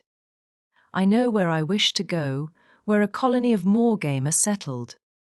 I want to see whether they have made their nests yet." "That must be a good distance up," I answered. "They don't breed on the edge of the moor." "No, it's not," she said. "I've gone very near with Papa." I put on my bonnet and sallied out, thinking nothing more of the matter. She bounded before me, and returned to my side, and was off again like a young greyhound, and, at first, I found plenty of entertainment in listening to the larks singing far and near, and enjoying the sweet, warm sunshine, and watching her, my pet and my delight, with her golden ringlets flying loose behind, and her bright cheek, as soft and pure in its bloom as a wild rose, and her eyes radiant with cloudless pleasure. She was a happy creature and an angel in those days. It's a pity she could not be content. Well, said I, where are your moor game, Miss Cathy? We should be at them. The Grange Park fence is a great way off now. Oh, a little further, only a little further, Ellen, was her answer, continually. Climb to that hillock, past that bank, and by the time you reach the other side I shall have raised the birds. But there were so many hillocks and banks to climb and pass, that, at length, I began to be wary and told her we must halt and retrace our steps. I shouted to her, as she had outstripped me a long way. She either did not hear or did not regard, for she still sprang on, and I was compelled to follow. Finally, she dived into a hollow, and before I came in sight of her again, she was 2 miles nearer Wuthering Heights than her own home, and I beheld a couple of persons arrest her, one of whom I felt convinced was Mr. Heathcliff himself. Cathy had been caught in the fact of plundering, or, at least, hunting out the nests of the grouse. The Heights were Heathcliff's land, and he was reproving the poacher. "I've neither taken any nor found any," she said, as I toiled to them, expanding her hands in corroboration of the statement. "I didn't mean to take them.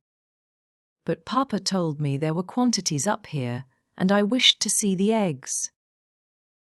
Heathcliff glanced at me with an ill-meaning smile, expressing his acquaintance with the party and, consequently, his malevolence towards it, and demanded who Papa was. "Mr. Linton of Thrushcross Grange," she replied. "I thought you did not know me, or you wouldn't have spoken in that way." "You suppose Papa is highly esteemed and respected then," he said, sarcastically. "And what are you?" inquired Catherine, gazing curiously on the speaker. "That man I've seen before.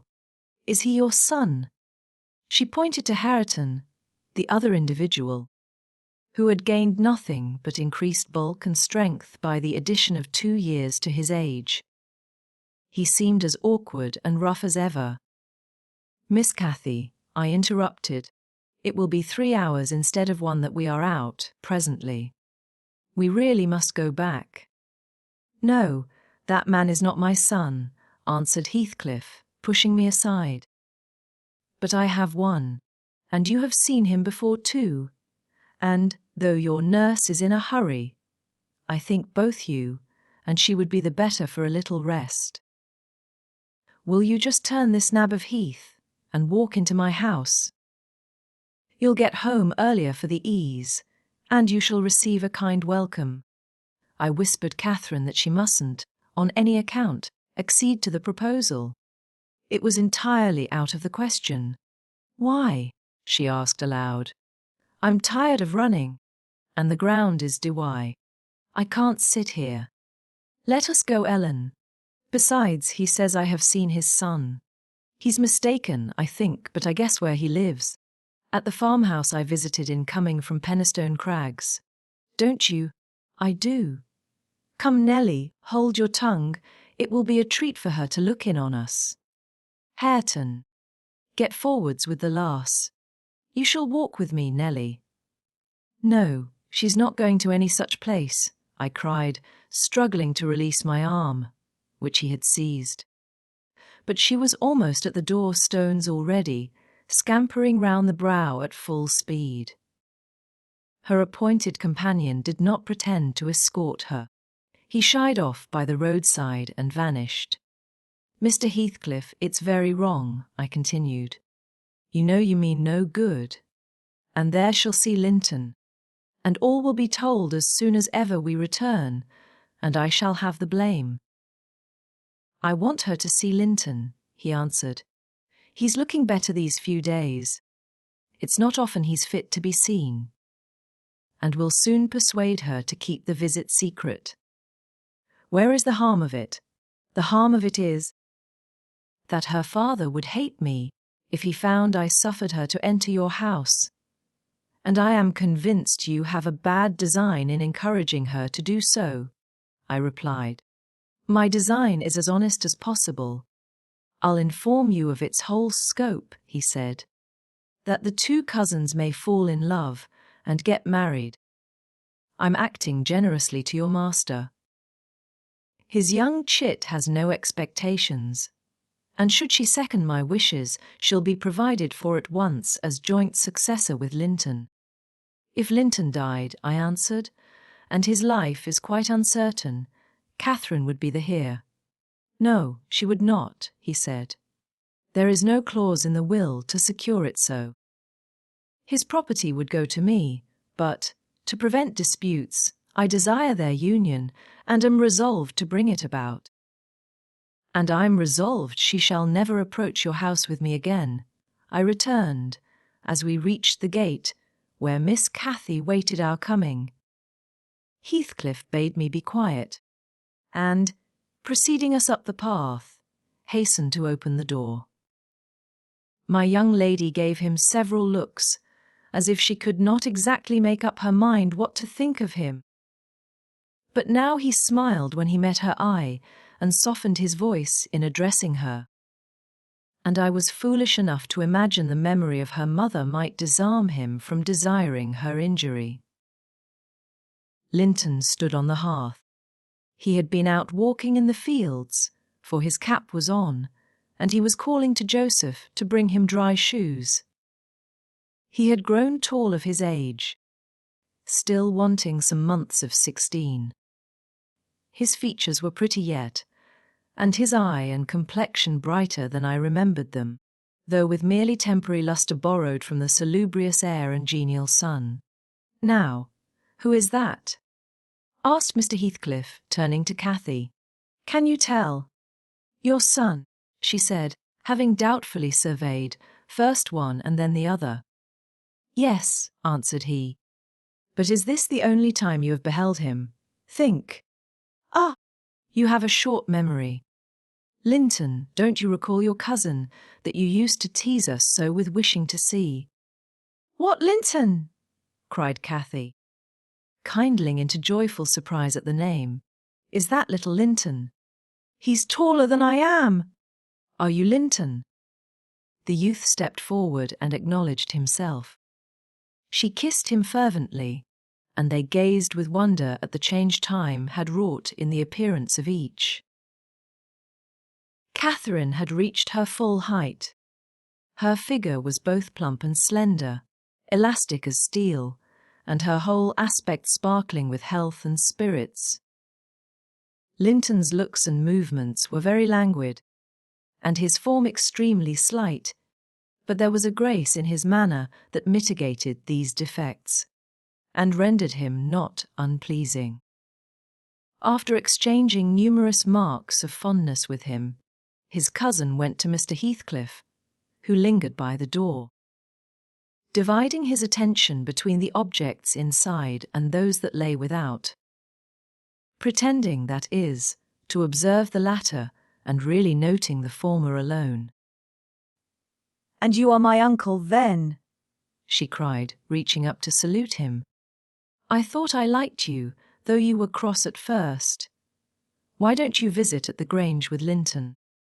To live all these years such close neighbours, and never see us is odd.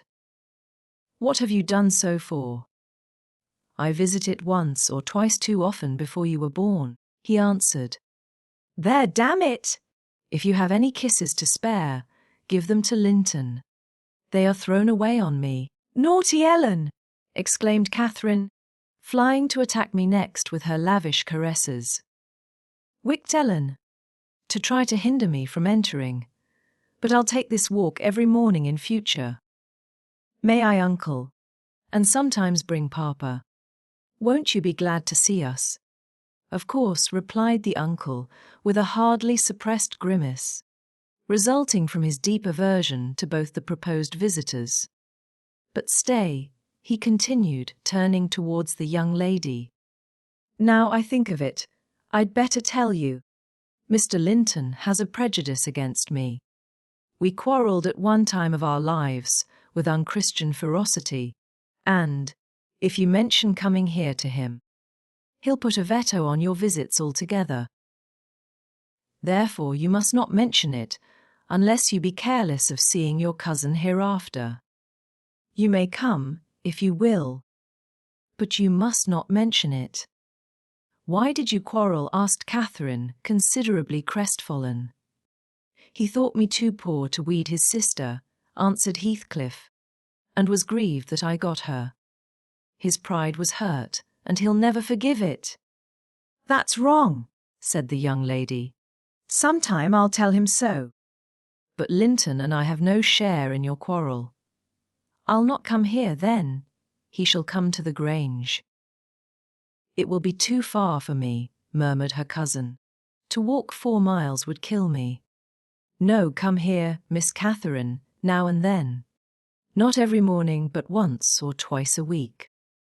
The father launched towards his son a glance of bitter contempt.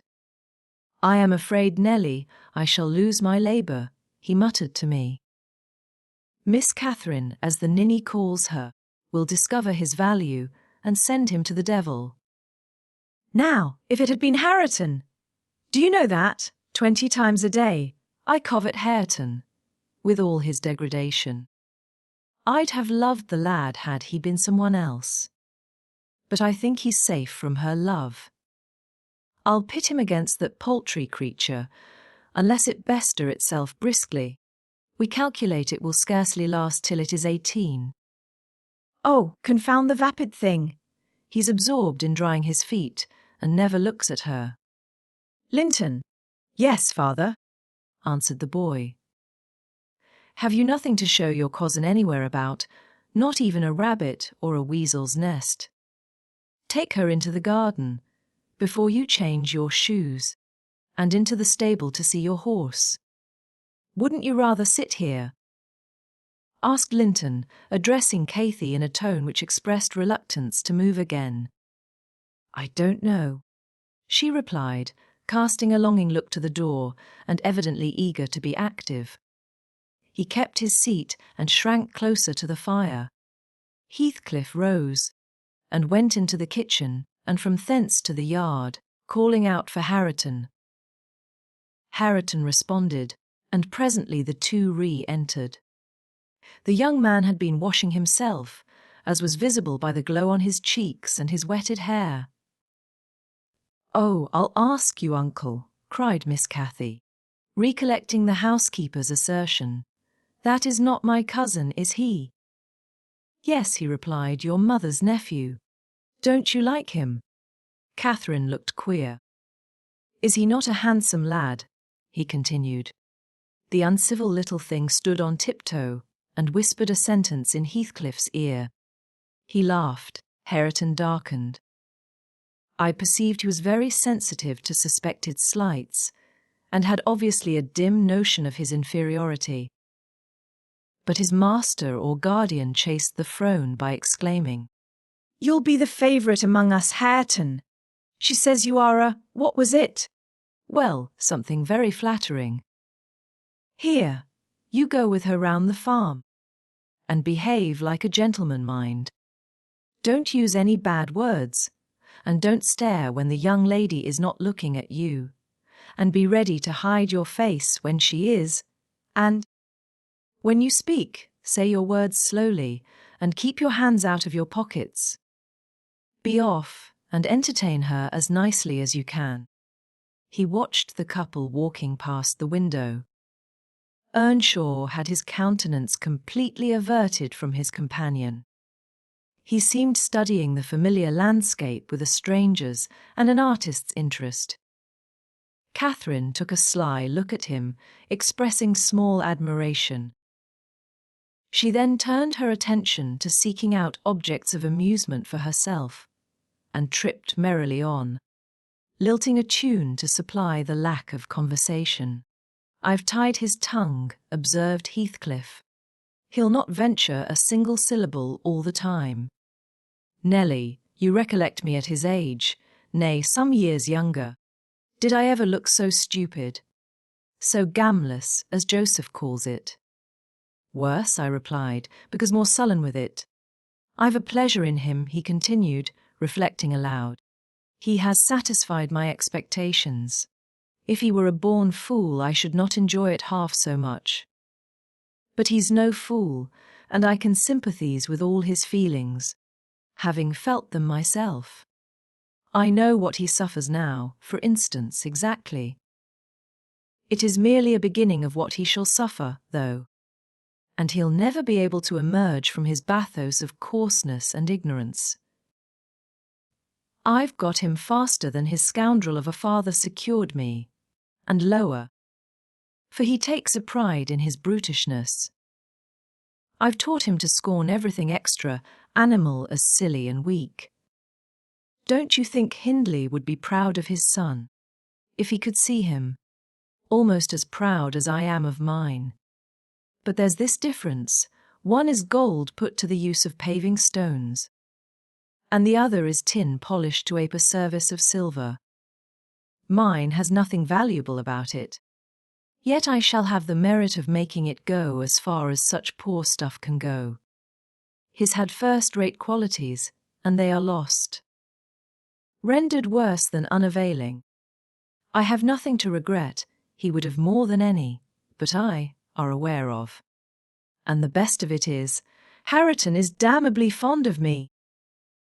You'll own that I've outmatched Hindley there. If the dead villain could rise from his grave to abuse me for his offspring's wrongs, I should have the fun of seeing the said offspring fight him back again, indignant that he should dare to rail at the one friend he has in the world. Heathcliff chuckled a fiendish laugh at the idea. I made no reply, because I saw that he expected none. Meantime, our young companion, who sat too removed from us to hear what was said, began to evince symptoms of uneasiness, probably repenting that he had denied himself the treat of Catherine's society for fear of a little fatigue. His father remarked the restless glances wandering to the window and the hand irresolutely extended towards his cap. Get up, you idle boy, he exclaimed, with assumed heartiness. Away after them. They are just at the corner, by the stand of hives. Linton gathered his energies and left the hearth. The lattice was open, and, as he stepped out, I heard Cathy inquiring of her unsociable attendant what was that inscription over the door. Hareton stared up and scratched his head like a true clown. It's some damnable writing, he answered. I cannot read it. Can't read it, cried Catherine. I can read it. It's English. But I want to know why it is there. Linton giggled. The first appearance of mirth he had exhibited. He does not know his letters, he said to his cousin. Could you believe in the existence of such a colossal dunce? Is he all as he should be? Asked Miss Cathy, seriously, or is he simple? Not right. I've questioned him twice now, and each time he looked so stupid I think he does not understand me. I can hardly understand him, I'm sure. Linton repeated his laugh and glanced at Hareton tauntingly, who certainly did not seem quite clear of comprehension at that moment. There's nothing the matter but laziness. Is there, Earnshaw? He said. My cousin fancies you are an idiot. There you experience the consequence of scorning book learning, as you would say. Have you noticed, Catherine? His frightful Yorkshire pronunciation. Why, where the devil is the use on't? Growled Hareton, more ready in answering his daily companion. He was about to enlarge further, but the two youngsters broke into a noisy fit of merriment. My giddy miss being delighted to discover that she might turn his strange talk to matter of amusement. Where is the use of the devil in that sentence? Tittered Linton. Papa told you not to say any bad words, and you can't open your mouth without one. Do try to behave like a gentleman, now do. If thou weren't more a lass than a lad, I'd fell thee this minute. I would, pitiful lath of a crater, retorted the angry boar, retreating, while his face burnt with mingled rage and mortification. For he was conscious of being insulted, and embarrassed how to resent it. Mr. Heathcliff, having overheard the conversation, as well as I, smiled when he saw him go, but immediately afterwards cast a look of singular aversion on the flippant pair, who remained chattering in the doorway. The boy finding animation enough while discussing Hareton's faults and deficiencies, and relating anecdotes of his goings-on, and the girl relishing his pert and spiteful sayings without considering the ill nature they evinced. I began to dislike, more than to compassionate Linton, and to excuse his father in some measure for holding him cheap. We stayed till afternoon. I could not tear Miss Cathy away sooner. But happily my master had not quitted his apartment and remained ignorant of our prolonged absence. As we walked home, I would fain have enlightened my charge on the characters of the people we had quitted, but she got it into her head that I was prejudiced against them. Ah! She cried. You take Papa's side, Ellen. You are partial, I know, or else you wouldn't have cheated me so many years into the notion that Linton lived a long way from here.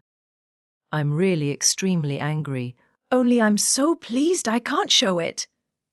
but you must hold your tongue about my uncle. He's my uncle, remember, and I'll scold Papa for quarrelling with him. And so she ran on till I relinquished the endeavour to convince her of her mistake. She did not mention the visit that night, because she did not see Mr. Linton. Next day it all came out, sadly to my chagrin, and still I was not altogether sorry. I thought the burden of directing and warning would be more efficiently borne by him than me. But he was too timid in giving satisfactory reasons for his wish that she should shun connection with the household of the Heights, and Catherine liked good reasons for every restraint that harassed her petted will. "Papa," she exclaimed, after the morning salutations, "guess whom I saw yesterday? In my walk on the moors." Ah, Papa, you started. You've not done right, have you now? I saw, but listen, and you shall hear how I found you out, and Ellen, who is in league with you, and yet pretended to pity me so, when I kept hoping, and was always disappointed about Linton's coming back. She gave a faithful account of her excursion and its consequences, and my master, though he cast more than one reproachful look at me, said nothing till she had concluded. Then he drew her to him and asked if she knew why he had concealed Linton's near neighbourhood from her. Could she think it was to deny her a pleasure that she might harmlessly enjoy? "It was because you disliked Mr. Heathcliff," she answered. "Then you believe I care more for my own feelings than yours, Cathy," he said. "No, it was not because I disliked Mr. Heathcliff, but because Mr. Heathcliff dislikes me, and is a most diabolical man, delighting to wrong and ruin those he hates, if they give him the slightest opportunity. I knew that you could not keep up an acquaintance with your cousin without being brought into contact with him, and I knew he would detest you on my account. So for your own good, and nothing else, I took precautions that you should not see Linton again. I meant to explain this sometime as you grew older, and I'm sorry I delayed it." "But Mr. Heathcliff was quite cordial, Papa," observed Catherine, not at all convinced, "and he didn't object to our seeing each other. He said I might come to his house when I pleased, only I must not tell you, because you had quarrelled with him, and would not forgive him for marrying Aunt Isabella, and you won't. You are the one to be blamed. He is willing to let us be friends, at least, Linton and I, and you are not. My master." Perceiving that she would not take his word for her uncle-in-law's evil disposition, gave a hasty sketch of his conduct to Isabella, and the manner in which Wuthering Heights became his property.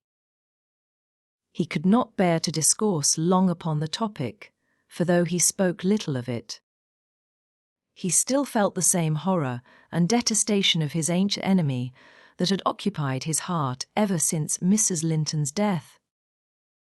She might have been living yet, if it had not been for him, was his constant bitter reflection, and in his eyes Heathcliff seemed a murderer. Miss Cathy, conversant with no bad deeds except her own slight acts of disobedience, injustice, and passion, arising from hot temper and thoughtlessness, and repented of on the day they were committed, was amazed at the blackness of spirit that could brod on and cover revenge for years, and deliberately prosecute its plans without a visitation of remorse. She appeared so deeply impressed and shocked at this new view of human nature, excluded from all her studies and all her ideas till now, that Mr. Egger deemed it unnecessary to pursue the subject. He merely added, "You will know hereafter, darling, why I wish you to avoid his house and family. Now return to your old employments and amusements, and think no more about them." Catherine kissed her father, and sat down quietly to her lessons for a couple of hours, according to custom. Then she accompanied him into the grounds, and the whole day passed as usual. But in the evening, when she had retired to her room, and I went to help her to undress, I found her crying on her knees by the bedside. "Oh, fie, silly child!" I exclaimed. "If you had any real griefs, you'd be ashamed to waste a tear on this little contrariety. You never had one shadow of substantial sorrow, Miss Catherine. Suppose, for a minute, that master and I were dead, and you were by yourself in the world. How would you feel then? Compare the present occasion with such an affliction as that, and be thankful for the friends you have, instead of coveting more." "I'm not crying for myself, Ellen," she answered. "It's for him. He expected to see me again tomorrow, and there he'll be so disappointed. And he'll wait for me, and I shan't come." "Nonsense," said I. "Do you imagine he has thought as much of you as you have of him? Hasn't he Hareton for a companion? Not one in 100 would weep at losing a relation they had just seen twice, for 2 afternoons. Linton will conjecture how it is, and trouble himself no further about you. But may I not write a note to tell him why I cannot come?" she asked, rising to her feet. "And just send those books I promised to lend him. His books are not as nice as mine, and he wanted to have them extremely, when I told him how interesting they were. May I not, Ellen?" No, indeed, replied I with decision. "Then he would write to you, and there'd never be an end of it. No, Miss Catherine, the acquaintance must be dropped entirely. So Papa expects, and I shall see that it is done. But how can one little note—" she recommenced, putting on an imploring countenance. "Silence!" I interrupted. "We'll not begin with your little notes. Get into bed." She threw at me a very naughty look, so naughty that I would not kiss her good night at first. I covered her up and shut her door in great displeasure, but, repenting halfway, I returned softly, and lo!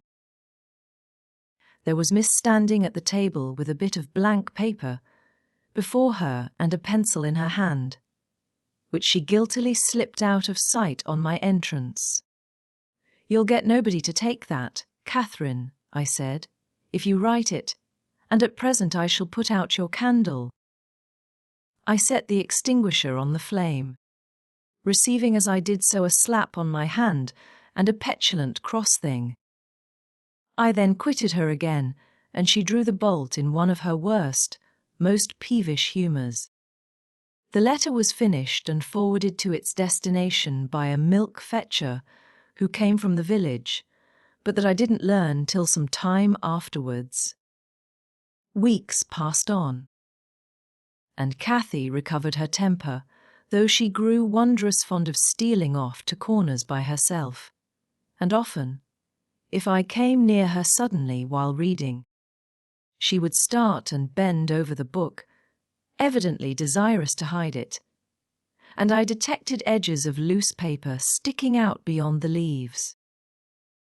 She also got a trick of coming down early in the morning and lingering about the kitchen, as if she were expecting the arrival of something, and she had a small drawer in a cabinet in the library, which she would trifle over for hours, and whose key she took special care to remove when she left it. One day, as she inspected this drawer, I observed that the playthings and trinkets which recently formed its contents were transmuted into bits of folded paper. My curiosity and suspicions were roused. I determined to take a peep at her mysterious treasures, so, at night, as soon as she and my master were safe upstairs, I searched and readily found among my house keys one that would fit the lock. Having opened, I emptied the whole contents into my apron, and took them with me to examine at leisure in my own chamber. Though I could not but suspect, I was still surprised to discover that they were a mass of correspondence. Daily almost, it must have been from Linton Heathcliff. Answers to documents forwarded by her. The earlier dated were embarrassed and short. Gradually, however, they expanded into copious love letters, foolish, as the age of the writer rendered natural, yet with touches here and there which I thought were borrowed from a more experienced source. Some of them struck me as singularly odd compounds of ardour and flatness, commencing in strong feeling and concluding in the affected, wordy style that a schoolboy might use to a fancied, incorporeal sweetheart. Whether they satisfied Cathy I don't know, but they appeared very worthless trash to me. After turning over as many as I thought proper, I tied them in a handkerchief and set them aside, relocking the vacant drawer. Following her habit, my young lady descended early and visited the kitchen. I watched her go to the door on the arrival of a certain little boy, and, while the dairymaid filled his can, she tucked something into his jacket pocket and plucked something out. I went round by the garden and laid wait for the messenger, who fought valorously to defend his trust, and we spilt the milk between us. But I succeeded in abstracting the epistle and threatening serious consequences if he did not look sharp home. I remained under the wall and perused Miss Cathy's affectionate composition. It was more simple and more eloquent than her cousin's. Very pretty and very silly. I shook my head and went meditating into the house. The day being wet, she could not divert herself with rambling about the park, so, at the conclusion of her morning studies, she resorted to the solace of the drawer. Her father sat reading at the table, and I, on purpose, had sought a bit of work in some unripped fringes of the window curtain, keeping my eye steadily fixed on her proceedings. Never did any bird flying back to a plundered nest, which it had left brimful of chirping young ones, express more complete despair, in its anguished cries and flutterings, than she by her single "oh!" and the change that transfigured her late happy countenance. Mr. Linton looked up. "What is the matter?" "Love, have you hurt yourself?" he said. His tone and look assured her he had not been the discoverer of the hoard. "No, Papa," she gasped. Ellen, come upstairs. I'm sick. I obeyed her summons and accompanied her out. Oh, Ellen, You have got them, she commenced immediately, dropping on her knees when we were enclosed alone. oh, give them to me, and I'll never do so again. Don't tell Papa. You have not told Papa, Ellen. Say you have not. I've been exceedingly naughty. But I won't do it any more. With a grave severity in my manner, I bade her stand up. So, I exclaimed, Miss Catherine, you are tolerably far on, it seems. You may well be ashamed of them. A fine bundle of trash you study in your leisure hours, to be sure. Why? It's good enough to be printed. And what do you suppose the master will think when I display it before him? I haven't shown it yet, but you needn't imagine I shall keep your ridiculous secrets. For shame! And you must have led the way in writing such absurdities. He would not have thought of beginning, I'm certain. I didn't, sobbed Cathy, fit to break her heart. I didn't once think of loving him till loving, cried I, as scornfully as I could utter the word.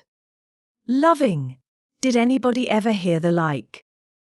I might just as well talk of loving the miller who comes once a year to buy our corn. Pretty loving, indeed. And both times together you have seen Linton hardly 4 hours in your life. Now here is the babyish trash. I'm going with it to the library, and we'll see what your father says to such loving. She sprang at her precious epistles, but I held them above my head. And then she poured out a frantic entreaties that I would burn them, do anything rather than show them. And being really fully as much inclined to laugh as scold, for I esteemed it all girlish vanity, I at length relented in a measure, and asked, if I consent to burn them, will you promise faithfully neither to send nor receive a letter again, nor a book? For I perceive you have sent him books, nor locks of hair, nor rings, nor playthings. We don't send playthings, cried Catherine, her pride overcoming her shame. Nor anything at all, then, my lady, I said. Unless you will, here I go. I promise, Ellen, she cried, catching my dress. Oh, put them in the fire, do. But when I proceeded to open a place with the poker, the sacrifice was too painful to be borne. She earnestly supplicated that I would spare her 1 or 2. 1 or 2, Ellen, to keep for Linton's sake. I unknotted the handkerchief and commenced dropping them in from an angle, and the flame curled up the chimney. I will have 1, you cruel wretch, she screamed, darting her hand into the fire, and drawing forth some half-consumed fragments at the expense of her fingers. Very well, and I will have some to exhibit to Papa, I answered, shaking back the rest into the bundle and turning anew to the door. She emptied her blackened pieces into the flames, and motioned me to finish the immolation. It was done.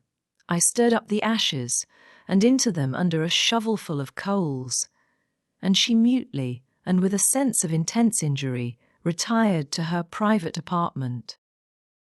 I descended to tell my master that the young lady's qualm of sickness was almost gone, but I judged it best for her to lie down a while.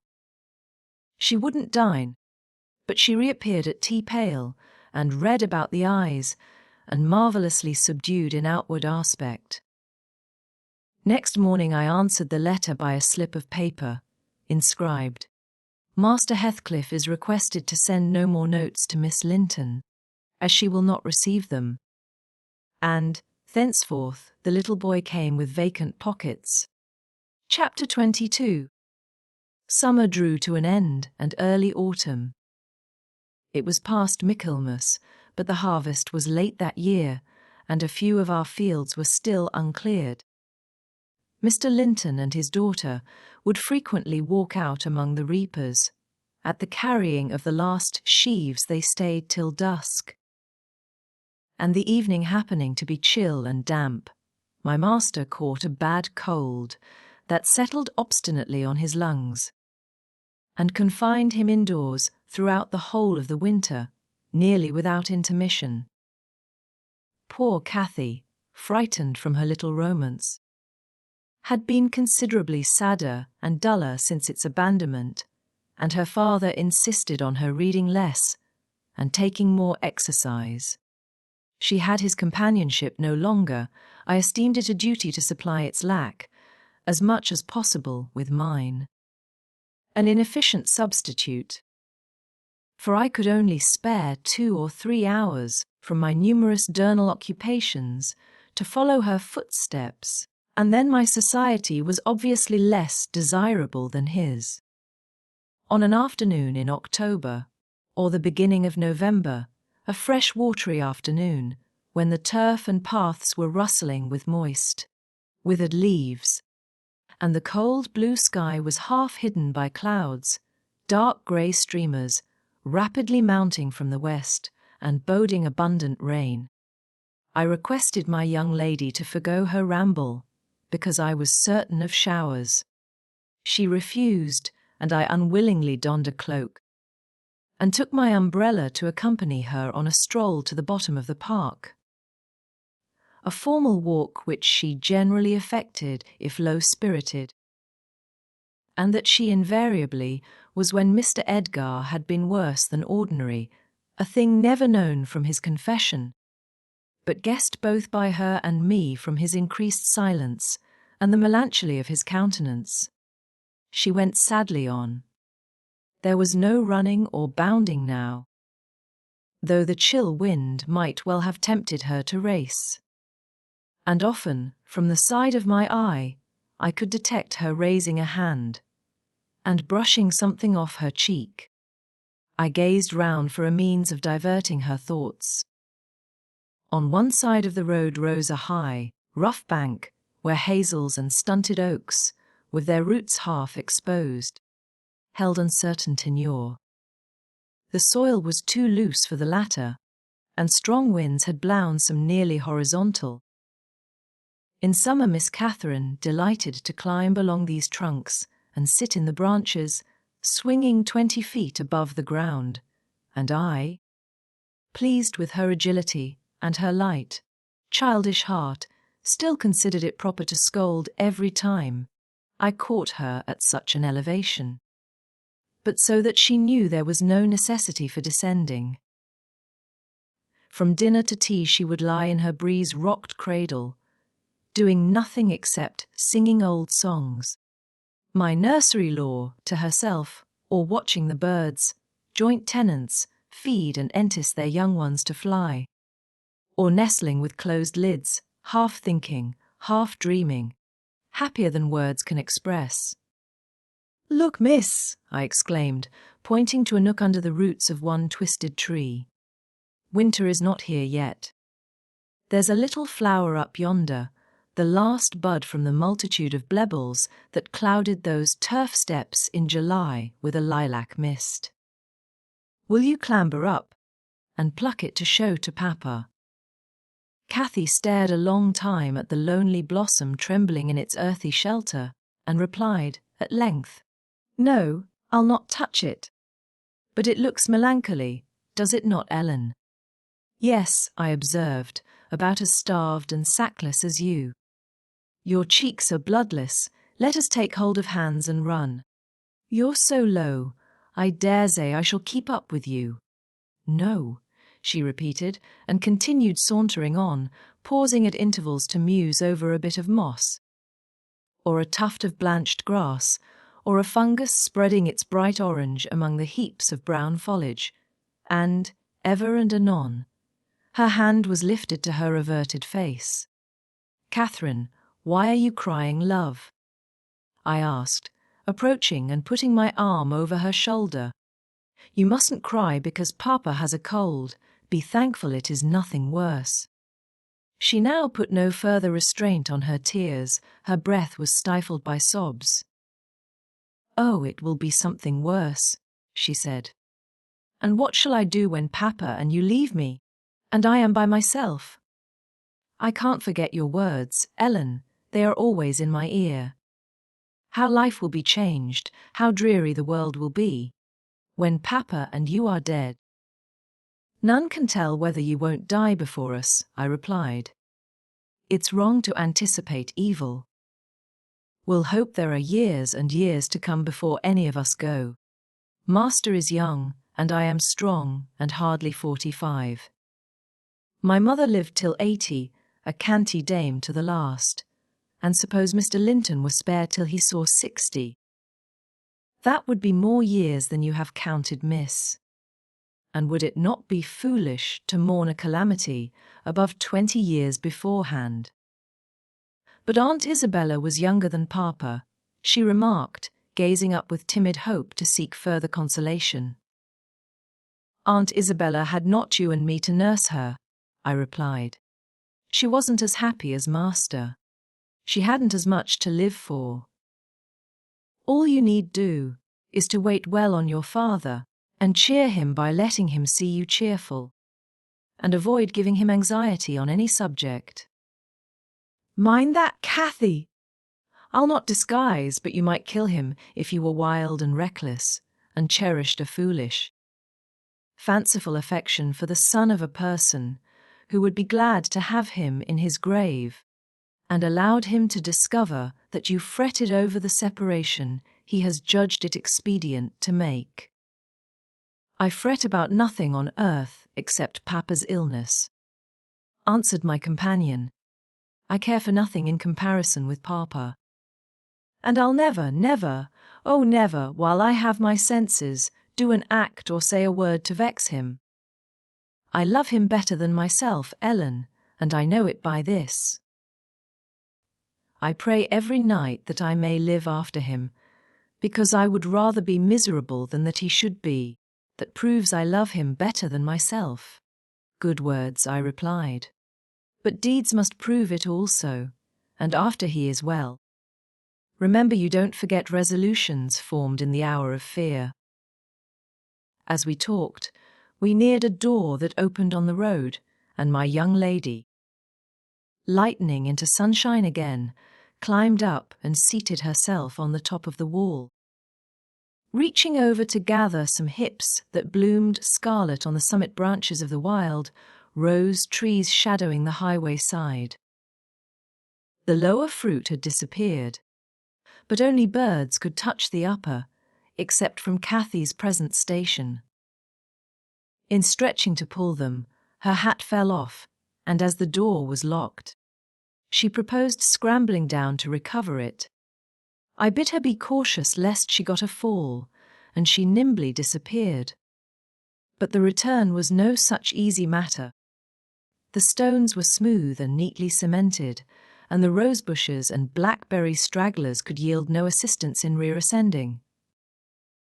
I, like a fool, didn't recollect that, till I heard her laughing and exclaiming, Ellen, you'll have to fetch the key, or else I must run round to the porter's lodge. I can't scale the ramparts on this side. Stay where you are, I answered. I have my bundle of keys in my pocket. Perhaps I may manage to open it. If not, I'll go. Catherine amused herself with dancing to and fro before the door, while I tried all the large keys in succession. I had applied the last, and found that none would do. So, repeating my desire that she would remain there, I was about to hurry home as fast as I could, when an approaching sound arrested me. It was the trot of a horse. Cathy's dance stopped also. Who is that? I whispered. Ellen, I wish you could open the door, whispered back my companion, anxiously. Oh, Miss Linton, cried a deep voice. The riders, I'm glad to meet you. Don't be in haste to enter, for I have an explanation to ask and obtain. I shan't speak to you, Mr. Heathcliff, answered Catherine. Papa says you are a wicked man, and you hate both him and me, and Ellen says the same. That is nothing to the purpose, said Heathcliff. He it was. I don't hate my son, I suppose, and it is concerning him that I demand your attention. Yes, you have cause to blush. 2 or 3 months since. Were you not in the habit of writing to Linton? Making love in play air? You deserved, Both of you, flogging for that. you especially, the elder and less sensitive. As it turns out, I've got your letters, and if you give me any pertness, I'll send them to your father. I presume you grew weary of the amusement and dropped it, didn't you? Well, you dropped Linton with it into a slough of despond. He was in earnest. In love, really. As true as I live, he's dying for you. Breaking his heart at your fickleness. Not figuratively, but actually. Though Hareton has made him a standing jest for 6 weeks, and I have used more serious measures, and attempted to frighten him out of his idiocy, he gets worse daily, and he'll be under the sod before summer. Unless you restore him. How can you lie so glaringly to the poor child? I called from the inside. Pray ride on. How can you deliberately get up such paltry falsehoods? Miss Cathy. I'll knock the lock off with a stone. You won't believe that vile nonsense. You can feel in yourself it is impossible that a person should die for love of a stranger. I was not aware there were eavesdroppers, muttered the detected villain. Worthy Mrs. Dean, I like you, but I don't like your double-dealing, he added aloud. How could you lie so glaringly as to affirm I hated the poor child, and invent bugbear stories to terrify her from my door stones? Catherine Linton. The very name warms me, my bonny lass. I shall be from home all this week. Go and see if I have not spoken truth. Do! There's a darling! Just imagine your father in my place, and Linton in yours. Then think how you would value your careless lover if he refused to stir a step to comfort you, when your father himself entreated him, and don't, from pure stupidity, fall into the same error. I swear, on my salvation, he's going to his grave, and none but you can save him. The lock gave way and I issued out. I swear Linton is dying, repeated Heathcliff, looking hard at me. And grief and disappointment are hastening his death. Nelly, if you won't let her go, you can walk over yourself. But I shall not return till this time next week, and I think your master himself would scarcely object to her visiting her cousin. Come in, said I, taking Cathy by the arm and half forcing her to re-enter, for she lingered, viewing with troubled eyes the features of the speaker, too stern to express his inward deceit. He pushed his horse close, and, bending down, observed, Miss Catherine, I'll own to you that I have little patience with Linton, and Hareton and Joseph have less. I'll own that he's with a harsh set. He pines for kindness, as well as love, and a kind word from you would be his best medicine. Don't mind Mrs. Dean's cruel cautions, but be generous and contrive to see him. He dreams of you day and night, and cannot be persuaded that you don't hate him, since you neither write nor call. I closed the door, and rolled a stone to assist the loosened lock in holding it, and spreading my umbrella, I drew my charge underneath. For the rain began to drive through the moining branches of the trees, and warned us to avoid delay. Our hurry prevented any comment on the encounter with Heathcliff, as we stretched towards home, but I divined instinctively that Catherine's heart was clouded now in double darkness. Her features were so sad, they did not seem hers. She evidently regarded what she had heard as every syllable true. The master had retired to rest before we came in. Cathy stole to his room to inquire how he was. He had fallen asleep. She returned and asked me to sit with her in the library. We took our tea together, and afterwards she lay down on the rug, and told me not to talk, for she was weary. I got a book and pretended to read. As soon as she supposed me absorbed in my occupation, she recommenced her silent weeping. It appeared, at present, her favourite diversion.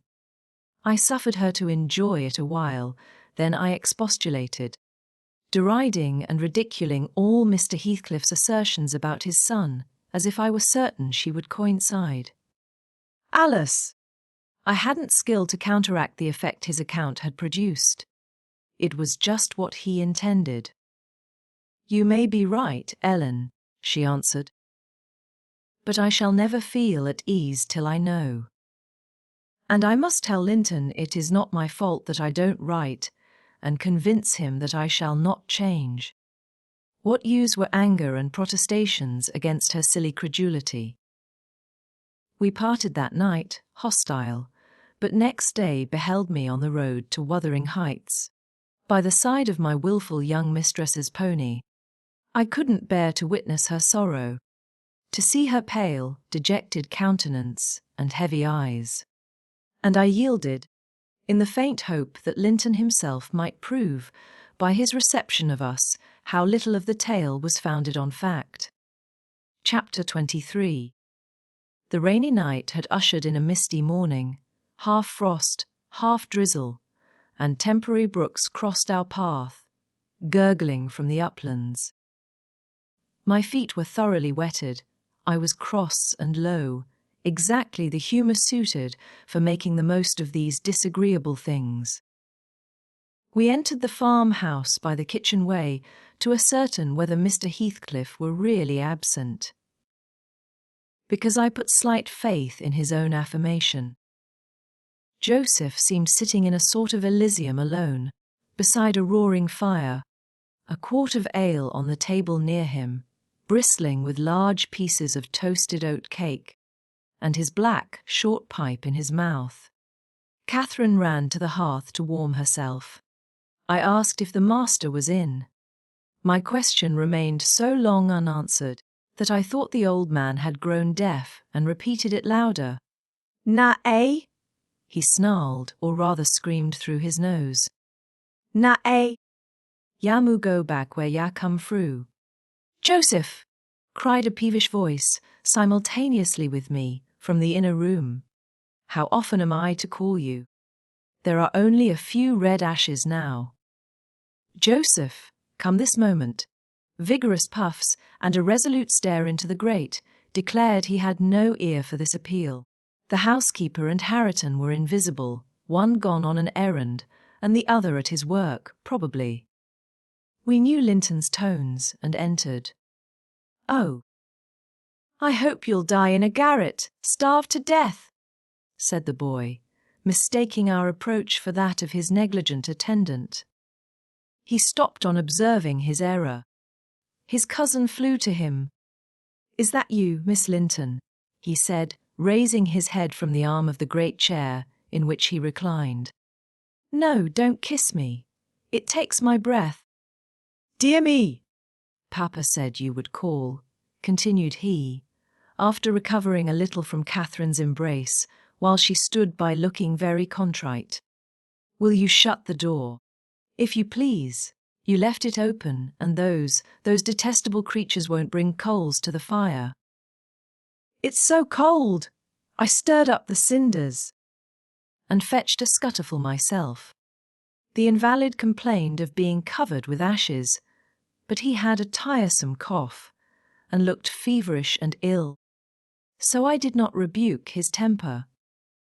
Well, Linton, murmured Catherine, when his corrugated brow relaxed, are you glad to see me? Can I do you any good? Why didn't you come before? He asked. You should have come, instead of writing. It tired me dreadfully writing those long letters. I'd far rather have talked to you. Now I can neither bear to talk, nor anything else. I wonder where Zillah is. Will you, looking at me, step into the kitchen and see? I had received no thanks for my other service, and being unwilling to run to and from at his behest, I replied, Nobody is out there but Joseph. I want to drink, he exclaimed fretfully, turning away. Zilla is constantly gadding off to Gimmerton since Papa went. It's miserable. And I'm obliged to come down here. They resolved never to hear me upstairs. Is your father attentive to you, Master Heathcliff? I asked, perceiving Catherine to be checked in her friendly advances. Attentive. He makes them a little more attentive at least, he cried. The wretches! Do you know, Miss Linton, that brute Hareton laughs at me. I hate him. Indeed, I hate them all. They are odious beings. Cathy began searching for some water. She light on a pitcher in the dresser, filled a tumbler, and brought it. He bid her add a spoonful of wine from a bottle on the table, and having swallowed a small portion, appeared more tranquil, and said she was very kind. And are you glad to see me? Asked she, reiterating her former question, and pleased to detect the faint dawn of a smile. Yes, I am. It's something new to hear a voice like yours, he replied. But I have been vexed, because you wouldn't come, and Papa swore it was owing to me. He called me a pitiful, shuffling, worthless thing, and said you despised me. And if he had been in my place, he would be more the master of the Grange than your father by this time. But you don't despise me, do you, miss? I wish you would say Catherine or Cathy, interrupted my young lady. Despise you? No, next to Papa and Ellen. I love you better than anybody living. I don't love Mr. Heathcliff, though, and I dare not come when he returns. Will he stay away many days? Not many, answered Linton. But he goes on to the moors frequently, since the shouting season commenced, and you might spend an hour or two with me in his absence. Do say you will. I think I should not be peevish with you. You'd not provoke me, and you'd always be ready to help me, wouldn't you? Yes, said Catherine, stroking his long soft hair. If I could only get Papa's consent, I'd spend half my time with you. Pretty Linton, I wish you were my brother. And then you would like me as well as your father, observed he, more cheerfully. But Papa says you would love me better than him and all the world if you were my wife, so I'd rather you were that. No, I should never love anybody better than Papa, she returned gravely. And people hate their wives, sometimes, but not their sisters and brothers. And if you were the latter, you would live with us, and Papa would be as fond of you as he is of me. Linton denied that people ever hated their wives. But Cathy affirmed they did, and, in her wisdom, instanced his own father's aversion to her aunt. I endeavoured to stop her thoughtless tongue. I couldn't succeed till everything she knew was out. Master Heathcliff, much irritated, asserted her relation was false. Papa told me, and Papa does not tell falsehoods, she answered pertly. My Papa scorns yours, cried Linton. He calls him a sneaking fool. Yours is a wicked man, retorted Catherine. And you are very naughty to dare to repeat what he says. He must be wicked to have made Aunt Isabella leave him as she did. She didn't leave him, said the boy. You shan't contradict me, she did, cried my young lady. Well, I'll tell you something, said Linton. Your mother hated your father. Now then. Oh, exclaimed Catherine, too enraged to continue. And she loved mine, added he. You little liar, I hate you now, she panted, and her face grew red with passion. She did, sang Linton, sinking into the recess of his chair and leaning back his head to enjoy the agitation of the other disputant, who stood behind. Hush, Master Heathcliff, I said. That's your father's tale too, I suppose. It isn't. You hold your tongue, he answered. She did, Catherine, she did. Cathy, beside herself, gave the chair a violent push and caused him to fall against one arm. He was immediately seized by a suffocating cough that soon ended his triumph. It lasted so long that it frightened even me. As to his cousin, she wept with all her might, aghast at the mischief she had done, though she said nothing. I held him till the fit exhausted itself. Then he thrust me away and leant his head down silently. Catherine quelled her lamentations also, took a seat opposite, and looked solemnly into the fire. "How do you feel now, Master Heathcliff?" I inquired, after waiting 10 minutes. "I wish she felt as I do," he replied. "Spiteful, cruel thing! Hareton never touches me. He never struck me in his life. And I was better today." And there his voice died in a whimper. "I didn't strike you," muttered Cathy, chewing her lip to prevent another burst of emotion. He sighed and moaned like one under great suffering, and kept it up for a quarter of an hour, on purpose to distress his cousin apparently, for whenever he caught a stifled sob from her, he put renewed pain and pathos into the inflections of his voice. "I'm sorry I hurt you, Linton," she said at length, racked beyond endurance. "But I couldn't have been hurt by that little push, and I had no idea that you could, either. You're not much, are you, Linton? Don't let me go home thinking I've done you harm. Answer, speak to me."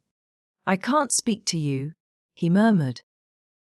"You've hurt me so that I shall lie awake all night choking with this cough. If you had it, you'd know what it was. But you'll be comfortably asleep while I'm in agony, and nobody near me. I wonder how you would like to pass those fearful nights." And he began to wail aloud, for very pity of himself. "Since you are in the habit of passing dreadful nights," I said, "it won't be Miss who spoils your ease. You'd be the same had she never come. However, she shall not disturb you again, and perhaps you'll get quieter when we leave you." "Must I go?"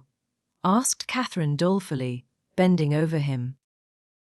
"Do you want me to go, Linton?" "You can't alter what you've done," he replied pettishly, shrinking from her, "unless you alter it for the worse by teasing me into a fever." "Well, then, I must go," she repeated. "Let me alone, at least," said he.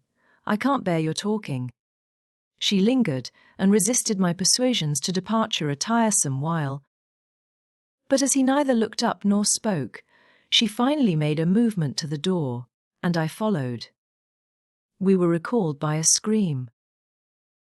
Linton had slid from his seat onto the hearthstone, and lay writhing in the mere perverseness of an indulged plague of a child, determined to be as grievous and harassing as it can. I thoroughly gauged his disposition from his behavior, and saw at once it would be folly to attempt humoring him. Not so my companion. She ran back in terror, knelt down, and cried, and soothed, and entreated, till he grew quiet from lack of breath. By no means from compunction at distressing her. "I shall lift him on to the settle," I said, "and he may roll about as he pleases. We can't stop to watch him. I hope you are satisfied, Miss Cathy, that you are not the person to benefit him, and that his condition of health is not occasioned by attachment to you. Now, then, there he is! Come away. As soon as he knows there is nobody by to care for his nonsense, he'll be glad to lie still." She placed a cushion under his head, and offered him some water. He rejected the latter, and tossed uneasily on the former, as if it were a stone or a block of wood. She tried to put it more comfortably. "I can't do with that," he said. "It's not high enough." Catherine brought another to lay above it.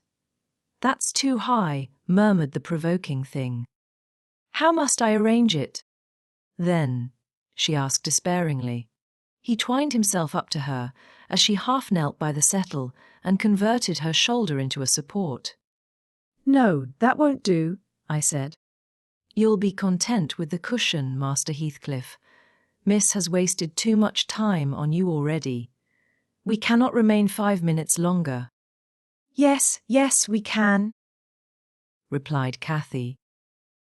He's good and patient now. He's beginning to think I shall have far greater misery than he will tonight, if I believe he is the worse for my visit, and then I dare not come again. Tell the truth about it, Linton, for I mustn't come if I have hurt you. You must come to cure me, he answered. You ought to come, because you have hurt me. You know you have extremely. I was not as ill when you entered as I am at present, was I? But you've made yourself ill by crying and being in a passion. I didn't do it all, said his cousin. However, we'll be friends now. And you want me. You would wish to see me sometimes, really. I told you I did, he replied impatiently. Sit on the settle and let me lean on your knee. That's as Mamma used to do. Whole afternoons together. Sit quite still and don't talk. But you may sing a song, if you can sing, or you may say a nice long interesting ballad.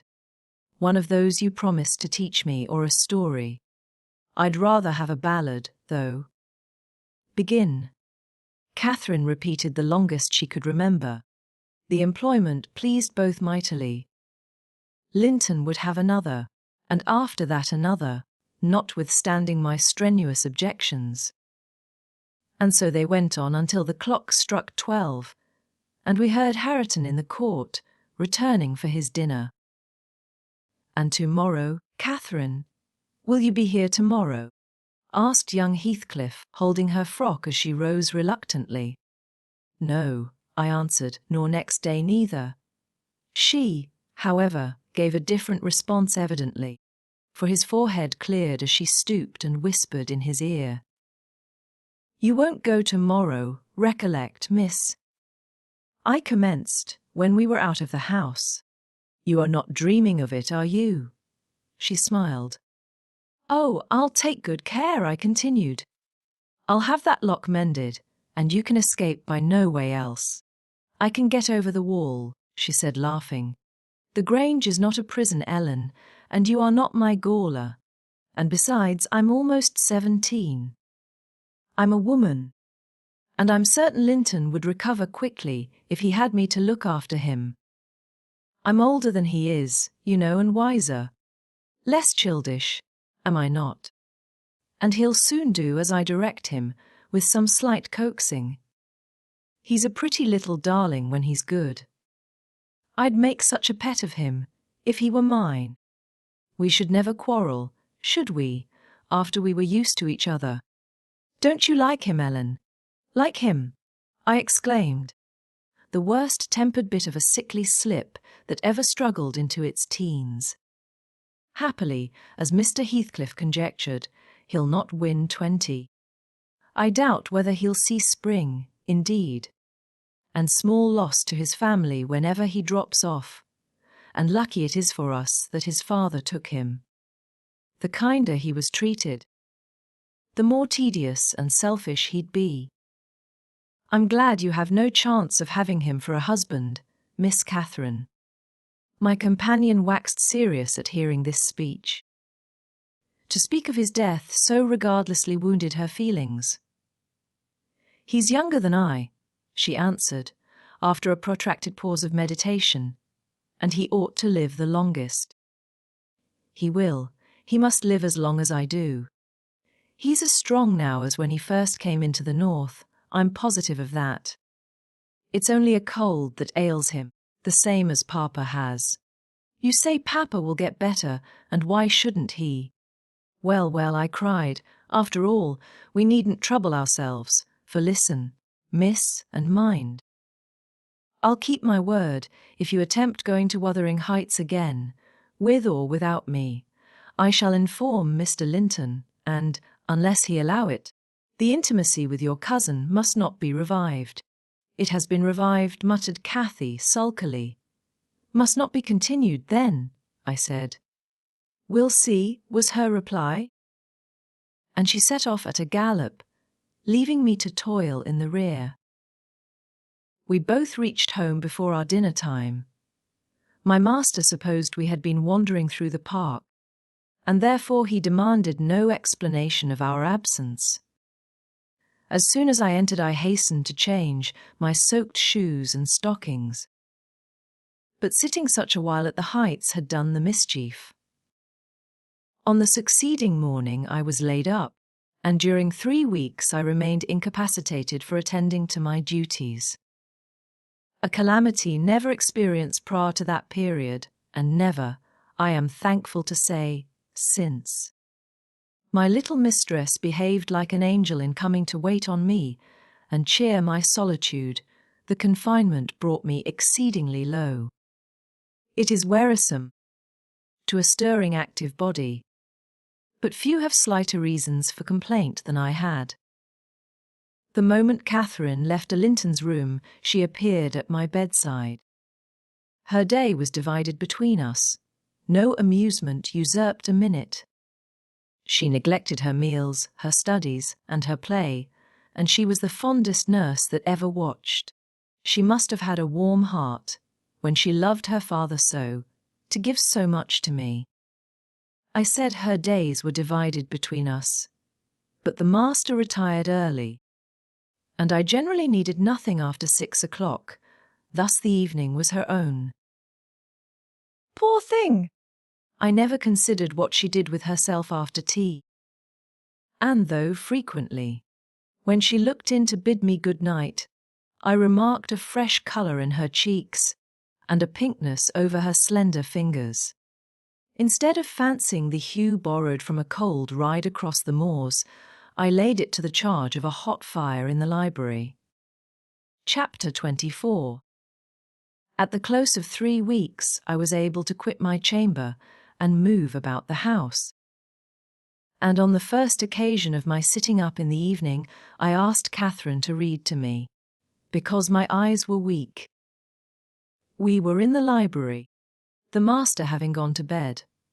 She consented, rather unwillingly, I fancied, and imagining my sort of books did not suit her. I bid her please herself in the choice of what she perused. She selected one of her own favourites, and got forward steadily about an hour. Then came frequent questions. "Ellen, are not you tired? Hadn't you better lie down now? You'll be sick keeping up so long, Ellen." "No, no, dear, I'm not tired," I returned continually. Perceiving me immovable, she essayed another method of showing her disrelish for her occupation. It changed to yawning and stretching, and "Ellen, I'm tired." "Give over then and talk," I answered. That was worse. She fretted and sighed, and looked at her watch till 8, and finally went to her room.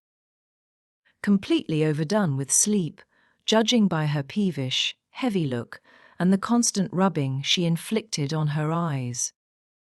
The following night, she seemed more impatient still, and on the 3rd from recovering my company she complained of a headache, and left me. I thought her conduct odd, and having remained alone a long while, I resolved on going and inquiring whether she were better, and asking her to come and lie on the sofa, instead of upstairs in the dark. No Catherine could I discover upstairs, and none below. The servants affirmed they had not seen her. I listened at Mr. Egger's door. All was silence. I returned to her apartment, extinguished my candle, and seated myself in the window. The moon shone bright, a sprinkling of snow covered the ground. And I reflected that she might, possibly, have taken it into her head to walk about the garden for refreshment. I did detect a figure creeping along the inner fence of the park, but it was not my young mistress. On its emerging into the light, I recognized one of the grooms. He stood a considerable period, viewing the carriage, rode through the grounds, then started off at a brisk pace, as if he had detected something, and reappeared presently, leading Mrs. Pony, and there she was, just dismounted and walking by its side. The man took his charge stealthily across the grass towards the stable. Kathy entered by the casement window of the drawing room and glided noiselessly up to where I awaited her. She put the door gently to, slipped off her snowy shoes, untied her hat, and was proceeding, unconscious of my espionage, to lay aside her mantle when I suddenly rose and revealed myself. The surprise petrified her an instant. She uttered an inarticulate exclamation and stood fixed. "My dear Miss Catherine," I began, too vividly impressed by her recent kindness to break into a scold, "where have you been riding out at this hour? And why should you try to deceive me by telling a tale? Where have you been? Speak." "To the bottom of the park," she stammered. "I didn't tell a tale." "And nowhere else?" I demanded. "No," was the muttered reply. "Oh, Catherine," I cried, sorrowfully. "You know you have been doing wrong, or you wouldn't be driven to uttering an untruth to me. That does grieve me. I'd rather be 3 months ill than hear you frame a deliberate lie." She sprang forward, and bursting into tears, threw her arms round my neck. "Well, Ellen, I'm so afraid of you being angry," she said. "Promise not to be angry, and you shall know the very truth. I hate to hide it." We sat down in the window seat. I assured her I would not scold, whatever her secret might be, and I guessed it. "Of course," so she commenced, "I've been to Wuthering Heights, Ellen, and I've never missed going a day since you fell ill, except thrice before, and twice after you left your room. I gave Michael books and pictures to prepare Minnie every evening and to put her back in the stable. You mustn't scold him either. Mind. I was at the Heights by 6:30 and generally stayed till 8:30 and then galloped home. It was not to amuse myself that I went. I was often wretched all the time. Now and then I was happy, once in a week perhaps. At first, I expected there would be sad work persuading you to let me keep my word to Linton. For I had engaged to call again next day, when we quitted him, but as you stayed upstairs on the morrow, I escaped that trouble. While Michael was refastening the lock of the park door in the afternoon, I got possession of the key and told him how my cousin wished me to visit him, because he was sick and couldn't come to the Grange, and how Papa would object to my going. And then I negotiated with him about the pony. He is fond of reading, and he thinks of leaving soon to get married, so he offered, if I would lend him books out of the library, to do what I wished. But I preferred giving him my own, and that satisfied him better. On my second visit, Linton seemed in lively spirits, and Zillah, that is their housekeeper, made us a clean room and a good fire, and told us that, as Joseph was out at a prayer meeting and Hareton Earnshaw was off with his dogs, robbing our woods of pheasants, as I heard afterwards, we might do what we liked. She brought me some warm wine and gingerbread, and appeared exceedingly good-natured, and Linton sat in the arm-chair, and I in the little rocking chair on the hearthstone, and we laughed and talked so merrily, and found so much to say. We planned where we would go, and what we would do in summer. I needn't repeat that, because you would call it silly. One time, however, we were near quarrelling. He said the pleasantest manner of spending a hot July day was lying from morning till evening on a bank of heath in the middle of the moors, with the bees humming dreamily about among the bloom, and the lark singing high up overhead, and the blue sky and bright sun shining steadily and cloudlessly. That was his most perfect idea of heaven's happiness. Mine was rocking in a rustling green tree, with a west wind blowing, and bright white clouds flitting rapidly above, and not only larks, but throstles, and blackbirds and linnets, and cuckoos pouring out music on every side, and the moors seen at a distance, broken into cool dusky dells, but close by great swells of long grass undulating in waves to the breeze, and woods and sounding water, and the whole world awake and wild with joy. He wanted all to lie in an ecstasy of peace. I wanted all to sparkle and dance in a glorious jubilee. I said his heaven would be only half alive, and he said mine would be drunk. I said I should fall asleep in his, and he said he could not breathe in mine, and began to grow very snappish. At last, we agreed to try both as soon as the right weather came, and then we kissed each other and were friends. After sitting still an hour, I looked at the great room with its smooth uncarpeted floor and thought how nice it would be to play in, if we removed the table, and I asked Linton to call Zillah in to help us, and we'd have a game at blindman's buff. She should try to catch us. You used to, you know, Ellen. He wouldn't. There was no pleasure in it, he said, but he consented to play at ball with me. We found two in a cupboard among a heap of old toys, tops and hoops, and battledores and shuttlecocks. One was marked C, and the other H. I wished to have the C, because that stood for Catherine, and the H might be for Heathcliff, his name, but the brand came out of H, and Linton didn't like it. I beat him constantly, and he got cross again, and coughed, and returned to his chair. That night, though, he easily recovered his good humour. He was charmed with 2 or 3 pretty songs, your songs, Ellen, and when I was obliged to go, he begged and entreated me to come the following evening, and I promised. Minnie and I went flying home as light as air, and I dreamt of Wuthering Heights and my sweet, darling cousin, till morning.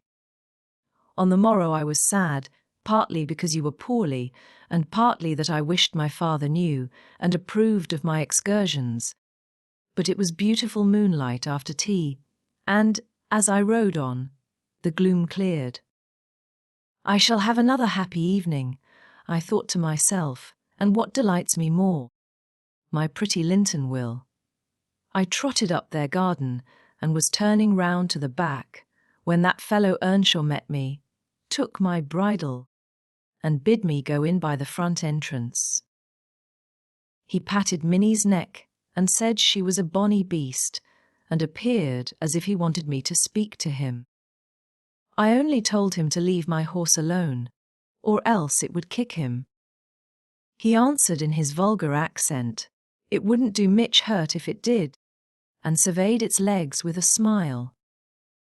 I was half inclined to make it try, however. He moved off to open the door, and, as he raised the latch, he looked up to the inscription above and said, with a stupid mixture of awkwardness and elation, Miss Catherine, I can read yon now. Wonderful, I exclaimed. Pray let us hear you. You are grown clever. He spelt and drawled over by syllables the name, Hareton Earnshaw, and the figures, I cried encouragingly, perceiving that he came to a dead halt. I cannot tell them yet, he answered. Oh, you dunce, I said, laughing heartily at his failure. The fool stared, with a grin hovering about his lips, and a scowl gathering over his eyes, as if uncertain whether he might not join in my mirth, whether it were not pleasant familiarity, or what it really was, contempt.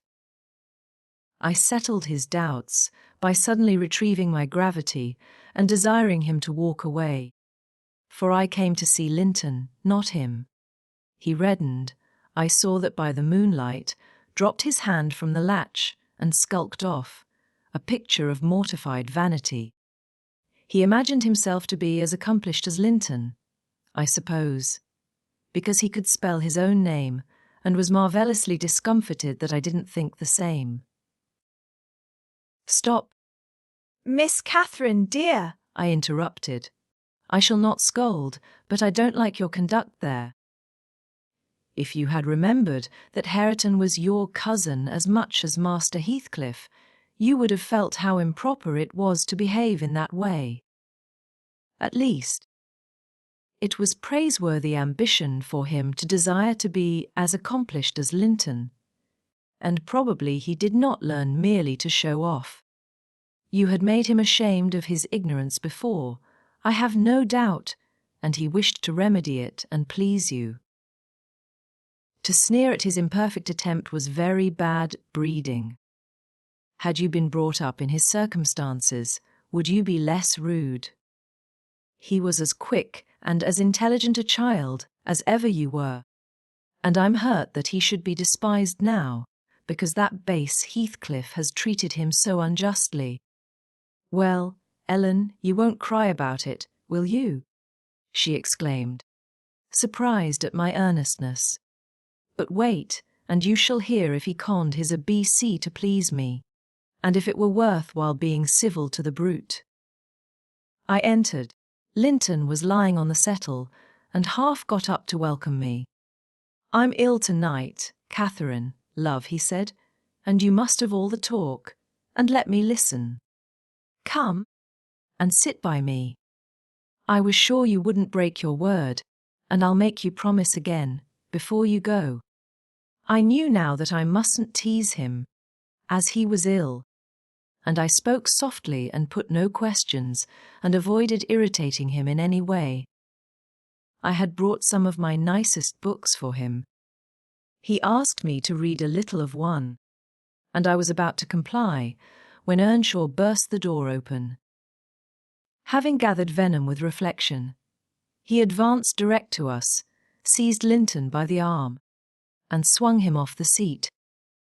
Get to the own room, he said, in a voice almost inarticulate with passion, and his face looked swelled and furious. Take her there if she comes to see thee. Thou shan't keep me out of this. Begone, why yet both? He swore at us, and left Linton no time to answer, nearly throwing him into the kitchen, and he clenched his fist as I followed, seemingly longing to knock me down. I was afraid for a moment, and I let one volume fall. He kicked it after me and shut us out. I heard a malignant, crackly laugh by the fire, and turning, beheld that odious Joseph standing rubbing his bony hands, and quivering. I was sure he'd sarve ye out. He's a grand lad. He's getten the right spirit in him. He knows, he knows, as weel as I do. Who sud be the maester yonder? Etch. He made yes skift properly. Etch. Where must we go? I asked of my cousin, disregarding the old wretch's mockery. Linton was white and trembling. He was not pretty then, Ellen. Oh, no. He looked frightful, for his thin face and large eyes were wrought into an expression of frantic, powerless fury. He grasped the handle of the door and shook it. It was fastened inside. If you don't let me in, I'll kill you. If you don't let me in, I'll kill you. He rather shrieked than said. Devil, I'll kill you. Joseph uttered his croaking laugh again. There, that's the father, he cried. That's father. We've all a summat o' either side in us. Niver head, Hareton lad, dunnot be feared. He cannot get at they. I took hold of Linton's hands and tried to pull him away, but he shrieked so shockingly that I dared not proceed. At last his cries were choked by a dreadful fit of coughing. Blood gushed from his mouth, and he fell on the ground. I ran into the yard, sick with terror, and called for Zillah, as loud as I could. She soon heard me. She was milking the cows in a shed behind the barn, and hurrying from her work, she inquired what there was to do. I hadn't breath to explain, dragging her in. I looked about for Linton. Earnshaw had come out to examine the mischief he had caused, and he was then conveying the poor thing upstairs.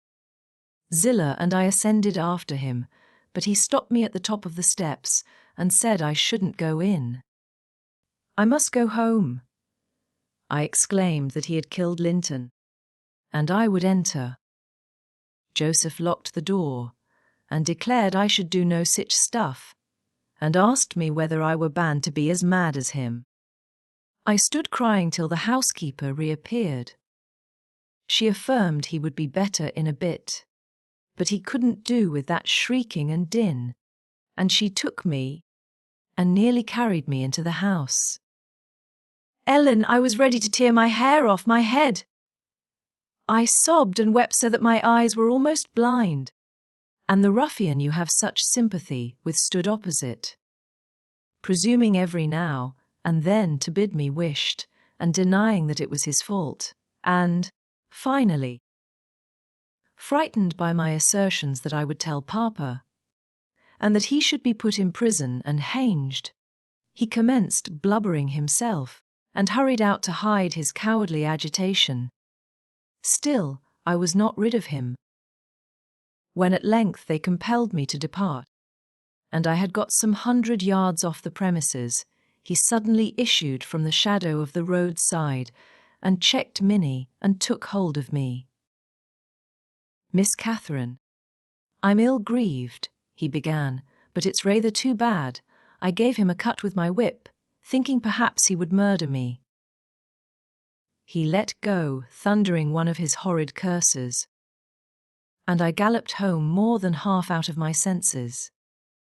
I didn't bid you good night that evening, and I didn't go to Wuthering Heights the next. I wished to go exceedingly, but I was strangely excited and dreaded to hear that Linton was dead sometimes, and sometimes shuddered at the thought of encountering Hareton. On the third day I took courage. At least, I couldn't bear longer suspense, and stole off once more. I went at 5 o'clock and walked, fancying I might manage to creep into the house and up to Linton's room unobserved. However, the dogs gave notice of my approach. Zillah received me, and saying the lad was mending nicely, showed me into a small, tidy, carpeted apartment where, to my inexpressible joy, I beheld Linton laid on a little sofa, reading one of my books. But he would neither speak to me nor look at me through a whole hour. Ellen, he has such an unhappy temper. And what quite confounded me, when he did open his mouth, it was to utter the falsehood that I had occasioned the uproar, and Hareton was not to blame. Unable to reply, except passionately, I got up and walked from the room. He sent after me a faint Catherine. He did not reckon on being answered so. But I wouldn't turn back. And the morrow was the second day on which I stayed at home, nearly determined to visit him no more. But it was so miserable going to bed and getting up, and never hearing anything about him, that my resolution melted into air before it was properly formed. It had appeared wrong to take the journey once. Now it seemed wrong to refrain. Michael came to ask if he must saddle Minnie. I said, yes, and considered myself doing a duty as she bore me over the hills. I was forced to pass the front windows to get to the court. It was no use trying to conceal my presence. "Young master is in the house," said Zillah, as she saw me making for the parlour. I went in. Earnshaw was there also, but he quitted the room directly. Linton sat in the great armchair half asleep. Walking up to the fire, I began in a serious tone, partly meaning it to be true. "As you don't like me, Linton, and as you think I come on purpose to hurt you, and pretend that I do so every time, this is our last meeting. Let us say good-bye, and tell Mr. Heathcliff that you have no wish to see me, and that he mustn't invent any more falsehoods on the subject. Sit down and take your hat off. Catherine, he answered. You are so much happier than I am. You ought to be better. Papa talks enough of my defects and shows enough scorn of me to make it natural I should doubt myself. I doubt whether I am not altogether as worthless as he calls me, frequently, and then I feel so cross and bitter. I hate everybody. I am worthless, and bad in temper, and bad in spirit, almost always, and if you choose, you may say goodbye. You'll get rid of an annoyance. Only, Catherine, do me this justice. Believe that if I might be as sweet and as kind and as good as you are, I would be, as willingly, and more so, than as happy and as healthy. And believe that your kindness has made me love you deeper than if I deserved your love. And though I couldn't, and cannot help showing my nature to you, I regret it and repent it, and shall regret and repent it till I die. I felt he spoke the truth, and I felt I must forgive him. And, though we should quarrel the next moment, I must forgive him again. We were reconciled, but we cried, both of us, the whole time I stayed. Not entirely for sorrow. Yet I was sorry Linton had that distorted nature. He'll never let his friends be at ease, and he'll never be at ease himself. I have always gone to his little parlour since that night, because his father returned the day after. About 3 times, I think, we have been merry and hopeful, as we were the first evening. The rest of my visits were dreary and troubled. Now with his selfishness and spite, and now with his sufferings. But I've learned to endure the former with nearly as little resentment as the latter. Mr. Heathcliff purposely avoids me. I have hardly seen him at all. Last Sunday, indeed, coming earlier than usual, I heard him abusing poor Linton cruelly for his conduct of the night before. I can't tell how he knew of it, unless he listened. Linton had certainly behaved provokingly. However, it was the business of nobody but me, and I interrupted Mr. Heathcliff's lecture by entering and telling him so. He burst into a laugh and went away, saying he was glad I took that view of the matter. Since then, I've told Linton he must whisper his bitter things. Now, Ellen, you have heard all. I can't be prevented from going to Wuthering Heights, except by inflicting misery on 2 people. Whereas, if you'll only not tell Papa, my going need disturb the tranquillity of none. You'll not tell, will you? It will be very heartless if you do. I'll make up my mind on that point by tomorrow. Miss Catherine, I replied, it requires some study, and so I'll leave you to your rest, and go think it over. I thought it over aloud, in my master's presence, walking straight from her room to his, and relating the whole story. With the exception of her conversations with her cousin, and any mention of Hareton, Mr. Linton was alarmed and distressed, more than he would acknowledge to me. In the morning, Catherine learnt my betrayal of her confidence, and she learnt also that her secret visits were to end. In vain she wept and writhed against the interdict, and implored her father to have pity on Linton. All she got to comfort her was a promise that he would write and give him leave to come to the Grange when he pleased, but explaining that he must no longer expect to see Catherine at Wuthering Heights. Perhaps, had he been aware of his nephew's disposition and state of health, he would have seen fit to withhold even that slight consolation. Chapter 25. These things happened last winter, sir, said Mrs. Dean, hardly more than a year ago. Last winter I did not think, at another 12 months' end, I should be amusing a stranger to the family with relating them. Yet, who knows how long you'll be a stranger? You're too young to rest always contented, living by yourself. And I some way fancy no one could see Catherine Linton and not love her. You smile, but why do you look so lively and interested when I talk about her? And why have you asked me to hang her picture over your fireplace? And why? Stop, my good friend, I cried. It may be very possible that I should love her. But would she love me? I doubt it too much to venture my tranquillity by running into temptation. And then my home is not here. I'm of the busy world, and to its arms I must return. Go on. Was Catherine obedient to her father's commands? She was, continued the housekeeper. Her affection for him was still the chief sentiment in her heart, and he spoke without anger. He spoke in the deep tenderness of one about to leave his treasure amid perils and foes, where his remembered words would be the only aid that he could bequeath to guide her. He said to me, a few days afterwards, I wish my nephew would write Ellen, or call. Tell me, sincerely, what you think of him. Is he changed for the better, or is there a prospect of improvement as he grows a man? He's very delicate, sir, I replied, and scarcely likely to reach manhood. But this I can say, he does not resemble his father, and if Miss Catherine had the misfortune to marry him, he would not be beyond her control, unless she were extremely and foolishly indulgent.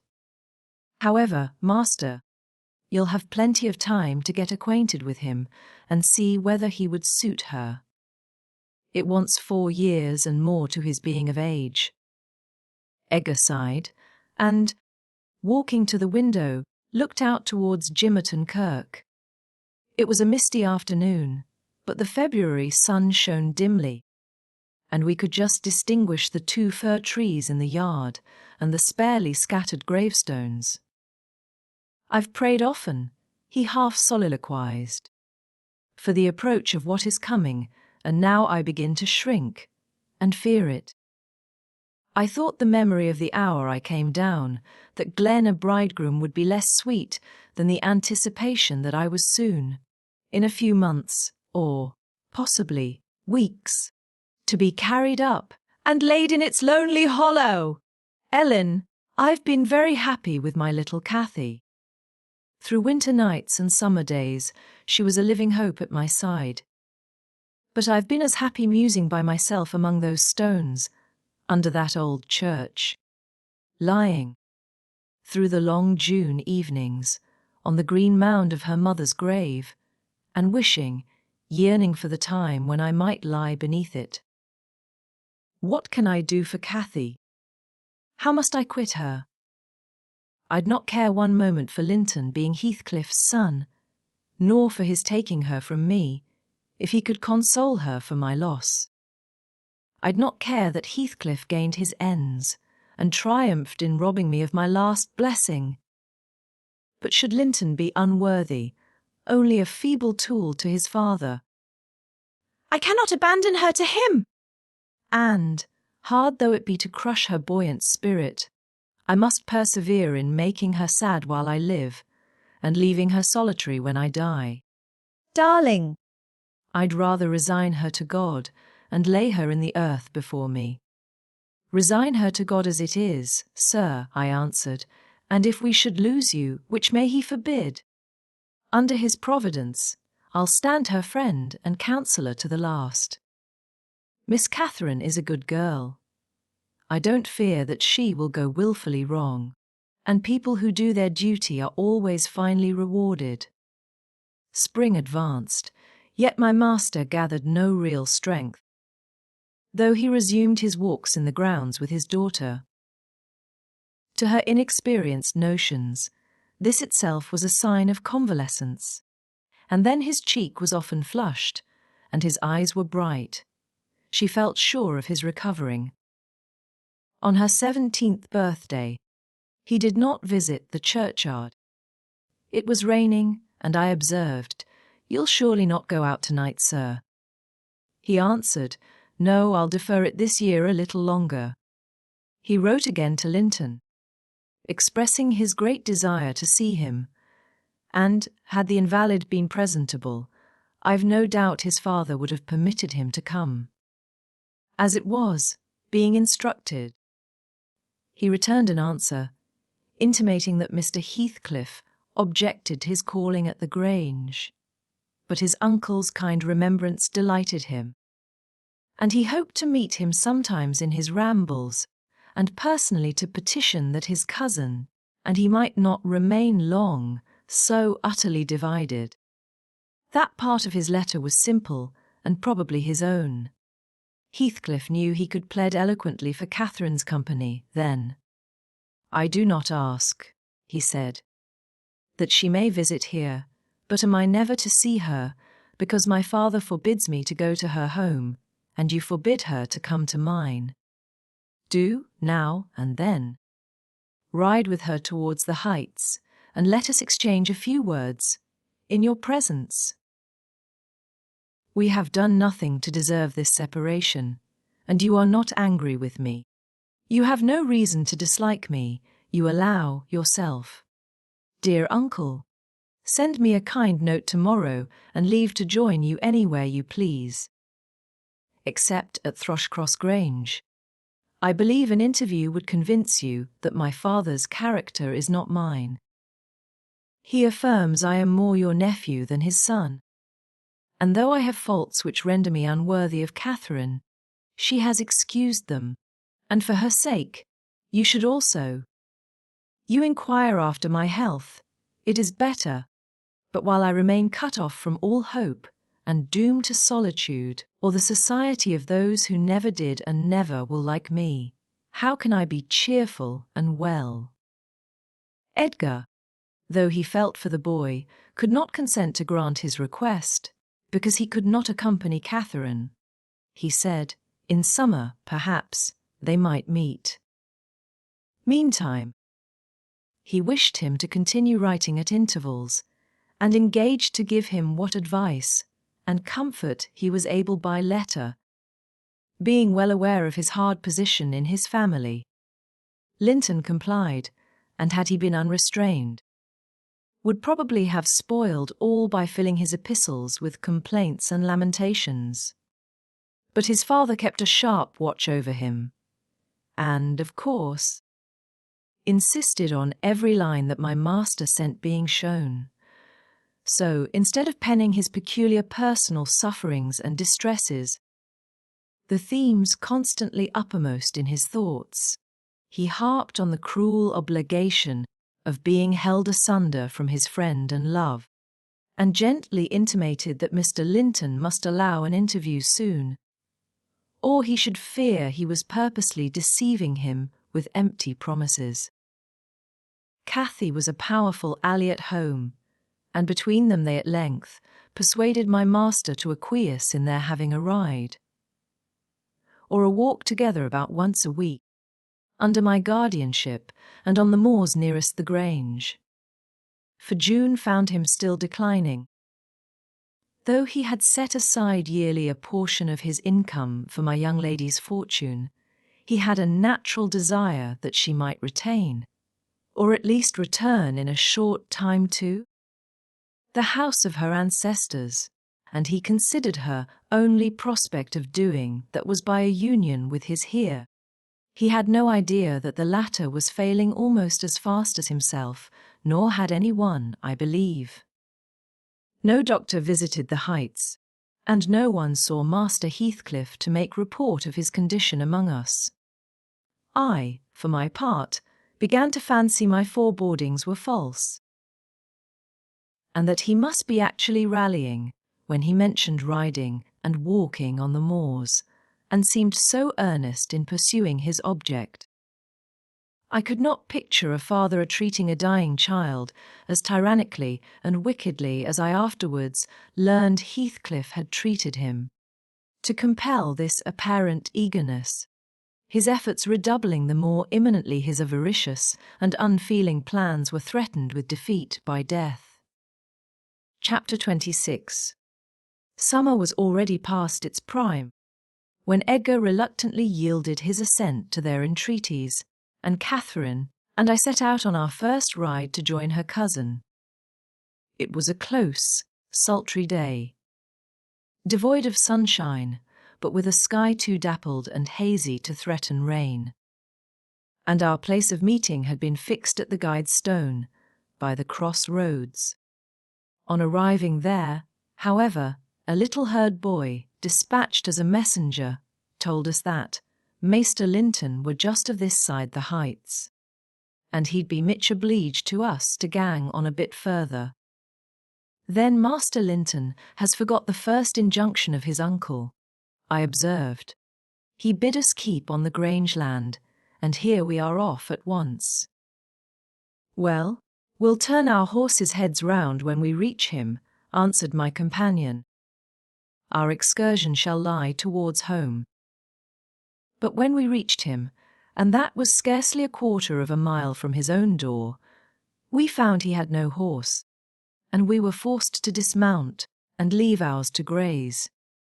He lay on the heath, awaiting our approach, and did not rise till we came within a few yards.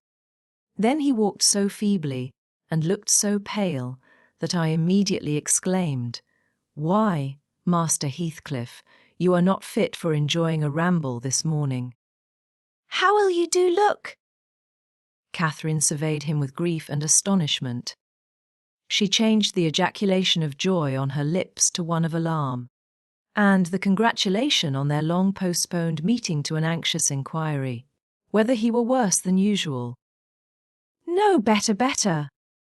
He panted, trembling, and retaining her hand as if he needed its support, while his large blue eyes wandered timidly over her, the hollowness round them transforming to haggard wildness the languid expression they once possessed. "But you have been worse," persisted his cousin. "Worse than when I saw you last. You are thinner, and I'm tired," he interrupted hurriedly. "It is too hot for walking, let us rest here. And, in the morning, I often feel sick, Papa says I grow so fast." Badly satisfied, Cathy sat down, and he reclined beside her. "This is something like your paradise," said she, making an effort at cheerfulness. "You recollect the 2 days we agreed to spend in the place, and we each thought pleasantest. This is nearly yours. Only there are clouds, but then they are so soft and mellow. It is nicer than sunshine. Next week, if you can, we'll ride down to the Grange Park and try mine." Linton did not appear to remember what she talked of, and he had evidently great difficulty in sustaining any kind of conversation. His lack of interest in the subjects she started, and his equal incapacity to contribute to her entertainment, was so obvious that she could not conceal her disappointment. An indefinite alteration had come over his whole person and manner. The pettishness that might be caressed into fondness had yielded to a listless apathy. There was less of the peevish temper of a child which frets and teases on purpose to be soothed, and more of the self-absorbed morosiness of a confirmed invalid, repelling consolation and ready to regard the good-humoured mirth of others as an insult. Catherine perceived, as well as I did, that he held it rather a punishment than a gratification to endure our company, and she made no scruple of proposing, presently, to depart. That proposal, unexpectedly, roused Linton from his lethargy, and threw him into a strange state of agitation. He glanced fearfully towards the heights, begging she would remain another half-hour at least. "But I think," said Cathy, "you'd be more comfortable at home than sitting here, and I cannot amuse you today, I see, by my tales and songs and chatter. You have grown wiser than I. In these 6 months, you have little taste for my diversions now. Or else, if I could amuse you, I'd willingly stay." "Stay to rest yourself," he replied. "And, Catherine, don't think or say that I'm very unwell. It is the heavy weather and heat that make me dull, and I walked about, before you came, a great deal for me. Tell Uncle I'm in tolerable health, will you? I'll tell him that you say so, Linton. I couldn't affirm that you are, observed my young lady, wondering at his pertinacious assertion of what was evidently an untruth. And be here again next Thursday, continued he, shunning her puzzled gaze. And give him my thanks for permitting you to come, my best thanks, Catherine. And if you did meet my father, and he asked you about me, don't lead him to suppose that I've been extremely silent and stupid. Don't look sad and downcast, as you are doing, he'll be angry. I care nothing for his anger, exclaimed Cathy, imagining she would be its object. But I do, said her cousin, shuddering. Don't provoke him against me, Catherine, for he is very hard. Is he severe to you, Master Heathcliff? I inquired. Has he grown wary of indulgence and passed from passive to active hatred? Linton looked at me, but did not answer. And, after keeping her seat by his side another 10 minutes, during which his head fell drowsily on his breast, and he uttered nothing except suppressed moans of exhaustion or pain, Cathy began to seek solace in looking for bilberries and sharing the produce of her researches with me. She did not offer them to him, for she saw further notice would only weary and annoy. Is it half an hour now, Ellen? She whispered in my ear at last. I can't tell why we should stay. He's asleep, and Papa will be wanting us back. Well, we must not leave him asleep, I answered. Wait till he wakes, and be patient.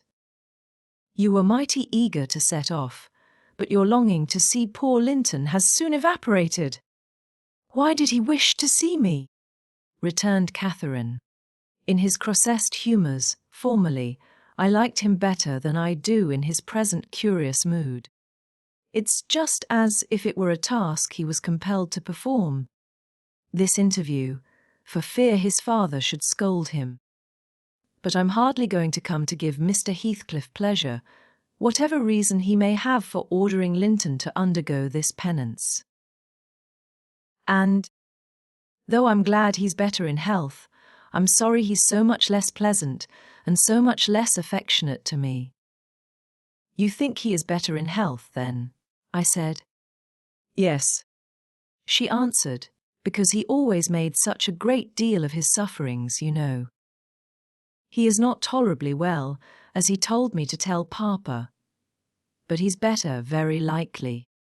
There you differ with me, Miss Cathy, I remarked.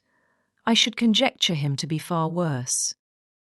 Linton here started from his slumber in bewildered terror, and asked if anyone had called his name. No, said Catherine, unless in dreams. I cannot conceive how you manage to doze out of doors in the morning. I thought I heard my father, he gasped, glancing up to the frowning Nab above us. You are sure nobody spoke? Quite sure, replied his cousin. Only Ellen and I were disputing concerning your health. Are you truly stronger, Linton, than when we separated in winter? If you be, I'm certain one thing is not stronger, your regard for me. Speak, are you? The tears gushed from Linton's eyes as he answered, Yes, I am. And, still under the spell of the imaginary voice, his gaze wandered up and down to detect its owner. Cathy rose. For today we must part, she said. And I won't conceal that I have been sadly disappointed with our meeting, though I'll mention it to nobody but you.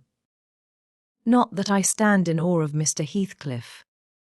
Hush, murmured Linton, for God's sake, hush! He's coming.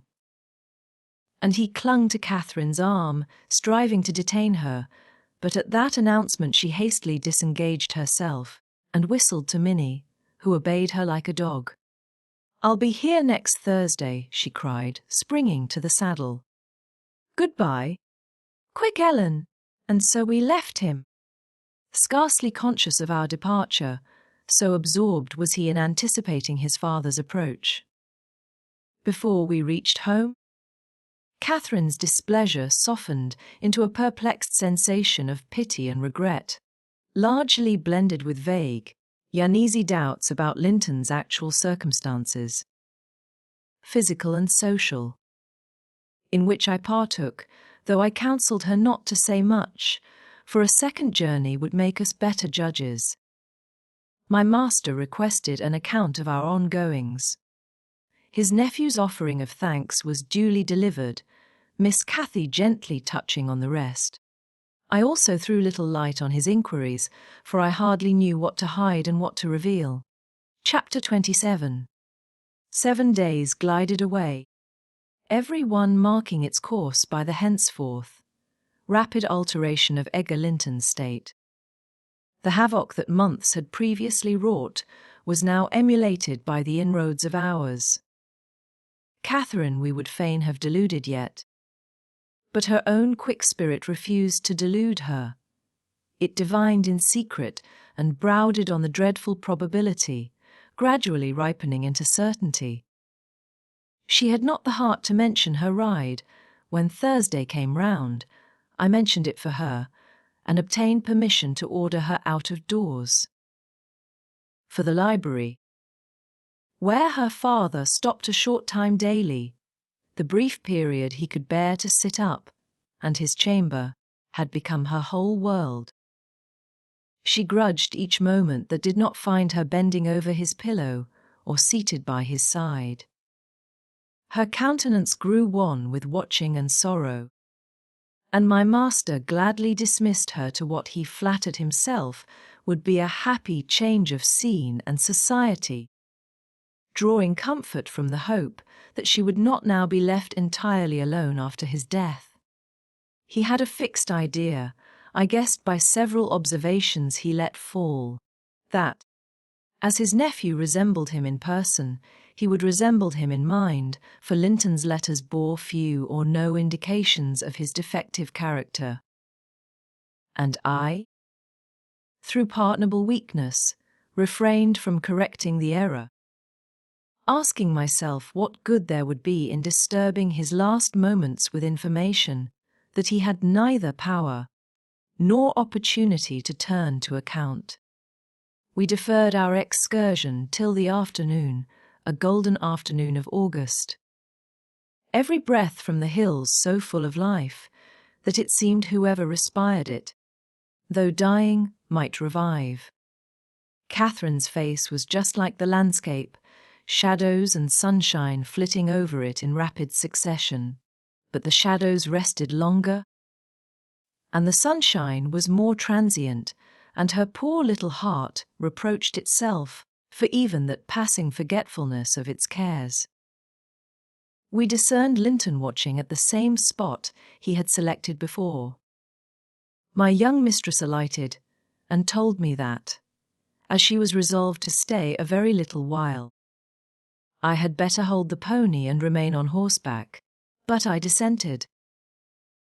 I wouldn't risk losing sight of the charge committed to me a minute. So we climbed the slope of Heath together. Master Heathcliff received us with greater animation on this occasion. Not the animation of high spirits, though, nor yet of joy. It looked more like fear. "It is late," he said, speaking short and with difficulty. "Is not your father very ill? I thought you wouldn't come." "Why won't you be candid?" cried Catherine, swallowing her greeting. "Why cannot you say at once you don't want me? It is strange, Linton, that for the second time you have brought me here on purpose, apparently to distress us both, and for no reason besides." Linton shivered and glanced at her, half supplicating, half ashamed, but his cousin's patience was not sufficient to endure this enigmatical behaviour. "My father is very ill," she said. "And why am I called from his bedside? Why didn't you send to absolve me from my promise, when you wished I wouldn't keep it? Come, I desire an explanation." Playing and trifling are completely banished out of my mind, and I can't dance attendance on your affectations now." "My affectations," he murmured. "What are they?" "For heaven's sake, Catherine, "Don't look so angry." despise me as much as you please. I am a worthless, cowardly wretch. I can't be scorned enough, but I'm too mean for your anger. Hate my father, and spare me for contempt." "Nonsense!" cried Catherine in a passion. "Foolish, silly boy! And there!" He trembles. As if I were really going to touch him. You needn't bespeak contempt, Linton. Anybody will have it spontaneously at your service. "Get off!" I shall return home. It is folly dragging you from the hearthstone and pretending. What do we pretend? "Let go my frock." If I pitied you for crying and looking so very frightened, you should spurn such pity. Ellen, tell him how disgraceful this conduct is. Rise and don't degrade yourself into an abject reptile. "Don't." With streaming face and an expression of agony, Linton had thrown his nerveless frame along the ground. He seemed convulsed with exquisite terror. "Oh," he sobbed. "I cannot bear it." "Catherine Trin, I'm a traitor too, "And I dare not tell you." but leave me." "And I shall be killed." "Dear Catherine, my life is in your hands. And you have said you loved me, and if you did, it wouldn't harm you. You'll not go then? Kind, sweet, good Catherine. And perhaps you will consent. And he'll let me die with you." My young lady, on witnessing his intense anguish, stooped to raise him. The old feeling of indulgent tenderness overcame her vexation, and she grew thoroughly moved and alarmed. "Consent to what?" she asked. "To stay." "Tell me the meaning of this strange talk, and I will." "You contradict your own words." "And distract me." "Be calm and frank, and confess at once all that weighs on your heart. You wouldn't injure me, Linton, would you? You wouldn't let any enemy hurt me. If you could prevent it. I'll believe you are a coward, for yourself, but not a cowardly betrayer of your best friend." "But my father threatened me," gasped the boy, clasping his attenuated fingers, "and I dread him, I dread him. I dare not tell." "Oh well," said Catherine, with scornful compassion, "keep your secret. I'm no coward." "Save yourself. I'm not afraid." Her magnanimity provoked his tears. He wept wildly, kissing her supporting hands, and yet could not summon courage to speak out. I was cogitating what the mystery might be, and determined Catherine should never suffer to benefit him or anyone else by my good will, when, hearing a rustle among the ling, I looked up and saw Mr. Heathcliff almost close upon us, descending the heights. He didn't cast a glance towards my companions, though they were sufficiently near for Linton's sobs to be audible, but hailing me in the almost hearty tone, he assumed to none besides. And the sincerity of which I couldn't avoid doubting, he said, "It is something to see you so near to my house, Nelly. How are you at the Grange? Let us hear. The rumour goes," he added, in a lower tone, "that Edgar Linton is on his death-bed. Perhaps they exaggerate his illness." "No, my master is dying," I replied. "It is true enough. A sad thing it will be for us all, but a blessing for him." "How long will he last, do you think?" he asked. "I don't know," I said. "Because," he continued, looking at the two young people, who were fixed under his eye, Linton appeared as if he could not venture to stir or raise his head, and Catherine could not move. "On his account, because that lad yonder seems determined to beat me, and I'd think his uncle to be quick, and go before him. Hallo! Has the whelp been playing that game long? I did give him some lessons about snivelling. Is he pretty lively with Miss Linton generally?" "Lively? No. He has shown the greatest distress," I answered. To see him, I should say. That instead of rambling with his sweetheart on the hills, he ought to be in bed, under the hands of a doctor. He shall be in a day or two, muttered Heathcliff. But first, get up, Linton. Get up, He shouted. Don't grovel on the ground there. up. This moment. Linton had sunk prostrate again in another paroxysm of helpless fear, caused by his father's glance towards him, I suppose. There was nothing else to produce such humiliation. He made several efforts to obey, but his little strength was annihilated for the time, and he fell back again with a moan. Mr. Heathcliff advanced, and lifted him to lean against a ridge of turf. Now, said he, with curbed ferocity, I'm getting angry. And if you don't command that paltry spirit of yours, damn you, get up directly. I will, father, he panted.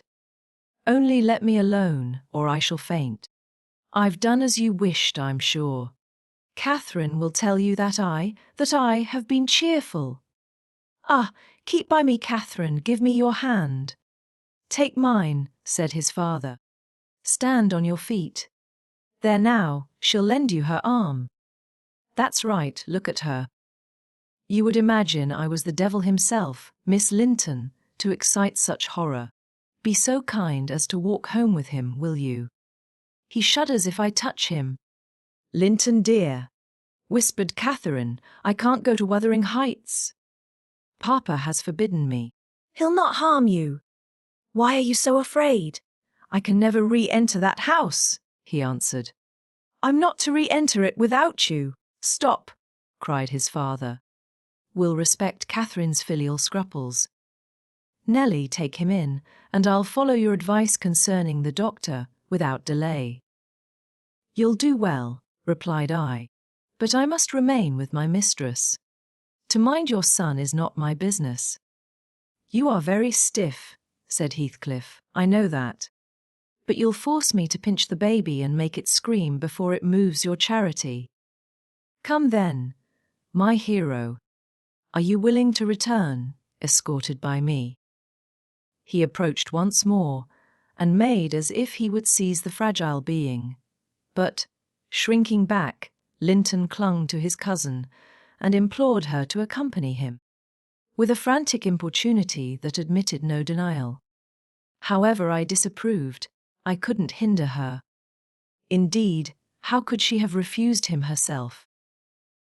What was filling him with dread we had no means of discerning, but there he was, powerless under its gripe, and any addition seemed capable of shocking him into idiocy.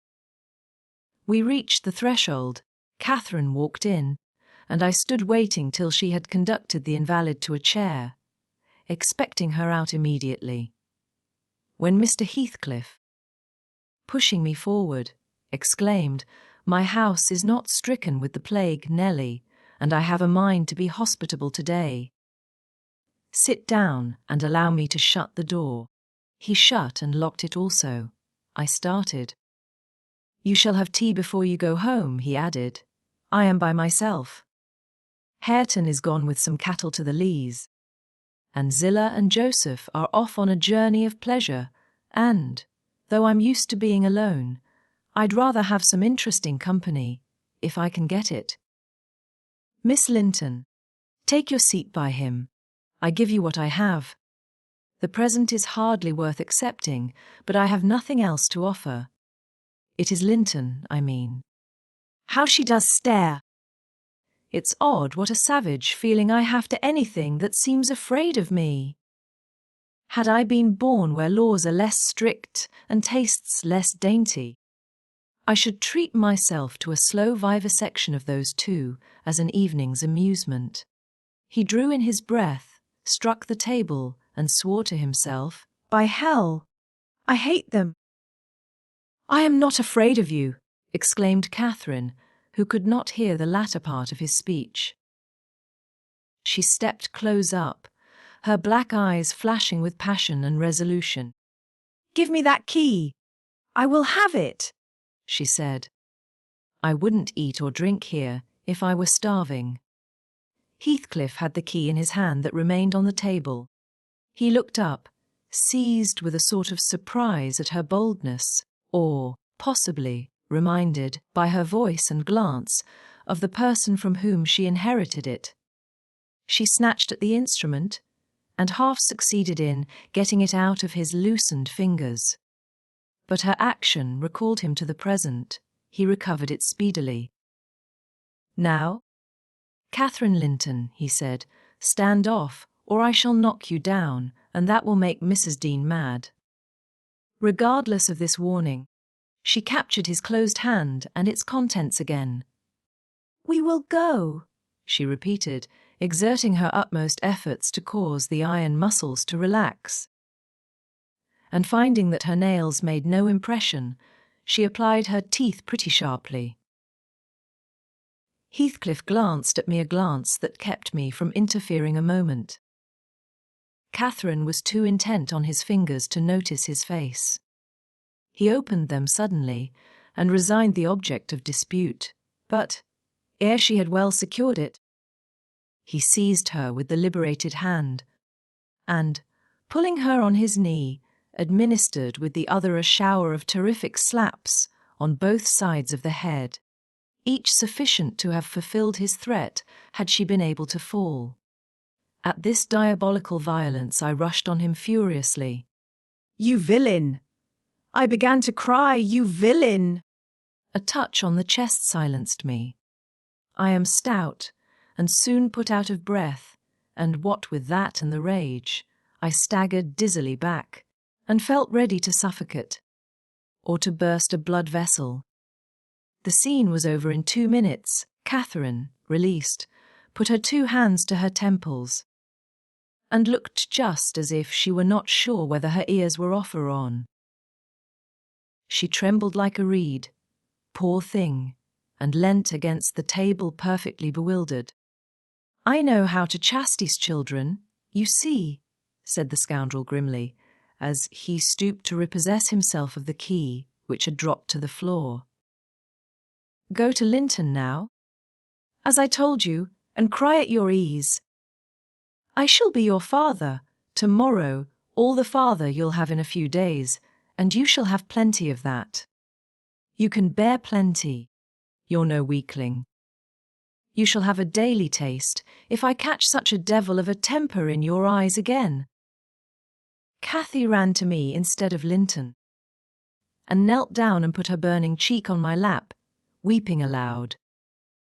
Her cousin had shrunk into a corner of the settle, as quiet as a mouse, congratulating himself. I dare say that the correction had alighted on another than him. Mr. Heathcliff, perceiving us all confounded, rose, and expeditiously made the tea himself. The cups and saucers were laid ready. He poured it out and handed me a cup. "Wash away your spleen," he said, "and help your own naughty pet and mine. It is not poisoned, though I prepared it. I'm going out to seek your horses." Our first thought, on his departure, was to force an exit somewhere. We tried the kitchen door, but that was fastened outside. We looked at the windows. They were too narrow for even Cathy's little figure. "Master Linton," I cried, "seeing we were regularly imprisoned, you know what your diabolical father is after, and you shall tell us, or I'll box your ears, as he has done your cousins." "Yes, Linton, you must tell," said Catherine. "It was for your sake I came, and it will be wickedly ungrateful if you refuse." "Give me some tea, I'm thirsty, and then I'll tell you," he answered. "Mrs. Dean, go away. I don't like you standing over me. Now, Catherine, you are letting your tears fall into my cup. I won't drink that. Give me another." Catherine pushed another to him, and wiped her face. I felt disgusted at the little wretch's composure, since he was no longer in terror for himself.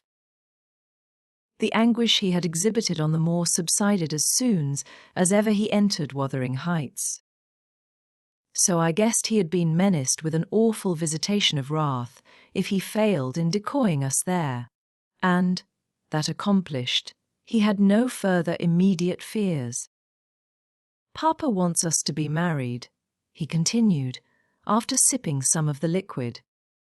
"And he knows your papa wouldn't let us marry now, and he's afraid of my dying if we wait. So we are to be married in the morning, and you are to stay here all night. And if you do as he wishes, you shall return home next day and take me with you." "Take you with her, pitiful changeling?" I exclaimed. "You marry? Why, the man is mad, or he thinks us fools, every one. And do you imagine that beautiful young lady, that healthy, hearty girl, will tie herself to a little perishing monkey like you? Are you cherishing the notion that anybody, let alone Miss Catherine Linton, would have you for a husband? You want whipping for bringing us in here at all, with your dastardly pulling tricks. And? Don't look so silly now. I've a very good mind to shake you severely, for your contemptible treachery, and your imbecile conceit." I did give him a slight shaking, but it brought on the cough, and he took to his ordinary resource of moaning and weeping, and Catherine rebuked me. "Stay all night?" "No," she said, looking slowly round. "Ellen, I'll burn that door down, but I'll get out." And she would have commenced the execution of her threat directly, but Linton was up in alarm for his dear self again. He clasped her in his two feeble arms, sobbing, "Won't you have me and save me? Not let me come to the Grange? Oh, darling Catherine! You mustn't go and leave, after all. You must obey my father, you must." "I must obey my own," she replied, "and relieve him from this cruel suspense." "The whole night?" "What would he think? He'll be distressed already. I'll either break or burn a way out of the house." "Be quiet." "You're in no danger, but if you hinder me, Linton, I love Papa better than you." The mortal terror he felt of Mr. Heathcliff's anger restored to the boy his coward's eloquence. Catherine was near distraught. Still, she persisted that she must go home, and tried entreaty in her turn, persuading him to subdue his selfish agony. While they were thus occupied, our jailer re-entered. "Your beasts have trotted off," he said. "And now Linton," snivelling again. "What has she been doing to you? Come, have done, and get to bed. In a month or two, my lad, you'll be able to pay her back her present tyrannies with a vigorous hand. You're pining for pure love, are you not? Nothing else in the world." "And she shall have you." "There to bed." "Zillah won't be here tonight. You must undress yourself." "Hush, hold your noise." "Once in your own room, I'll not come near you." "You needn't fear." "By chance, you've managed tolerably. I'll look to the rest." He spoke these words, holding the door open for his son to pass, and the latter achieved his exit exactly as a spaniel might which suspected the person who attended on it of designing a spiteful squeeze.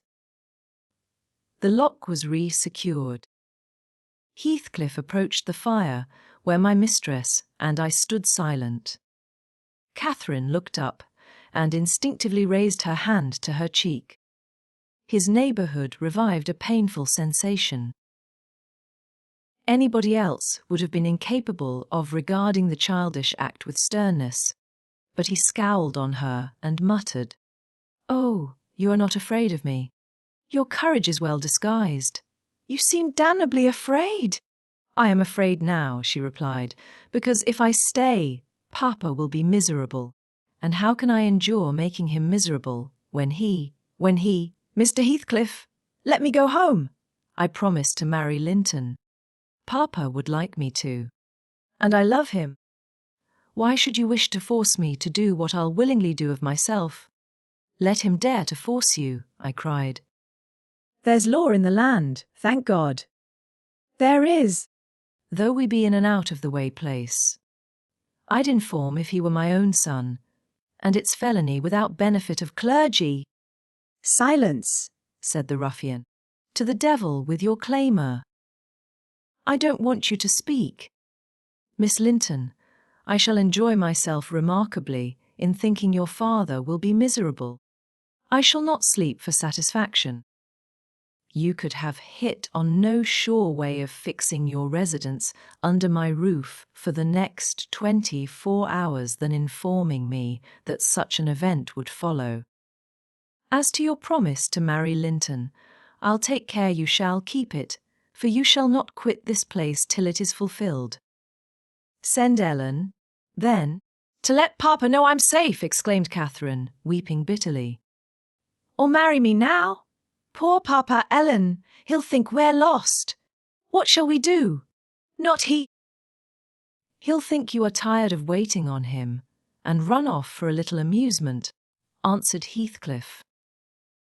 You cannot deny that you entered my house of your own accord, in contempt of his injunctions to the contrary. And it is quite natural that you should desire amusement at your age, and that you would weary of nursing a sick man, and that man only your father. Catherine, his happiest days were over when your days began. He cursed you, I dare say, for coming into the world. I did, at least, and it would just do if he cursed you as he went out of it. I'd join him. I don't love you. How should I? Weep away. As far as I can see, it will be your chief diversion hereafter, unless Linton make amends for other losses. And your provident parent appears to fancy he may. His letters of advice and consolation entertained me vastly. In his last he recommended my jewel to be careful of his, and kind to her when he got her. Careful and kind, that's paternal. But Linton requires his whole stock of care and kindness for himself. Linton can play the little tyrant well. He'll undertake to torture any number of cats, if their teeth be drawn and their claws pared. You'll be able to tell his uncle fine tales of his kindness. When you get home again, I assure you. You're right there, I said.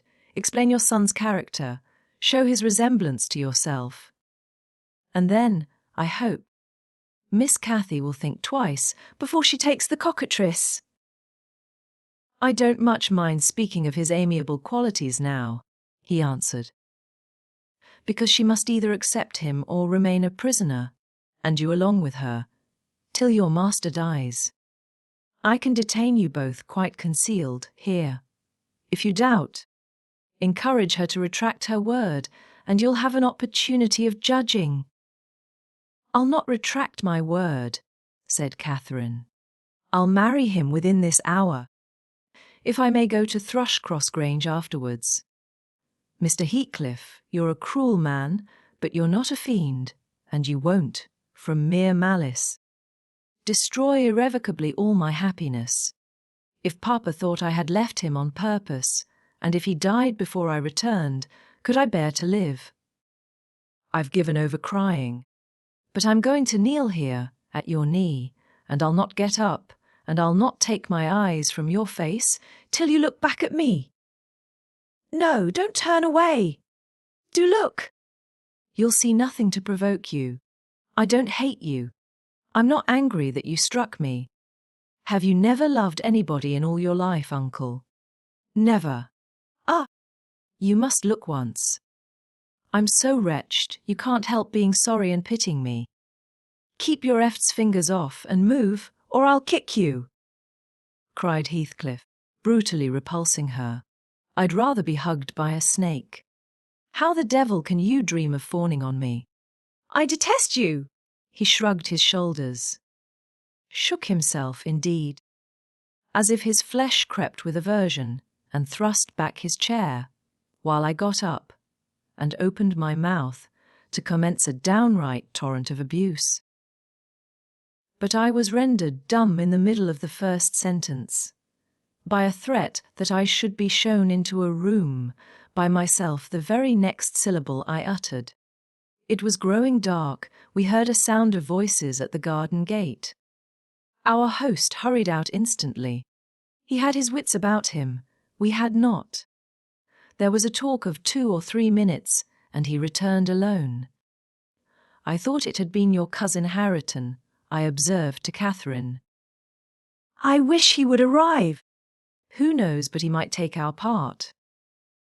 It was 3 servants sent to seek you from the Grange, said Heathcliff, overhearing me. You should have opened a lattice and called out. But I could swear that Chit is glad you didn't.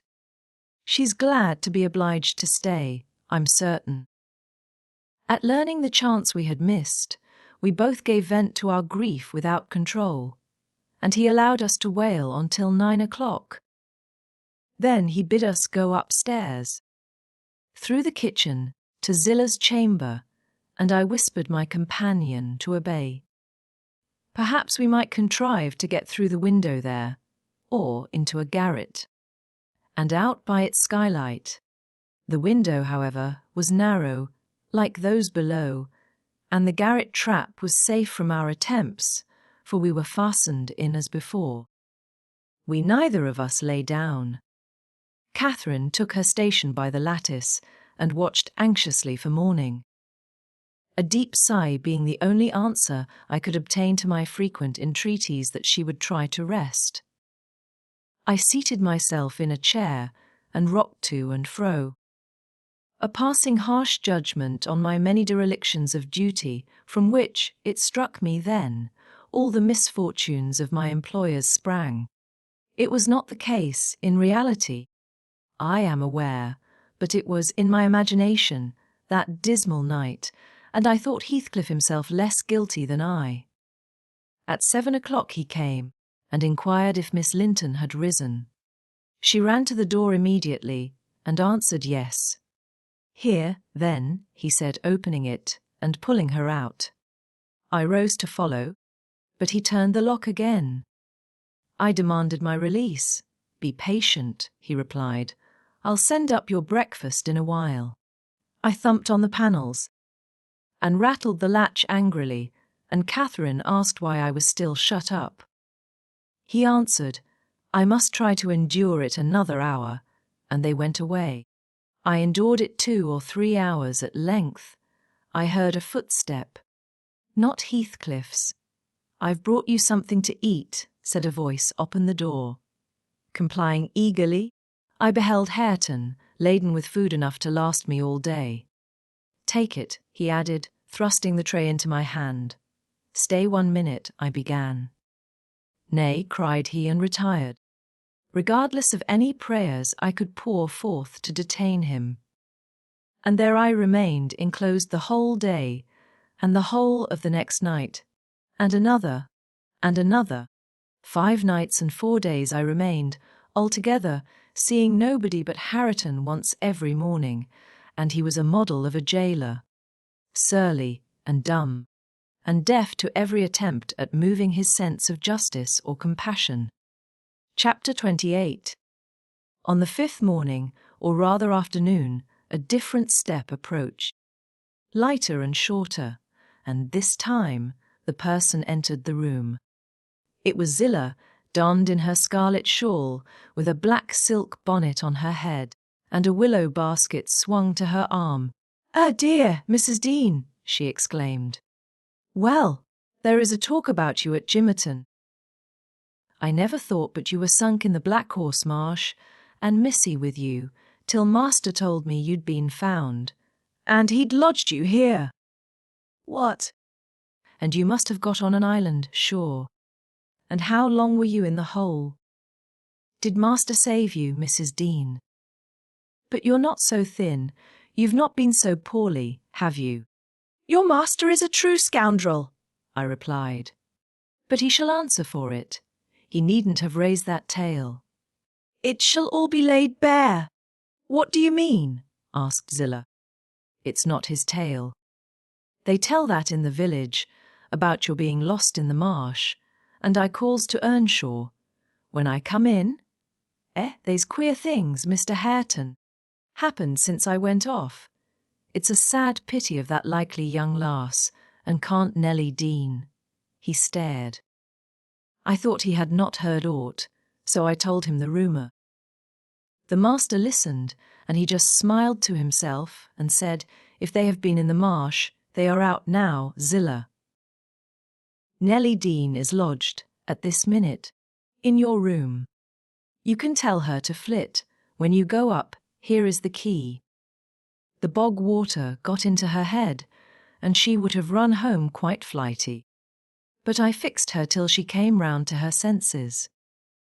"You can bid her go to the Grange at once, if she be able, and carry a message from me, that a young lady will follow in time to attend the squire's funeral." "And Mr. Edgar is not dead," I gasped. "Oh, Zillah, Zillah, no, no, sit you down, my good mistress." She replied, "You're right sickly yet. He's not dead. Dr. Kenneth thinks he may last another day." I met him on the road and asked, instead of sitting down. I snatched my outdoor things and hastened below, for the way was free. On entering the house, I looked about for someone to give information of Catherine. The place was filled with sunshine, and the door stood wide open, but nobody seemed at hand. As I hesitated whether to go off at once or return and seek my mistress, a slight cough drew my attention to the hearth. Linton lay on the settle, sole tenant, sucking a stick of sugar candy, and pursuing my movements with apathetic eyes. "Where is Miss Catherine?" I demanded sternly, supposing I could frighten him into giving intelligence by catching him thus alone. He sucked on like an innocent. "Is she gone?" I said. "No," he replied, "she's upstairs. She's not to go, we won't let her." "You won't let her, little idiot," I exclaimed. "Direct me to her room immediately, or I'll make you sing out sharply." "Papa would make you sing out, if you attempted to get there," he answered. "He says I'm not to be soft with Catherine. She's my wife, and it's shameful that she should wish to leave me. He says she hates me and wants me to die, that she may have my money, but she shan't have it. And she shan't go home. She never shall. She may cry and be sick as much as she pleases." He resumed his former occupation, closing his lids, as if he meant to drop asleep. "Master Heathcliff," I resumed, "have you forgotten all Catherine's kindness to you last winter, when you affirmed you loved her, and when she brought you books and sung you songs, and came many a time through wind and snow to see you? She wept to miss one evening, because you would be disappointed, and you felt then that she was 100 times too good to you.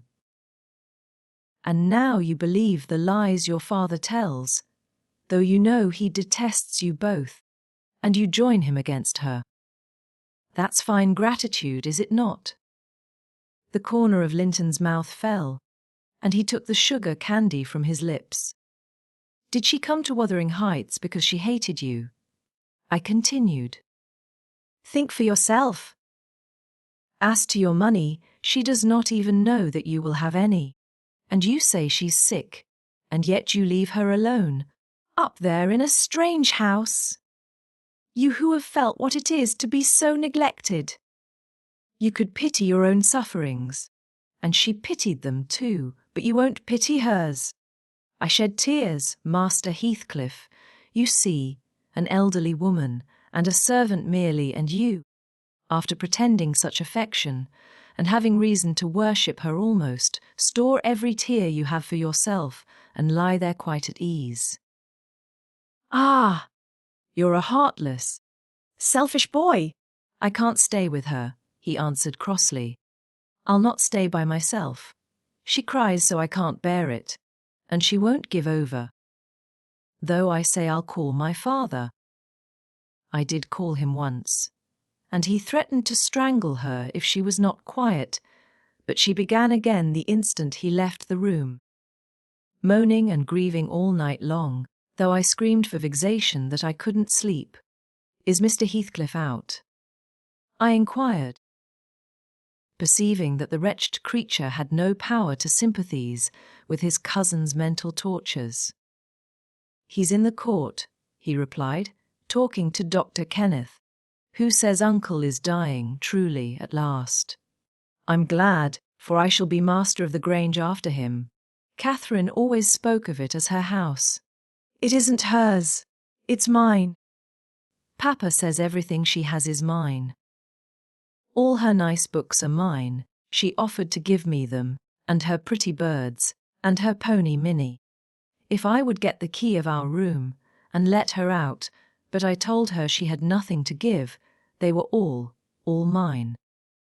And then she cried and took a little picture from her neck and said I should have that. 2 pictures in a gold case, on one side her mother and on the other uncle, when they were young. That was yesterday. I said they were mine too, and tried to get them from her. The spiteful thing wouldn't let me. She pushed me off and hurt me. I shrieked out. That frightens her. She heard Papa coming, and she broke the hinges and divided the case, and gave me her mother's portrait. The other she attempted to hide. But Papa asked what was the matter, and I explained it.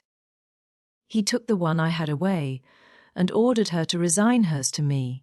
She refused, and he struck her down, and wrenched it off the chain, and crushed it with his foot. And were you pleased to see her struck? I asked, having my designs in encouraging his talk. I winked, he answered. I winked to see my father strike a dog or a horse. He does it so hard. Yet I was glad at first. She deserved punishing for pushing me.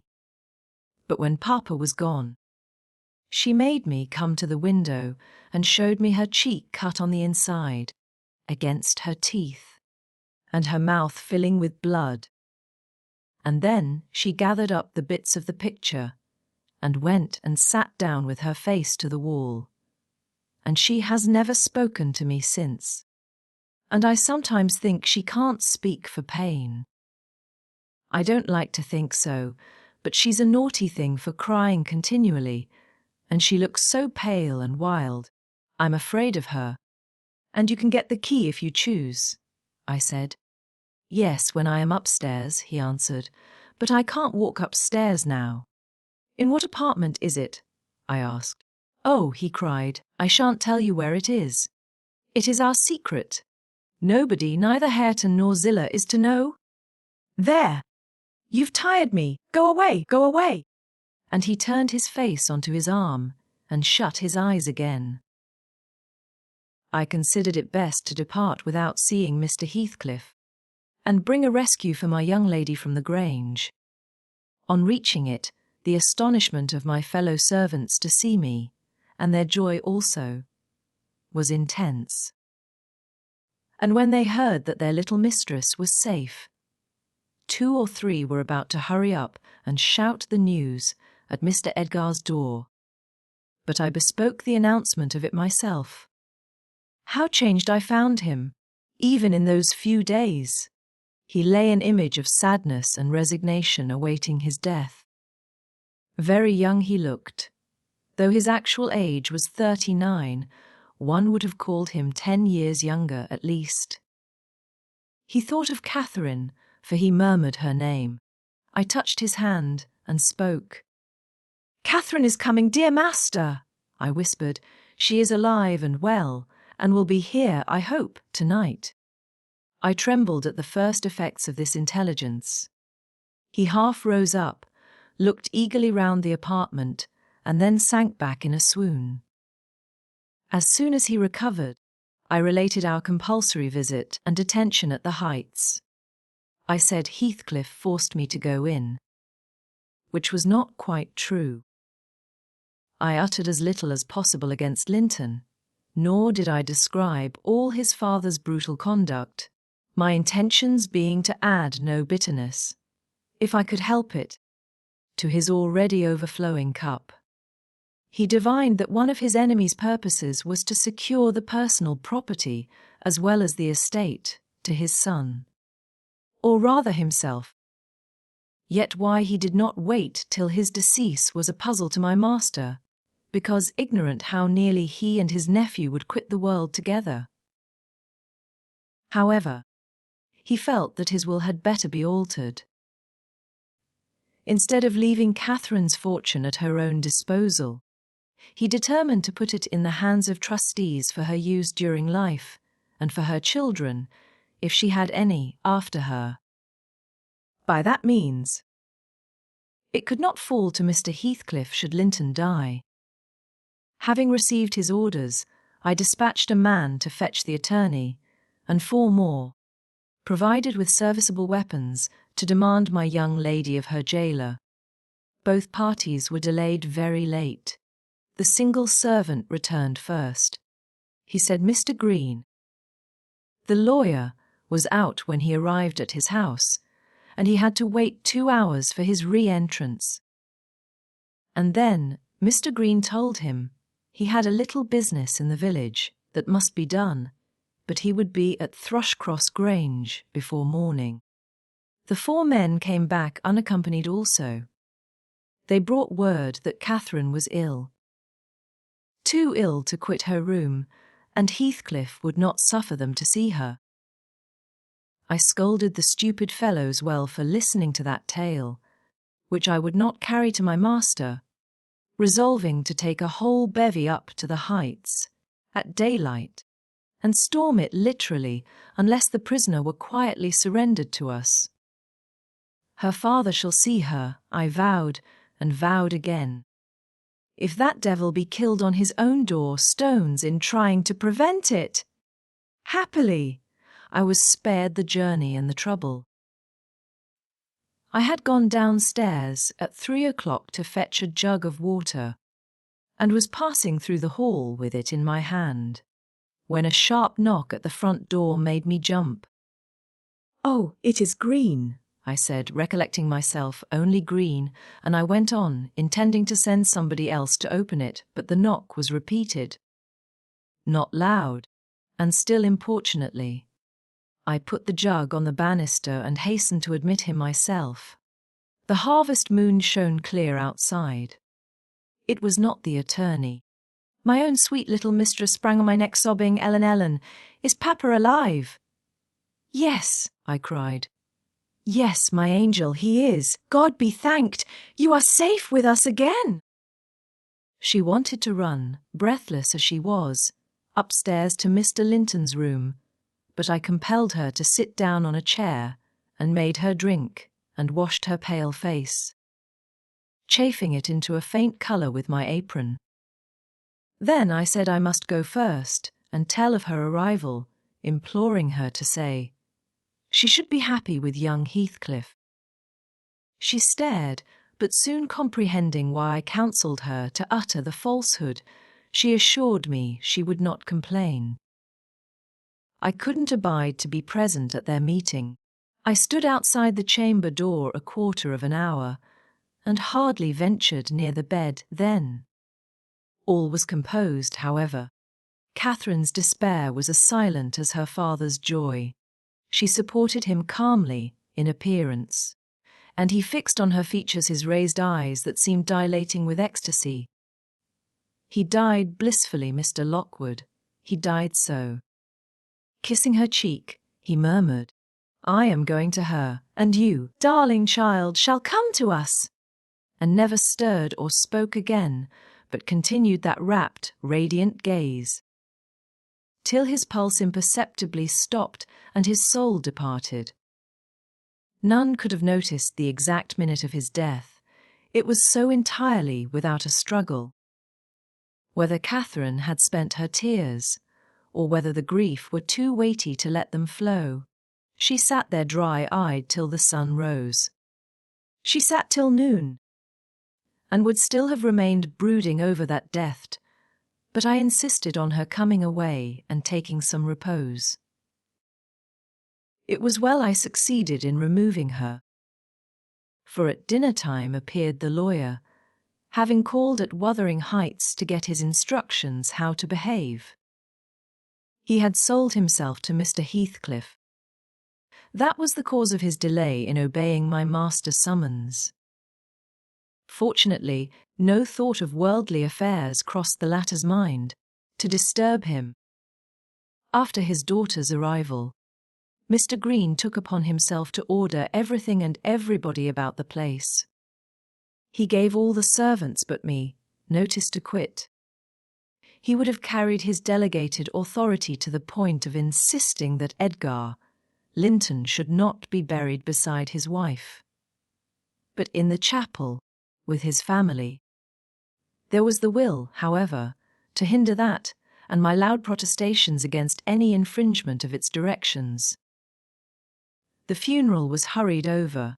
Catherine, Mrs. Linton Heathcliff now, was suffered to stay at the Grange till her father's corpse had quitted it.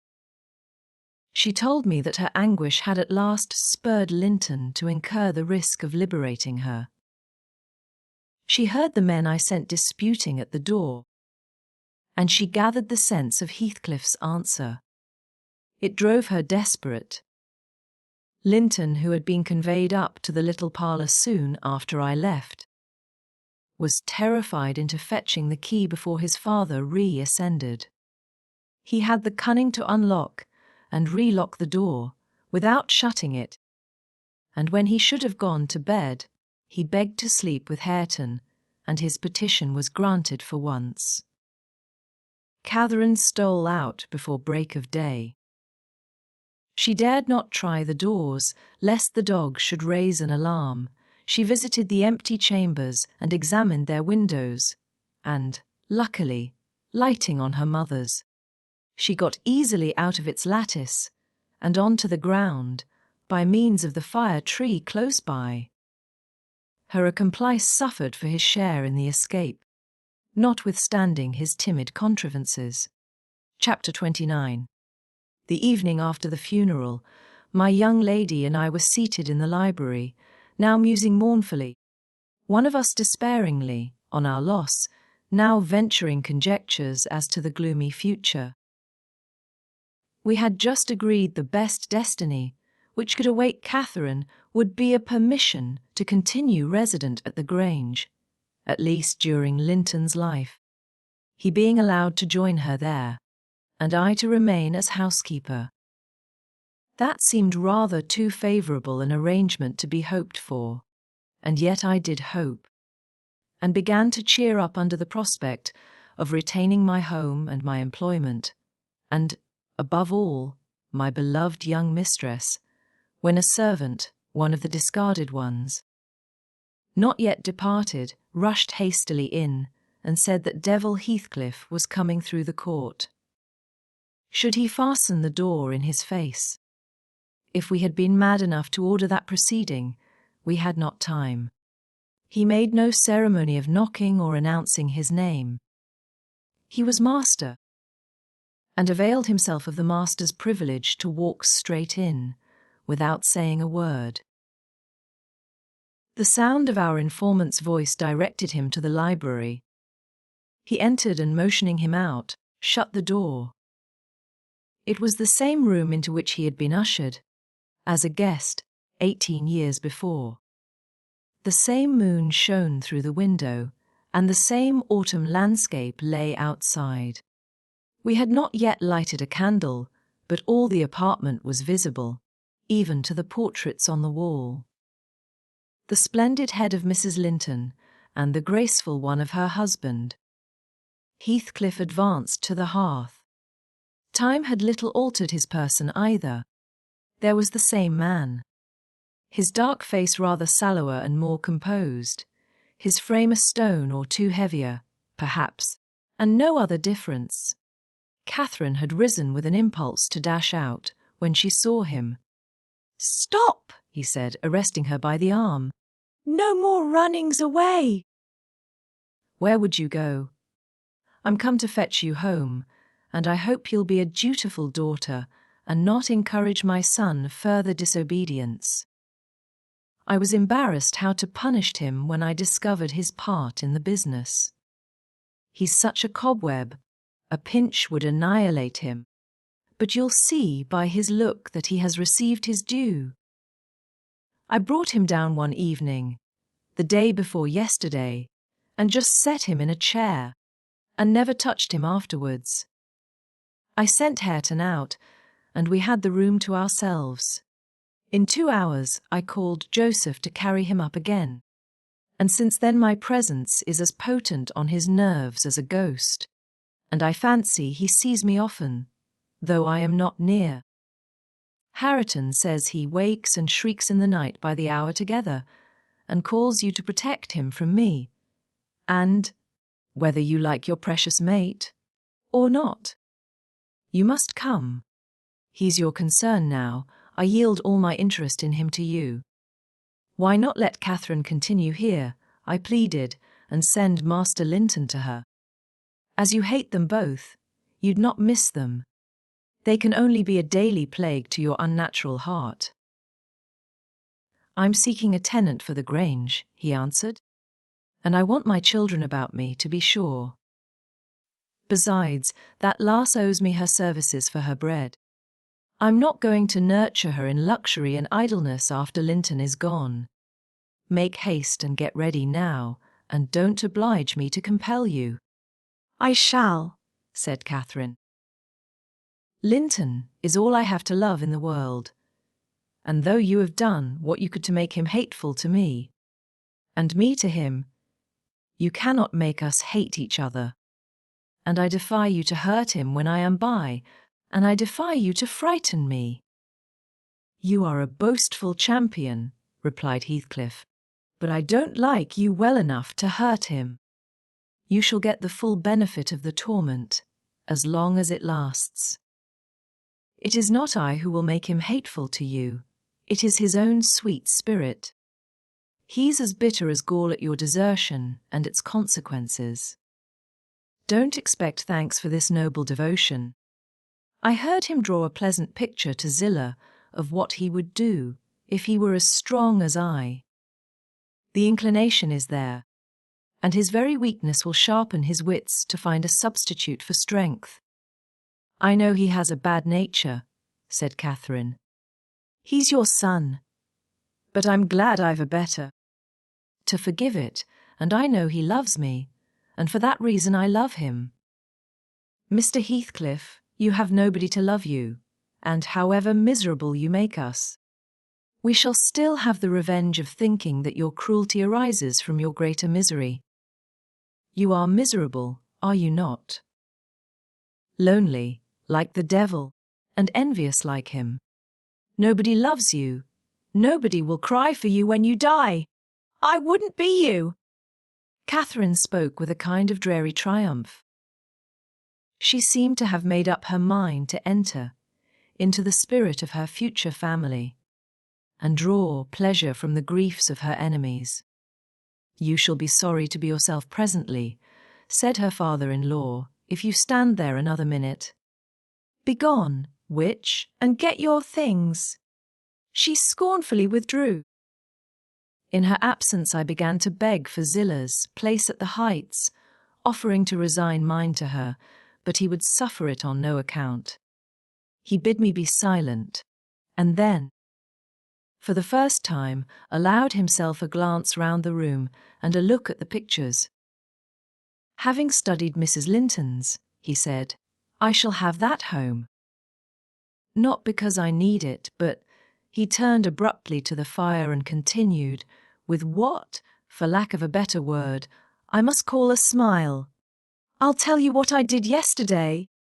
I got the sexton, who was digging Linton's grave, to remove the earth off her coffin lid, and I opened it. I thought once I would have stayed there. When I saw her face again, it is hers yet. He had hard work to stir me, but he said it would change if the air blew on it, and so I struck one side of the coffin loose and covered it up. Not Linton's side, damn him! I wish he'd been soldered in lead. And I bribed the sexton to pull it away when I'm laid there, and slide mine out too. I'll have it made so. And then by the time Linton gets to us, he'll not know which is which. You were very wicked, Mr. Heathcliff, I exclaimed. Were you not ashamed to disturb the dead? I disturbed nobody, Nelly, he replied, and I gave some ease to myself. I shall be a great deal more comfortable now, and you'll have a better chance of keeping me underground when I get there. Disturbed her? No, she has disturbed me, night and day, through 18 years, incessantly. Remorselessly, till yesternight, and yesternight I was tranquil. I dreamt I was sleeping the last sleep by that sleeper, with my heart stopped and my cheek frozen against hers. And if she had been dissolved into earth, or worse, what would you have dreamt of then? I said. Of dissolving with her, and being more happy still, he answered. Do you suppose I dread any change of that sort? I expected such a transformation on raising the lid. But I'm better pleased that it should not commence till I share it. Besides, unless I had received a distinct impression of her passionless features, that strange feeling would hardly have been removed. It began oddly. You know I was wild after she died, and eternally, from dawn to dawn, praying her to return to me her spirit. I have a strong faith in ghosts. I have a conviction that they can, and do, exist among us. The day she was buried, there came a fall of snow. In the evening I went to the churchyard. It blew bleak as winter, all round was solitary. I didn't fear that her fool of a husband would wander up the glen so late, and no one else had business to bring them there. Being alone, and conscious 2 yards of loose earth was the sole barrier between us, I said to myself. I'll have her in my arms again. If she be cold, I'll think it is this north wind that chills me, and if she be motionless, it is sleep. I got a spade from the tool house, and began to delve with all my might. It scraped the coffin. I fell to work with my hands. The wood commenced cracking about the screws. I was on the point of attaining my object, when it seemed that I heard a sigh from some one above, close at the edge of the grave and bending down. If I can only get this off, I muttered. I wish they may shovel in the earth over us both, and I wrenched at it more desperately still. There was another sigh, close at my ear. I appeared to feel the warm breath of it displacing the sleet-laden wind. I knew no living thing in flesh and blood was by, but as certainly as you perceive the approach to some substantial body in the dark, though it cannot be discerned, so certainly I felt that Cathy was there. Not under me, but on the earth. A sudden sense of relief flowed from my heart through every limb. I relinquished my labour of agony and turned consoled at once. Unspeakably consoled. Her presence was with me. It remained while I refilled the grave and led me home. You may laugh if you will, but I was sure I should see her there. I was sure she was with me, and I could not help talking to her. Having reached the heights, I rushed eagerly to the door. It was fastened, and, I remember, that accursed Earnshaw and my wife opposed my entrance. I remember stopping to kick the breath out of him, and then hurrying upstairs, to my room and hers. I looked round impatiently. I felt her by me. I could almost see her, and yet I could not.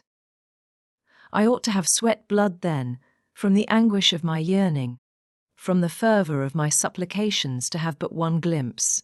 I had not one. She showed herself, as she often was in life, a devil to me. And, since then, sometimes more and sometimes less, I've been the sport of that intolerable torture. Infernal!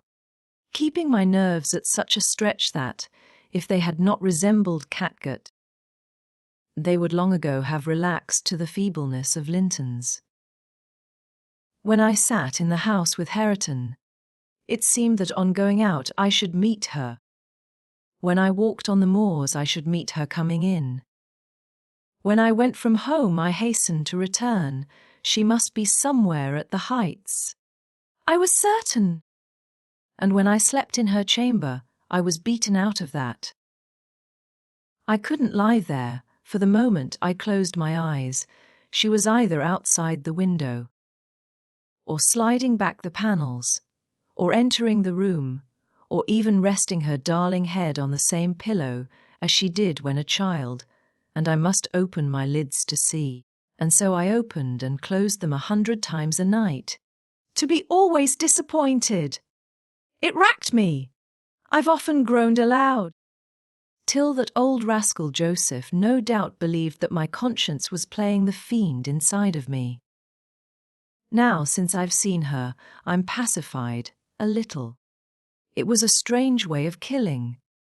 Not by inches, but by fractions of hairbreadths, to beguile me with the spectre of a hope through 18 years.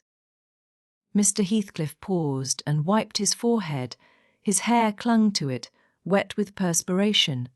His eyes were fixed on the red embers of the fire, the brows not contracted, but raised next the temples, diminishing the grim aspect of his countenance, but imparting a peculiar look of trouble, and a painful appearance of mental tension towards one absorbing subject.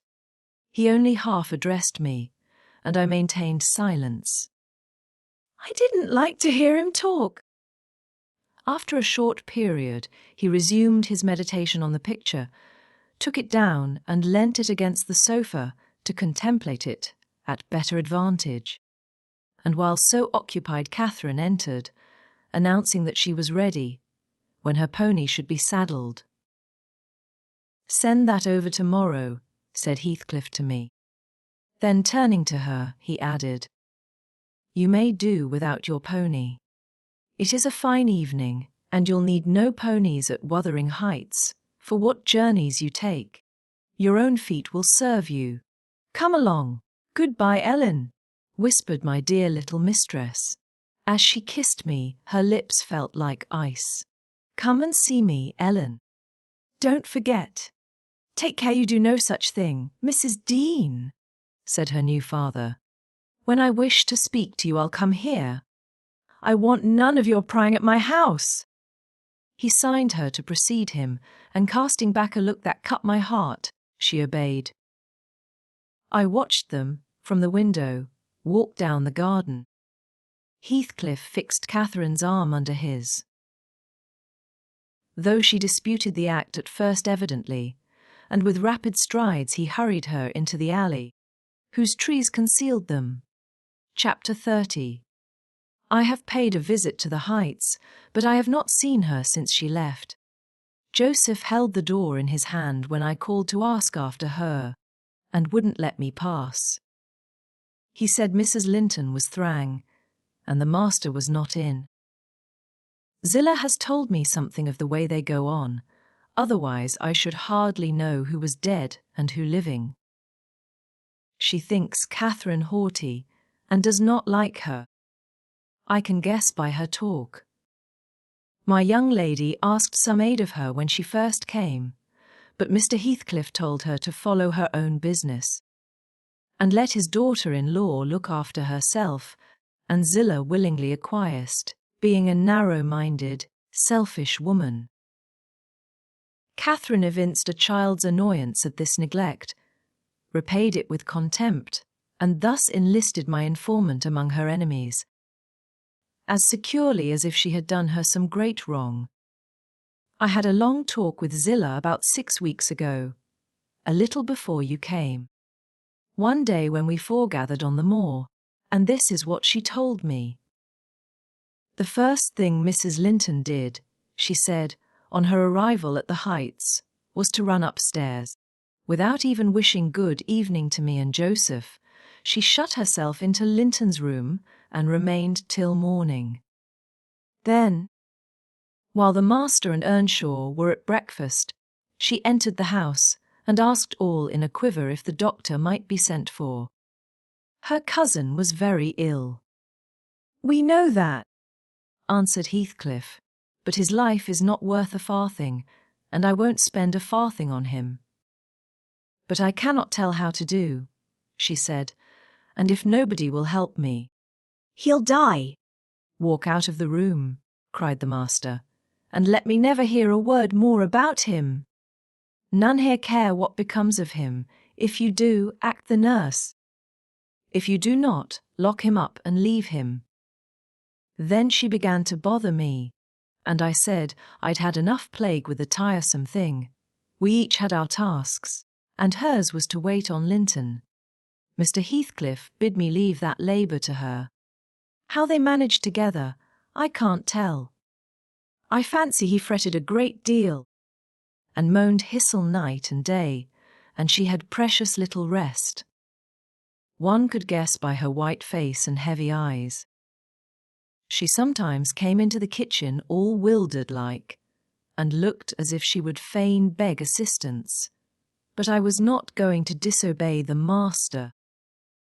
I never dare disobey him, Mrs. Dean, and, though I thought it wrong that Kenneth should not be sent for, it was no concern of mine either to advise or complain, and I always refused to meddle. Once or twice, after we had gone to bed, I've happened to open my door again and seen her sitting crying on the stairs top, and then I've shut myself in quick for fear of being moved to interfere. I did pity her then, I'm sure. Still, I didn't wish to lose my place, you know. At last, one night she came boldly into my chamber and frightened me out of my wits by saying, "Tell Mr. Heathcliff that his son is dying. I'm sure he is, this time.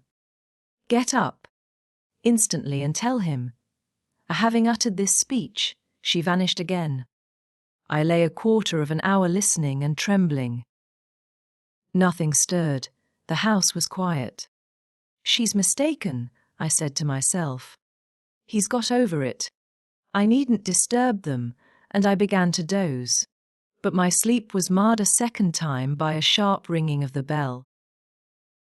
The only bell we have, put up on purpose for Linton, and the master called to me to see what was the matter, and inform them that he wouldn't have that noise repeated.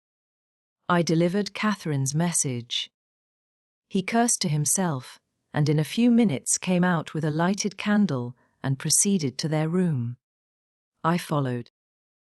Mrs. Heathcliff was seated by the bedside, with her hands folded on her knees. Her father-in-law went up, held the light to Linton's face, looked at him, and touched him. Afterwards he turned to her. "Now, Catherine," he said, "how do you feel?" She was dumb. "How do you feel, Catherine?" he repeated. "He's safe, and I'm free," she answered. "I should feel well, but—" She continued, with a bitterness she couldn't conceal, "You have left me so long to struggle against death alone, that I feel and see only death. I feel like death, and she looked like it too. I gave her a little wine." Hareton and Joseph, who had been wakened by the ringing and the sound of feet, and heard our talk from outside, now entered. Joseph was fain, I believe, of the lad's removal. Hareton seemed a thought bothered, though he was more taken up with staring at Catherine than thinking of Linton. But the master bid him get off to bed again. We didn't want his help. He afterwards made Joseph remove the body to his chamber and told me to return to mine, and Mrs. Heathcliff remained by herself. In the morning, he sent me to tell her she must come down to breakfast. She had undressed and appeared going to sleep, and said she was ill, at which I hardly wondered. I informed Mr. Heathcliff, and he replied, "Well, let her be till after the funeral, and go up now and then to get her what is needful, and, as soon as she seems better. Tell me, Cathy stayed upstairs a fortnight, according to Zillah, who visited her twice a day, and would have been rather more friendly, but her attempts at increasing kindness were proudly and promptly repelled. Heathcliff went up once, to show her Linton's will.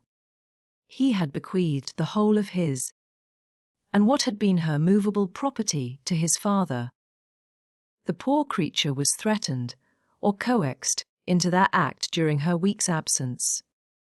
When his uncle died, the lands being a minor he could not meddle with. However, Mr. Heathcliff has claimed and kept them in his wife's right and his also. I suppose legally, at any rate, Catherine, destitute of cash and friends, cannot disturb his possession. Nobody, said Zillah, ever approached her door, except that once, but and nobody asked anything about her. The first occasion of her coming down into the house was on a Sunday afternoon.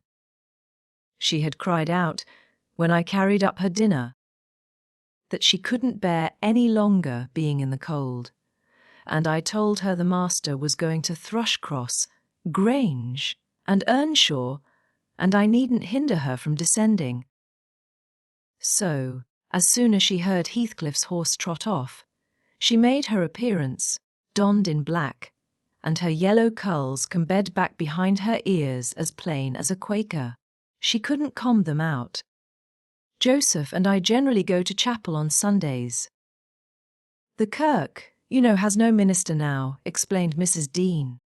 And they call the Methodists' or Baptists' place, I can't say which it is, at Gimmerton, a chapel. Joseph had gone, she continued, but I thought proper to bide at home.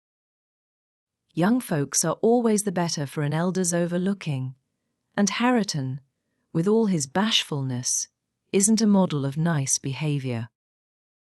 I let him know that his cousin would very likely sit with us, and she had been always used to see the Sabbath respected. So he had as good leave his guns and bits of indoor work alone, while she stayed. He coloured up at the news, and cast his eyes over his hands and clothes. The train oil and gunpowder were shoved out of sight in a minute. I saw he meant to give her his company, and I guessed, by his way, he wanted to be presentable. So, laughing, as I durst not laugh when the master is by, I offered to help him, if he would, and joked at his confusion. He grew sullen, and began to swear. Now, Mrs. Dean, Zillah went on, seeing me not pleased by her manner, you happen think your young lady too fine for Mr. Hareton, and happen you're right. But I own I should love well to bring her pride a peg lower, and what will all her learning and her daintiness do for her now? She's as poor as you or I. Poorer, I'll be bound. You're saving, and I'm doing my little all that road.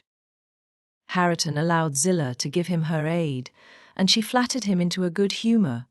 So, when Catherine came, half forgetting her former insults, he tried to make himself agreeable, by the housekeeper's account. Mrs. walked in, she said, as chill as an icicle, and as high as a princess. I got up and offered her my seat in the arm-chair. No, she turned up her nose at my civility. Earnshaw rose, too, and bid her come to the settle, and sit close by the fire. He was sure she was starved. I've been starved a month and more, she answered, resting on the word as scornful as she could. And she got a chair for herself, and placed it a distance from both of us. Having sat till she was warm, she began to look round, and discovered a number of books on the dresser. She was instantly upon her feet again, stretching to reach them. But they were too high up. Her cousin, after watching her endeavours a while, at last summoned courage to help her. She held her frock, and he filled it with the first that came to hand. That was a great advance for the lad. She didn't thank him, still. He felt gratified that she had accepted his assistance, and ventured to stand behind as she examined them, and even to stoop and point out what struck his fancy in certain old pictures which they contained. Nor was he daunted by the saucy style in which she jerked the page from his finger. He contented himself with going a bit farther back and looking at her instead of the book. She continued reading, or seeking for something to read. His attention became, by degrees, quite centered in the study of her thick, silky curls. Her face he couldn't see, and she couldn't see him. And perhaps not quite awake to what he did, but attracted like a child to a candle. At last he proceeded from staring to touching. He put out his hand and stroked one curl, as gently as if it were a bird. He might have stuck a knife into her neck. She started round in such a taking. Get away this moment! How dare you touch me? Why are you stopping there? She cried, in a tone of disgust. I can't endure you. I'll go upstairs again, if you come near me. Mr. Hareton recoiled, looking as foolish as he could do. He sat down in the settle very quiet, and she continued turning over her volumes another half hour. Finally, Earnshaw crossed over and whispered to me, "Will you ask her to read to us, Zillah? I'm stalled of doing naught, and I could like to hear her. Do not say I wanted it, but ask of yourself."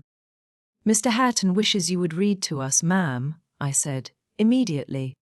"He'd take it very kind, he'd be much obliged." She frowned, and looking up, answered, "Mr. Hareton, and the whole set of you will be good enough to understand that I reject any pretence at kindness you have the hypocrisy to offer. I despise you, and will have nothing to say to any of you. When I would have given my life for one kind word, even to see one of your faces, you all kept off. But I won't complain to you. I'm driven down here by the cold, not either to amuse you or enjoy your society." "What could I have done?" began Earnshaw. "How was I to blame?" "Oh, you are an exception," answered Mrs. Heathcliff. "I never missed such a concern as you. But I offered more than once, and asked," he said, kindling up at her pertness, "I asked Mr. Heathcliff to let me wait for you. Be silent. I'll go out of doors, or anywhere, rather than have your disagreeable voice in my ear," said my lady. Hareton muttered she might go to hell for him, and unslinging his gun, restrained himself from his Sunday occupations no longer. He talked now, freely enough, and she presently saw fit to retreat to her solitude. But the frost had set in, and, in spite of her pride, she was forced to condescend to our company, more and more.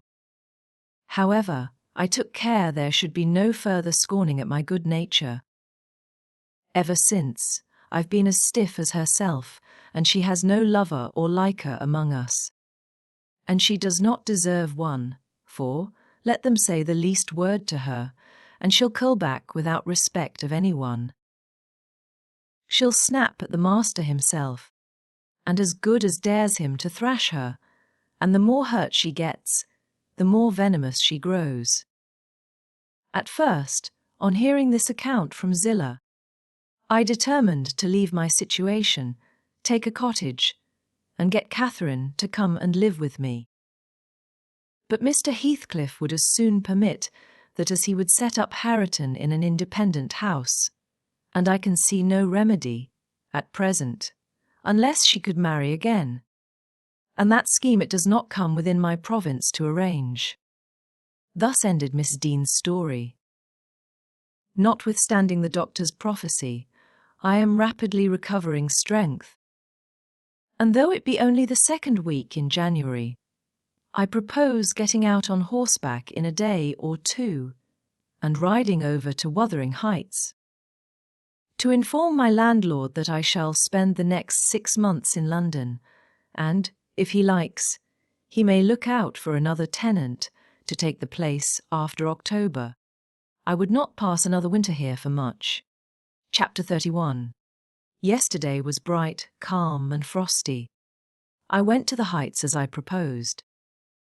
My housekeeper entreated me to bear a little note from her to her young lady, and I did not refuse, for the worthy woman was not conscious of anything odd in her request. The front door stood open, but the jealous gate was fastened, as at my last visit. I knocked and invoked Earnshaw from among the garden beds. He unchained it, and I entered. The fellow is as handsome a rustic as need be seen. I took particular notice of him this time, but then he does his best apparently to make the least of his advantages. I asked if Mr. Heathcliff were at home. He answered, no, but he would be in at dinner time.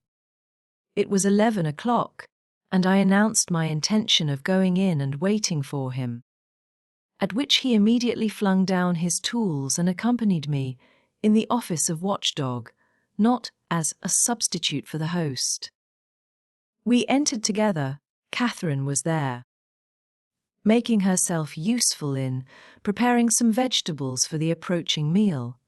She looked more sulky and less spirited than when I had seen her first. She hardly raised her eyes to notice me, and continued her employment with the same disregard to common forms of politeness as before, never returning my bow and good morning by the slightest acknowledgement. She does not seem so amiable, I thought, as Mrs. Dean would persuade me to believe. She's a beauty, it is true, but not an angel. Earnshaw surly bid her remove her things to the kitchen. Remove them yourself, she said, pushing them from her as soon as she had done, and retiring to a stool by the window, where she began to carve figures of birds and beasts out of the turnip parings in her lap. I approached her, pretending to desire a view of the garden, and, as I fancied, adroitly dropped Mrs. Dean's note onto her knee, unnoticed by Hareton, but she asked aloud, "What is that?" and chucked it off. "A letter from your old acquaintance, the housekeeper at the Grange," I answered, annoyed at her exposing my kind Died, and fearful lest it should be imagined a missive of my own. She would gladly have gathered it up at this information, but Hareton beat her. He seized and put it in his waistcoat, saying Mr. Heathcliff should look at it first. Thereat, Catherine silently turned her face from us, and, very stealthily, drew out her pocket handkerchief and applied it to her eyes, and her cousin, after struggling a while to keep down his softer feelings, pulled out the letter and flung it on the floor beside her, as ungraciously as he could. Catherine caught and perused it eagerly. Then she put a few questions to me concerning the inmates, rational and irrational, of her former home, and gazing towards the hills, murmured in soliloquy, I should like to be riding Minnie down there. I should like to be climbing up there. Oh, I'm tired. I'm stalled, Hareton. And she leant her pretty head back against the sill, with half a yawn and half a sigh, and lapsed into an aspect of abstracted sadness, neither caring nor knowing whether we remarked her. Mrs. Heathcliff, I said, after sitting some time mute, you are not aware that I am an acquaintance of yours, so intimate that I think it strange you won't come and speak to me. My housekeeper never wearies of talking about and praising you, and she'll be greatly disappointed if I return with no news of awe from you, except that you received her letter and said nothing. She appeared to wonder at this speech, and asked, Does Ellen like you? Yes, very well, I replied, hesitatingly. You must tell her, she continued, that I would answer her letter, but I have no materials for writing, not even a book from which I might tear a leaf. No books, I exclaimed. How do you contrive to live here without them? If I may take the liberty to inquire. Though provided with a large library, I'm frequently very dull at the Grange. Take my books away, and I should be desperate.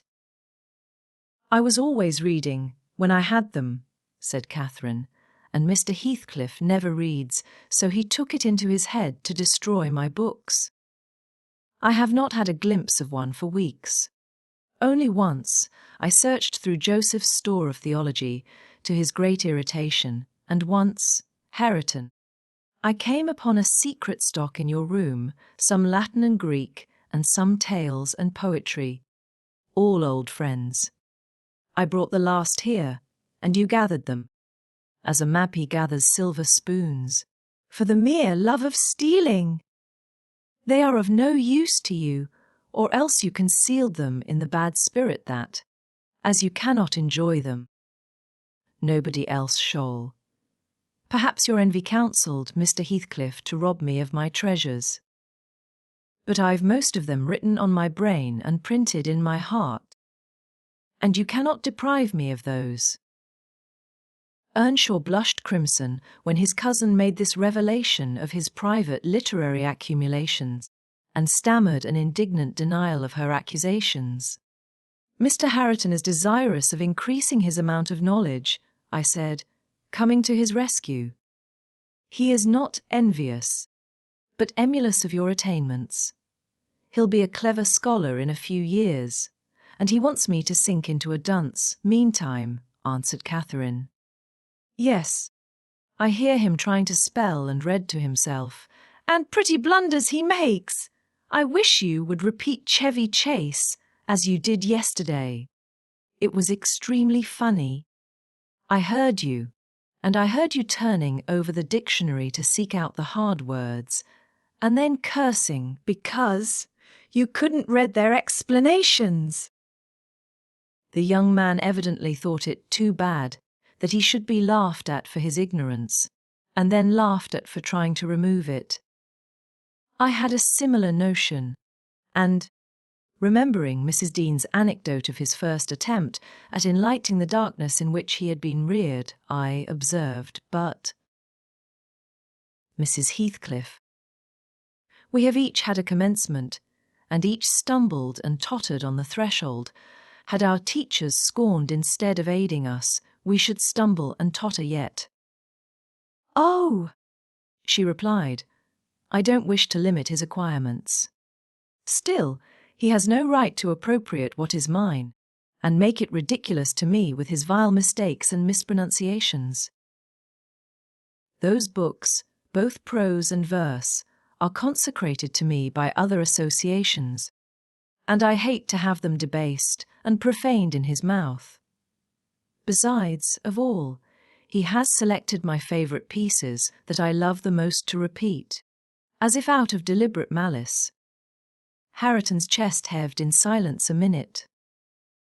He laboured under a severe sense of mortification and wrath, which it was no easy task to suppress.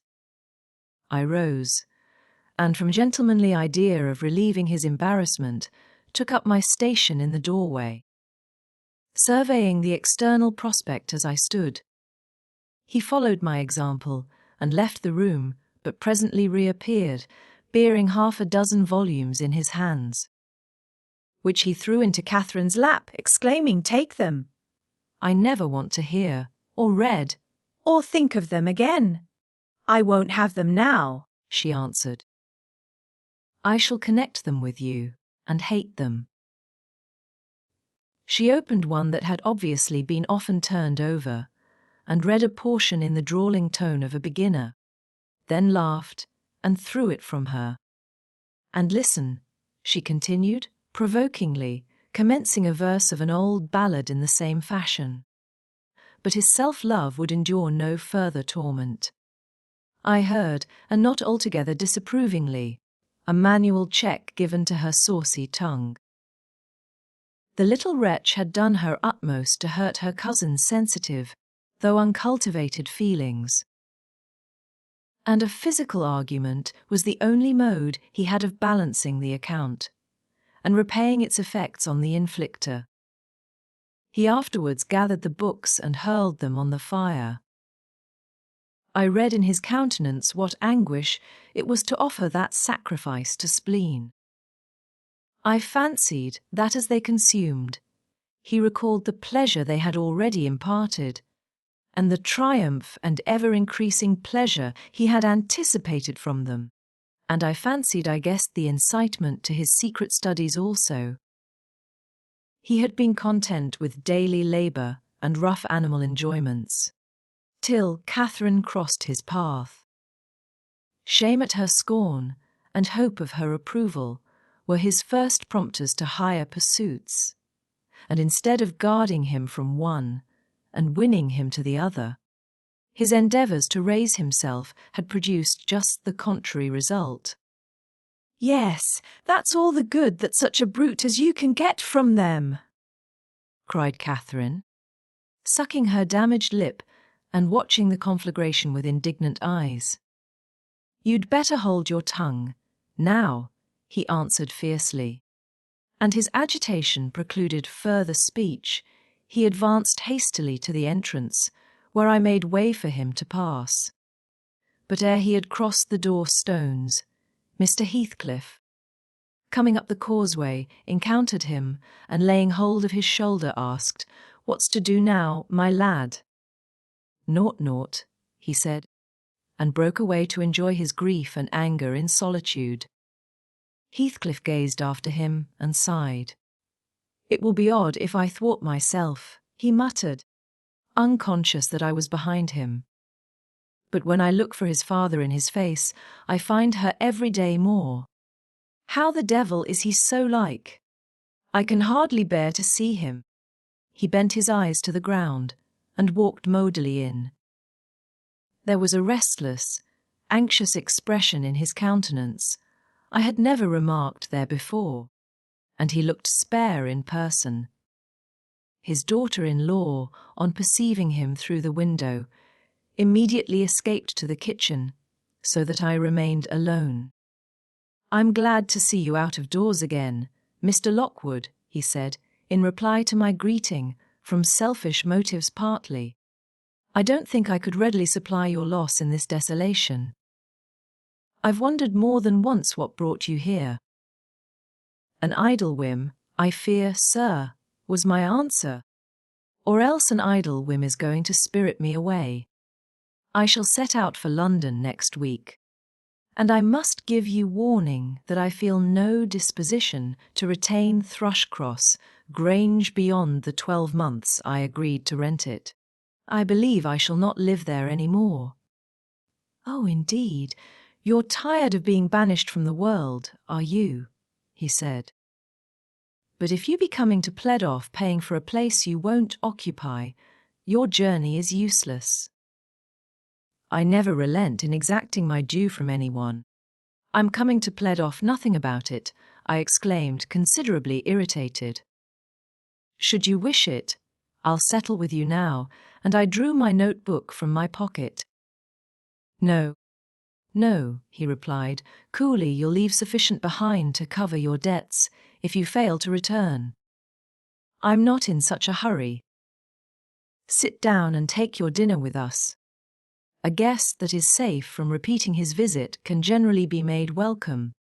Catherine, bring the things in." "Where are you?" Catherine reappeared, bearing a tray of knives and forks. "You may get your dinner with Joseph," muttered Heathcliff, aside, "and remain in the kitchen till he is gone." She obeyed his directions very punctually. Perhaps she had no temptation to transgress. Living among clowns and misanthropists, she probably cannot appreciate a better class of people when she meets them. With Mr. Heathcliff, grim and saturnine, on the one hand, and Hareton, absolutely dumb, on the other, I made a somewhat cheerless meal, and bade adieu early. I would have departed by the back way, to get a last glimpse of Catherine and annoy old Joseph. But Hareton received orders to lead up my horse, and my host himself escorted me to the door, so I could not fulfill my wish. "How dreary life gets over in that house," I reflected, while riding down the road. What a realization of something more romantic than a fairy tale it would have been for Mrs. Linton Heathcliff, had she and I struck up an attachment, as her good nurse desired, and migrated together into the stirring atmosphere of the town. Chapter 32. 1802. This September I was invited to devastate the moors of a friend in the north, and on my journey to his abode, I unexpectedly came within 15 miles of Gimmerton. The ostler at a roadside public house was holding a pail of water to refresh my horses when a cart of very green oats, newly reaped, passed by, and he remarked, "Yon's Fru Gimmerton, na." "They're allus 3 wick after other folk with their harvest." Gimmerton, I repeated. My residence in that locality had already grown dim and dreamy. "Ah, I know. How far is it from this?" "Happen 14 mile o'er the hills, and a rough road," he answered. A sudden impulse seized me to visit Thrushcross Grange. It was scarcely noon, and I conceived that I might as well pass the night under my own roof as in an inn. Besides, I could spare a day easily to arrange matters with my landlord, and thus save myself the trouble of invading the neighbourhood again. Having rested a while, I directed my servant to inquire the way to the village, and, with great fatigue to our beasts, we managed the distance in some 3 hours. I left him there, and proceeded down the valley alone. The grey church looked greyer, and the lonely churchyard lonelier. I distinguished a more sheep cropping the short turf on the graves. It was sweet, warm weather, too warm for travelling, but the heat did not hinder me from enjoying the delightful scenery above and below.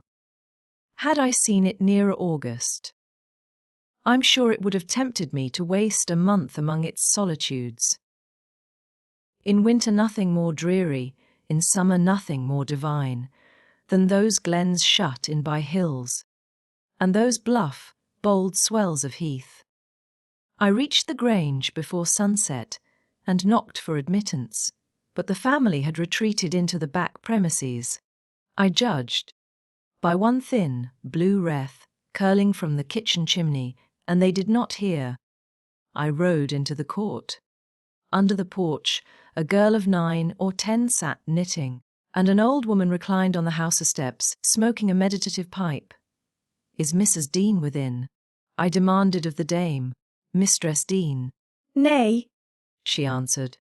"She doesn't bide here. Shoes up at the Heights." "Are you the housekeeper, then?" I continued. "Ye all keep the house," she replied. "Well, I'm Mr. Lockwood, the master. Are there any rooms to lodge me in, I wonder? I wish to stay all night." "Tea meester," she cried in astonishment. "Wet? Whoever knew ya were coming. Ya said her send word. There's nowt nor the dry nor mensful about the place." "Nowt there isn't." She threw down her pipe and bustled in. The girl followed, and I entered too, soon perceiving that her report was true, and, moreover, that I had almost upset her wits by my unwelcome apparition. I bade her be composed. I would go out for a walk, and, meantime, she must try to prepare a corner of a sitting room for me to sup in, and a bedroom to sleep in. No sweeping and dusting. Only good fire and dry sheets were necessary. She seemed willing to do her best, though she thrust the hearth, brush into the grates in mistake for the poker, and malappropriated several other articles of her craft. But I retired, confiding in her energy for a resting place against my return. Wuthering Heights was the goal of my proposed excursion. An afterthought brought me back when I had quitted the court. "All well at the Heights?" I inquired of the woman. "Yes, for anything you know," he answered, scurrying away with a pan of hot cinders.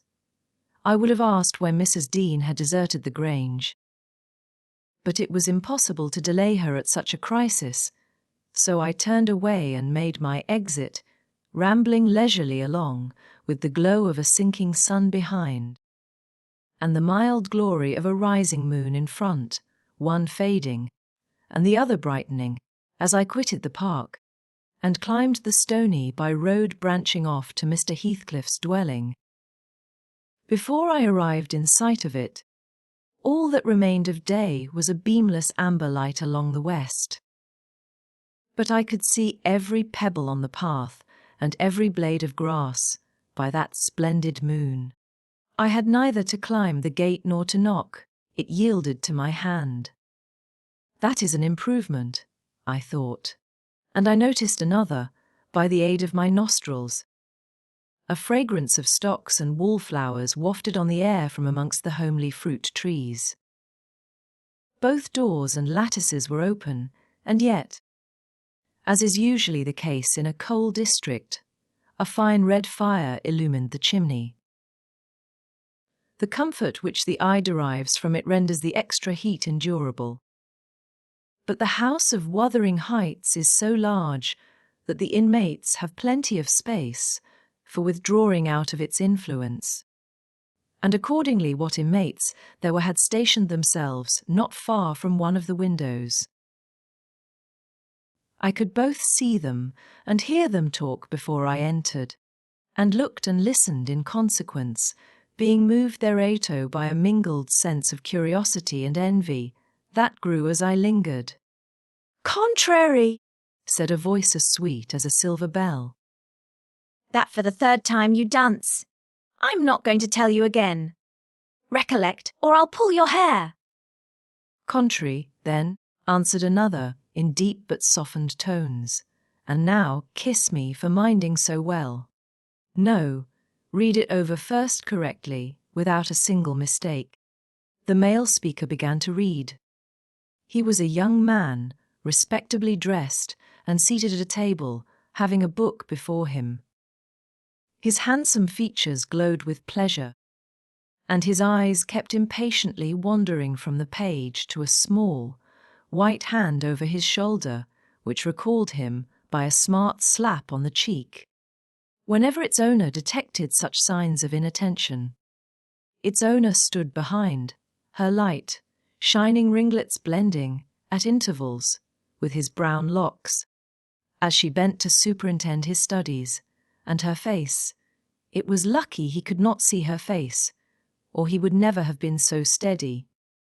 I could, and I bit my lip in spite at having thrown away the chance I might had of doing something besides staring at its smiting beauty. The task was done, not free from further blunders, but the pupil claimed a reward and received at least 5 kisses, which, however, he generously returned. Then they came to the door, and from their conversation I judged they were about to issue out and have a walk on the moors. I supposed I should be condemned in Hareton Earnshaw's heart, if not by his mouth, to the lowest pit in the infernal regions, if I showed my unfortunate person in his neighbourhood then. And feeling very mean and malignant, I skulked round to seek refuge in the kitchen. There was unobstructed admittance on that side also, and at the door sat my old friend Nellie Dean, suing and singing a song, which was often interrupted from within by harsh words of scorn and intolerance, uttered in far from musical accents. I'd rather, by the holf, have them swearing I my lugs from morn to nate, "Nor hearken ye hossiver," said the tenant of the kitchen, in answer to an unheard speech of Nellie's. It's a blazing shame that I cannot open the blessed book, but you've set up them glories to Saturn, and all the flaysome wickednesses that either were born into the world. Oh, ye're a right nout and choose another, and that poor lad'll be lost atween ye. Poor lad, he added, with a groan, he's witched. I'm sartin on't. Oh, Lord, judge them, for there's nor the law nor justice among we rulers. No, or we should be sitting in flaming faggots, I suppose, retorted the singer. But wisht, old man, and read your Bible like a Christian, and never mind me. This is Fairy Annie's wedding, a bonny tune, it goes to a dance. Mrs. Dean was about to recommence, when I advanced, and recognizing me directly, she jumped to her feet, crying, "Why, Bless you, Mr. Lockwood. How could you think of returning in this way? All's shut up at Thrushcross Grange. You should have given us notice.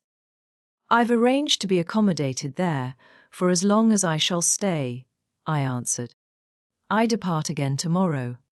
And how are you transplanted here, Mrs. Dean? Tell me that.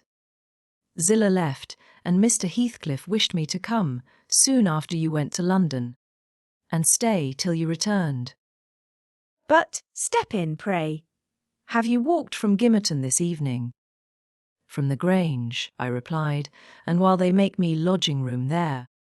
I want to finish my business with your master, because I don't think of having another opportunity in a hurry. What business, sir? Said Nellie, conducting me into the house. He's gone out at present, and won't return soon. About the rent, I answered. Oh, then it is with Mrs. Heathcliff you must settle, she observed, or rather with me. She has not learnt to manage her affairs yet, and I act for her. There's nobody else. I looked surprised. Ah, you have not heard of Heathcliff's death, I see, she continued. Heathcliff dead? I exclaimed, astonished. How long ago? 3 months since. But sit down, and let me take your hat, and I'll tell you all about it. Stop, you have had nothing to eat, have you? I want nothing. I have ordered supper at home. You sit down too. I never dreamt of his dying. Let me hear how it came to pass. You say you don't expect them back for some time, the young people. No. I have to scold them every evening for their late rambles. But they don't care for me. At least, have a drink of our old ale. It will do you good. You seem weary. She hastened to fetch it before I could refuse. And I heard Joseph asking whether it warn't a crying scandal that she should have followers at her time of life. And then, to get them jocks out o' the maester's cellar, he fair shamed to bide still and see it. She did not stay to retaliate, but re-entered in a minute, bearing a reaming silver pint, whose contents I lauded with becoming earnestness. And afterwards she furnished me with the sequel of Heathcliff's history. He had a queer end, as she expressed it. I was summoned to Wuthering Heights, within a fortnight of your leaving us, she said, and I obeyed joyfully, for Catherine's sake. My first interview with her grieved and shocked me. She had altered so much since our separation. Mr. Heathcliff did not explain his reasons for taking a new mind about my coming here. He only told me he wanted me, and he was tired of seeing Catherine. I must make the little parlour my sitting room, and keep her with me. It was enough if he were obliged to see her once or twice a day. She seemed pleased at this arrangement, and by degrees I smuggled over a great number of books and other articles that had formed her amusement at the Grange, and flattered myself we should get on in tolerable comfort. The delusion did not last long. Catherine, contented at first, in a brief space grew irritable and restless. For one thing, she was forbidden to move out of the garden, and it fretted her sadly to be confined to its narrow bounds as spring drew on. For another, in following the house, I was forced to quit her frequently, and she complained of loneliness. She preferred quarrelling with Joseph in the kitchen to sitting at peace in her solitude. I did not mind their skirmishes, but Hareton was often obliged to seek the kitchen also, when the master wanted to have the house to himself. And though in the beginning she either left it at his approach, or quietly joined in my occupations, and shunned remarking or addressing him, and though he was always as sullen and silent as possible, after a while she changed her behaviour and became incapable of letting him alone. Talking at him, commenting on his stupidity and idleness, expressing her wonder how he could endure the life he lived, how he could sit a whole evening staring into the fire and dozing. He's just like a dog, is he not, Ellen? She once observed, or a cart horse. He does his work, eats his food, and sleeps eternally. What a blank, dreary mind he must have! Do you ever dream, Hareton? And, if you do, what is it about? But you can't speak to me. Then she looked at him. But he would neither open his mouth nor look again. He's, perhaps, dreaming now, she continued. He twitched his shoulder as Jono twitches hers. Ask him, Ellen. Mr. Hareton will ask the master to send you upstairs. If you don't behave, I said. He had not only twitched his shoulder but clenched his fist, as if tempted to use it. I know why Hareton never speaks when I am in the kitchen, she exclaimed on another occasion. He is afraid I shall laugh at him. Ellen, what do you think? He began to teach himself to read once, and because I laughed, he burned his books and dropped it. Was he not a fool? Were not you naughty? I said. Answer me that. Perhaps I was, she went on, but I did not expect him to be so silly. Hareton, if I gave you a book, would you take it now? I'll try. She placed one she had been perusing on his hand. He flung it off, and muttered, if she did not give over, he would break her neck. Well, I shall put it here, she said, in the table drawer, and I'm going to bed. Then she whispered me to watch whether he touched it, and departed. But he would not come near it. And so I informed her in the morning, to her great disappointment. I saw she was sorry for his persevering sulkiness and indolence. Her conscience reproved her for frightening him off improving himself. She had done it effectually. But her ingenuity was at work to remedy the injury. While I ironed, or pursued other such stationary employments as I could not well do in the parlour, she would bring some pleasant volume and read it aloud to me. When Hareton was there, she generally paused in an interesting part and left the book lying about.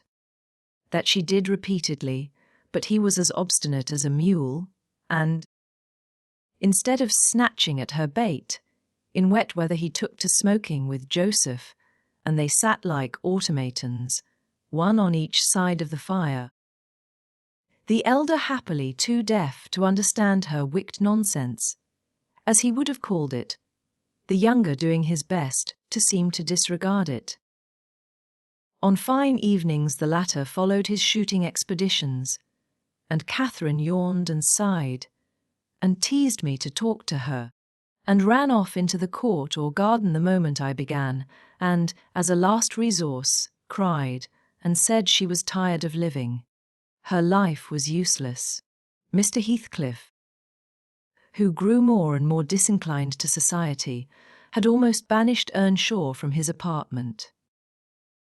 Owing to an accident at the commencement of March, he became for some days a fixture in the kitchen. His gun burst while out on the hills by himself, a splinter cut his arm, and he lost a good deal of blood before he could reach home.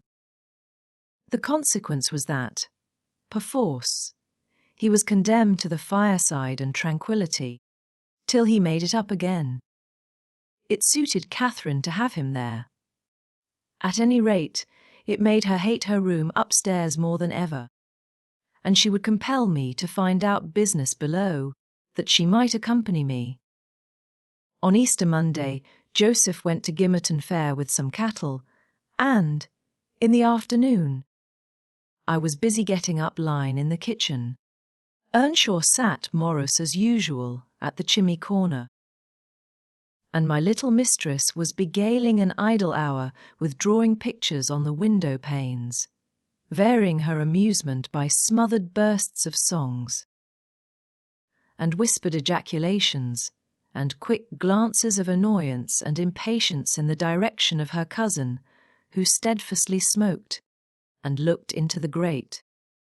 At a notice that I could do with her no longer intercepting my light, she removed to the hearthstone. I bestowed little attention on her proceedings, but, presently, I heard her begin, "I've found out, Hareton, that I'm glad, that I should like you to be my cousin now, if you had not grown so cross to me, and so rough." Hareton returned no answer. Hareton, do you hear? She continued. Get off wi' ye, He growled, with uncompromising gruffness. let me take that pipe. She said, cautiously advancing her hand and abstracting it from his mouth. Before he could attempt to recover it, it was broken, and behind the fire. He swore at her and seized another. "Stop," she cried. "You must listen to me first, and I can't speak while those clouds are floating in my face." Will you go to the devil? He exclaimed ferociously, and let me be. "No," she persisted, "I won't. I can't tell what to do to make you talk to me, and you are determined not to understand. When I call you stupid, I don't mean anything. I don't mean that I despise you. Come, you shall take notice of me, Hareton. You are my cousin, and you shall own me. I shall have naught to do with you and your mucky pride." And your damned mocking tricks, he answered.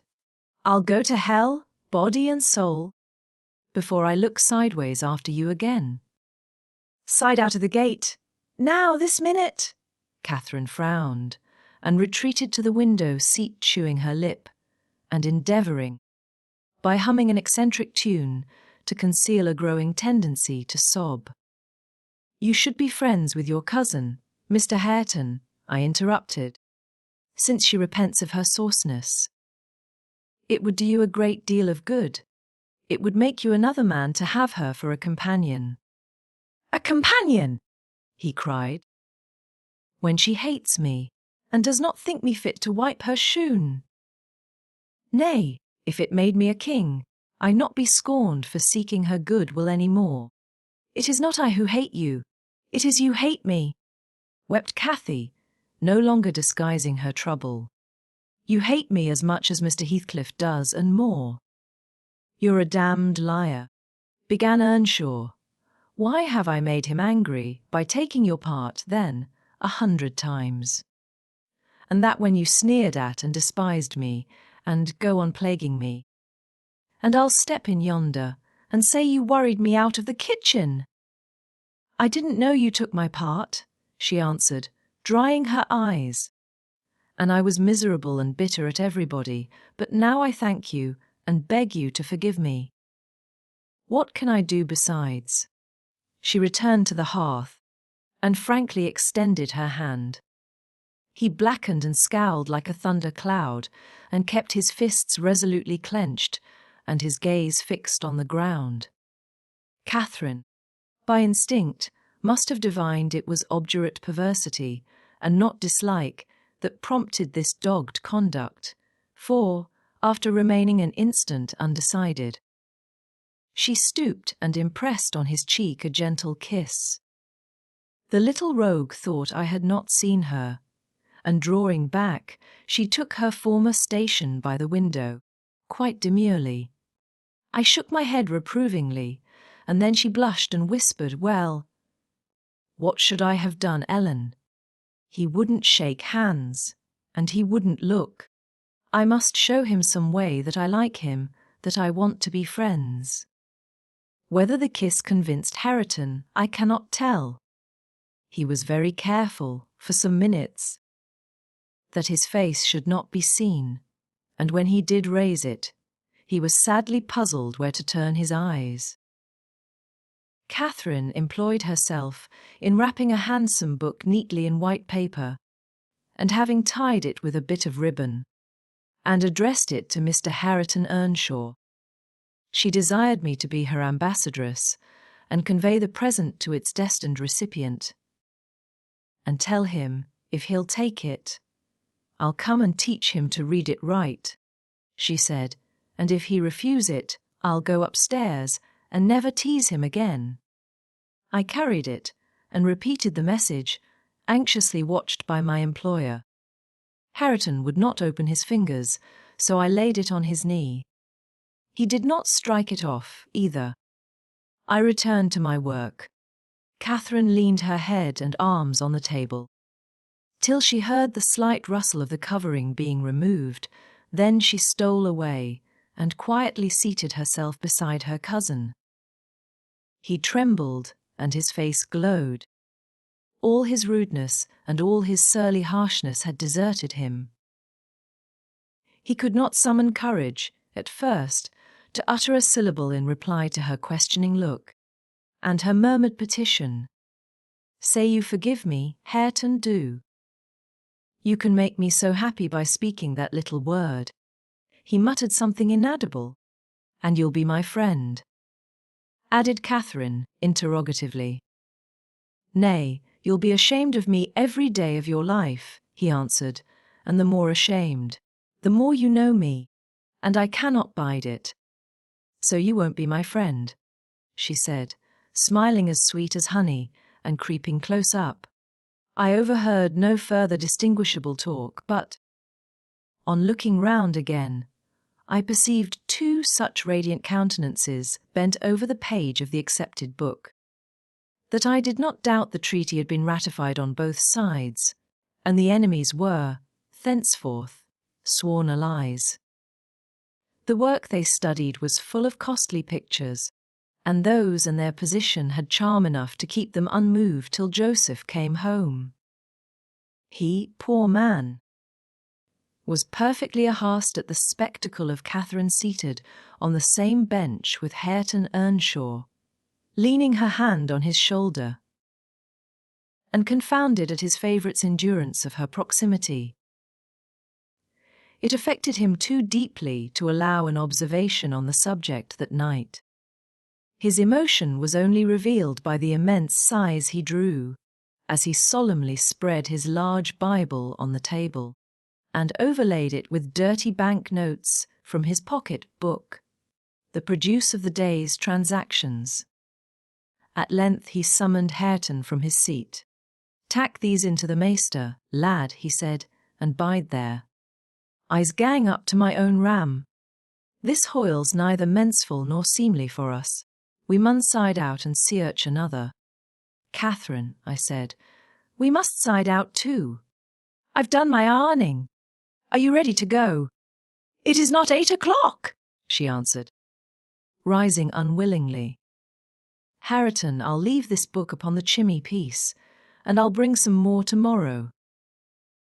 Any books that ya leave, I shall tack into the house," said Joseph, "and it'll be mitch if y'all find them agents so. Ya may plaze yerson." Cathy threatened that his library should pay for hers, and, smiling as she passed Hareton, went singing upstairs. Lighter of heart, I venture to say, than ever she had been under that roof before, except, perhaps, during her earliest visits to Linton. The intimacy thus commenced grew rapidly, though it encountered temporary interruptions. Earnshaw was not to be civilized with a wish, and my young lady was no philosopher, and no paragon of patience, but both their minds tending to the same point. One loving and desiring to esteem, and the other loving and desiring to be esteemed, they contrived in the end to reach it. You see, Mr. Lockwood, it was easy enough to win Mrs. Heathcliff's heart. But now, I'm glad you did not try. The crown of all my wishes will be the union of those two. I shall envy no one on their wedding day. There won't be a happier woman than myself in England. Chapter 33. On the morrow of that Monday, Earnshaw being still unable to follow his ordinary employments, and therefore remaining about the house, I speedily found it would be impracticable to retain my charge beside me, as heretofore.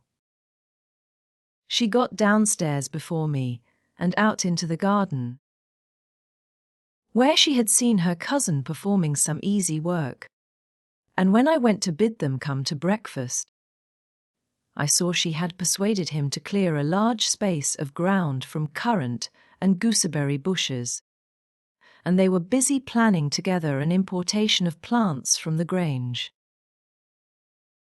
I was terrified at the devastation which had been accomplished in a brief half-hour. The black currant trees were the apple of Joseph's eye, and she had just fixed her choice of a flower bed in the midst of them. "There! That will be all shown to the master," I exclaimed, "the minute it is discovered. And what excuse have you to offer taking such liberties with the garden? We shall have a fine explosion on the head of it. See if we don't. Mr. Hareton, I wonder you should have no more wit than to go And make that mess at her bidding." "I'd forgotten they were Joseph's," answered Earnshaw, rather puzzled, "but I'll tell him I did it. We always ate our meals with Mr. Heathcliff. I held the mistress's post in making tea and carving, so I was indispensable at table. Catherine usually sat by me, but today she stole nearer to Hareton, and I presently saw she would have no more discretion in her friendship than she had in her hostility. "Now, mind you don't talk with and notice your cousin too much," were my whispered instructions as we entered the room. "It will certainly annoy Mr. Heathcliff, and he'll be mad at you both." "I'm not going to," she answered.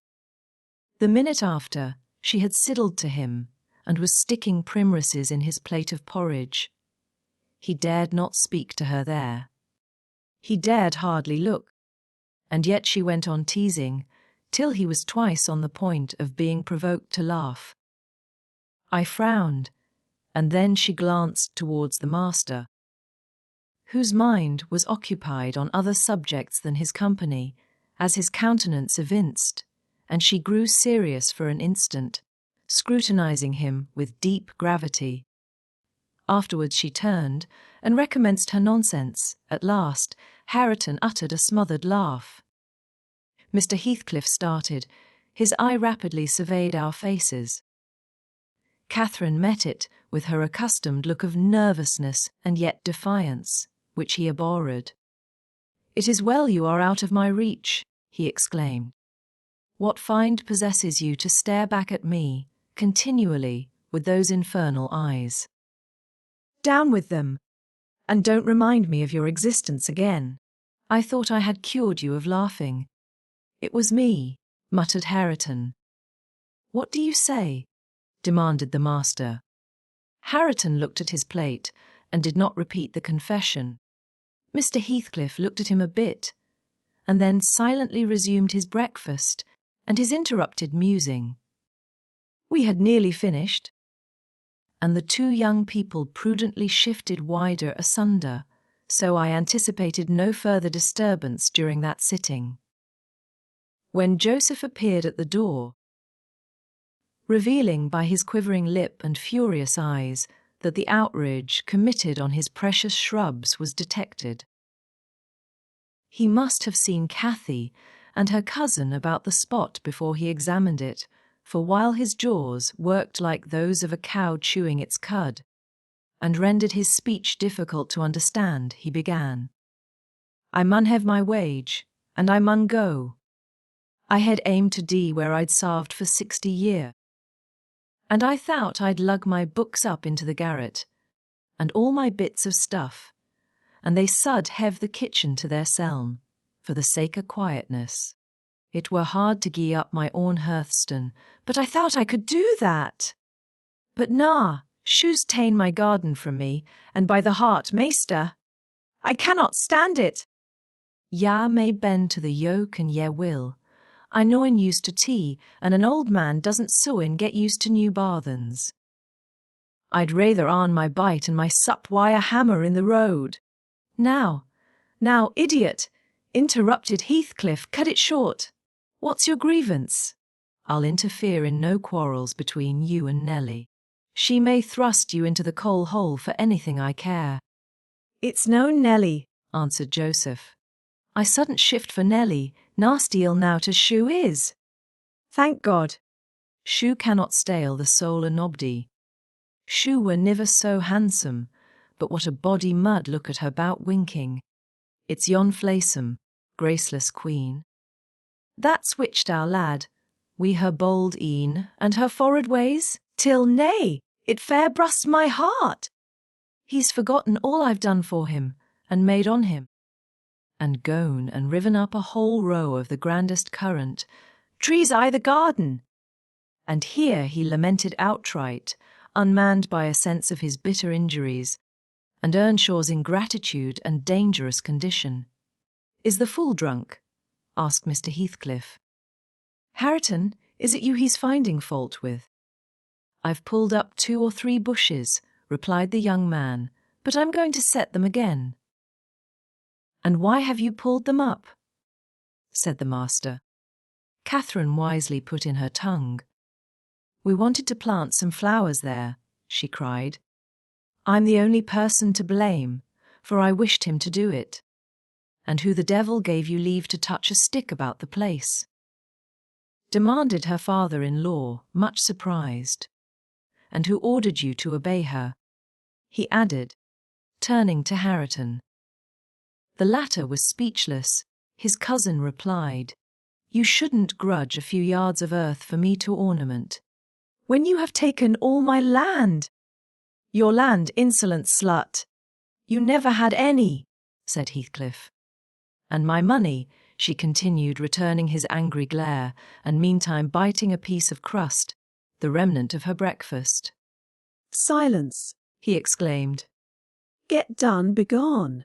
And Hareton's land and his money, pursued the reckless thing. Hareton and I are friends now. And I shall tell him all about you. The master seemed confounded a moment. He grew pale and rose up, eyeing her all the while with an expression of mortal hate. If you strike me, Hareton will strike you, she said, so you may as well sit down.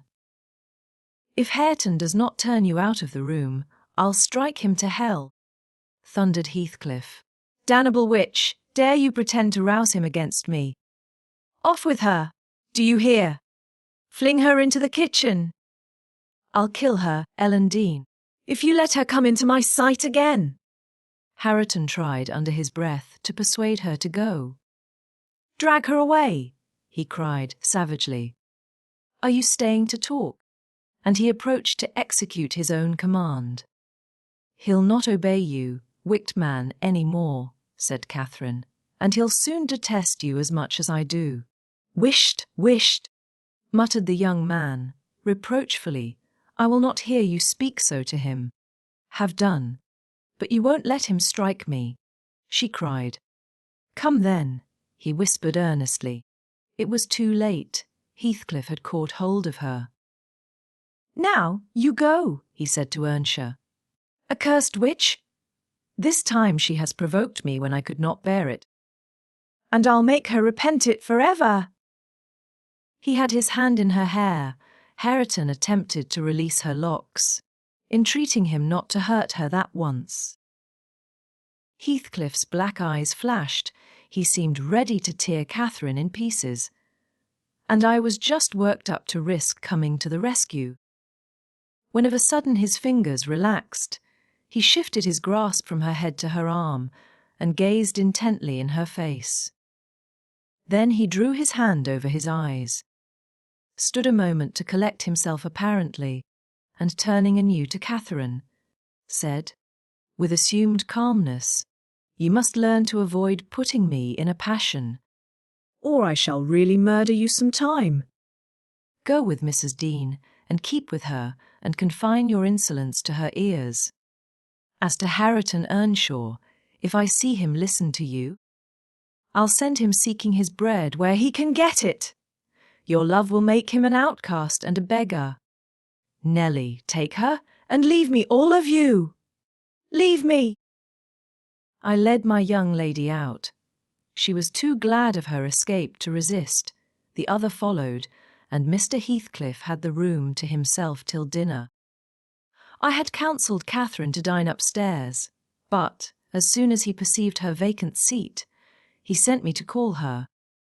He spoke to none of us, ate very little, and went out directly afterwards, intimating that he should not return before evening. The two new friends established themselves in the house during his absence, where I heard Hareton sternly check his cousin on her offering a revelation of her father-in-law's conduct to his father. He said he wouldn't suffer a word to be uttered in his disparagement. If he were the devil, it didn't signify.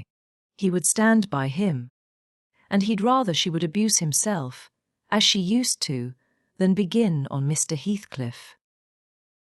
Catherine was waxing cross at this, but he found means to make her hold her tongue by asking how she would like him to speak ill of her father.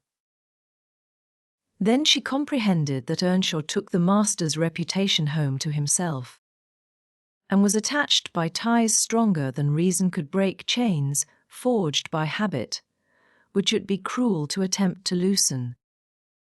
She showed a good heart, thenceforth, in avoiding both complaints and expressions of antipathy concerning Heathcliff, and confessed to me her sorrow that she had endeavoured to raise a bad spirit between him and Hareton. Indeed, I don't believe she has ever breathed a syllable in the latter's hearing against her oppressor since. When this slight disagreement was over, they were friends again, and as busy as possible in their several occupations of pupil and teacher.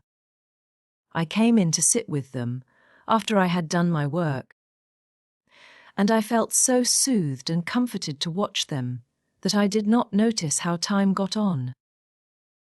You know, they both appeared in a measure my children. I had long been proud of one, and now I was sure the other would be a source of equal satisfaction. His honest, warm, and intelligent nature shook off rapidly the clouds of ignorance and degradation in which it had been bred, and Catherine's sincere commendations acted as a spur to his industry. His brighting mind brightened his features, and added spirit and nobility to their aspect. I could hardly fancy it the same individual I had beheld on the day I discovered my little lady at Wuthering Heights, after her expedition to the crags. While I admired and they laboured, dusk drew on, and with it returned the master.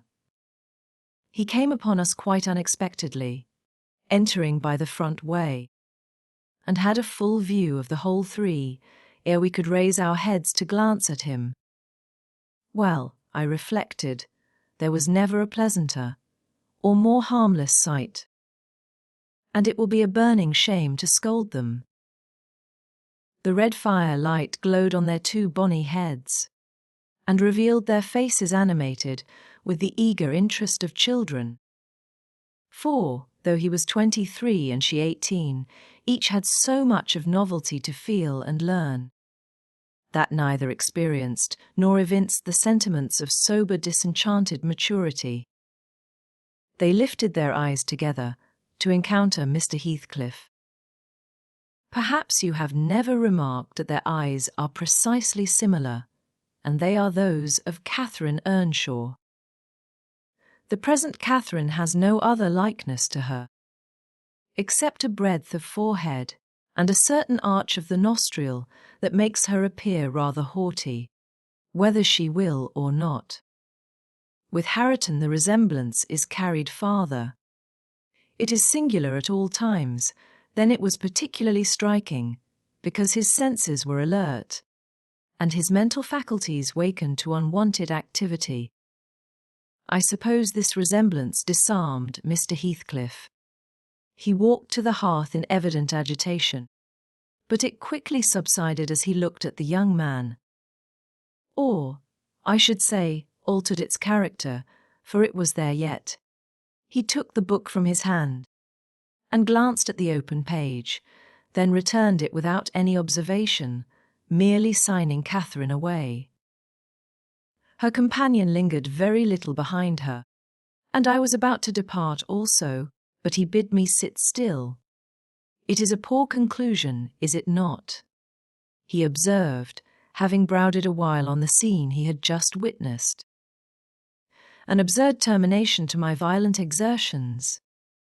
I get levers and mattocks to demolish the two houses, and train myself to be capable of working like Hercules. And when everything is ready and in my power, I find the will to lift a slate off either roof has vanished. My old enemies have not beaten me. Now would be the precise time to revenge myself on their representatives. I could do it, and none could hinder me. But where is the use? I don't care for striking. I can't take the trouble to raise my hand. That sounds as if I had been laboring the whole time, only to exhibit a fine trait of magnanimity. It is far from being the case. I have lost the faculty of enjoying their destruction, and I am too idle to destroy for nothing. Nellie, there is a strange change approaching. I'm in its shadow at present. I take so little interest in my daily life that I hardly remember to eat and drink. Those two who have left the room are the only objects which retain a distinct material appearance to me, and that appearance causes me pain, amounting to agony. About her I won't speak, and I don't desire to think, but I earnestly wish she were invisible. Her presence invokes only maddening sensations. He moves me differently. And yet if I could do it without seeming insane, I'd never see him again. You'll perhaps think me rather inclined to become so, he added, making an effort to smile. If I try to describe the 1,000 forms of past associations and ideas he awakens or embodies. But you'll not talk of what I tell you, and my mind is so eternally secluded in itself, it is tempting at last to turn it out to another. 5 minutes ago Hareton seemed a personification of my youth. Not a human being, I felt to him in such a variety of ways that it would have been impossible to have accosted him rationally. In the first place, his startling likeness to Catherine connected him fearfully with her. That, however, which you may suppose the most potent to arrest my imagination, is actually the least. For what is not connected with her to me, and what does not recall her? I cannot look down to this floor, but her features are shaped in the flags. In every cloud, in every tree, filling the air at night, and caught by glimpses in every object by day, I am surrounded with her image. The most ordinary faces of men and women, my own features, mock me with a resemblance. The entire world is a dreadful collection of memoranda that she did exist, and that I have lost her. Well, Hareton's aspect was the ghost of my immortal love, of my wild endeavours to hold my right, my degradation, my pride, my happiness, and my anguish, but it is frenzy to repeat these thoughts to you. Only it will let you know why, with a reluctance to be always alone, his society is no benefit, rather an aggravation of the constant torment I suffer. And it partly contributes to render me regardless how he and his cousin go on together. I can give them no attention any more. But what do you mean by a change? Mr. Heathcliff, I said, alarmed at his manner. Though he was neither in danger of losing his senses, nor dying, according to my judgment, he was quite strong and healthy. And, as to his reason, from childhood he had a delight in dwelling on dark things and entertaining odd fancies. He might have had a monomania on the subject of his departed idol, but on every other point his wits were as sound as mine. I shall not know that till it comes, he said. I'm only half conscious of it now. You have no feeling of illness, have you? I asked. No, Nellie, I have not, he answered. Then you are not afraid of death, I pursued. Afraid? No, he replied. I have neither a fear, nor a presentiment, nor a hope of death. Why should I? With my hard constitution and temperate mode of living, and unperilous occupations, I ought to, and probably shall, remain above ground till there is scarcely a black hair on my head. And yet I cannot continue in this condition. I have to remind myself to breathe, almost to remind my heart to beat. And it is like bending back a stiff spring. It is by compulsion that I do the slightest act not prompted by one thought, and by compulsion that I notice anything alive or dead, which is not associated with one universal idea. I have a single wish, and my whole being and faculties are yearning to attain it. They have yearned towards it so long, and so unwaveringly, that I'm convinced it will be reached, and soon, because it has devoured my existence. I am swallowed up in the anticipation of its fulfillment. My confessions have not relieved me, but they may account for some otherwise unaccountable phases of humour which I show. Oh God! It is a long fight. I wish it were over. He began to pace the room, muttering terrible things to himself, till I was inclined to believe, as he said Joseph did, that conscience had turned his heart to an earthly hell. I wondered greatly how it would end. Though he seldom before had revealed this state of mind, even by looks. It was his habitual mood, I had no doubt. He asserted it himself, but not a soul, from his general bearing, would have conjectured the fact. You did not when you saw him, Mr. Lockwood. And at the period of which I speak, he was just the same as then, only fonder of continued solitude, and perhaps still more laconic in company. Chapter 34. For some days after that evening, Mr. Heathcliff shunned meeting us at meals. Yet he would not consent formally to exclude Hareton and Cathy. He had an aversion to yielding so completely to his feelings, choosing rather to absent himself. And eating once in 24 hours seemed sufficient sustenance for him. One night, after the family were in bed, I heard him go downstairs and out at the front door. I did not hear him re-enter, and in the morning I found he was still away. We were in April then. The weather was sweet and warm, the grass as green as showers and sun could make it, and the 2 dwarf apple trees near the southern wall in full bloom. After breakfast, Catherine insisted on my bringing a chair and sitting, with my work under the fir trees at the end of the house, and she beguiled Hareton, who had perfectly recovered from his accident, to dig and arrange her little garden, which was shifted to that corner by the influence of Joseph's complaints.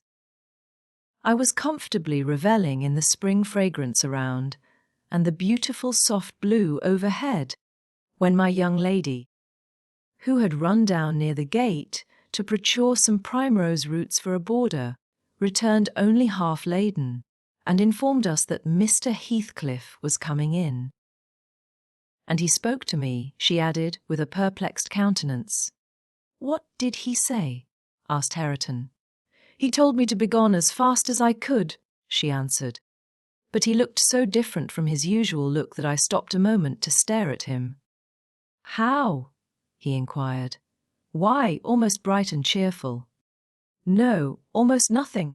Very much excited and wild and glad, she replied. Night walking amuses him. Then, I remarked, affecting a careless manner, in reality as surprised as she was, and anxious to ascertain the truth of her statement, for to see the master looking glad would not be an everyday spectacle. I framed an excuse to go in. Heathcliff stood at the open door. He was pale, and he trembled.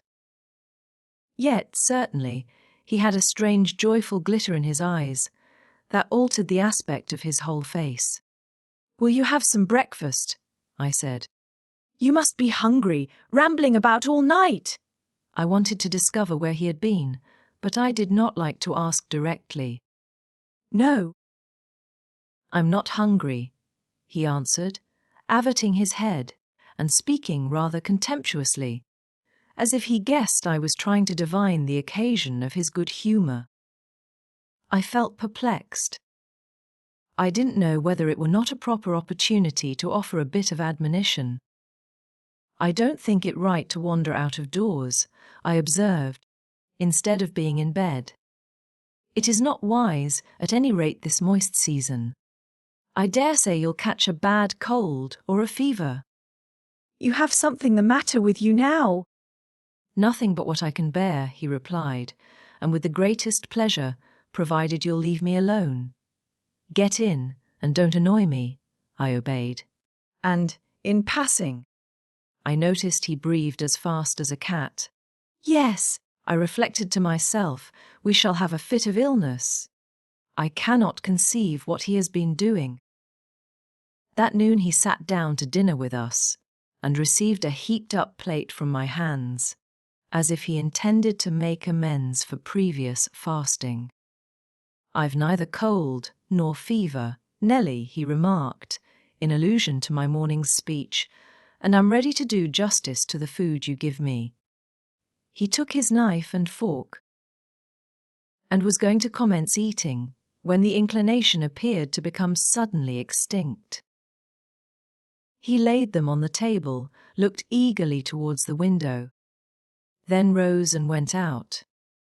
We saw him walking to and fro in the garden while we concluded our meal, and Earnshaw said he'd go and ask why he would not dine. He thought we had grieved him some way. well, is he coming? Cried Catherine when her cousin returned.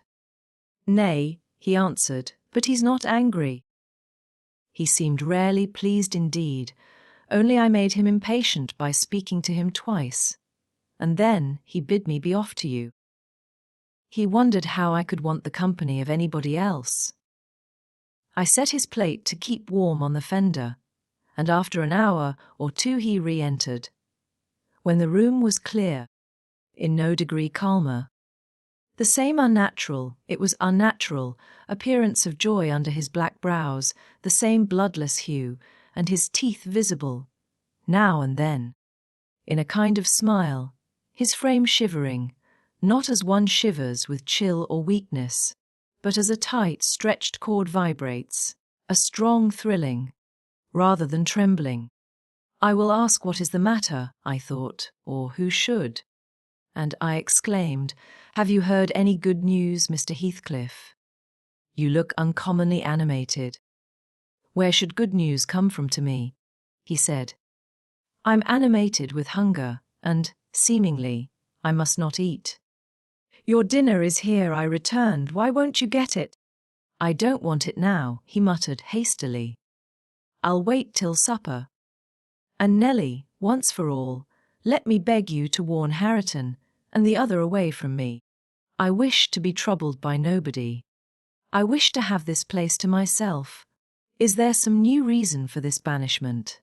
I inquired. Tell me why you are so queer. Mr. Heathcliff. Where were you last night? I'm not putting the question through idle curiosity, but you are putting the question through very idle curiosity. He interrupted with a laugh. Yet I'll answer it. Last night I was on the threshold of hell. Today I am within sight of my heaven. I have my eyes on it. Hardly 3 feet to sever me. And now you'd better go. You'll neither see nor hear anything to frighten you if you refrain from prying. Having swept the hearth and wiped the table, I departed, more perplexed than ever. He did not quit the house again that afternoon, and no one intruded on his solitude. Till, at 8 o'clock, I deemed it proper, though unsummoned, to carry a candle and his supper to him. He was leaning against the ledge of an open lattice, but not looking out. His face was turned to the interior gloom. The fire had smouldered to ashes, the room was filled with the damp, mild air of the cloudy evening, and so still that not only the murmur of the Beckdown Gimmerton was distinguishable, but its ripples and its gurgling over the pebbles, or through the large stones which it could not cover. I uttered an ejaculation of discontent at seeing the dismal grate, and commenced shutting the casements, one after another, till I came to his. "Must I close this?" I asked, in order to rouse him, for he would not stir. The light flashed on his features as I spoke. "Oh, Mr. Lockwood, I cannot express what a terrible start I got by the momentary view. Those deep black eyes, that smile and ghostly paleness. It appeared to me, not Mr. Heathcliff, but a goblin, and in my terror, I let the candle bend towards the wall, and it left me in darkness." "Yes, close it," he replied, in his familiar voice. "There, that is pure awkwardness. Why did you hold the candle horizontally? Be quick and bring another." I hurried out in a foolish state of dread, and said to Joseph, "The master wishes you to take him a light and rekindle the fire." For I dared not go in myself again just then. Joseph rattled some fire into the shovel, and went. But he brought it back immediately, with the supper tray in his other hand, explaining that Mr. Heathcliff was going to bed, and he wanted nothing to eat till morning. We heard him mount the stairs directly. He did not proceed to his ordinary chamber, but turned into that with the panelled bed.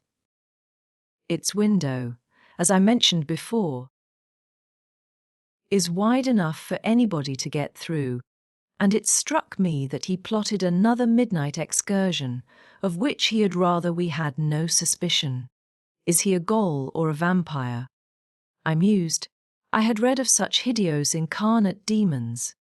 And then I set myself to reflect how I had tended him in infancy, and watched him grow to youth, and followed him almost through his whole course. And what absurd nonsense it was to yield to that sense of horror. But where did he come from, the little dark thing, harboured by a good man to his bane? Muttered superstition, as I dozed into unconsciousness. And I began, half dreaming, to weary myself with imagining some fit parentage for him, and, repeating my waking meditations, I tracked his existence over again, with grim variations, at last picturing his death and funeral, of which all I can remember is being exceedingly vexed at having the task of dictating an inscription for his monument, and consulting the sexton about it, and, as he had no surname, and we could not tell his age, we were obliged to content ourselves with the single word, Heathcliff. That came true. We were. If you enter the kirkyard, you'll read on his headstone only that, and the date of his death. Dawn restored me to common sense. I rose, and went into the garden, as soon as I could see, to ascertain if there were any footmarks under his window. There were none. He has stayed at home, I thought, and he'll be all right today. I prepared breakfast for the household, as my usual custom, but told Hareton and Catherine to get theirs ere the master came down, for he lay late. They preferred taking it out of doors, under the trees, and I set a little table to accommodate them. On my re-entrance, I found Mr. Heathcliff below. He and Joseph were conversing about some farming business. He gave clear, minute directions concerning the matter discussed, but he spoke rapidly, and turned his head continually aside, and had the same excited expression, even more exaggerated. When Joseph quitted the room, he took his seat in the place he generally chose, and I put a basin of coffee before him. He drew it nearer, and then rested his arms on the table, and looked at the opposite wall, as I supposed, surveying one particular portion, up and down, with glittering, restless eyes, and with such eager interest that he stopped breathing during half a minute together. "Come now," I exclaimed, pushing some bread against his hand, "eat and drink that. while it is hot. It has been waiting near an hour. He didn't notice me, and yet he smiled. I'd rather have seen him gnash his teeth than smile so. Mr. Heathcliff, master! I cried. Don't, for God's sake, stare as if you saw an unearthly vision. Don't, for God's sake, shout so loud, he replied. Turn round and tell me, are we by ourselves? Of course, was my answer, of course we are. Still, I involuntarily obeyed him, as if I was not quite sure. With a sweep of his hand, he cleared a vacant space in front among the breakfast things, and leant forward to gaze more at his ease. Now, I perceived he was not looking at the wall, for when I regarded him alone, it seemed exactly that he gazed at something within 2 yards distance. And whatever it was, it communicated, apparently, both pleasure and pain in exquisite extremes.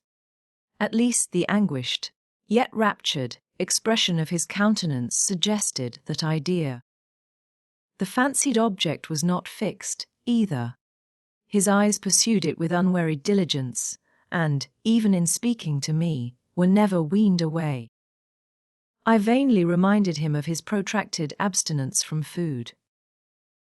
If he stirred to touch anything in compliance with my entreaties, if he stretched his hand out to get a piece of bread, his fingers clenched before they reached it and remained on the table, forgetful of their aim. I sat, a model of patience, trying to attract his absorbed attention from its engrossing speculation, till he grew irritable and got up, asking why I would not allow him to have his own time in taking his meals, and saying that on the next occasion I needn't wait. I might set the things down and go. Having uttered these words, he left the house, slowly sauntered down the garden path, and disappeared through the gate. The hours crept anxiously by. Another evening came. I did not retire to rest till late, and when I did, I could not sleep. He returned after midnight, and, instead of going to bed, shot himself into the room beneath. I listened and tossed about, and finally dressed and descended. It was too irksome to lie there, harassing my brain with 100 idle misgivings. I distinguished Mr. Heathcliff's step, restlessly measuring the floor, and he frequently broke the silence by a deep inspiration, resembling a groan. He muttered detached words also. The only one I could catch was the name of Catherine, coupled with some wild term of endearment or suffering, and spoken as one would speak to a person present, low and earnest, and wrung from the depth of his soul. I had not courage to walk straight into the apartment, but I desired to divert him from his reverie, and therefore fell full of the kitchen fire, stirred it, and began to scrape the cinders. It drew him forth sooner than I expected.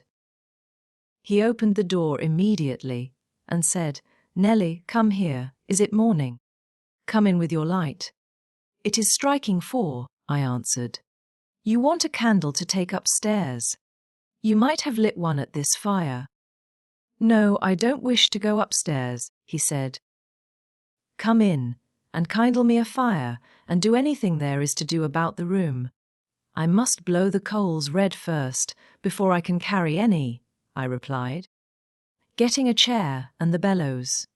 He roamed to and fro, meantime, in a state approaching distraction, his heavy sighs succeeding each other so thick as to leave no space for common breathing between. "When day breaks, I'll send for Green," he said.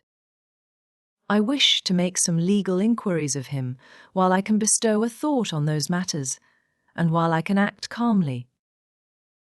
I have not written my will yet, and how to leave my property I cannot determine. I wish I could annihilate it from the face of the earth." "I would not talk so, Mr. Heathcliff," I interposed. "Let your will be a while. You'll be spared to repent of your many injustices yet." I never expected that your nerves would be disordered. They are, at present.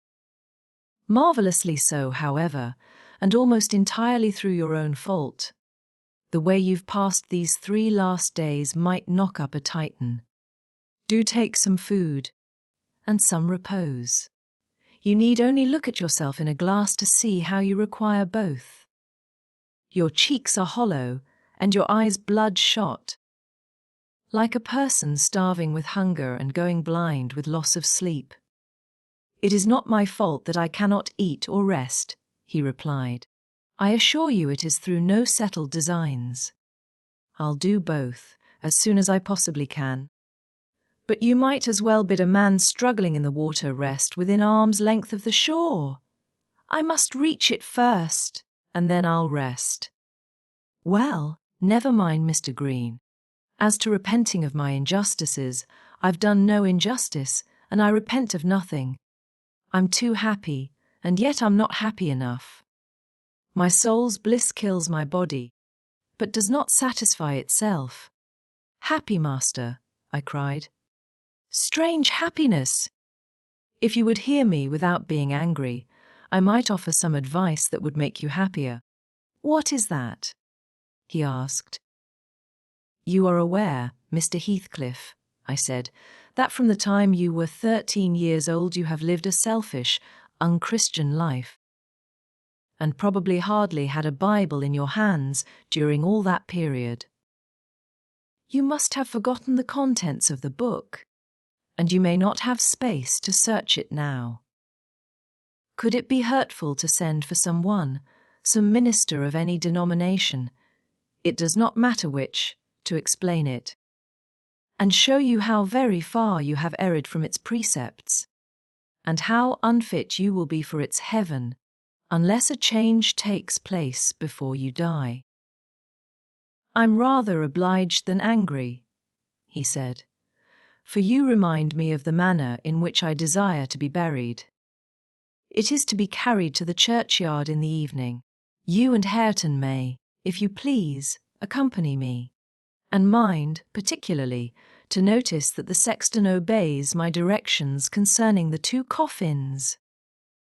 No minister need come, nor need anything be said over me. I tell you I have nearly attained my heaven, and that of others is altogether unvalued and uncoveted by me. And supposing you persevered in your obstinate fast, and died by that means, and they refused to bury you in the precincts of the kirk?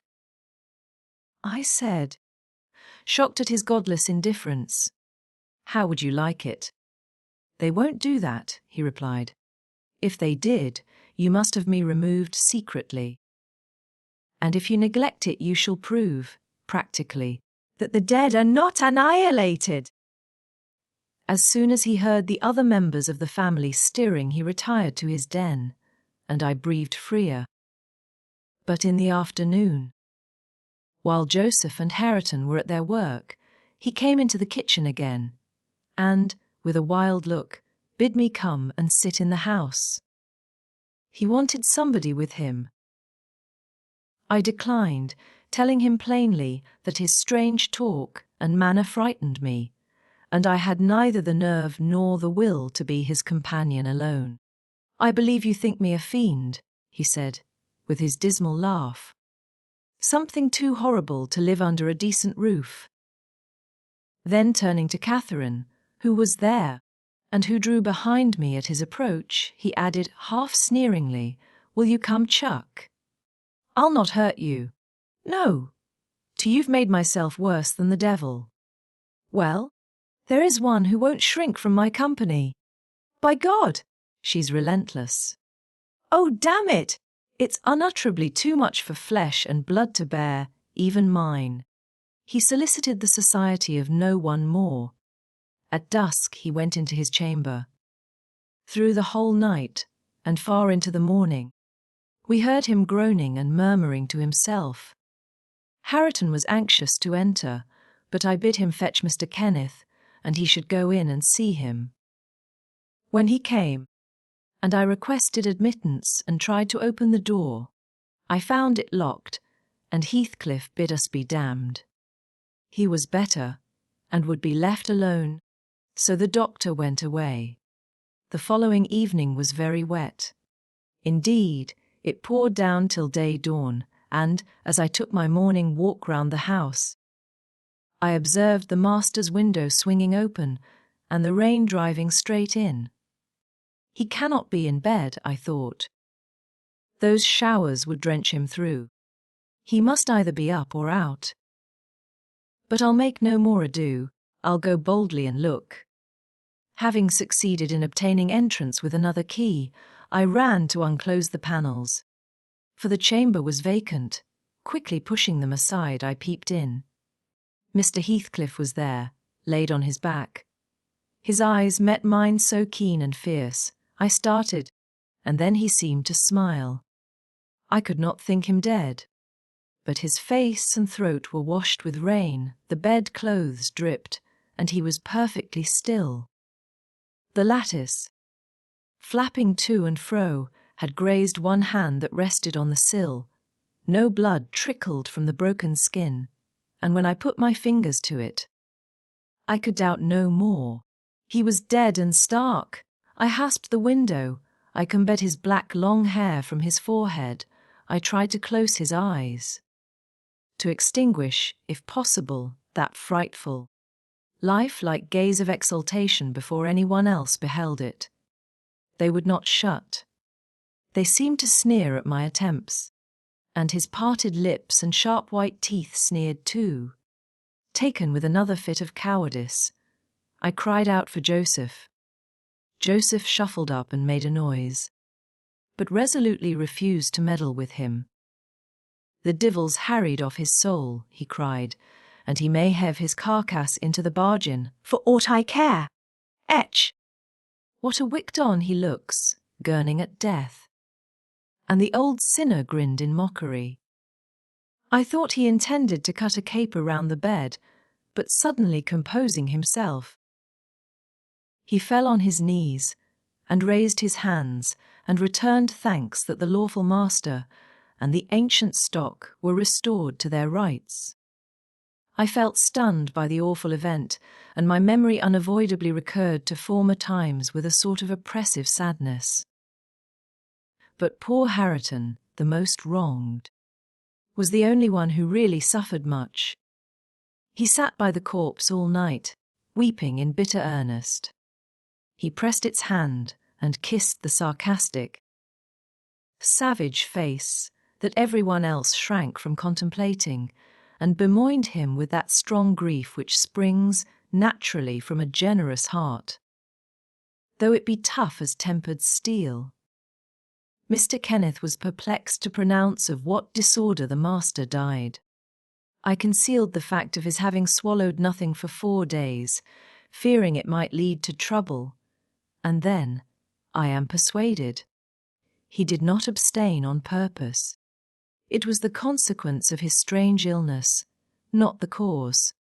We buried him, to the scandal of the whole neighbourhood, as he wished. Earnshaw and I, the sexton, and 6 men to carry the coffin, comprehended the whole attendance. The 6 men departed when they had let it down into the grave. We stayed to see it covered. Hareton, with a streaming face, dug green sods, and laid them over the brown mould himself.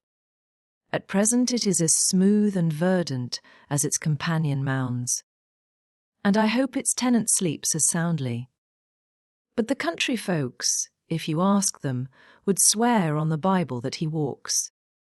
There are those who speak to having met him near the church and on the moor, and even within this house. Idle tales, you'll say, and so say I. Yet that old man by the kitchen fire affirms he has seen 2 on them looking out of his chamber window on every rainy night since his death. And an odd thing happened to me about a month ago.